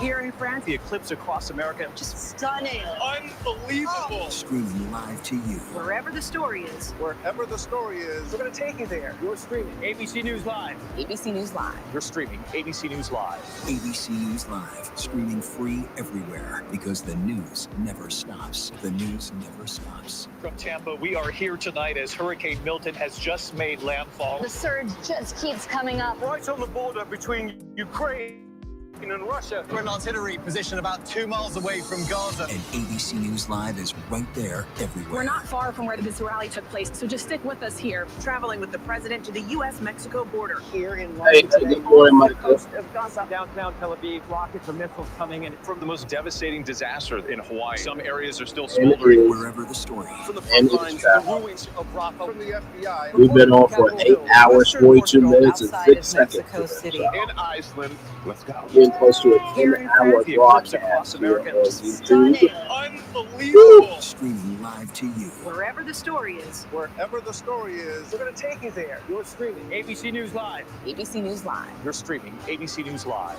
ABC News Live. Streaming free everywhere because the news never stops. Harris Walls, Trump Vance. Election night 2024 continues. Here again, David Muir. Hello again, everyone. It's about 12 minutes past 4 in the morning here in the East. We know these are American elections. They last well into the night, at least the last several presidential elections. Let's go right back over to the board and Rick Klein. I just want to explain to our viewers who are staying up with us, who are getting up this morning, now getting ready for their workday, for those who get up super early to start their day. And I just want to bring people up to speed. Obviously, we're very aware that Donald Trump is most likely going to be here, the 47th president of the United States. We just don't want to project it officially until we absolutely know it's a mathematical impossibility. That's what the decision desk, that's their job. That's why they're so careful and steady with what they do. Let's take it, let's look at Wisconsin, for example. I guess what would get us there or closer is that Milwaukee vote that's outstanding, right? The other map that you have that shows us where there's still vote. How much is left? Yeah, so we have about a quarter of the overall vote left in Milwaukee. You can see what this looks like, that big dot. That is Milwaukee, a bluer place because it's a 65-33 edge for Kamala Harris. And as that vote comes in, we'd anticipate, based on where it's from, the type of vote, that it will add to the margin that Harris has in that county. A county that's winning by 108,000. We've seen some other rural vote trickle in. That number's gone up a little bit for Trump. It's why it's so difficult to beat down the margin. But our team plays this very carefully, following the numbers, nothing else. And look, we're sitting here at 266 electoral votes, and there's no reason to be cute about it. We heard President Trump, the former president, declare victory earlier. He is exceedingly likely to get a majority in the Electoral College. He needs 270 electoral votes. But until the math is actually there for us in an individual state, our decision desk wants to just be very comfortable with that decision based on that circumstance, based on the vote that's actually in. We're just not there quite yet in a couple of states. Michigan's is it Wayne County in Michigan? That was it's Wayne. In Michigan, it's Wayne County, and we just don't have a good answer at this hour as to even. They told us maybe something in the last hour, but we're only about half of the vote in, and that is a huge county. It's by far the biggest of the state. 400,000 something votes still outstanding in a place that Kamala Harris is winning by 300,000 and down by 220,000. That you combine that with other places where there's some vote out. That's a big dot there. Some more in Kalamazoo, some in Ann Arbor. And there's just enough uncertainty out there that we don't want to go beyond where the numbers lead us. Yeah, completely understood. How about the Sun Belt states, Arizona, Nevada? Where are we there? Yeah, we'll check in on Arizona and Nevada. Arizona, we said from the start that if Arizona's at all close, it's going to take a very long time to count. Right now, we only have about half the vote in, and it is going to be several days before we get a substantially larger amount of that vote. Right now, Donald Trump's lead is about 1.5 points. When we've looked inside Maricopa County, by far the biggest county of the state, we only have about half of that vote, and Kamala Harris has a narrow edge in that state. So you can imagine if the trends hold, that much more vote comes in, she might be drawing somewhat closer. And then in Nevada, people could mail in their votes as late as on Tuesday. If they're postmarked on Tuesday, they could arrive as late as Friday. So we don't even know the universe of votes that we're dealing with. We do know that Kamala Harris barely holding on to Clark County, which is Las Vegas. It's by far the most populous part of the county. This is a place that typically a Democrat would need to run up the numbers pretty substantially. That does not appear to have happened tonight. But again, 55,000 votes just from that one county in a margin of 57,000.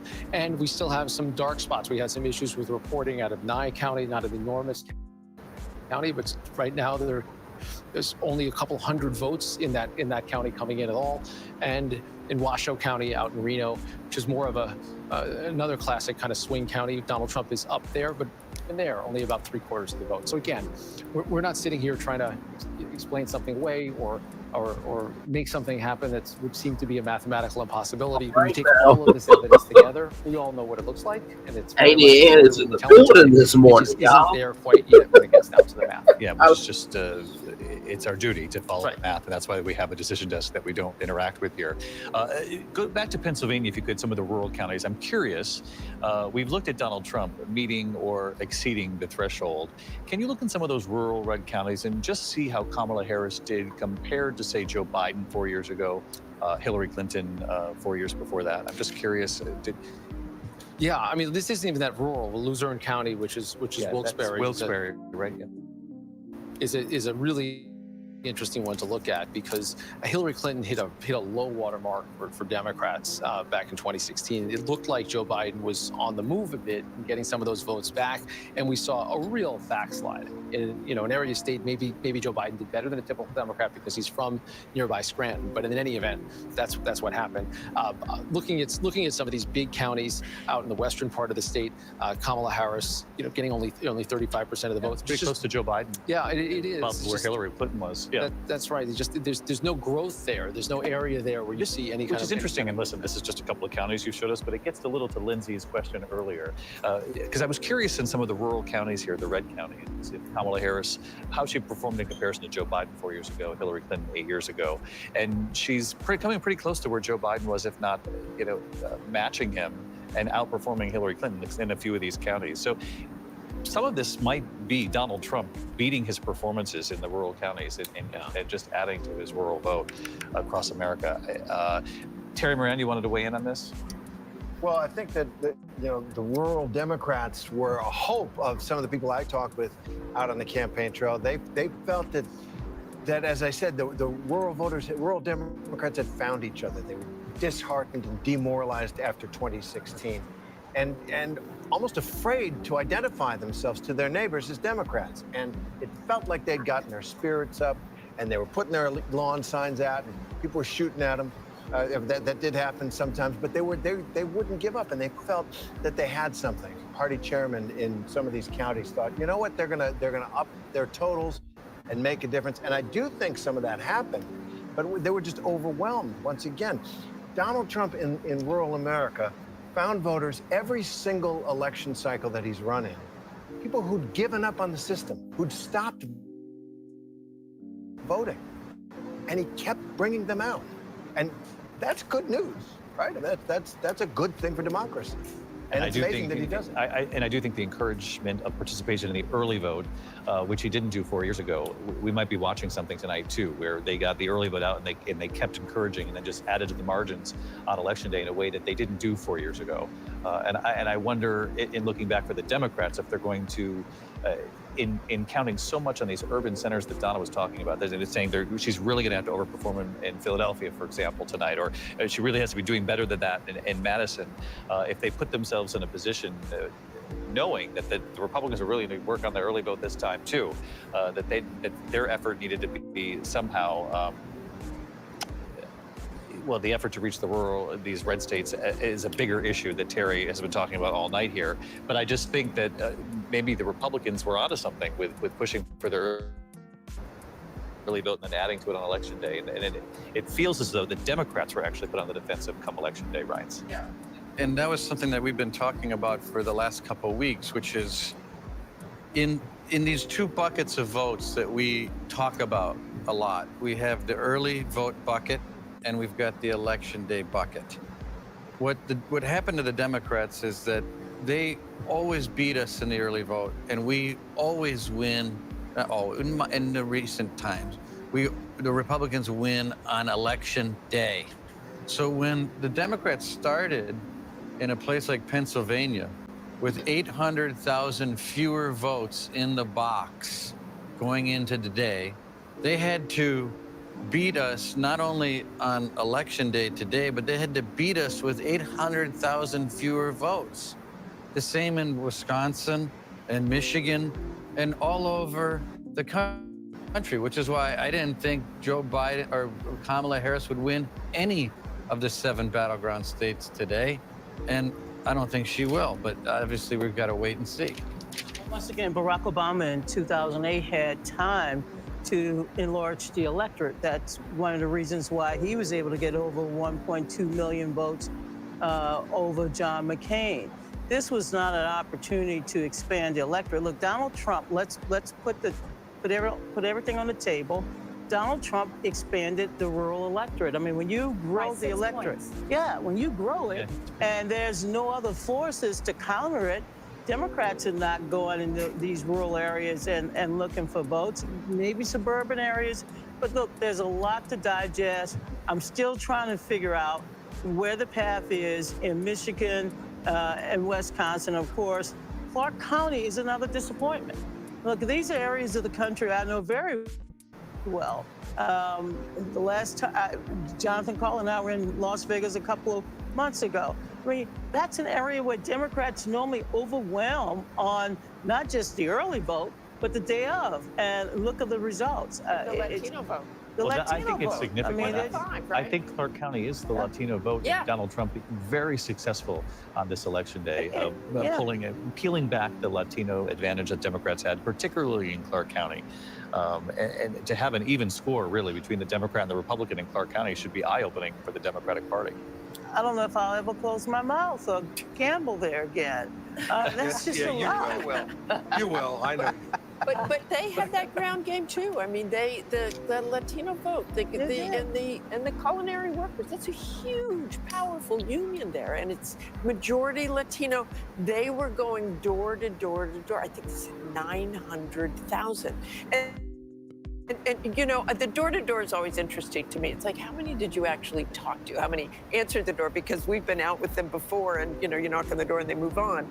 But the argument they had, and even those Kamala Harris supporters, was, look, you know, I know the economy's not great, but it takes a while. That's really not a great argument to tell someone. It may take a while. And again, the rent prices there, the grocery prices there.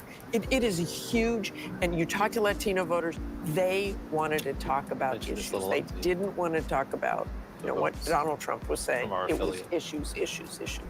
Lindsay? If you take a look at Nevada in particular, and we have a board for this, there you go. So it's tied, 47 to 47. Yeah. But this is actually a 12-point improvement for Donald Trump from 2020.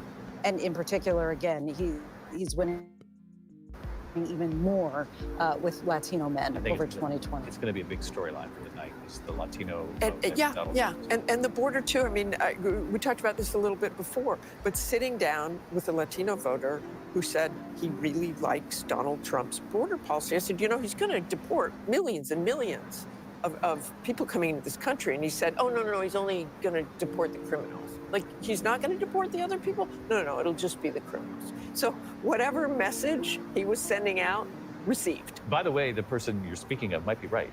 Yeah, you know what I mean? That might be the political versus the reality, and maybe that person's a little closer to what's really going to happen. These voters have moved to Trump after the Harris campaign made their closing argument, and much of their argument echoed in many places that he was racist and fascist and a danger to democracy. And we're looking at 51% of the American people rejecting all of that. And I think that's cause for reflection for Democrats and for a lot of other people. I don't know. If you talk to your neighbors who voted for Trump, if you have them, they just don't buy any of that. They just didn't buy into that at all. Let me bring in Mark Updegrove, presidential historian. 51% didn't buy it, that's for sure. And the 46.9 that voted for Harris did buy that closing argument. And so, Mark, I guess we bring you in to help viewers at home understand, just how everyone's going to move forward here on this in a divided electorate. Some who thought, democracy was at stake, and others who have clearly decided to turn back to Donald Trump for myriad reasons. Economy, we've talked about at length here. Immigration, we just talked about. And Clark County in Nevada, in Las Vegas, Latino voters peeling away for Donald Trump in huge numbers simply because of, and I don't say simply to talk it down, but these are very, very real issues. But I think that they were driven, as Lindsay showed in the exit polls, by economy, cost of housing, inflation, very real dynamics that American families have had to deal with for many years now. David, I'm with John Carl, who said it several times. This is the most spectacular political comeback in the history of our country. There's nothing even remotely comparable. Richard Nixon came back from a defeat in 1960 when he ran against John F. Kennedy, lost a gubernatorial bid in California 2 years later, and folks were writing Nixon's political obituary, but he came back to win the presidency 6 years later. He has nothing on Donald Trump. Donald Trump, we all know, 2 impeachments, January 6th, the loss of the election, and 34 felony counts, on and on and on. But I think his success is echoed by 2 successful presidential campaigns in modern presidential history. One is Ronald Reagan in 1980, who constantly asked voters, are you better off today than you were 4 years ago, and defeated Jimmy Carter resoundingly in 1980. And then 1992, when you had George H.W. Bush defeating the incumbent president, Bill Clinton, and his political advisor, James Carville, reminding everybody it's the economy, stupid. I think Americans truly believe that Donald Trump has a better economic strategy to move them forward. That is the motivating issue. Donald Trump capitalized on it very successfully, David, but we simply haven't seen anything like this in the history of our country. And how do the American people move forward for those who feel so strongly that the outcome either way was going to be dangerous for the country moving forward? This is democracy. This is what you have when you have folks voting in a free and fair election. There's been no greater disparity between candidates than you've had between Donald Trump and Kamala Harris. And you've seen almost a 50-50 split, nearly a 50-50 split between Americans. It shows how divided we are. That's no surprise. We've seen that. We know how divided we are. But this is democracy. And if you are an American, you have to accept the result of a free and fair election. And we have to figure out a way to come together in the wake of this very surprising in many respects decision by the American electorate. Mark, what do you make of some of the exit polling and sort of the coalition, really at both sides, the way they turned out, who they voted for tonight, and I guess in particular what we've been talking about is that Donald Trump, he definitely carved out, for example, again in Clark County, Latino support in some of these urban areas, some of the different battleground states. But one other thing that he did that is quite extraordinary is that in all of these red counties in Pennsylvania, Wisconsin, North Carolina, Georgia, he upped the number in some of these smaller counties, but he did better than he did 4 years ago, in some cases than he did 8 years ago, over and over and over again, and that added up over time. And it's the patchwork of those rural communities, David, that really comes into play. You start bringing up the numbers by bringing in those rural communities one by one by one by one, and chipping away at the Harris lead in the bigger urban communities. It is a miraculous strategy, and it worked. They seem to get out there in numbers. Donald Trump waged a movement, just as he did in 2016. It surprised many at the time, and I think a lot of it was because he was so successful in the rural areas where he was largely uncontested by Kamala Harris, who was concentrating I think rightfully so, just based on the numbers, on those urban areas. But they got just enough in order to get a majority in these states. And it's particularly surprising in the blue what were the blue states, the industrial blue states, Pennsylvania, Wisconsin, and it looks like Michigan. Wisconsin and Michigan look like they're going to go to Trump just as they did in 2016, a very successful movement waged by Donald Trump. Mark, let me ask you, it was an issue that Lindsay had brought up earlier, and it's one that will be talked about too, and that's the role of gender. And not only that, but this is now the second time the Democrats have nominated a woman to be at the top of the ticket, and also in this case, a woman of color. What do we have to take from that? I know it's so early, we still haven't even called the race yet tonight, but these are definitely this is all part of the race. It's part of who the Democrats have put at the top of the ticket. And does it say something about the willingness to sort of put a woman in that top role to be commander-in-chief? It's hard to know, David, the reasons that people didn't vote for Kamala Harris to the degree that they might have. But it seems like that high and very hard and almost impenetrable, at least at this point, glass ceiling is difficult to crack. And there is no question that gender and ethnicity probably played some role in this, just as we saw in 2016 that it played a role. Whether it plays, we continue to not be able to see a viable presidential candidate who is a woman, a person of color. That's hard to know. We obviously elected Barack Obama twice, in 2008 and 2012, but it seems very difficult for a woman to gain the office of the president. We've had other nations do that. Other first world nations have elected presidents. For some reason, that has proved to be elusive for our country, David. So it's difficult to know whether it's going to continue to be an issue in the future, but I don't think there's any question that played some role in this. We'll know more as we analyze this race in years to come.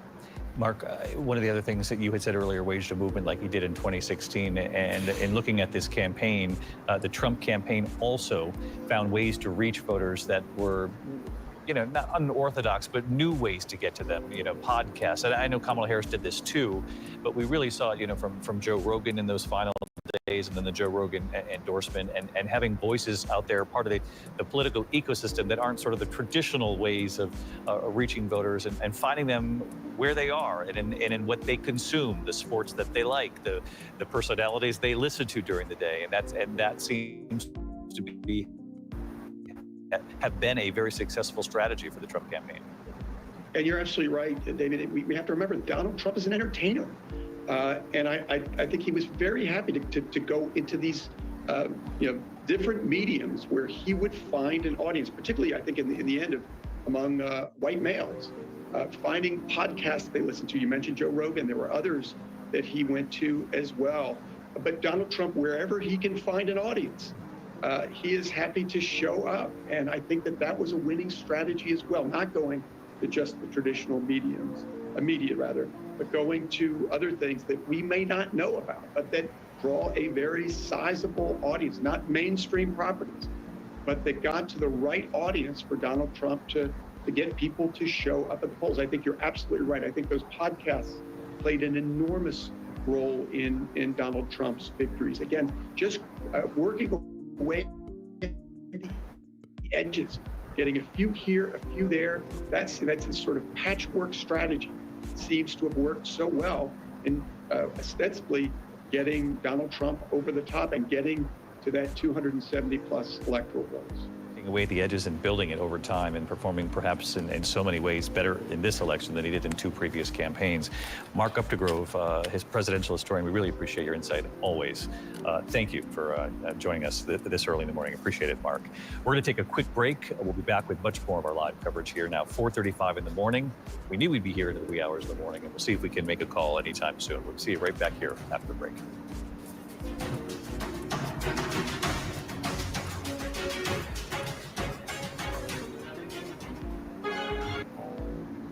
To make 6 jets fly as one. That's the Blue Angel magic. This year, we're bringing 5 new people into this team.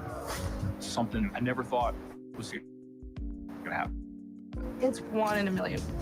When you're flying 12 inches apart, everybody's lives are in each other's hands. The jets just kind of freeze, and the world around you seems to spin. I just pinch myself when I get a chance to be part of it. With all these things that I've done. In the U.S. election race, with so much going on, it can be hard to know what matters. We'll cut through the noise and give you the facts. The contest is close. In-depth expert analysis with no agenda. The 2024 presidential election campaign is heating up. So you're clear about what you need to know. The U.S. election 2024 on BBC News. Amazon Freevee has over 400 live channels. So whether you're in the mood to fight crime, took a lot of courage to get up on that stand. Stay informed. We are monitoring several developments here at ABC News at this hour. Or indulge. Take the money and run, honey. There's something on now for your every mood. Stream free live TV on Freevee.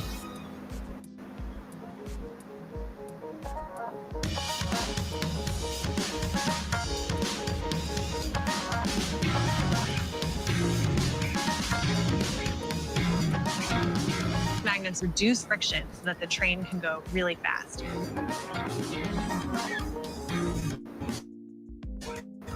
Enough to make a 2-lane highway from San Francisco to New York City.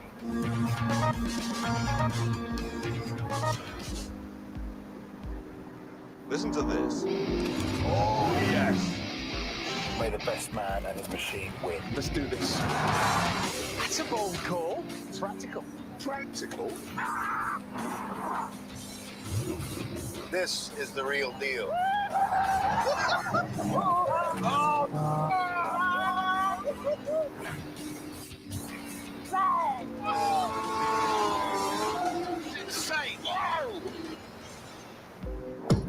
We're here to sweat the details, to test and retest. Because when you're known for speed and reliability inside, you need to deliver speed and reliability outside, in all kinds of weather, all year round. Because if it can handle all of this, it can definitely handle this. Introducing Aero Outdoor 7. Aero, the way Wi-Fi should be. I am so excited to host the CMA Awards again. Nashville, here we come. I ain't tired, honey, got a pocket full of money, and I'm headed straight home to you. Laney, what are you doing here? I'm hosting the CMA Awards with y'all. I think I can add something you ain't never had before. Like what? Like humor, style, a little bell-bottom player. I guess we do need you, Laney. That's the spirit. Y'all ready to do this? I can pull off bell bottoms. Sure you can, buddy. Wednesday night. Oh my God. We're back. Biggest, best season yet. Oh, no way. John Fiona's here. What would you do? Here we go. So the question is, What would you do? You see somebody in trouble, try to help. Can I give you a hug? Yeah. You have tears in your eyes. Thank you for standing up for us. Oh my God, I'm just joy. It's what would you do? And I'm on it, girl. now on Wednesday nights on ABC.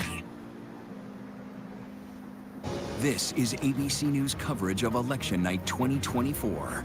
Here again, David Muir.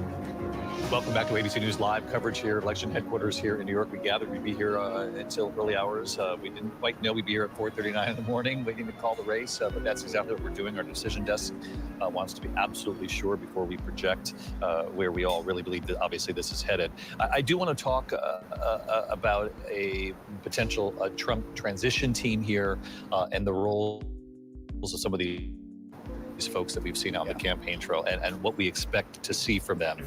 First of all, RFK Jr. Elon Musk, huge parts of this campaign. Elon Musk is already involved with the federal government, has huge federal projects. How does this work? What kind of role does he play in this administration? What are we going to see? Well, David, as you remember, when this was first came up, the idea that Elon Musk would head up an efficiency commission to make proposals on how to make government more efficient. But then it evolved into a Department of Government Efficiency. Now, unclear that's really going to happen neatly spells out Doge. He's, of course, Dogecoin is his big cryptocurrency. It's even more of like an inside joke. But clearly, Musk is prepared to play some kind of a role, and it became kind of part of the campaign shtick. I mean, this was the big, you know, at the famous Madison Square Garden rally, Elon Musk was right up there talking up what he was going to do with Howard Lutnick, who was leading or co-leading the Trump transition team, promising they were going to cut a couple of $1 trillion out of the federal budget. I mean, this was, you know, this was part of the campaign. At one point, he did say, prepare for some temporary hardship, yes, right? He said, prepare for some temporary, well, we'll have some temporary hardship, will be followed by a great period of prosperity. And of course, the Harris campaign shot back and said, oh, it's easy for you, the richest man on the planet, to talk about some temporary hardship. Bobby Kennedy's a bit different, a little, I mean, you know, Kennedy has clearly been promised that he will have a major role in determining health policy writ large in a Trump administration. That doesn't necessarily mean that he would be the Secretary of the Department of Health and Human Services, but he has been, and I talked to him about this just a few days ago, he has been preparing lists of names for potential cabinet secretaries. By the way, health writ large means Department of Health and Human Services, but also the Department of Agriculture, which has a big role over our food supply, food stamps, and all of that. And Bobby Kennedy is of the belief that Trump has given him free rein to basically be the decider on these major issues. And I don't know if you know it, but when Trump spoke, he said, Bobby can do anything. We just got to keep him out of energy. Because, of course, Bobby Kennedy made his name as a political activist, as an environmentalist. For the environment, yeah. And Donald Trump's the guy who has said global warming is a hoax, and he wants to drill, baby, drill, baby, drill. I asked Bobby Kennedy about that, and he said, well, actually, you can do more to combat global warming in the area of agriculture, which you can do a lot. I mean, there's fertilizers and all that. But look, I think both of them are gonna have significant roles. Whether or not Musk actually makes the leap into government, I'm skeptical of. I think it probably actually won't happen. But RFK Jr. is clearly will be an advisor inside the White House, and whether or not it's a cabinet position, obviously that remains to be seen. But he's known, he's anti-vaccine, talked about removing fluoride from drinking water. Yeah. Are these real proposals that you think will? I mean, look, he's been on the anti-vaccine thing for a long time, and long before COVID. This is not just being anti the COVID vaccine. You know, he is one of those that has argued the debunked theory that vaccinations are linked to autism. This is something we've seen with some, you know, people usually associated with the far right, like Michelle Bachmann, if you remember her. But he clearly believes he's going to have a major role. And look, that there are others. I mean, you know, Boris Epstein, who is Donald Trump's kind of, you know, the lawyer in charge of the lawyers on his legal team. He's the person with him by his side. So many times he's at the center of many of the indictments, not indicted himself, but mentioned as a key figure in the January 6th case, both the federal case and also the Georgia case. He's somebody who Catherine Falders has done some phenomenal reporting, looking at their plans for lawyers throughout the executive branch, not just the Attorney General, the White House counsels, the counsels at the various federal agencies. And, you know, Epstein has been drawing up the list of possible names. And those were the guardrails that were on Donald Trump. White House counsel, Attorney General. And is Don Jr. playing a role in this transition? How big is that role? He certainly, I mean, he probably played maybe the decisive role in the single most important personnel decision. J.D. Vance. J.D. Vance. Yeah. So I think it's unclear exactly what role, if any formal role, Don Jr. will play. But he's certainly got his father's ear, and he certainly has the ear of the vice president. What do you expect from J.D. Vance as vice president-elect? If and when we make the projection, but how do you see him in the White House as vice president? Well, I think he's going to be obviously serving Donald Trump, I think it's important that he doesn't overstep his place. I think he gets that. And certainly in a Trump White House, that's not something you ever want to do. Outshine the boss isn't something that works well with President Trump. But, you know, in regard to some of the things Jonathan talked about, I think, you know, President Trump reads the tea leaves on about every decision that he makes. I think he tests the water. I think that's part of the reasons why he liked the idea of interviewing cabinet secretary prospects at Bedminster. Brought a few people in, read the press as it went on, read social media as the interviews proceeded. You know, in a lot of ways, approval and affirmation is the guardrail of a lot of what the Trump White House does, because, you know, we know that President Trump he wants good press. Well, good press is a lot of public opinion. And that's something that I think will continue in this White House, no matter how much different people think they're going to get cabinet positions and who's entitled to what. Donald Trump will make the decision, but a lot of those decisions are going to be driven by how things are perceived as the decision is being made. And that's something that I don't see changing. And look, when I went through this 8 years ago and ran the transition up through the week after the election, you know, this is a fiction now that Donald Trump's created, that, you know, he wasn't plugged in at all. He didn't know. We had weekly meetings during the campaign about what was going on in the transition and what people were being put on short lists for all these different jobs. And those meetings didn't occur just with Donald Trump, but they occurred with Don Jr. and Eric and Ivanka and Jared. I mean, the idea that somehow, you know, these things were foisted upon him. Reince and I sat in rooms together where suggestions were made to him about what to do, but he was always the one making these decisions. And I agree with Reince that it's amazing if he feels like someone is getting one of two things: either getting too far out in front, they're going to get dragged back, and if he feels like they're not getting good reaction out there, we've seen this on the campaign trail, he'll act like he doesn't even know who they are. And when Mark Robinson, you know, got bad stuff in North Carolina, he went from being Martin Luther King Jr. on steroids to haven't heard of the guy. I barely know the guy, right? And we saw that with any number of folks that, you know, were proposed even by Donald Trump himself, and then got pulled back. And so, look, as far as Robert F. Kennedy Jr. is concerned, if I were him, I wouldn't take that promise and like try to borrow money on it. Okay, like when he starts to get vetted by the press, by Capitol Hill, for whatever role he's going to have, it's going to be some very interesting stuff that's going to come up. And Donald Trump doesn't like those kind of problems and having to deal with them. And he can forget a promise in 5 seconds. You're going to be X, whatever X would be. Oh, you know, I'd love to do it, but I can't because this or that happened. You know, that's the way he operates. And so if I were RFK Jr., I'd take a deep breath and, you know, not be running around telling people you're going to be in charge of all this stuff. It may not last until December, let alone into the administration. Do you have any guesses, Governor, as to who might help shepherd this?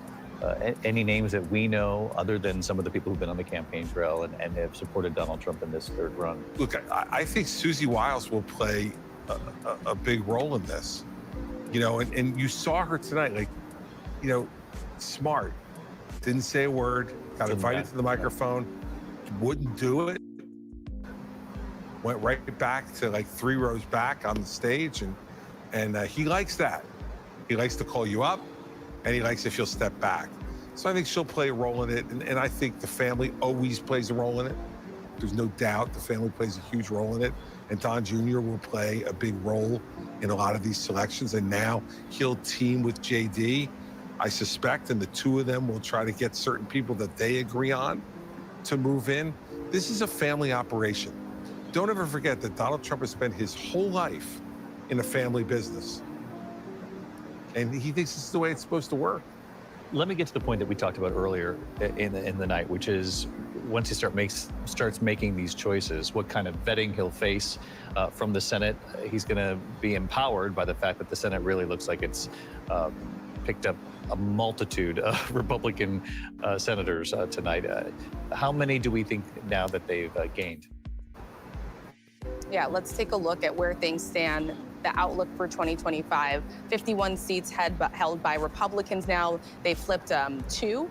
Democrats holding 41 seats. Let's go back into some of these races, David. I was just taking a look at where things stood in Nevada, where you have Jackie Rosen running against Sam Brown. This is a lead that has narrowed in the last hour or so. Now he's ahead by just over 1,000 votes. I mean, she's at 47.2, he's at 47.3. Jackie Rosen was trying to run independent of Vice President Kamala Harris. She did not attend the DNC. She was running ads in the state, as many Democrats were in some of these critical battlegrounds, talking about how she bucked Biden on immigration, for example, how she's going to be an independent senator. And you could see just how she compares to Vice President Kamala Harris here. Vice President Kamala Harris getting 46% of the vote, Jackie Rosen 47, Donald Trump 51, Sam Brown 47. These two were out on the campaign trail together within the last couple of days. Looks like some people just skipped the Senate race. Do you have what Rick has, that tool that shows where the outstanding vote is? Does Jackie Rosen have, are there sort of Democratic counties where the vote hasn't come in? Does she have a shot here of catching up to him? Yeah, 1,000 votes. Let's see here. Yeah, you still have the county that encompasses Reno. 74% of the vote is in so far here. She's ahead by 5,000. And then also Vegas, Clark County, where 88% of the vote is still in here. So it's pretty close. I mean, when you have margins this close, 1,000 votes. Yeah, no, I would think that. Yeah, anything could shift either way in this race. And some of the other races that we're looking at tonight as far as the balance of power in the Senate. Tammy Baldwin in Wisconsin, we haven't called that yet, right? Eric Hovde. That's right. And so look at how close that is. This one, again, very, very, very close here. Tammy Baldwin at 48, Eric Hovde at 49. He's ahead by 52,000. Also keeping our eye out on Montana. We did project Ohio, where Sherrod Brown, last statewide Democrat in that race, ultimately defeated by Bernie Moreno, someone that former President Donald Trump endorsed in the primary. Of course, this now means that Donald Trump has handpicked essentially 2 of the Ohio senators, one being his current running mate, Senator J.D. Vance. Montana is going to be a really interesting one here. I mean, John Tester, a third-generation farmer from this state, really campaigning on the Montana values.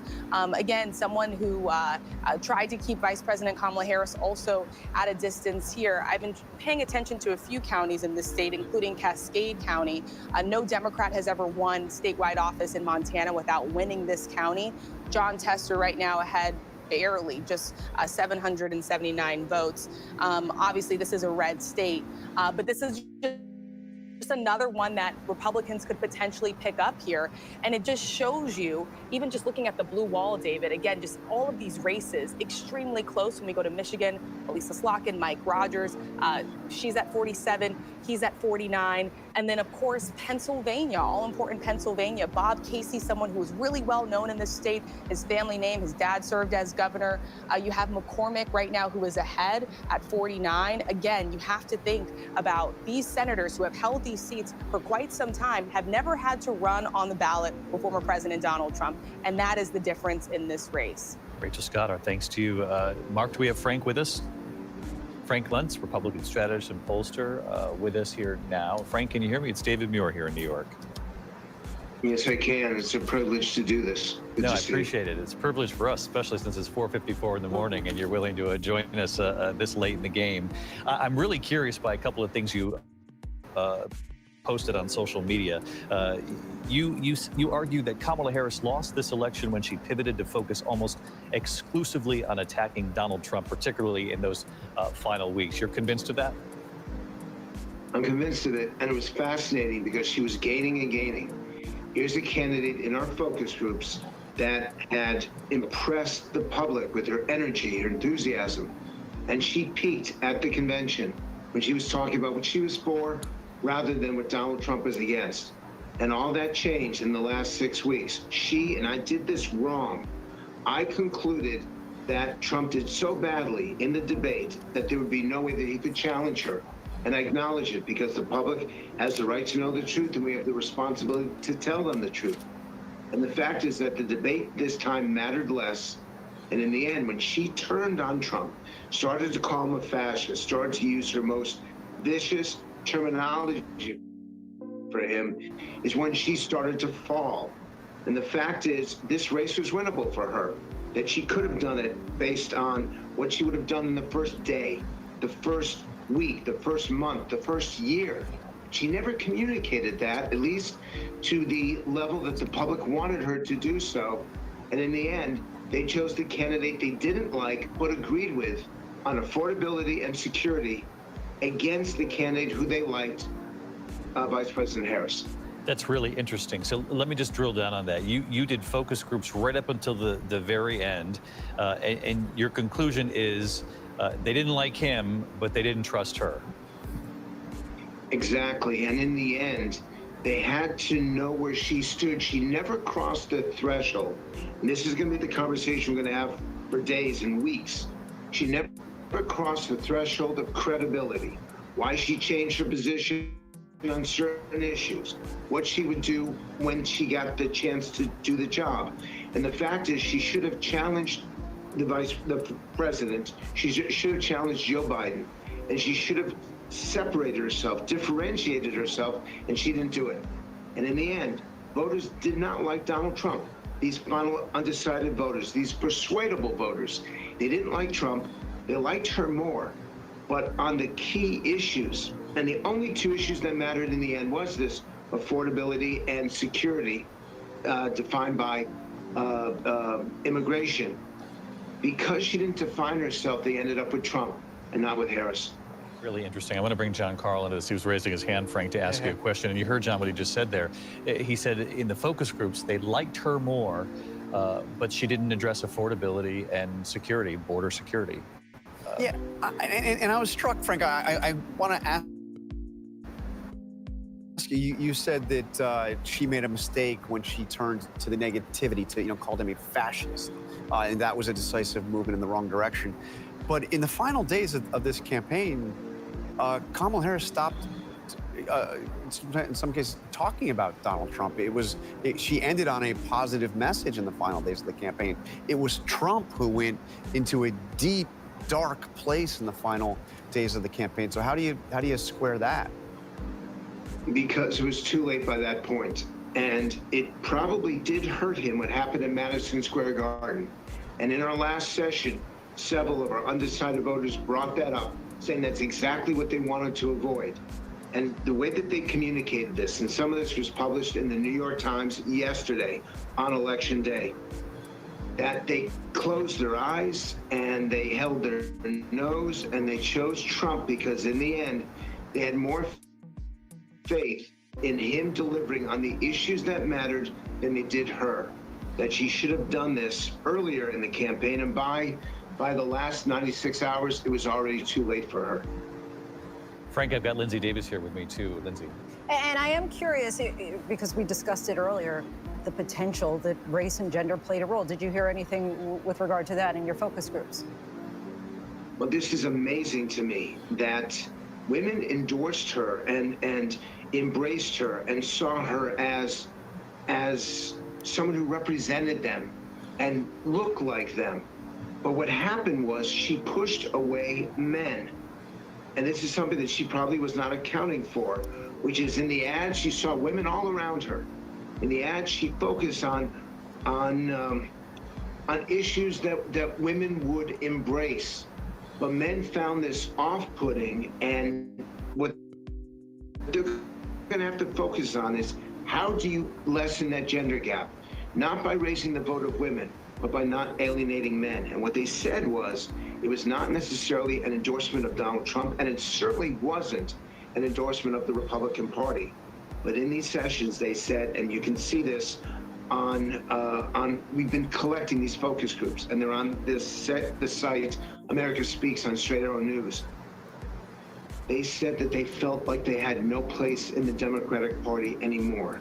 people who voted for Hillary Clinton and voted for Joe Biden, but they found her as prioritizing women at their expense.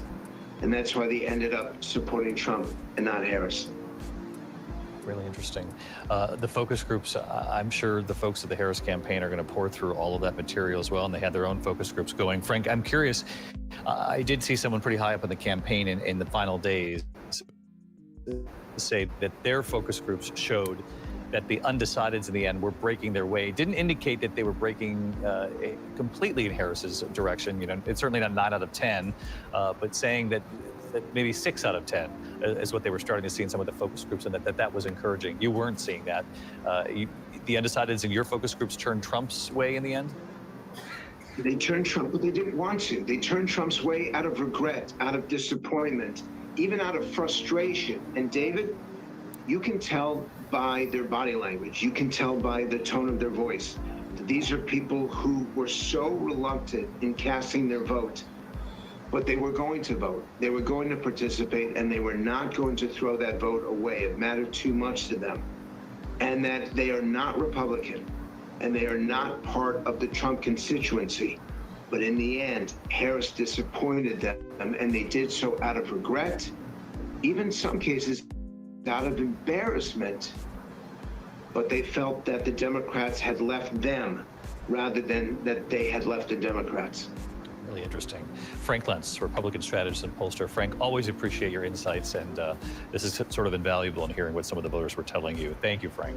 We'll be back with much more right here on our early morning election coverage here on ABC. Live coverage continues just after 5 here in the morning, and we'll see if we're any closer to making an official projection here right after the break.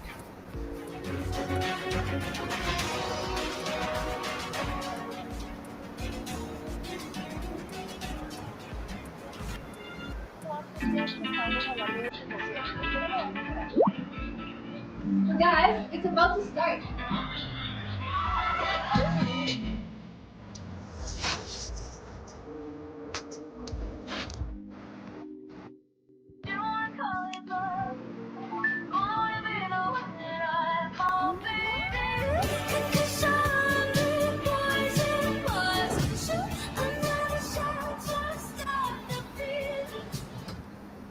Unpredictable. It's nerve-wracking. The whole country's on the edge of their seats. Unprecedented. This race could not be any closer. An election like no other. And it all comes down to this. We can now make a major projection. Election night in America. From the first votes to the critical counts. A lot of us thought that it'd come down to this.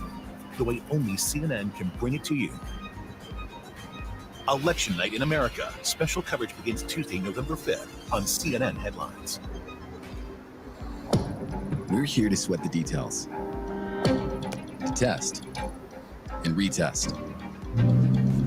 Because when you're known for speed and reliability inside, you need to deliver speed and reliability outside, in all kinds of weather, all year round. Because if it can handle all of this, it can definitely handle this. Introducing Aero Outdoor 7. Aero, the way Wi-Fi should be. In the U.S. election race, with so much going on, it can be hard to know what matters. We'll cut through the noise and give you the facts. The contest is close. In-depth expert analysis with no agenda. The 2024 presidential election campaign is heating up. So you're clear about what you need to know. The U.S. election 2024 on BBC News. Amazon Freebie has over 400 live channels. So whether you're in the mood to fight crime, It took a lot of courage to get up on that stand. stay informed, We are monitoring several developments here at ABC News at this hour. or indulge, Take the money and run, honey. there's something on now for your every mood. Stream free live TV on Freebie.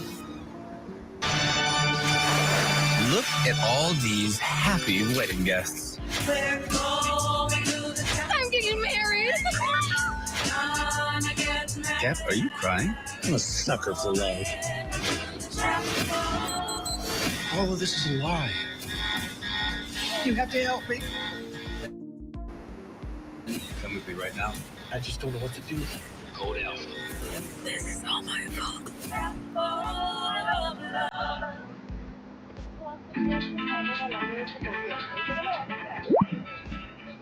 Guys, it's about to start.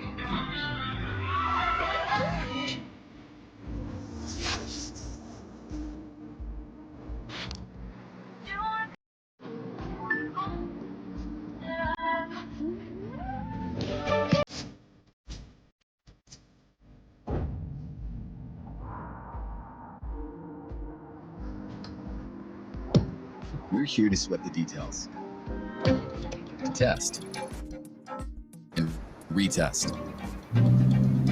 Because when you're known for speed and reliability inside, you need to deliver speed and reliability outside, in all kinds of weather, all year round. Because if it can handle all of this, it can definitely handle this. Introducing Aero Outdoor 7. Aero, the way Wi-Fi should be. America's #1 news, ABC News, now streaming 24/7 on Disney+. Welcome back to Election Night 2024 on ABC. Here again, David Muir. Welcome back now, 6 minutes past 5 o'clock here in the East on this Wednesday morning after election night in America. We are very much looking at Donald Trump set to be the president-elect. We have not projected as the network officially. Obviously, the math is very much in his favor.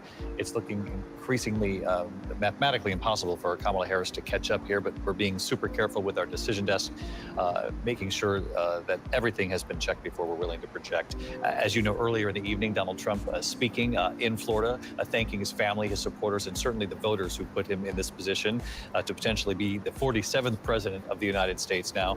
You know, we heard Frank Luntz just sharing with us some of his focus groups of voters in these final days, and he said he was struck by how many of them said in the focus groups that they actually liked her, but didn't trust her on the two key issues of affordability and security in this country. And when he said security, then said border security. He said the issues that were important, most important to them, that he believes that she lost the election when she pivoted the focus almost exclusively to Donald Trump. And perhaps that was in that window when General John Kelly came forward and talked about Donald Trump, and Kamala Harris leaned in on that. She was out campaigning with Liz Cheney, who was also talking about Donald Trump. And I'm not the one who's now critiquing the campaign. I'm just based on what Frank Luntz is critiquing her about turning the focus to Donald Trump. And I'll be curious to see people who worked with her and who look back at the campaign, if that indeed was sort of a turning point, instead of using the final days to really lay out what she was going to do, how she's different from Joe Biden.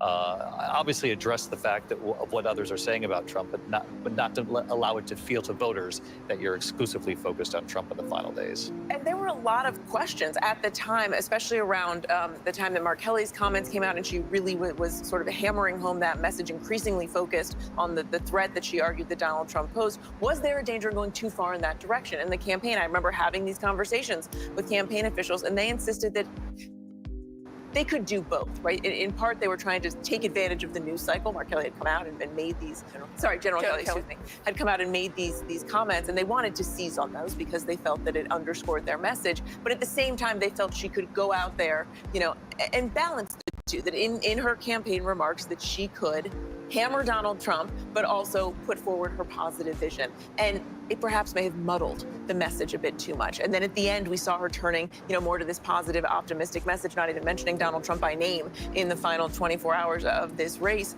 But it was a question at the time because I think some in the party, especially, it sort of, their ears went up a little bit, and we're a little worried about whether. And those messages had been out before, as you well know. I mean, John Kelly had anonymously or on background and confirmed to some people that he had actually made those comments.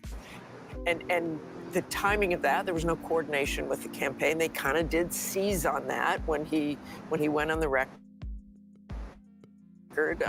with the New York Times, and you could hear his voice actually say what he said Donald Trump told him. But over the years, we've heard all kinds of these things. We've heard John Bolton. I remember interviewing John Bolton in 2020, and it was jaw-dropping what he said about Donald Trump, and it didn't make any difference. And you've had one after another. You had General Mattis. You had all these other national security leaders, and it didn't make much difference. So it was interesting to me that they would seize on that so much at a time when people really didn't know her that well. And it did mean that for a week plus, all of the news coverage, the oxygen was soaked up by that, and it meant that her agenda, that her promises, for the American people weren't resonating in the same way. Well, let me ask this, Donna Brazil. I want to bring you back into this. Who will be the standard bearer for the Democratic Party moving forward? I mean, Joe Biden obviously stepped aside for Kamala Harris. Obviously, there are other people. There's Josh Shapiro, who campaigned for her. There's Gretchen Whitmer in Michigan. Hakeem Jeffries, who could be, we just have to see where the House lands. He's the minority leader, has the potential to potentially be sort of House Speaker at some point here. Who do you see moving forward? Who becomes the voice of the next generation of the Democratic Party? And who's going to address sort of what Terry Moran's beat has been this election night, which is to address the fact that they've got to, and you've said it too, Donna, they have to build the coalition out there. They have to reach out to the rural counties, the smaller cities, the communities in between. It can't just be the urban centers that they're counting on to drive up the vote. Well, the good news is that Joe Biden is going to be president until January 20th. And as the president, he's the titular head of the Democratic Party. So there will be a transition, and it will be made up of, I think, some of the current leadership. But there, in my humble opinion, the Democratic Party has a huge bench. We saw during that period of time when the president was deciding whether or not to stay in the race or leave the race, that there were many Democrats who were willing to toss their hat in the ring, but they just didn't have the backing of the party and the donors and the Democratic Party infrastructure. So that will take place over the next 2 months. The most important thing right now, I think, is the vice president is waking up at some hour. Maybe we should let her know that she just should come here and get freshened up and just go straight to the stage, get it over with, so I can start moving on and we can all move on. But the truth is that the vice president is also going to play a small role in that transition. I say a small role because she has not been an institutionalist inside the party, but she is still someone that has to decide where she's going next. So it's a big, look, we're going to have a lot of fun. Hopefully we can pay less attention to the president, the former president, if he is quote unquote reelected, and we'll know sooner rather than later. But the party has a lot of resources. When I say resources, we have governors, we have senators, we have members of Congress, we have a lot of people, activists, organizations, and we're going to make sure that we put somebody forward over the next 2 years that can help rebuild this Democratic Party. Because if you think about it, it is a one term for President Trump if he returns to the White House. Don't the Democrats have to get to work and soon if they want to put together whoever the next face? We have gubernatorial races coming up in 2 years. We have congressional races. We have statewide races coming up. There's no question the Democratic Party is going to reassess everything. The fact that turnout in some of these Democratic states, some of these blue states, I keep looking at Illinois, I keep looking at Chris' home state. Chris, you should have just stopped working. No, there's a lot of work to do to rebuild not just the blue wall, but now to rebuild the entire Democratic Party infrastructure across the country so that we're not looking at these tight margins on a night we should be just focusing on the so-called battleground states. Donna, thanks. Tim Walz. I mean, Tim Walz, is he someone who's the future of the party? I mean, why not Wes Moore? I mean, why not? You talked about Gretchen Whitmer. We have so many governors. We have such a large bench. But I think this is a passing of the torch. Nancy Pelosi did it when she stepped down and passed the torch to Hakeem Jeffries. I think you'll see another passing of the torch across the board. Any other names, though, you want to throw out there? I'm not trying to make anybody upset. I'm already upset. It would be a tragic mistake if I didn't mention Gavin Newsom. All right, well, there you go. Gavin Newsom, Andy Beshear, Kentucky, Josh Shapiro. These are some of the names that were thrown in when they were saying, oh, maybe we'll need to do a mini primary. It just Mayor Pete, Pritzker. Yep, I mean, this party has a lot of assets. But I also think that the party is going to have to take a look at 51% of the vote in Illinois. You want to you know. I mean, Maryland did a little better, but still, there's a lot of healing to be done. I was just receiving an email from Marianne Williamson. She's up at this hour telling the Democrats what we should be doing next. So there's going to be a lot of income. And I look forward to hearing everybody, you know what. Well, I mean, what she's upset about is the fact that there was no primary. I mean, she may be not exactly a central figure in the party, but there were people that were saying early on. A couple of hundred. She received some votes, just no delegates. You know how the process works. Well, you're going back to the central question. After the 2022 midterm, Joe Biden made the decision on December 1st, 2022, that he would toss his hat back in the ring. He said at the time that he's the best candidate to defeat Donald Trump, and he encouraged and recommended that the Democratic Party change their calendar. We did that. We honored Joe Biden, we honored his legacy, his commitment, and when he made the decision to step back, Kamala Harris stepped forward. There's a lot of work we have to do. Look, I'm not afraid, but I don't think it's my job anymore. You know, I think that one of the problems, Martha hit on it, these comments, these negative comments about Donald Trump from Bolton, from John Kelly, it was already in the ether. And when Kamala Harris came out, she came into this as a very unpopular person in the Democrat Party. She didn't win a single primary, she didn't win a single vote in the primary. But then all of a sudden she became this candidate that was transformed at the convention. I mentioned this a little bit earlier. And all of a sudden people said, wait a minute, you mean we don't have to name call and you guys are gonna have fun and there's gonna be this inspiration in Milwaukee?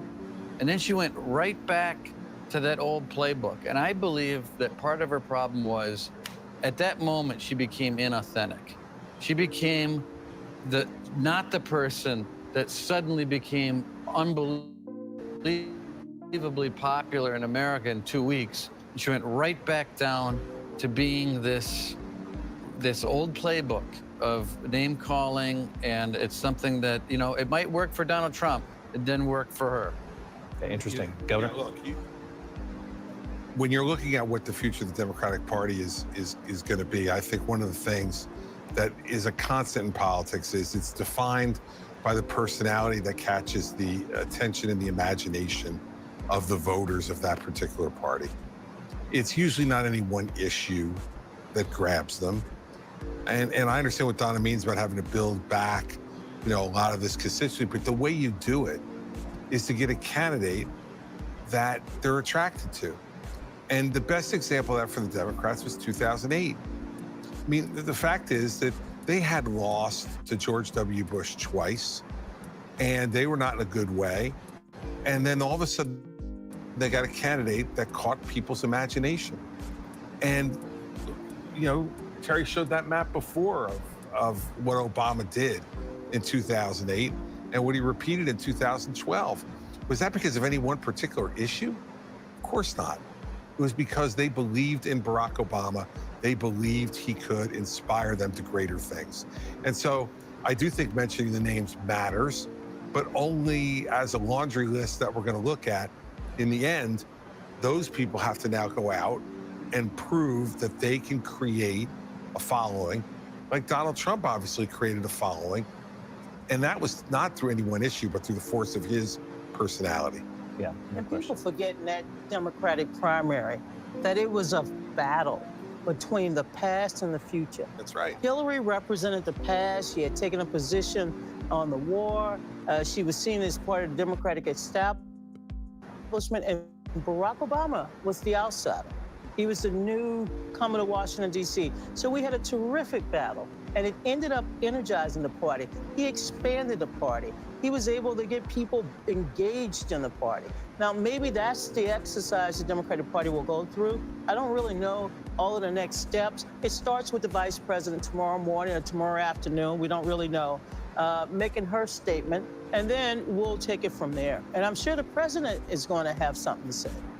I was thinking tonight, thinking about change, and of a man I met in Audubon, Iowa, in 2008. just before the Iowa caucuses there. A small town. He's a farmer. I'm not making this up. He had a John Deere cap, stubble beard, missing a tooth. And I was asking him about the election, and I said, well, who are you going to vote for? And like a lot of Iowans, he said, well, I haven't made up my mind yet. Then he went on and said, can you imagine what it would say to the world about this republic? And he used that word, if he gets elected. To him, Barack Obama was change. And I think there's a continuity between Obama and Trump, which is that Americans, a lot of them, have been trying to tell the rest of us that the system wasn't working for them, whatever it was. And they saw in Barack Obama a guy who wasn't attached to it, right? He'd been a senator for a couple of years. He was from a very different background, a political talent of his generation. And they said, he's the one. And he did make some change, but not enough.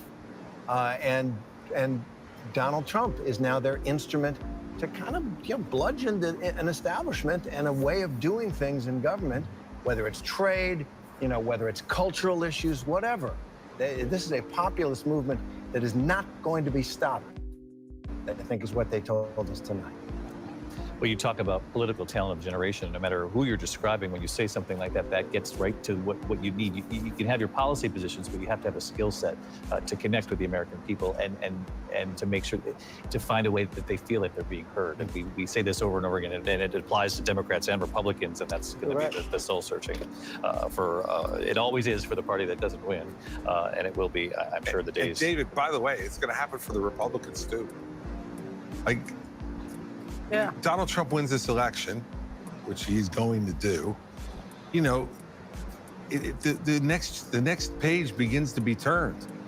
I mean, he's not going to want to hear it, but it is constitutionally required that he leave after 4 more years, and we're going to have a race inside the party, an empty seat race, and so the Republicans are going to be looking for who's the next person, who's going to try to inspire them and lead them and could perhaps continue some of the policies of Trump or take us in an entirely new direction based upon what challenges the American people are facing at that moment.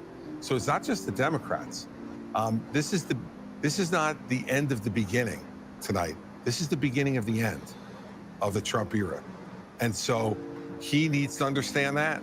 I don't know that he'll deal with that very well, but he needs to understand it, and it's going to become a reality to him in late 2025 or early 2026. Yeah, and I hear you. I don't know. I mean, I think it's yet to be seen. I think what happened tonight was so extraordinary in this country. The legacy now of Donald Trump, his leadership, what he does, obviously it's in his hands.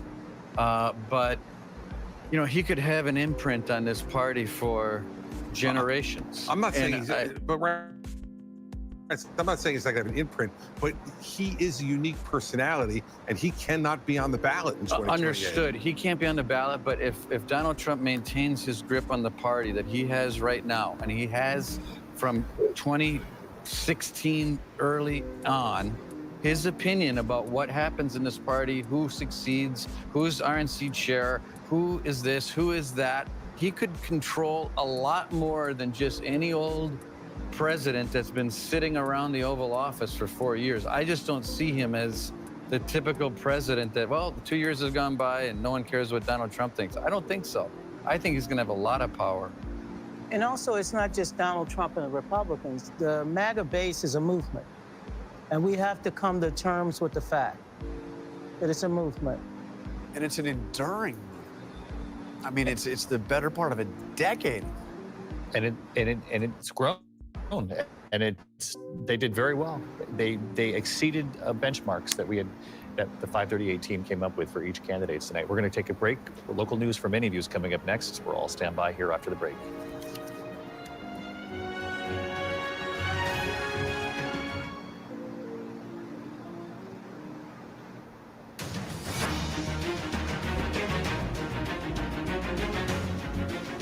Welcome back to the ABC News election headquarters. I'm Andrew Dimber. Good morning to you. I'm Rhiannon Alley. Let's get right to the results. Former President Trump calling for what he calls the golden age of America when he spoke just before 2:30 a.m. Eastern this morning declaring victory. All while winning the crucial state of Pennsylvania. Now, we recognize that some other outlets may have already called the race at this point for Trump, but our decision desk wants to be sure a Harris win is a mathematical impossibility before doing so. Now, let's look at the board. Trump winning every state that he was expected to win, and then picking up Pennsylvania, which Joe Biden won back in 2020. And Republicans have not won the popular vote in a presidential election since George W. Bush. But Trump was on track all night long to do just that. Trump appearing with his family overnight, vowing to help the country heal. Things are troubling for Democrats all night long. Even Minnesota, home of Governor Tim Walz, wasn't called until after 2:30 a.m. ABC's Lana Moise starts our coverage off. This morning, former President Trump declaring victory in the election. It's a political victory that our country has never seen before, nothing like this. Trump maintaining leads in major battleground states overnight, taking an early win in North Carolina. Exit polls showing Trump overperformed among young voters and Latinos nationally. Trump, now the first Republican presidential candidate to win Miami-Dade County since 1988, after a large number of Latino voters shifted right. ABC's Martha Raddatz spoke to Latino voters on the campaign trail. I think what I heard was surprising in some ways. I mean, you think, oh, the Latino vote is going to go to the Democrats. Absolutely not. It all came back to the voters I spoke to the economy. Exit polls also show college-educated voters leaning toward Harris, but predictably blue states like Virginia, New Hampshire, and even New Jersey did not come in as early as expected. But Trump easily winning where he was expected to, including Iowa. By midnight, both campaigns laser-focused on the so-called blue wall, Wisconsin, Michigan, and Pennsylvania. When you tick through these blue wall states, Pennsylvania, 67% of voters saying the condition of the nation's economy is not so good or poor. More of the same in Michigan, 63%, not so good or poor. Wisconsin, more of the same, 66% not so good or poor. Trump also winning in Pennsylvania, the biggest prize among the battleground states with 19 electoral votes. Frankly, this was, I believe, the greatest political movement of all time. There's never been anything like this in this country, and maybe beyond. Harris opting to not speak overnight. We still have votes to count. We still have states that have not been called yet. We will continue overnight to fight to make sure that every vote is counted, that every voice has spoken. The fact that Kamala Harris is going home tonight, I think, is amateur hour. But the Trump campaign appearing more confident well after midnight, when more of his senior advisors started arriving to his watch party. Many people have told me that God spared my life for a reason.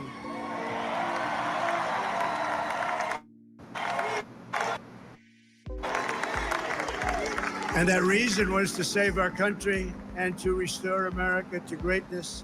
What you are seeing is potentially Donald Trump on the precipice of the greatest comeback in American political history. A president who left the White House the way he left, impeached for the second time, 7 members of his own party voting to convict him in the Senate, facing multiple criminal trials, indictments in 4 separate cases, convictions in the case in New York. And to face all of that, come back, recapture the Republican nomination, and be on the precipice of potentially getting back into the White House is something unlike anything we have ever seen. I will not rest until we have delivered the strong, safe, and prosperous America that our children deserve and that you deserve. This will truly be the golden age of America. That's what we have to have.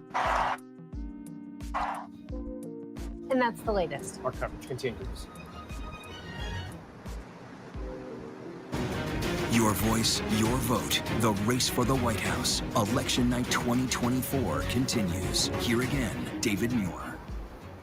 Did they just say election night 2024? Because I think we need to update that announce to election morning, 5:30 here in the East. The whole team is here, and we're glad you're with us at home. I want to get right back over to Rick Klein at the Big Board, our political director, Washington Bureau Chief. And Rick, obviously, we've been saying this throughout the night for our viewers. We're waiting for the decision desk to do the final map here, just to be absolutely sure of where we all see that this is headed.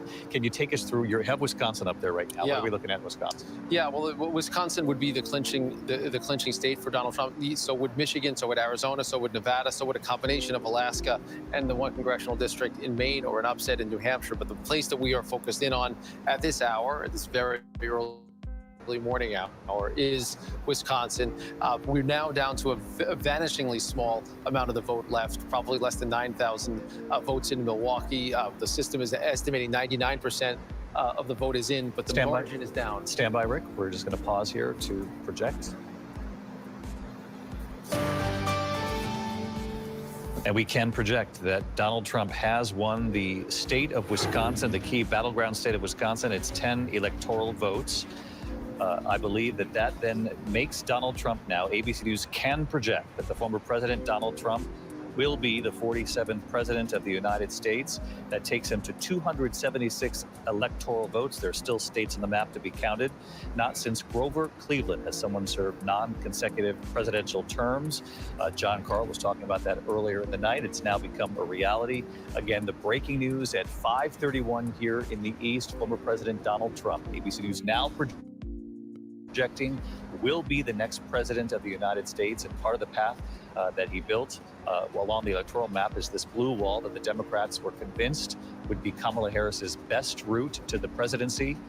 Donald Trump winning Pennsylvania, and now he has won Wisconsin. He won North Carolina and Georgia, and a number of other battlegrounds are still being counted where he holds leads. Significant, even though we've been reporting on this and the analysis has been excellent and careful from the whole team here all night long, but we are here, and Mary Bruce, John Carl, your first reaction here to the official news: Donald Trump is headed back to the White House. Look, we said it as we approached this point. This is just an unbelievable comeback, the greatest political comeback in the history of the United States. And this is a victory unlike his 2016 victory, certainly unlike his loss in 2020. Donald Trump not only wins the Electoral College, but it looks like he has a very good chance of winning the popular vote. He comes back to the White House, rising like a phoenix from the ashes after having left in disgrace, twice impeached, facing multiple indictments, convictions here in New York, and he captures the White House in a way that he didn't even do the first time, and with the strength of a significant majority in the United States Senate as well. Mary Bruce, you cover the White House, and you know part of the calculation for so long, President Biden believed that he was best positioned to keep Donald Trump from returning to the White House, ultimately deciding after that debate performance in June that he needed to step aside. He quickly endorsed Vice President Kamala Harris. There's going to be a lot of discussion, obviously, in so many Democratic circles right there in the White House about the timing, the decision, when the decision was made, the fact that they didn't do a primary or some version of a primary, if there was a better way for Democrats to be better prepared to sort of take on Donald Trump. And those questions now begin. 107-day sprint. That was what Kamala Harris had and what she tried to pull off here. It was the shortest campaign in modern American political history. The party coalesced around her quickly. They thought and felt extremely confident, cautiously confident, but confident nonetheless, many hours ago when this day began yesterday morning, that they were going to be able to pull this off because they felt that they had built such a broad coalition, that she had reached out to all of those key demographics, that she was going to expand beyond her base in a way that they argued Donald Trump simply could not do. And yet we have seen really the opposite, that she wasn't able to turn out her own base in some ways in those big urban centers in the way that she needed. And despite painting such a dire picture of a second Trump term, ultimately it was that question of whether you are better off now than you were 4 years ago that Donald Trump hammered throughout this campaign that seems to have resonated most with voters. We're going to pause here so that the rest of the network can join us for breaking news coverage here of our projection and yet another state to call. Let's pause here for a moment.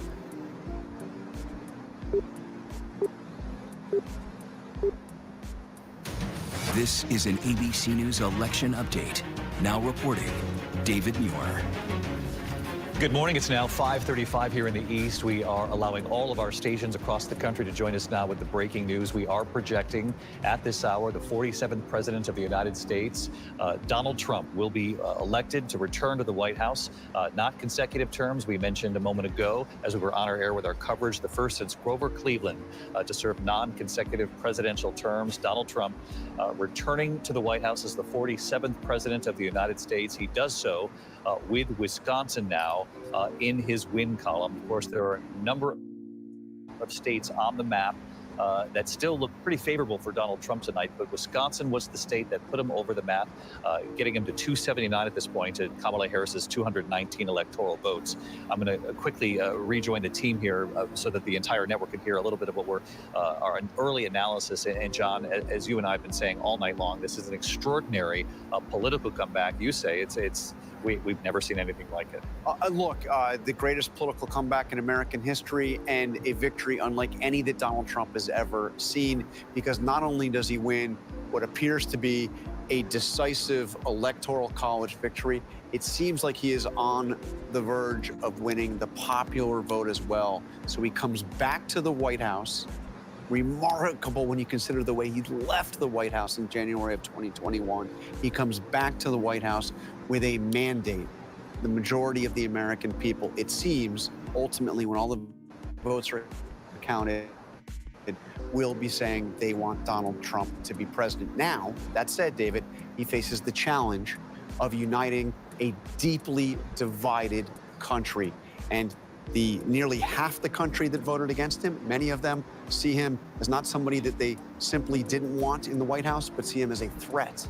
So now the question is, how does he convince those people that he can be a president for all Americans, including those who didn't vote for him? One of the central questions moving forward, you're absolutely right, John. One of the questions in looking back, and there will be many of them, come for this White House. Mary Bruce, you've covered the White House now, the Biden-Harris administration. A lot of people are going to be looking to President Biden, his decision to bow out after that horrible debate performance in June, whether or not that was a decision that should have been made earlier, that would have perhaps given the Democratic Party more time to do some sort of primary, or would have given Kamala Harris more time. However it turned out, or whoever the Democratic Party chose or people voted for, perhaps that would have given them more than 107 days, which is all she had to introduce herself as a candidate at the top of the ticket. There's certainly going to be a lot of discussions and deep soul searching, I think, within the Democratic Party about how this all unfolded, and a lot of deep questions for the president about the way he went out of this race, the timing of this. Could the outcome have been different if Democrats had had time for a primary, for instance? But Kamala Harris, in those 107 days, really cast herself as the change candidate. That is hard to do when you are the sitting vice president. And when you look back at how things could have been different, I think we have been discussing this all night long and into the wee hours here.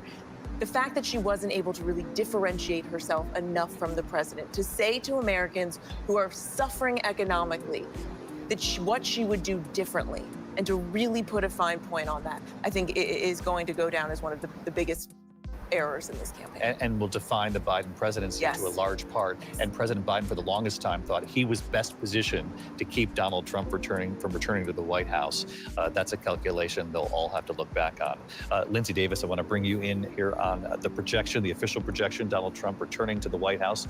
You've been looking at the exit polls, and what Donald Trump did tonight was increase his margins in some of the areas where he won before by substantial margins. Almost every one of these red counties showed that he was gaining. And not only did he do that, but he peeled back some of the support in the urban areas, particularly from Latino voters. That was also something very telling to them. In virtually every metric, in virtually all of the things that we measure with regard to the exit polls, he increased his percentage from his points from 2020. And if you look at the top issues that people had, he's the one that they trusted. When you look at immigration, Donald Trump, by far. There we go. It's coming up here. There you go. When you look at who do you trust to handle immigration?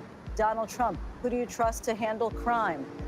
Donald Trump. Who do you trust to handle the economy? Donald Trump. And so these were very significant issues that people said that when they were going to the polls today, that they felt were very important in their decision. You know, we talked to Frank Luntz earlier for our special coverage here, Martha, of election night. He said he did last-minute focus groups. Many of them had favorable things to say about Kamala Harris in the focus groups, but they said they didn't know enough about her, didn't trust her on the key issues, and many of them didn't like Donald Trump, but still trusted him more on the economy and on border security. And that's what I have found talking to voters over the last year and over the last few months when Kamala Harris has been in the race, that they didn't really know her. And say what you will about Donald Trump is authentic. And I think there was a little disconnect with Kamala Harris. He didn't know quite who she was. And when she started talking so much more about Donald Trump instead of herself, instead of her own plan, people just kept saying, I don't know exactly where she stands on this and the economy. I mean, they would just flat out say, my life was better with Donald Trump. I was listening to you say, we have never seen anything like it. We're all saying that. We said that almost every day when Donald Trump was president, and I'm sure we'll be saying it as we go ahead. But I want to say one thing. Donald Trump, in 2016, his inaugural speech, talking about division in the country. The Bible tells us how good and pleasant it is when God's people live together in unity. We must speak our minds openly, debate our disagreements honestly, but always pursue solidarity. When America is united, America is totally unstoppable. As we've all said tonight, that is going to be a very, very tall order. A very tall order for the president as he enters his second term in the White House, though not consecutive, as we pointed out, part of the history of this night. Rachel Scott, he returns to the White House with considerable power, not only given the Supreme Court ruling on immunity that we've reported plenty on here, but also emboldened with a very good turnout for Republicans in the Senate. They were lifted by Donald Trump being at the top of the ticket. He's not only going to have a majority in the Senate, it looks like he's going to have a couple of seats that give him a majority. It's not a slim one, I should say. Yes, that's exactly right, David. The former president will be returning back to the White House, back to Washington, and he will have a majority in the Senate. Of course, it is the Senate that confirms cabinet picks. This is what the former president is going to have before him. And by the way, several of the people that won tonight were people that former President Donald Trump endorsed in the primaries as well. David, this has been a remarkable campaign, unlike any other in American history. I've been covering Donald Trump now for 591 days since his very first rally of this campaign cycle in Waco, Texas, a twice impeached former president of the United States who at one point during this campaign was spending more time in a courtroom than out on the campaign trail. He ran this race his own way. He didn't even participate in any of the primary debates. Republicans rallying behind the former president and voters too. And all I can think about tonight is how the former president continued to start his rallies, asking his voters, his supporters, if they're better off now than they were 4 years ago. The question now for Donald Trump is how he's going to unite this nation. Thank you, Rachel. And I guess as we always knew that half the country would not be happy with the result, the other half would be pleased, and both sort of portrayed it as a real threat to the country, the other side. But one of the things that I think that everyone can sort of agree on tonight, if we're looking for consensus for people at home, and this would take it back to Pierre and Aaron, because we had a fairly safe election day. Actually, election day that was quite safe, quite successful. There were a lot of safeguards in place, and we got through it just fine, Pierre. Indeed, David. The key here there were some issues that popped up with bomb threats, but the American public resilient. They went out and voted. Law enforcement said these were all hoaxes. Don't worry about it, move ahead. But it was interesting that they did believe that in several states, including Wisconsin and Georgia, that Russia was involved in putting forth some of these hoax bomb threats. But Pierre, David, this has to be a triumph of safety and security over deep skepticism about the integrity of the vote and a lot of disinformation. And David, I would add one thing. At the end of the day, as someone who grew up in a working class family, economics mean a lot to people. And I remember my mom often going to the grocery store and looking at the prices with a furrowed brow. At the end of the day, we don't elect saints. It's about the economy. It always is, and we say that every time, and it's cliche for a reason because it's true. Pierre Thomas, thanks. I'll give you the final word there. Thanks to everybody. I mean, you've been just incredible. Rick Klein, we can't even believe you're still standing. You've been punching the numbers all night. We really do appreciate it. And to Rachel and Mary, who've been on this campaign trail for the better part of a couple of years, we're really grateful. And to all of you here with us here at the desk, thank you. Thank you. Vice President Kamala Harris expected to speak later today. ABC News will carry that live when it happens. Our coverage of the 2024 election will continue. For many of you, we return you to regular programming. Your local news has started here in much of the East. And of course, Robin, George, and Michael are coming up a short time from now on Good Morning America. And I'll see you a little later today for World News Tonight. I'm David Muir. From all of us here at ABC News, thanks for being with us for almost 12 hours of election coverage. We'll see you later today. Good day.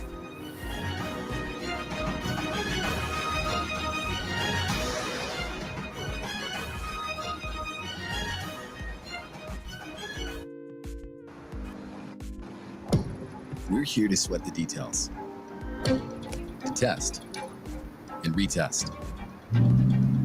Because when you're known for speed and reliability inside, you need to deliver speed and reliability outside, in all kinds of weather, all year round.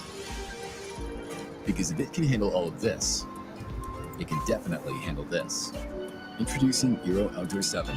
Aero, the way Wi-Fi should be.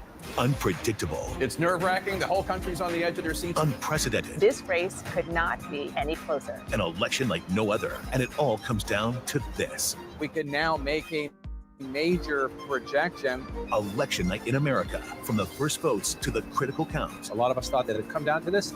The way only CNN can bring it to you. Election night in America. Special coverage begins Tuesday, November 5th on CNN Headlines. Some breaking news. November 5th can't come soon enough. I know where I stand, and I know where the United States belongs. Tonight I ask for your partnership, for your support, and I am humbly asking for your vote. How is J.D. Vance feeling about tonight? It's setting up to be a showdown. We appreciate everyone continuing to join us all in real time. Here at Live Now from Fox, we have you covered live, raw, and unfiltered for all your election-related needs.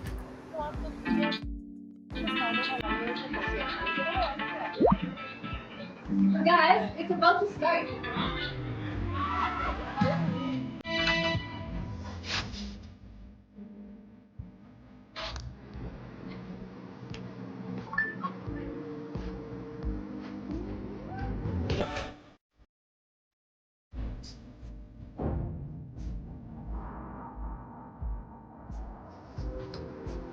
Listen to this.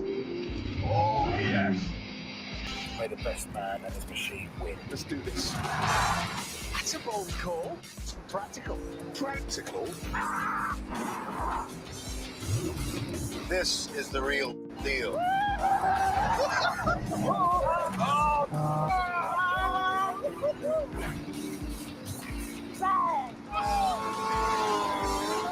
Insane.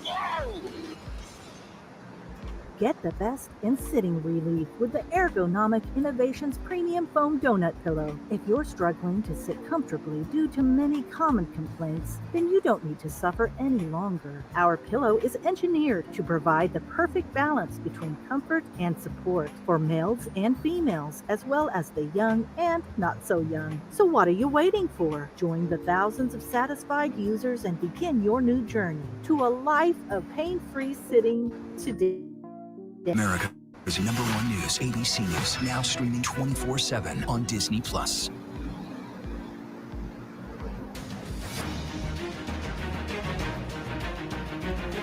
Welcome back to ABC News Election Headquarters. I'm Andrew Dimber. And I'm Marie Ananelli. ABC News is now projecting Donald Trump will be the 47th president of the United States. Trump overnight promised to deliver a, quote, golden age for America when he spoke just before 2:30 a.m. Eastern, declaring victory. All after winning Wisconsin and following his victory in Pennsylvania. This morning, former President Trump declaring victory in the election. It's a political victory that our country has never seen before, nothing like this. Trump maintaining leads in major battleground states overnight, taking an early win Clinton in North Carolina. Exit polls showing Trump overperformed among young voters and Latinos nationally. Trump, now the first Republican presidential candidate to win Miami-Dade County since 1988, after a large number of Latino voters shifted right. ABC's Martha Raddatz spoke to Latino voters on the campaign trail. I think what I heard was surprising in some ways. I mean, you think, oh, the Latino vote is going to go to the Democrats. Absolutely not. It all came back to the voters I spoke to the economy. Exit polls also show college-educated voters leaning toward Harris, but predictably blue states like Virginia, New Hampshire, and even New Jersey did not come in as early as expected. But Trump easily winning where he was expected to, including Iowa. By midnight, both campaigns laser-focused on the so-called blue wall, Wisconsin, Michigan, and Pennsylvania. When you tick through these blue wall states, Pennsylvania, 67% of voters saying the condition of the nation's economy is not so good or poor. More of the same in Michigan, 63%, not so good or poor. Wisconsin, more of the same, 66% not so good or poor. Trump also winning in Pennsylvania, the biggest prize among the battleground states, with 19 electoral votes. Frankly, this was, I believe, the greatest political movement of all time. There's never been anything like this in this country, and maybe beyond. Harris opting to not speak overnight. We still have votes to count. We still have states that have not been called yet. We will continue overnight to fight to make sure that every vote is counted, that every voice has spoken. The fact that Kamala Harris is going home tonight, I think, is amateur hour. But the Trump campaign appearing more confident well after midnight, when more of his senior advisors started arriving to his watch party. Many people have told me that God spared my life for a reason.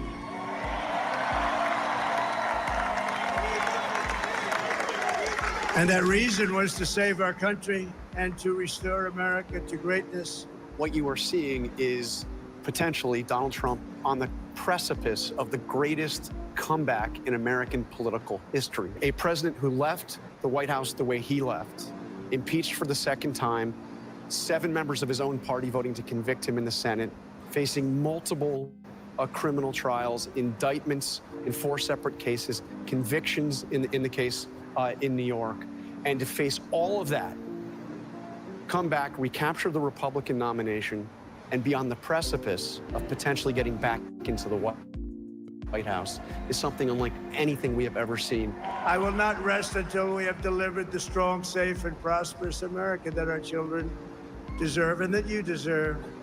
This will truly be the golden age of America. That's what we have to have.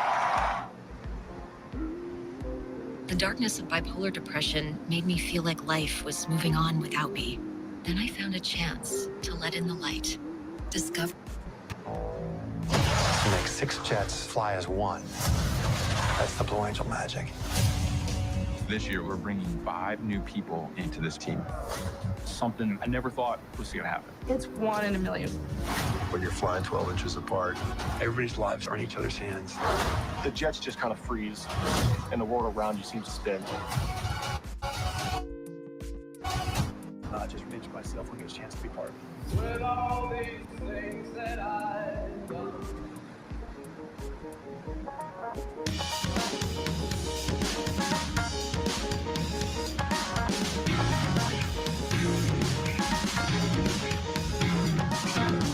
Magnets reduce friction so that the train can go really fast. Enough to make a 2-lane highway from San Francisco to New York City.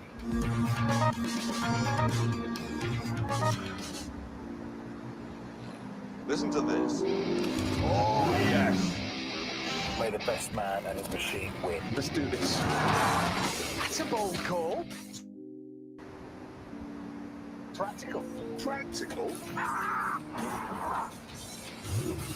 This is the real deal.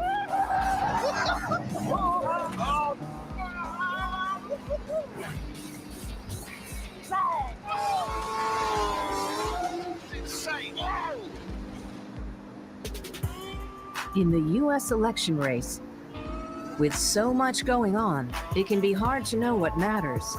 We'll cut through the noise and give you the facts. The contest is close. In-depth expert analysis with no agenda. The 2024 presidential election campaign is heating up. So you're clear about what you need to know.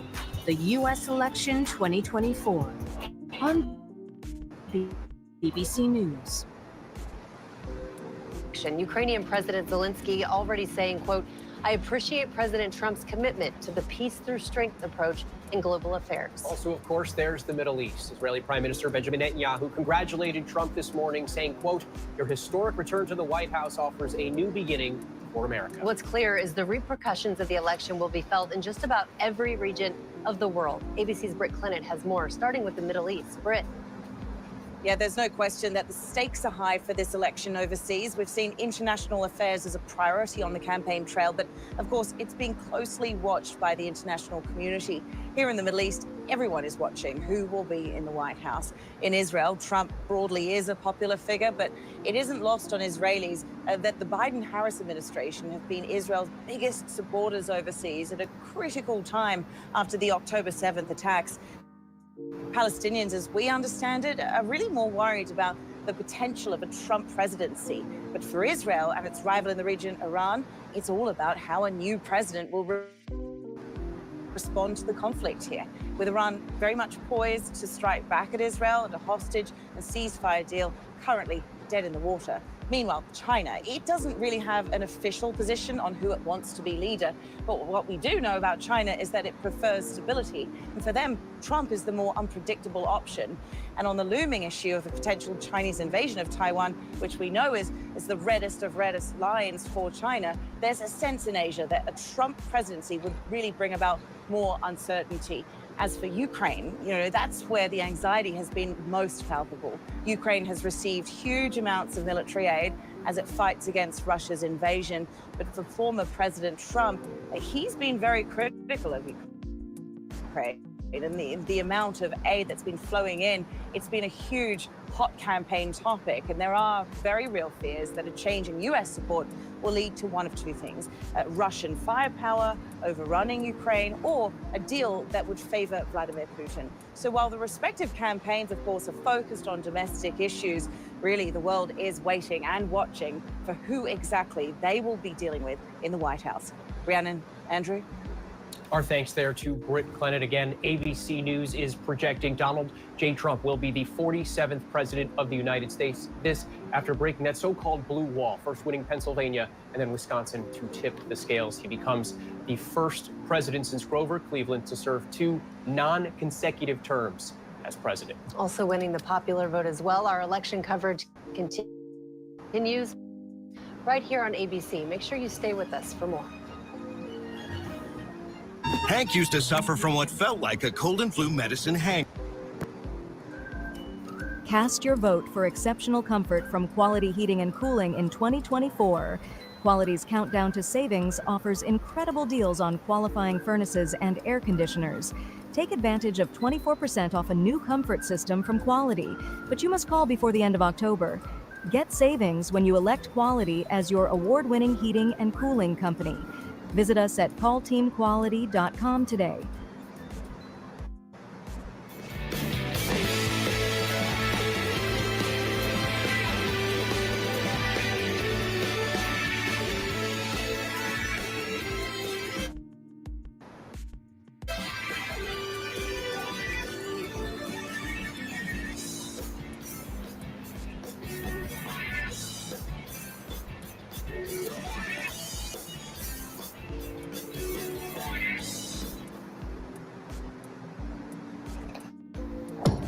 We're here to sweat the details, to test and retest.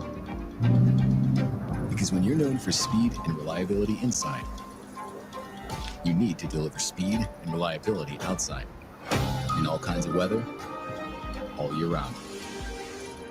Because if it can handle all of this, it can definitely handle this. Introducing Eero Outdoor 7. Eero, the way Wi-Fi should be. Unpredictable. It's nerve-wracking. The whole country's on the edge of their seats. Unprecedented. This race could not be any closer. An election like no other, and it all comes down to this. We can now make a major projection. Election night in America, from the first votes to the critical count. A lot of us thought that it'd come down to this. The way only CNN can bring it to you. Election night in America. Special coverage begins Tuesday, November 5th on CNN Headlines. Right now on Good Morning America, First Look. Trump triumphs. ABC News projects Donald Trump is elected the 47th president of the United States. Every single day I will be fighting for you. With every breath in my body, I will not rest until we have delivered the strong, safe, and prosperous America that our children deserve and that you deserve. What you are seeing is potentially Donald Trump on the precipice of the greatest comeback in American political history. A president who left the White House the way he left, impeached for the second time, 7 members of his own party voting to convict him in the Senate, facing multiple criminal trials. Voters braving long lines all day, some waiting for hours after polls closed to cast their ballot. I'm very excited. 10 out of 10. I was very happy. Actually, as soon as I voted, I sent my voted sticker to my mom and my sister. Election workers counting votes through the night. The key congressional competitions deciding the balance of power in Washington. This show's really tough night it's shaping up to be for Democrats in the Senate. And the ballot initiatives on issues like abortion. I'm in my 20s now. I'm no longer a kid. Like, I realized, oh my gosh, like, these are things that are affecting me in the future and my friends and my family. Our team is tracking it all. What we're learning about the future of the nation and what it could mean for you. Welcome back, everyone, to our election night, the morning after coverage right here on ABC. I'm Rhiannon Alley. And I'm Andrew Dimbert. Donald Trump is projected to become the 47th president of the United States. With a win in Wisconsin, Trump cleared the 270 electoral votes needed to win the presidency. He also defeated Vice President Harris in battleground Pennsylvania, Georgia, and North Carolina. Trump did not mention Harris in his speech, but he did thank supporters in West Palm Beach, Florida this morning, also promising to help unite and heal the country. Harris did not come out to speak with supporters gathered at Howard University in Washington. ABC's Alex Perche begins our coverage this half hour from Washington with much more. Alex, good morning. Good morning, Andrew and Rhiannon. This was overwhelmingly a good night for Republicans. They made gains in the House and gains in the Senate. Donald Trump about to make what would be the greatest political comeback in American history. This morning, Donald Trump ready to become the leader of the free world again. This was, I believe, the greatest political movement of all time. There's never been anything like this. So I want to thank the American people for the extraordinary honor of being elected your 47th president and your 45th president. The first upset of the night coming with a win in North Carolina, the first swing state to go red. Then Trump edged out Harris in Georgia, securing 16 electoral votes and slamming the door on the hopes of flipping the state for Democrats. This is looking very bad. She's done very well. She has to do very well, but she's fallen short of where Joe Biden was. Vice President Harris won the West Coast, along with most of the Northeast. That she wasn't able to turn out her own base in some ways in those big urban centers in the way that she needed. And despite painting such a dire picture of a second Trump term, ultimately, it was that question of whether you are better off now than you were 4 years ago that Donald Trump hammered throughout this campaign. Harris opted not to speak. The fact that Kamala Harris is going home tonight, I think, is amateur hour. You know, she has an obligation to speak. This pathway for her might be narrow, but it's also might be walking through the eye of a needle. She should say something to the people that adopted her as their nominee because they were just told by the president to do so. And she's leaving the country hanging now all night. And I think it's ridiculous and it's childish. Long lines weaving around polling places across Pennsylvania late into the night. Near Lehigh University, some waiting 7 hours to vote as the Harris campaign handed out food and water. But in the end, Trump claimed the state's 19 electoral votes, paving the path to victory. Republicans also seized control of the Senate overnight, flipping multiple states and securing a 52-48 majority, a critical race that helped Ohio. where Trump-backed Republican Bernie Moreno flipped the Democratic seat held by four-term Democrat Senator Sherrod Brown. So President Trump, if you're watching, thank you. Thank you for being decisive in my primary. Thank you for being the greatest president of my generation.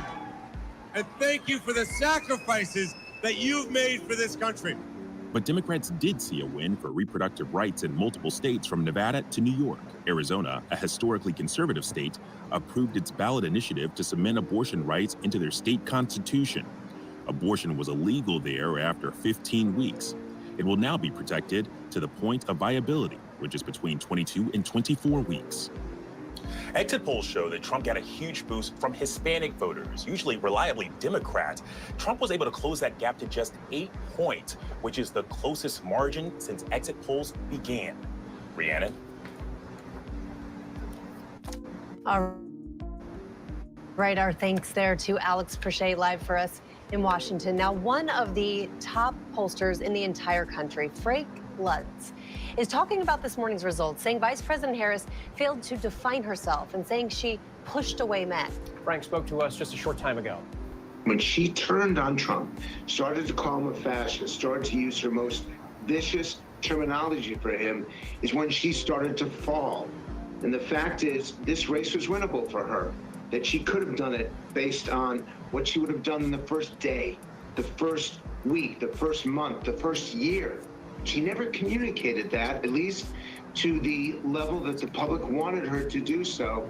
And in the end, they chose the candidate they didn't like but agreed with on affordability and security against the candidate who they liked, Vice President Harris. And in the end, they had to know where she stood. She never crossed the threshold. And this is going to be the conversation we're going to have for days and weeks. She never crossed the threshold of credibility. Why she changed her position on certain issues, what she would do when she got the chance to do the job. And the fact is, she should have challenged the president. She should have challenged Joe Biden. And she should have separated herself, differentiated herself, and she didn't do it.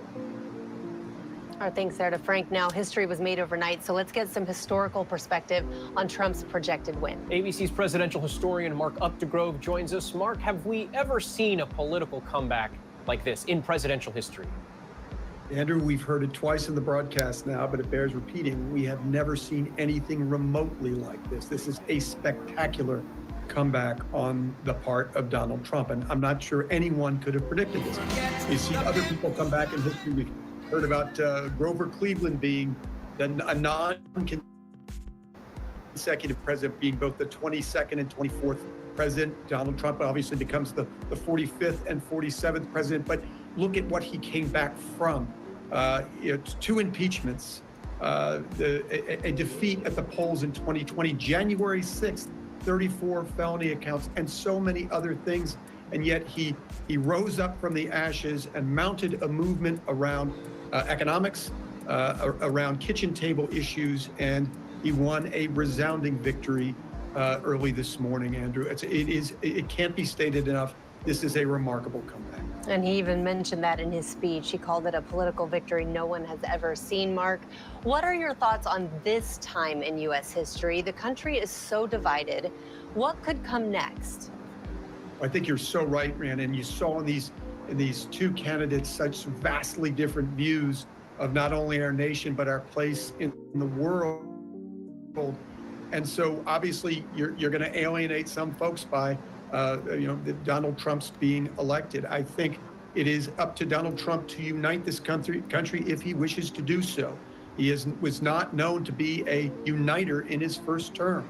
He's talked about this as being a term of vengeance and vindictiveness. So we'll have to see what this holds.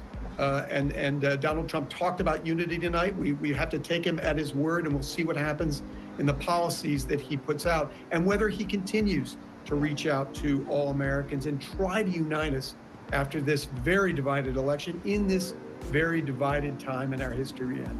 Mark, you mentioned that we haven't seen a comeback like this. How do you think history will look back on this election? Well, I think that you have to look at this Andrew, as, again, a movement, a very powerful movement. And what the Republicans did very effectively is put together this sort of patchwork quilt of rural counties, and then chipped into the lead that Kamala Harris had in many of the metropolitan areas, and manufactured what is a stunning victory, not only for Donald Trump, but if you see the coattails he had, it was a great night for Republicans. It bears mentioning that the Republicans have only won one, until tonight, have only won one popular vote since 1988, and that was George W. Bush in 2004. So Donald Trump not only won the Electoral College, but the popular vote, which he was not able to do in 2016. So a great night, not only for Donald Trump, but for the party that he leads, Andrew. A stunning win for both Donald Trump and the Republican Party. Our thanks to Mark. Coming up, a closer look at what a Trump transition will look like in Washington. Don't go anywhere. Our coverage continues in just a moment.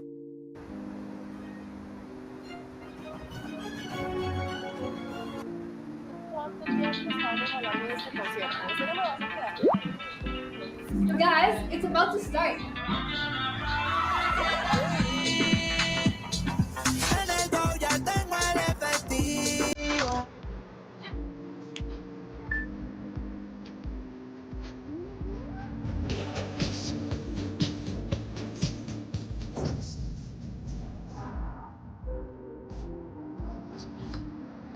Unpredictable. It's nerve-wracking. The whole country's on the edge of their seats. Unprecedented. This race could not be any closer. An election like no other. And it all comes down to this. We can now make a major projection. Election night in America. From the first votes to the critical counts. A lot of us thought that it'd come down to this. The way only CNN can bring it to you. Election night in America. Special coverage begins Tuesday, November 5th on CNN Headlines. Amazon Freebie has over 400 live channels. So whether you're in the mood to fight crime, took a lot of courage to get up on that stand. Stay informed. We are monitoring several developments here at ABC News at this hour. Or indulge. Take the money and run, honey. There's something on now for your every mood. Stream free live TV on Freebie. Listen to this. Oh, yes. May the best man and his machine win. Let's do this. That's a bold call. Practical. Practical? This is the real deal.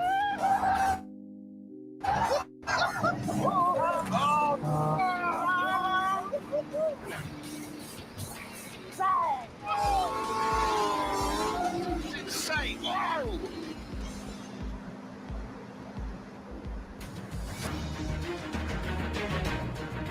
We are back now with 18-year-old Barron Trump right there, casting his first ballot yesterday, of course, in support of his father. He's being credited with helping his dad reach younger voters by reaching out through podcasts.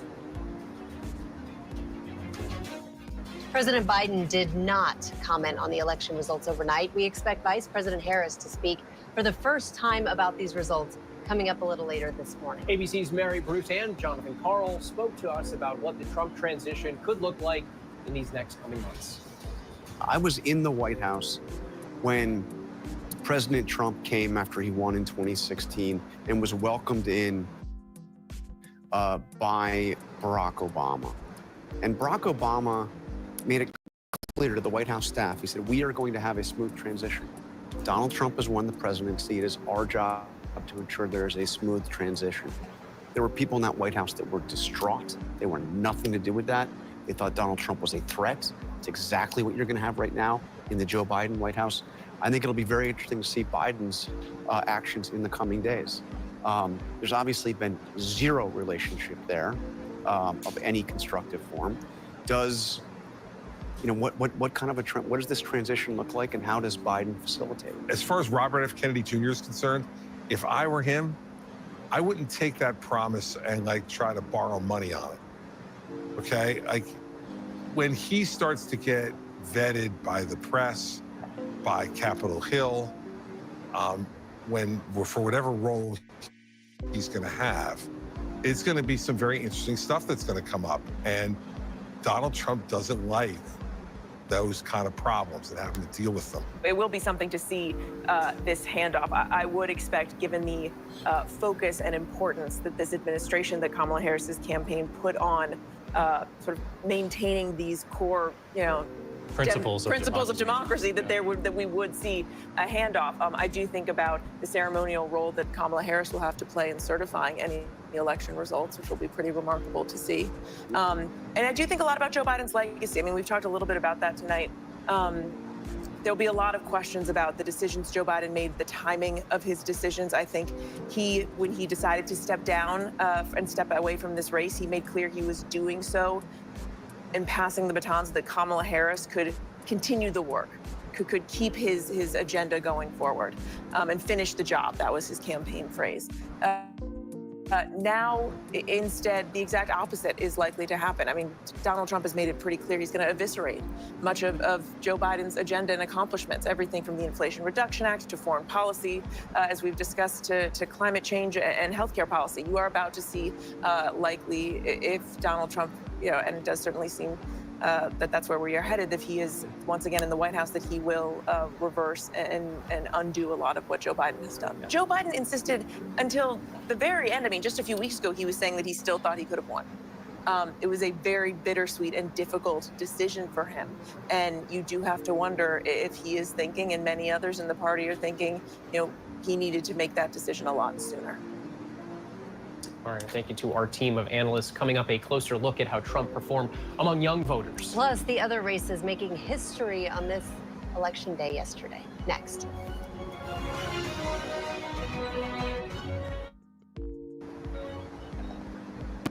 Get the best in sitting relief with the Ergonomic Innovations Premium Foam Donut Pillow. If you're struggling to sit comfortably due to many common complaints, then you don't need to suffer any longer. Our pillow is engineered to provide the perfect balance between comfort and support for males and females, as well as the young and not so young. So what are you waiting for? Join the thousands of satisfied users and begin your new journey to a life of pain-free sitting today. Some breaking news. November 5th can't come soon enough. I know where I stand, and I know where the United States belongs.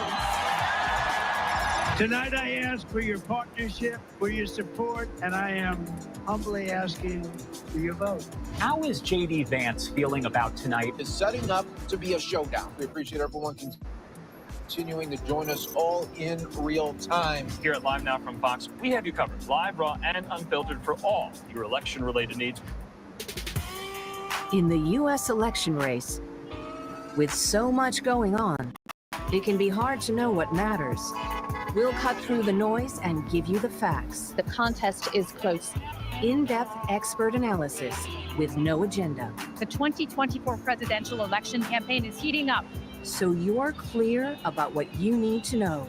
The U.S. election 2024 on BBC News. Unpredictable. It's nerve-wracking. The whole country's on the edge of their seats. Unprecedented. This race could not be any closer. An election like no other. And it all comes down to this. We can now make a major projection. Election night in America. From the first votes to the critical count. A lot of us thought that it'd come down to this. The way only CNN can bring it to you.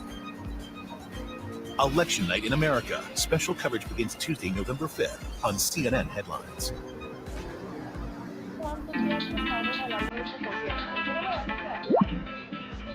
Guys, it's about to start.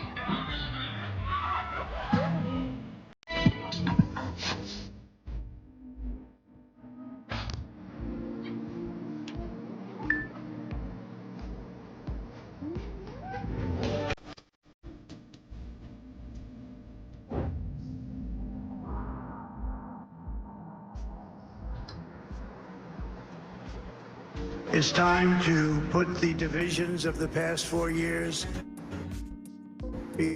behind us. It's time to unite. And we're going to try, we have to try, and it's going to happen. Success will bring us together.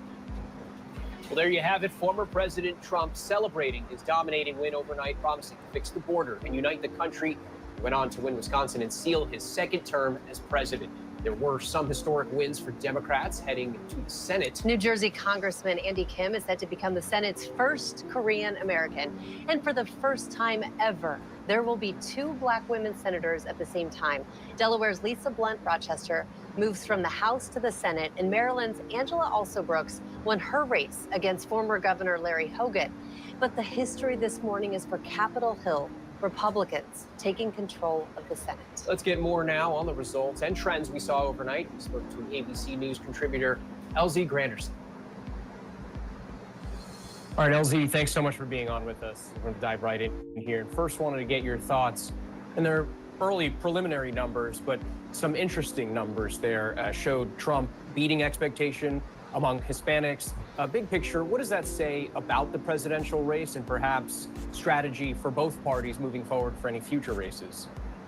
I think it says less about the presidential race or even politics in general, and it says a lot about the American people's understanding of this community and how complex it is, and how other dynamics in terms of origin and still race within the Latino community influences how people tend to vote and how they see themselves and how they identify. Early on in the 80s and 90s, and I've even seen in the 2000s, both parties kind of grouped everyone together as quote unquote Mexicans, right? And every issue was about migration. And that's the only thing Latinos cared about in terms of how we characterized it. But that's not the reality of the community. And I think you're seeing more and more of that diversity within the community reflected. And Trump is tracking to overperform the youth vote as well, 18 to 28-year-olds, compared to how he did in 2020, at least early on. Your perspective on that? Well, I think it's a couple of things. One, there's misinformation that was very, very prevalent on social media, and we know that young people spend a lot of time on social media. Two, there's the podcaster ecosystem that I don't believe that a lot of progressives have really maximized the way that conservatives have, particularly when it comes to reaching young men. We definitely know that in that ecosystem, young men, white young men in particular, gravitate towards the Joe Rogans, right? And other large figures like that in the ecosystem. And I think that is something that needs to be looked at in terms of how you reach this particular voter going forward. And I think third is just the simple fact that these are also voters that lived through the COVID experience as young people. And they may be, thinking about that in a lot of different ways, and they've missed events. They've had a hard time finding jobs. A lot of them are still working at home, and they may not feel that as they come into adulthood during the Biden-Harris administration, that the Trump administration is the reason why they're having those difficulties, right? So they're young people during the Trump administration, they're adults during the Biden-Harris administration, and all their feelings, the repercussions of the COVID, they don't fully grasp exactly how that came to be in terms of the timeline of the virus. LZ Granderson, thank you so much for your time. We appreciate your perspective. Thank you for having me. And you heard there some of the trends, especially for Trump making progress in some critical voting blocks, especially compared to 2020 and even in some cases his 2016 election. Absolutely, and we know the economy was the top issue of the night. J.D. Vance even said in his speech, this will be the greatest economic comeback under his leadership.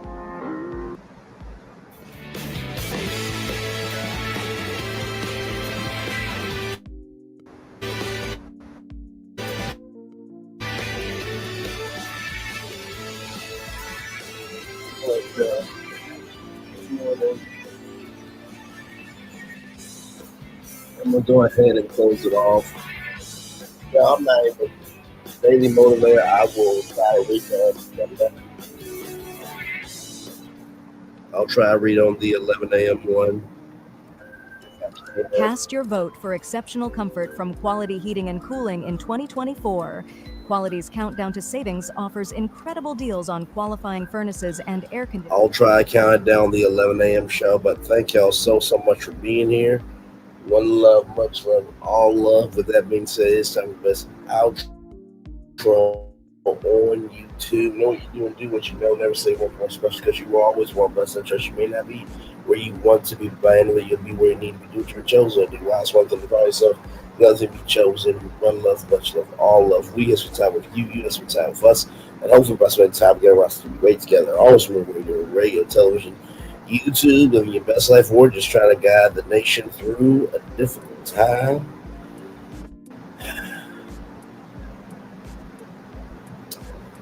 this country. Make sure the replay is not just wait for you to watch it, not just wait. Let's do it. But for you to want to experience it again, we love you. We value it. Make sure y'all always remember, see what we got to give it, see what we got to give it, see what we got to give it. All that jazz, and y'all. That being said, I will see y'all for the 11 a.m. show this morning. Hopefully, because I am not out sleeping. I know little Paulette's not done. Bye-bye, everybody.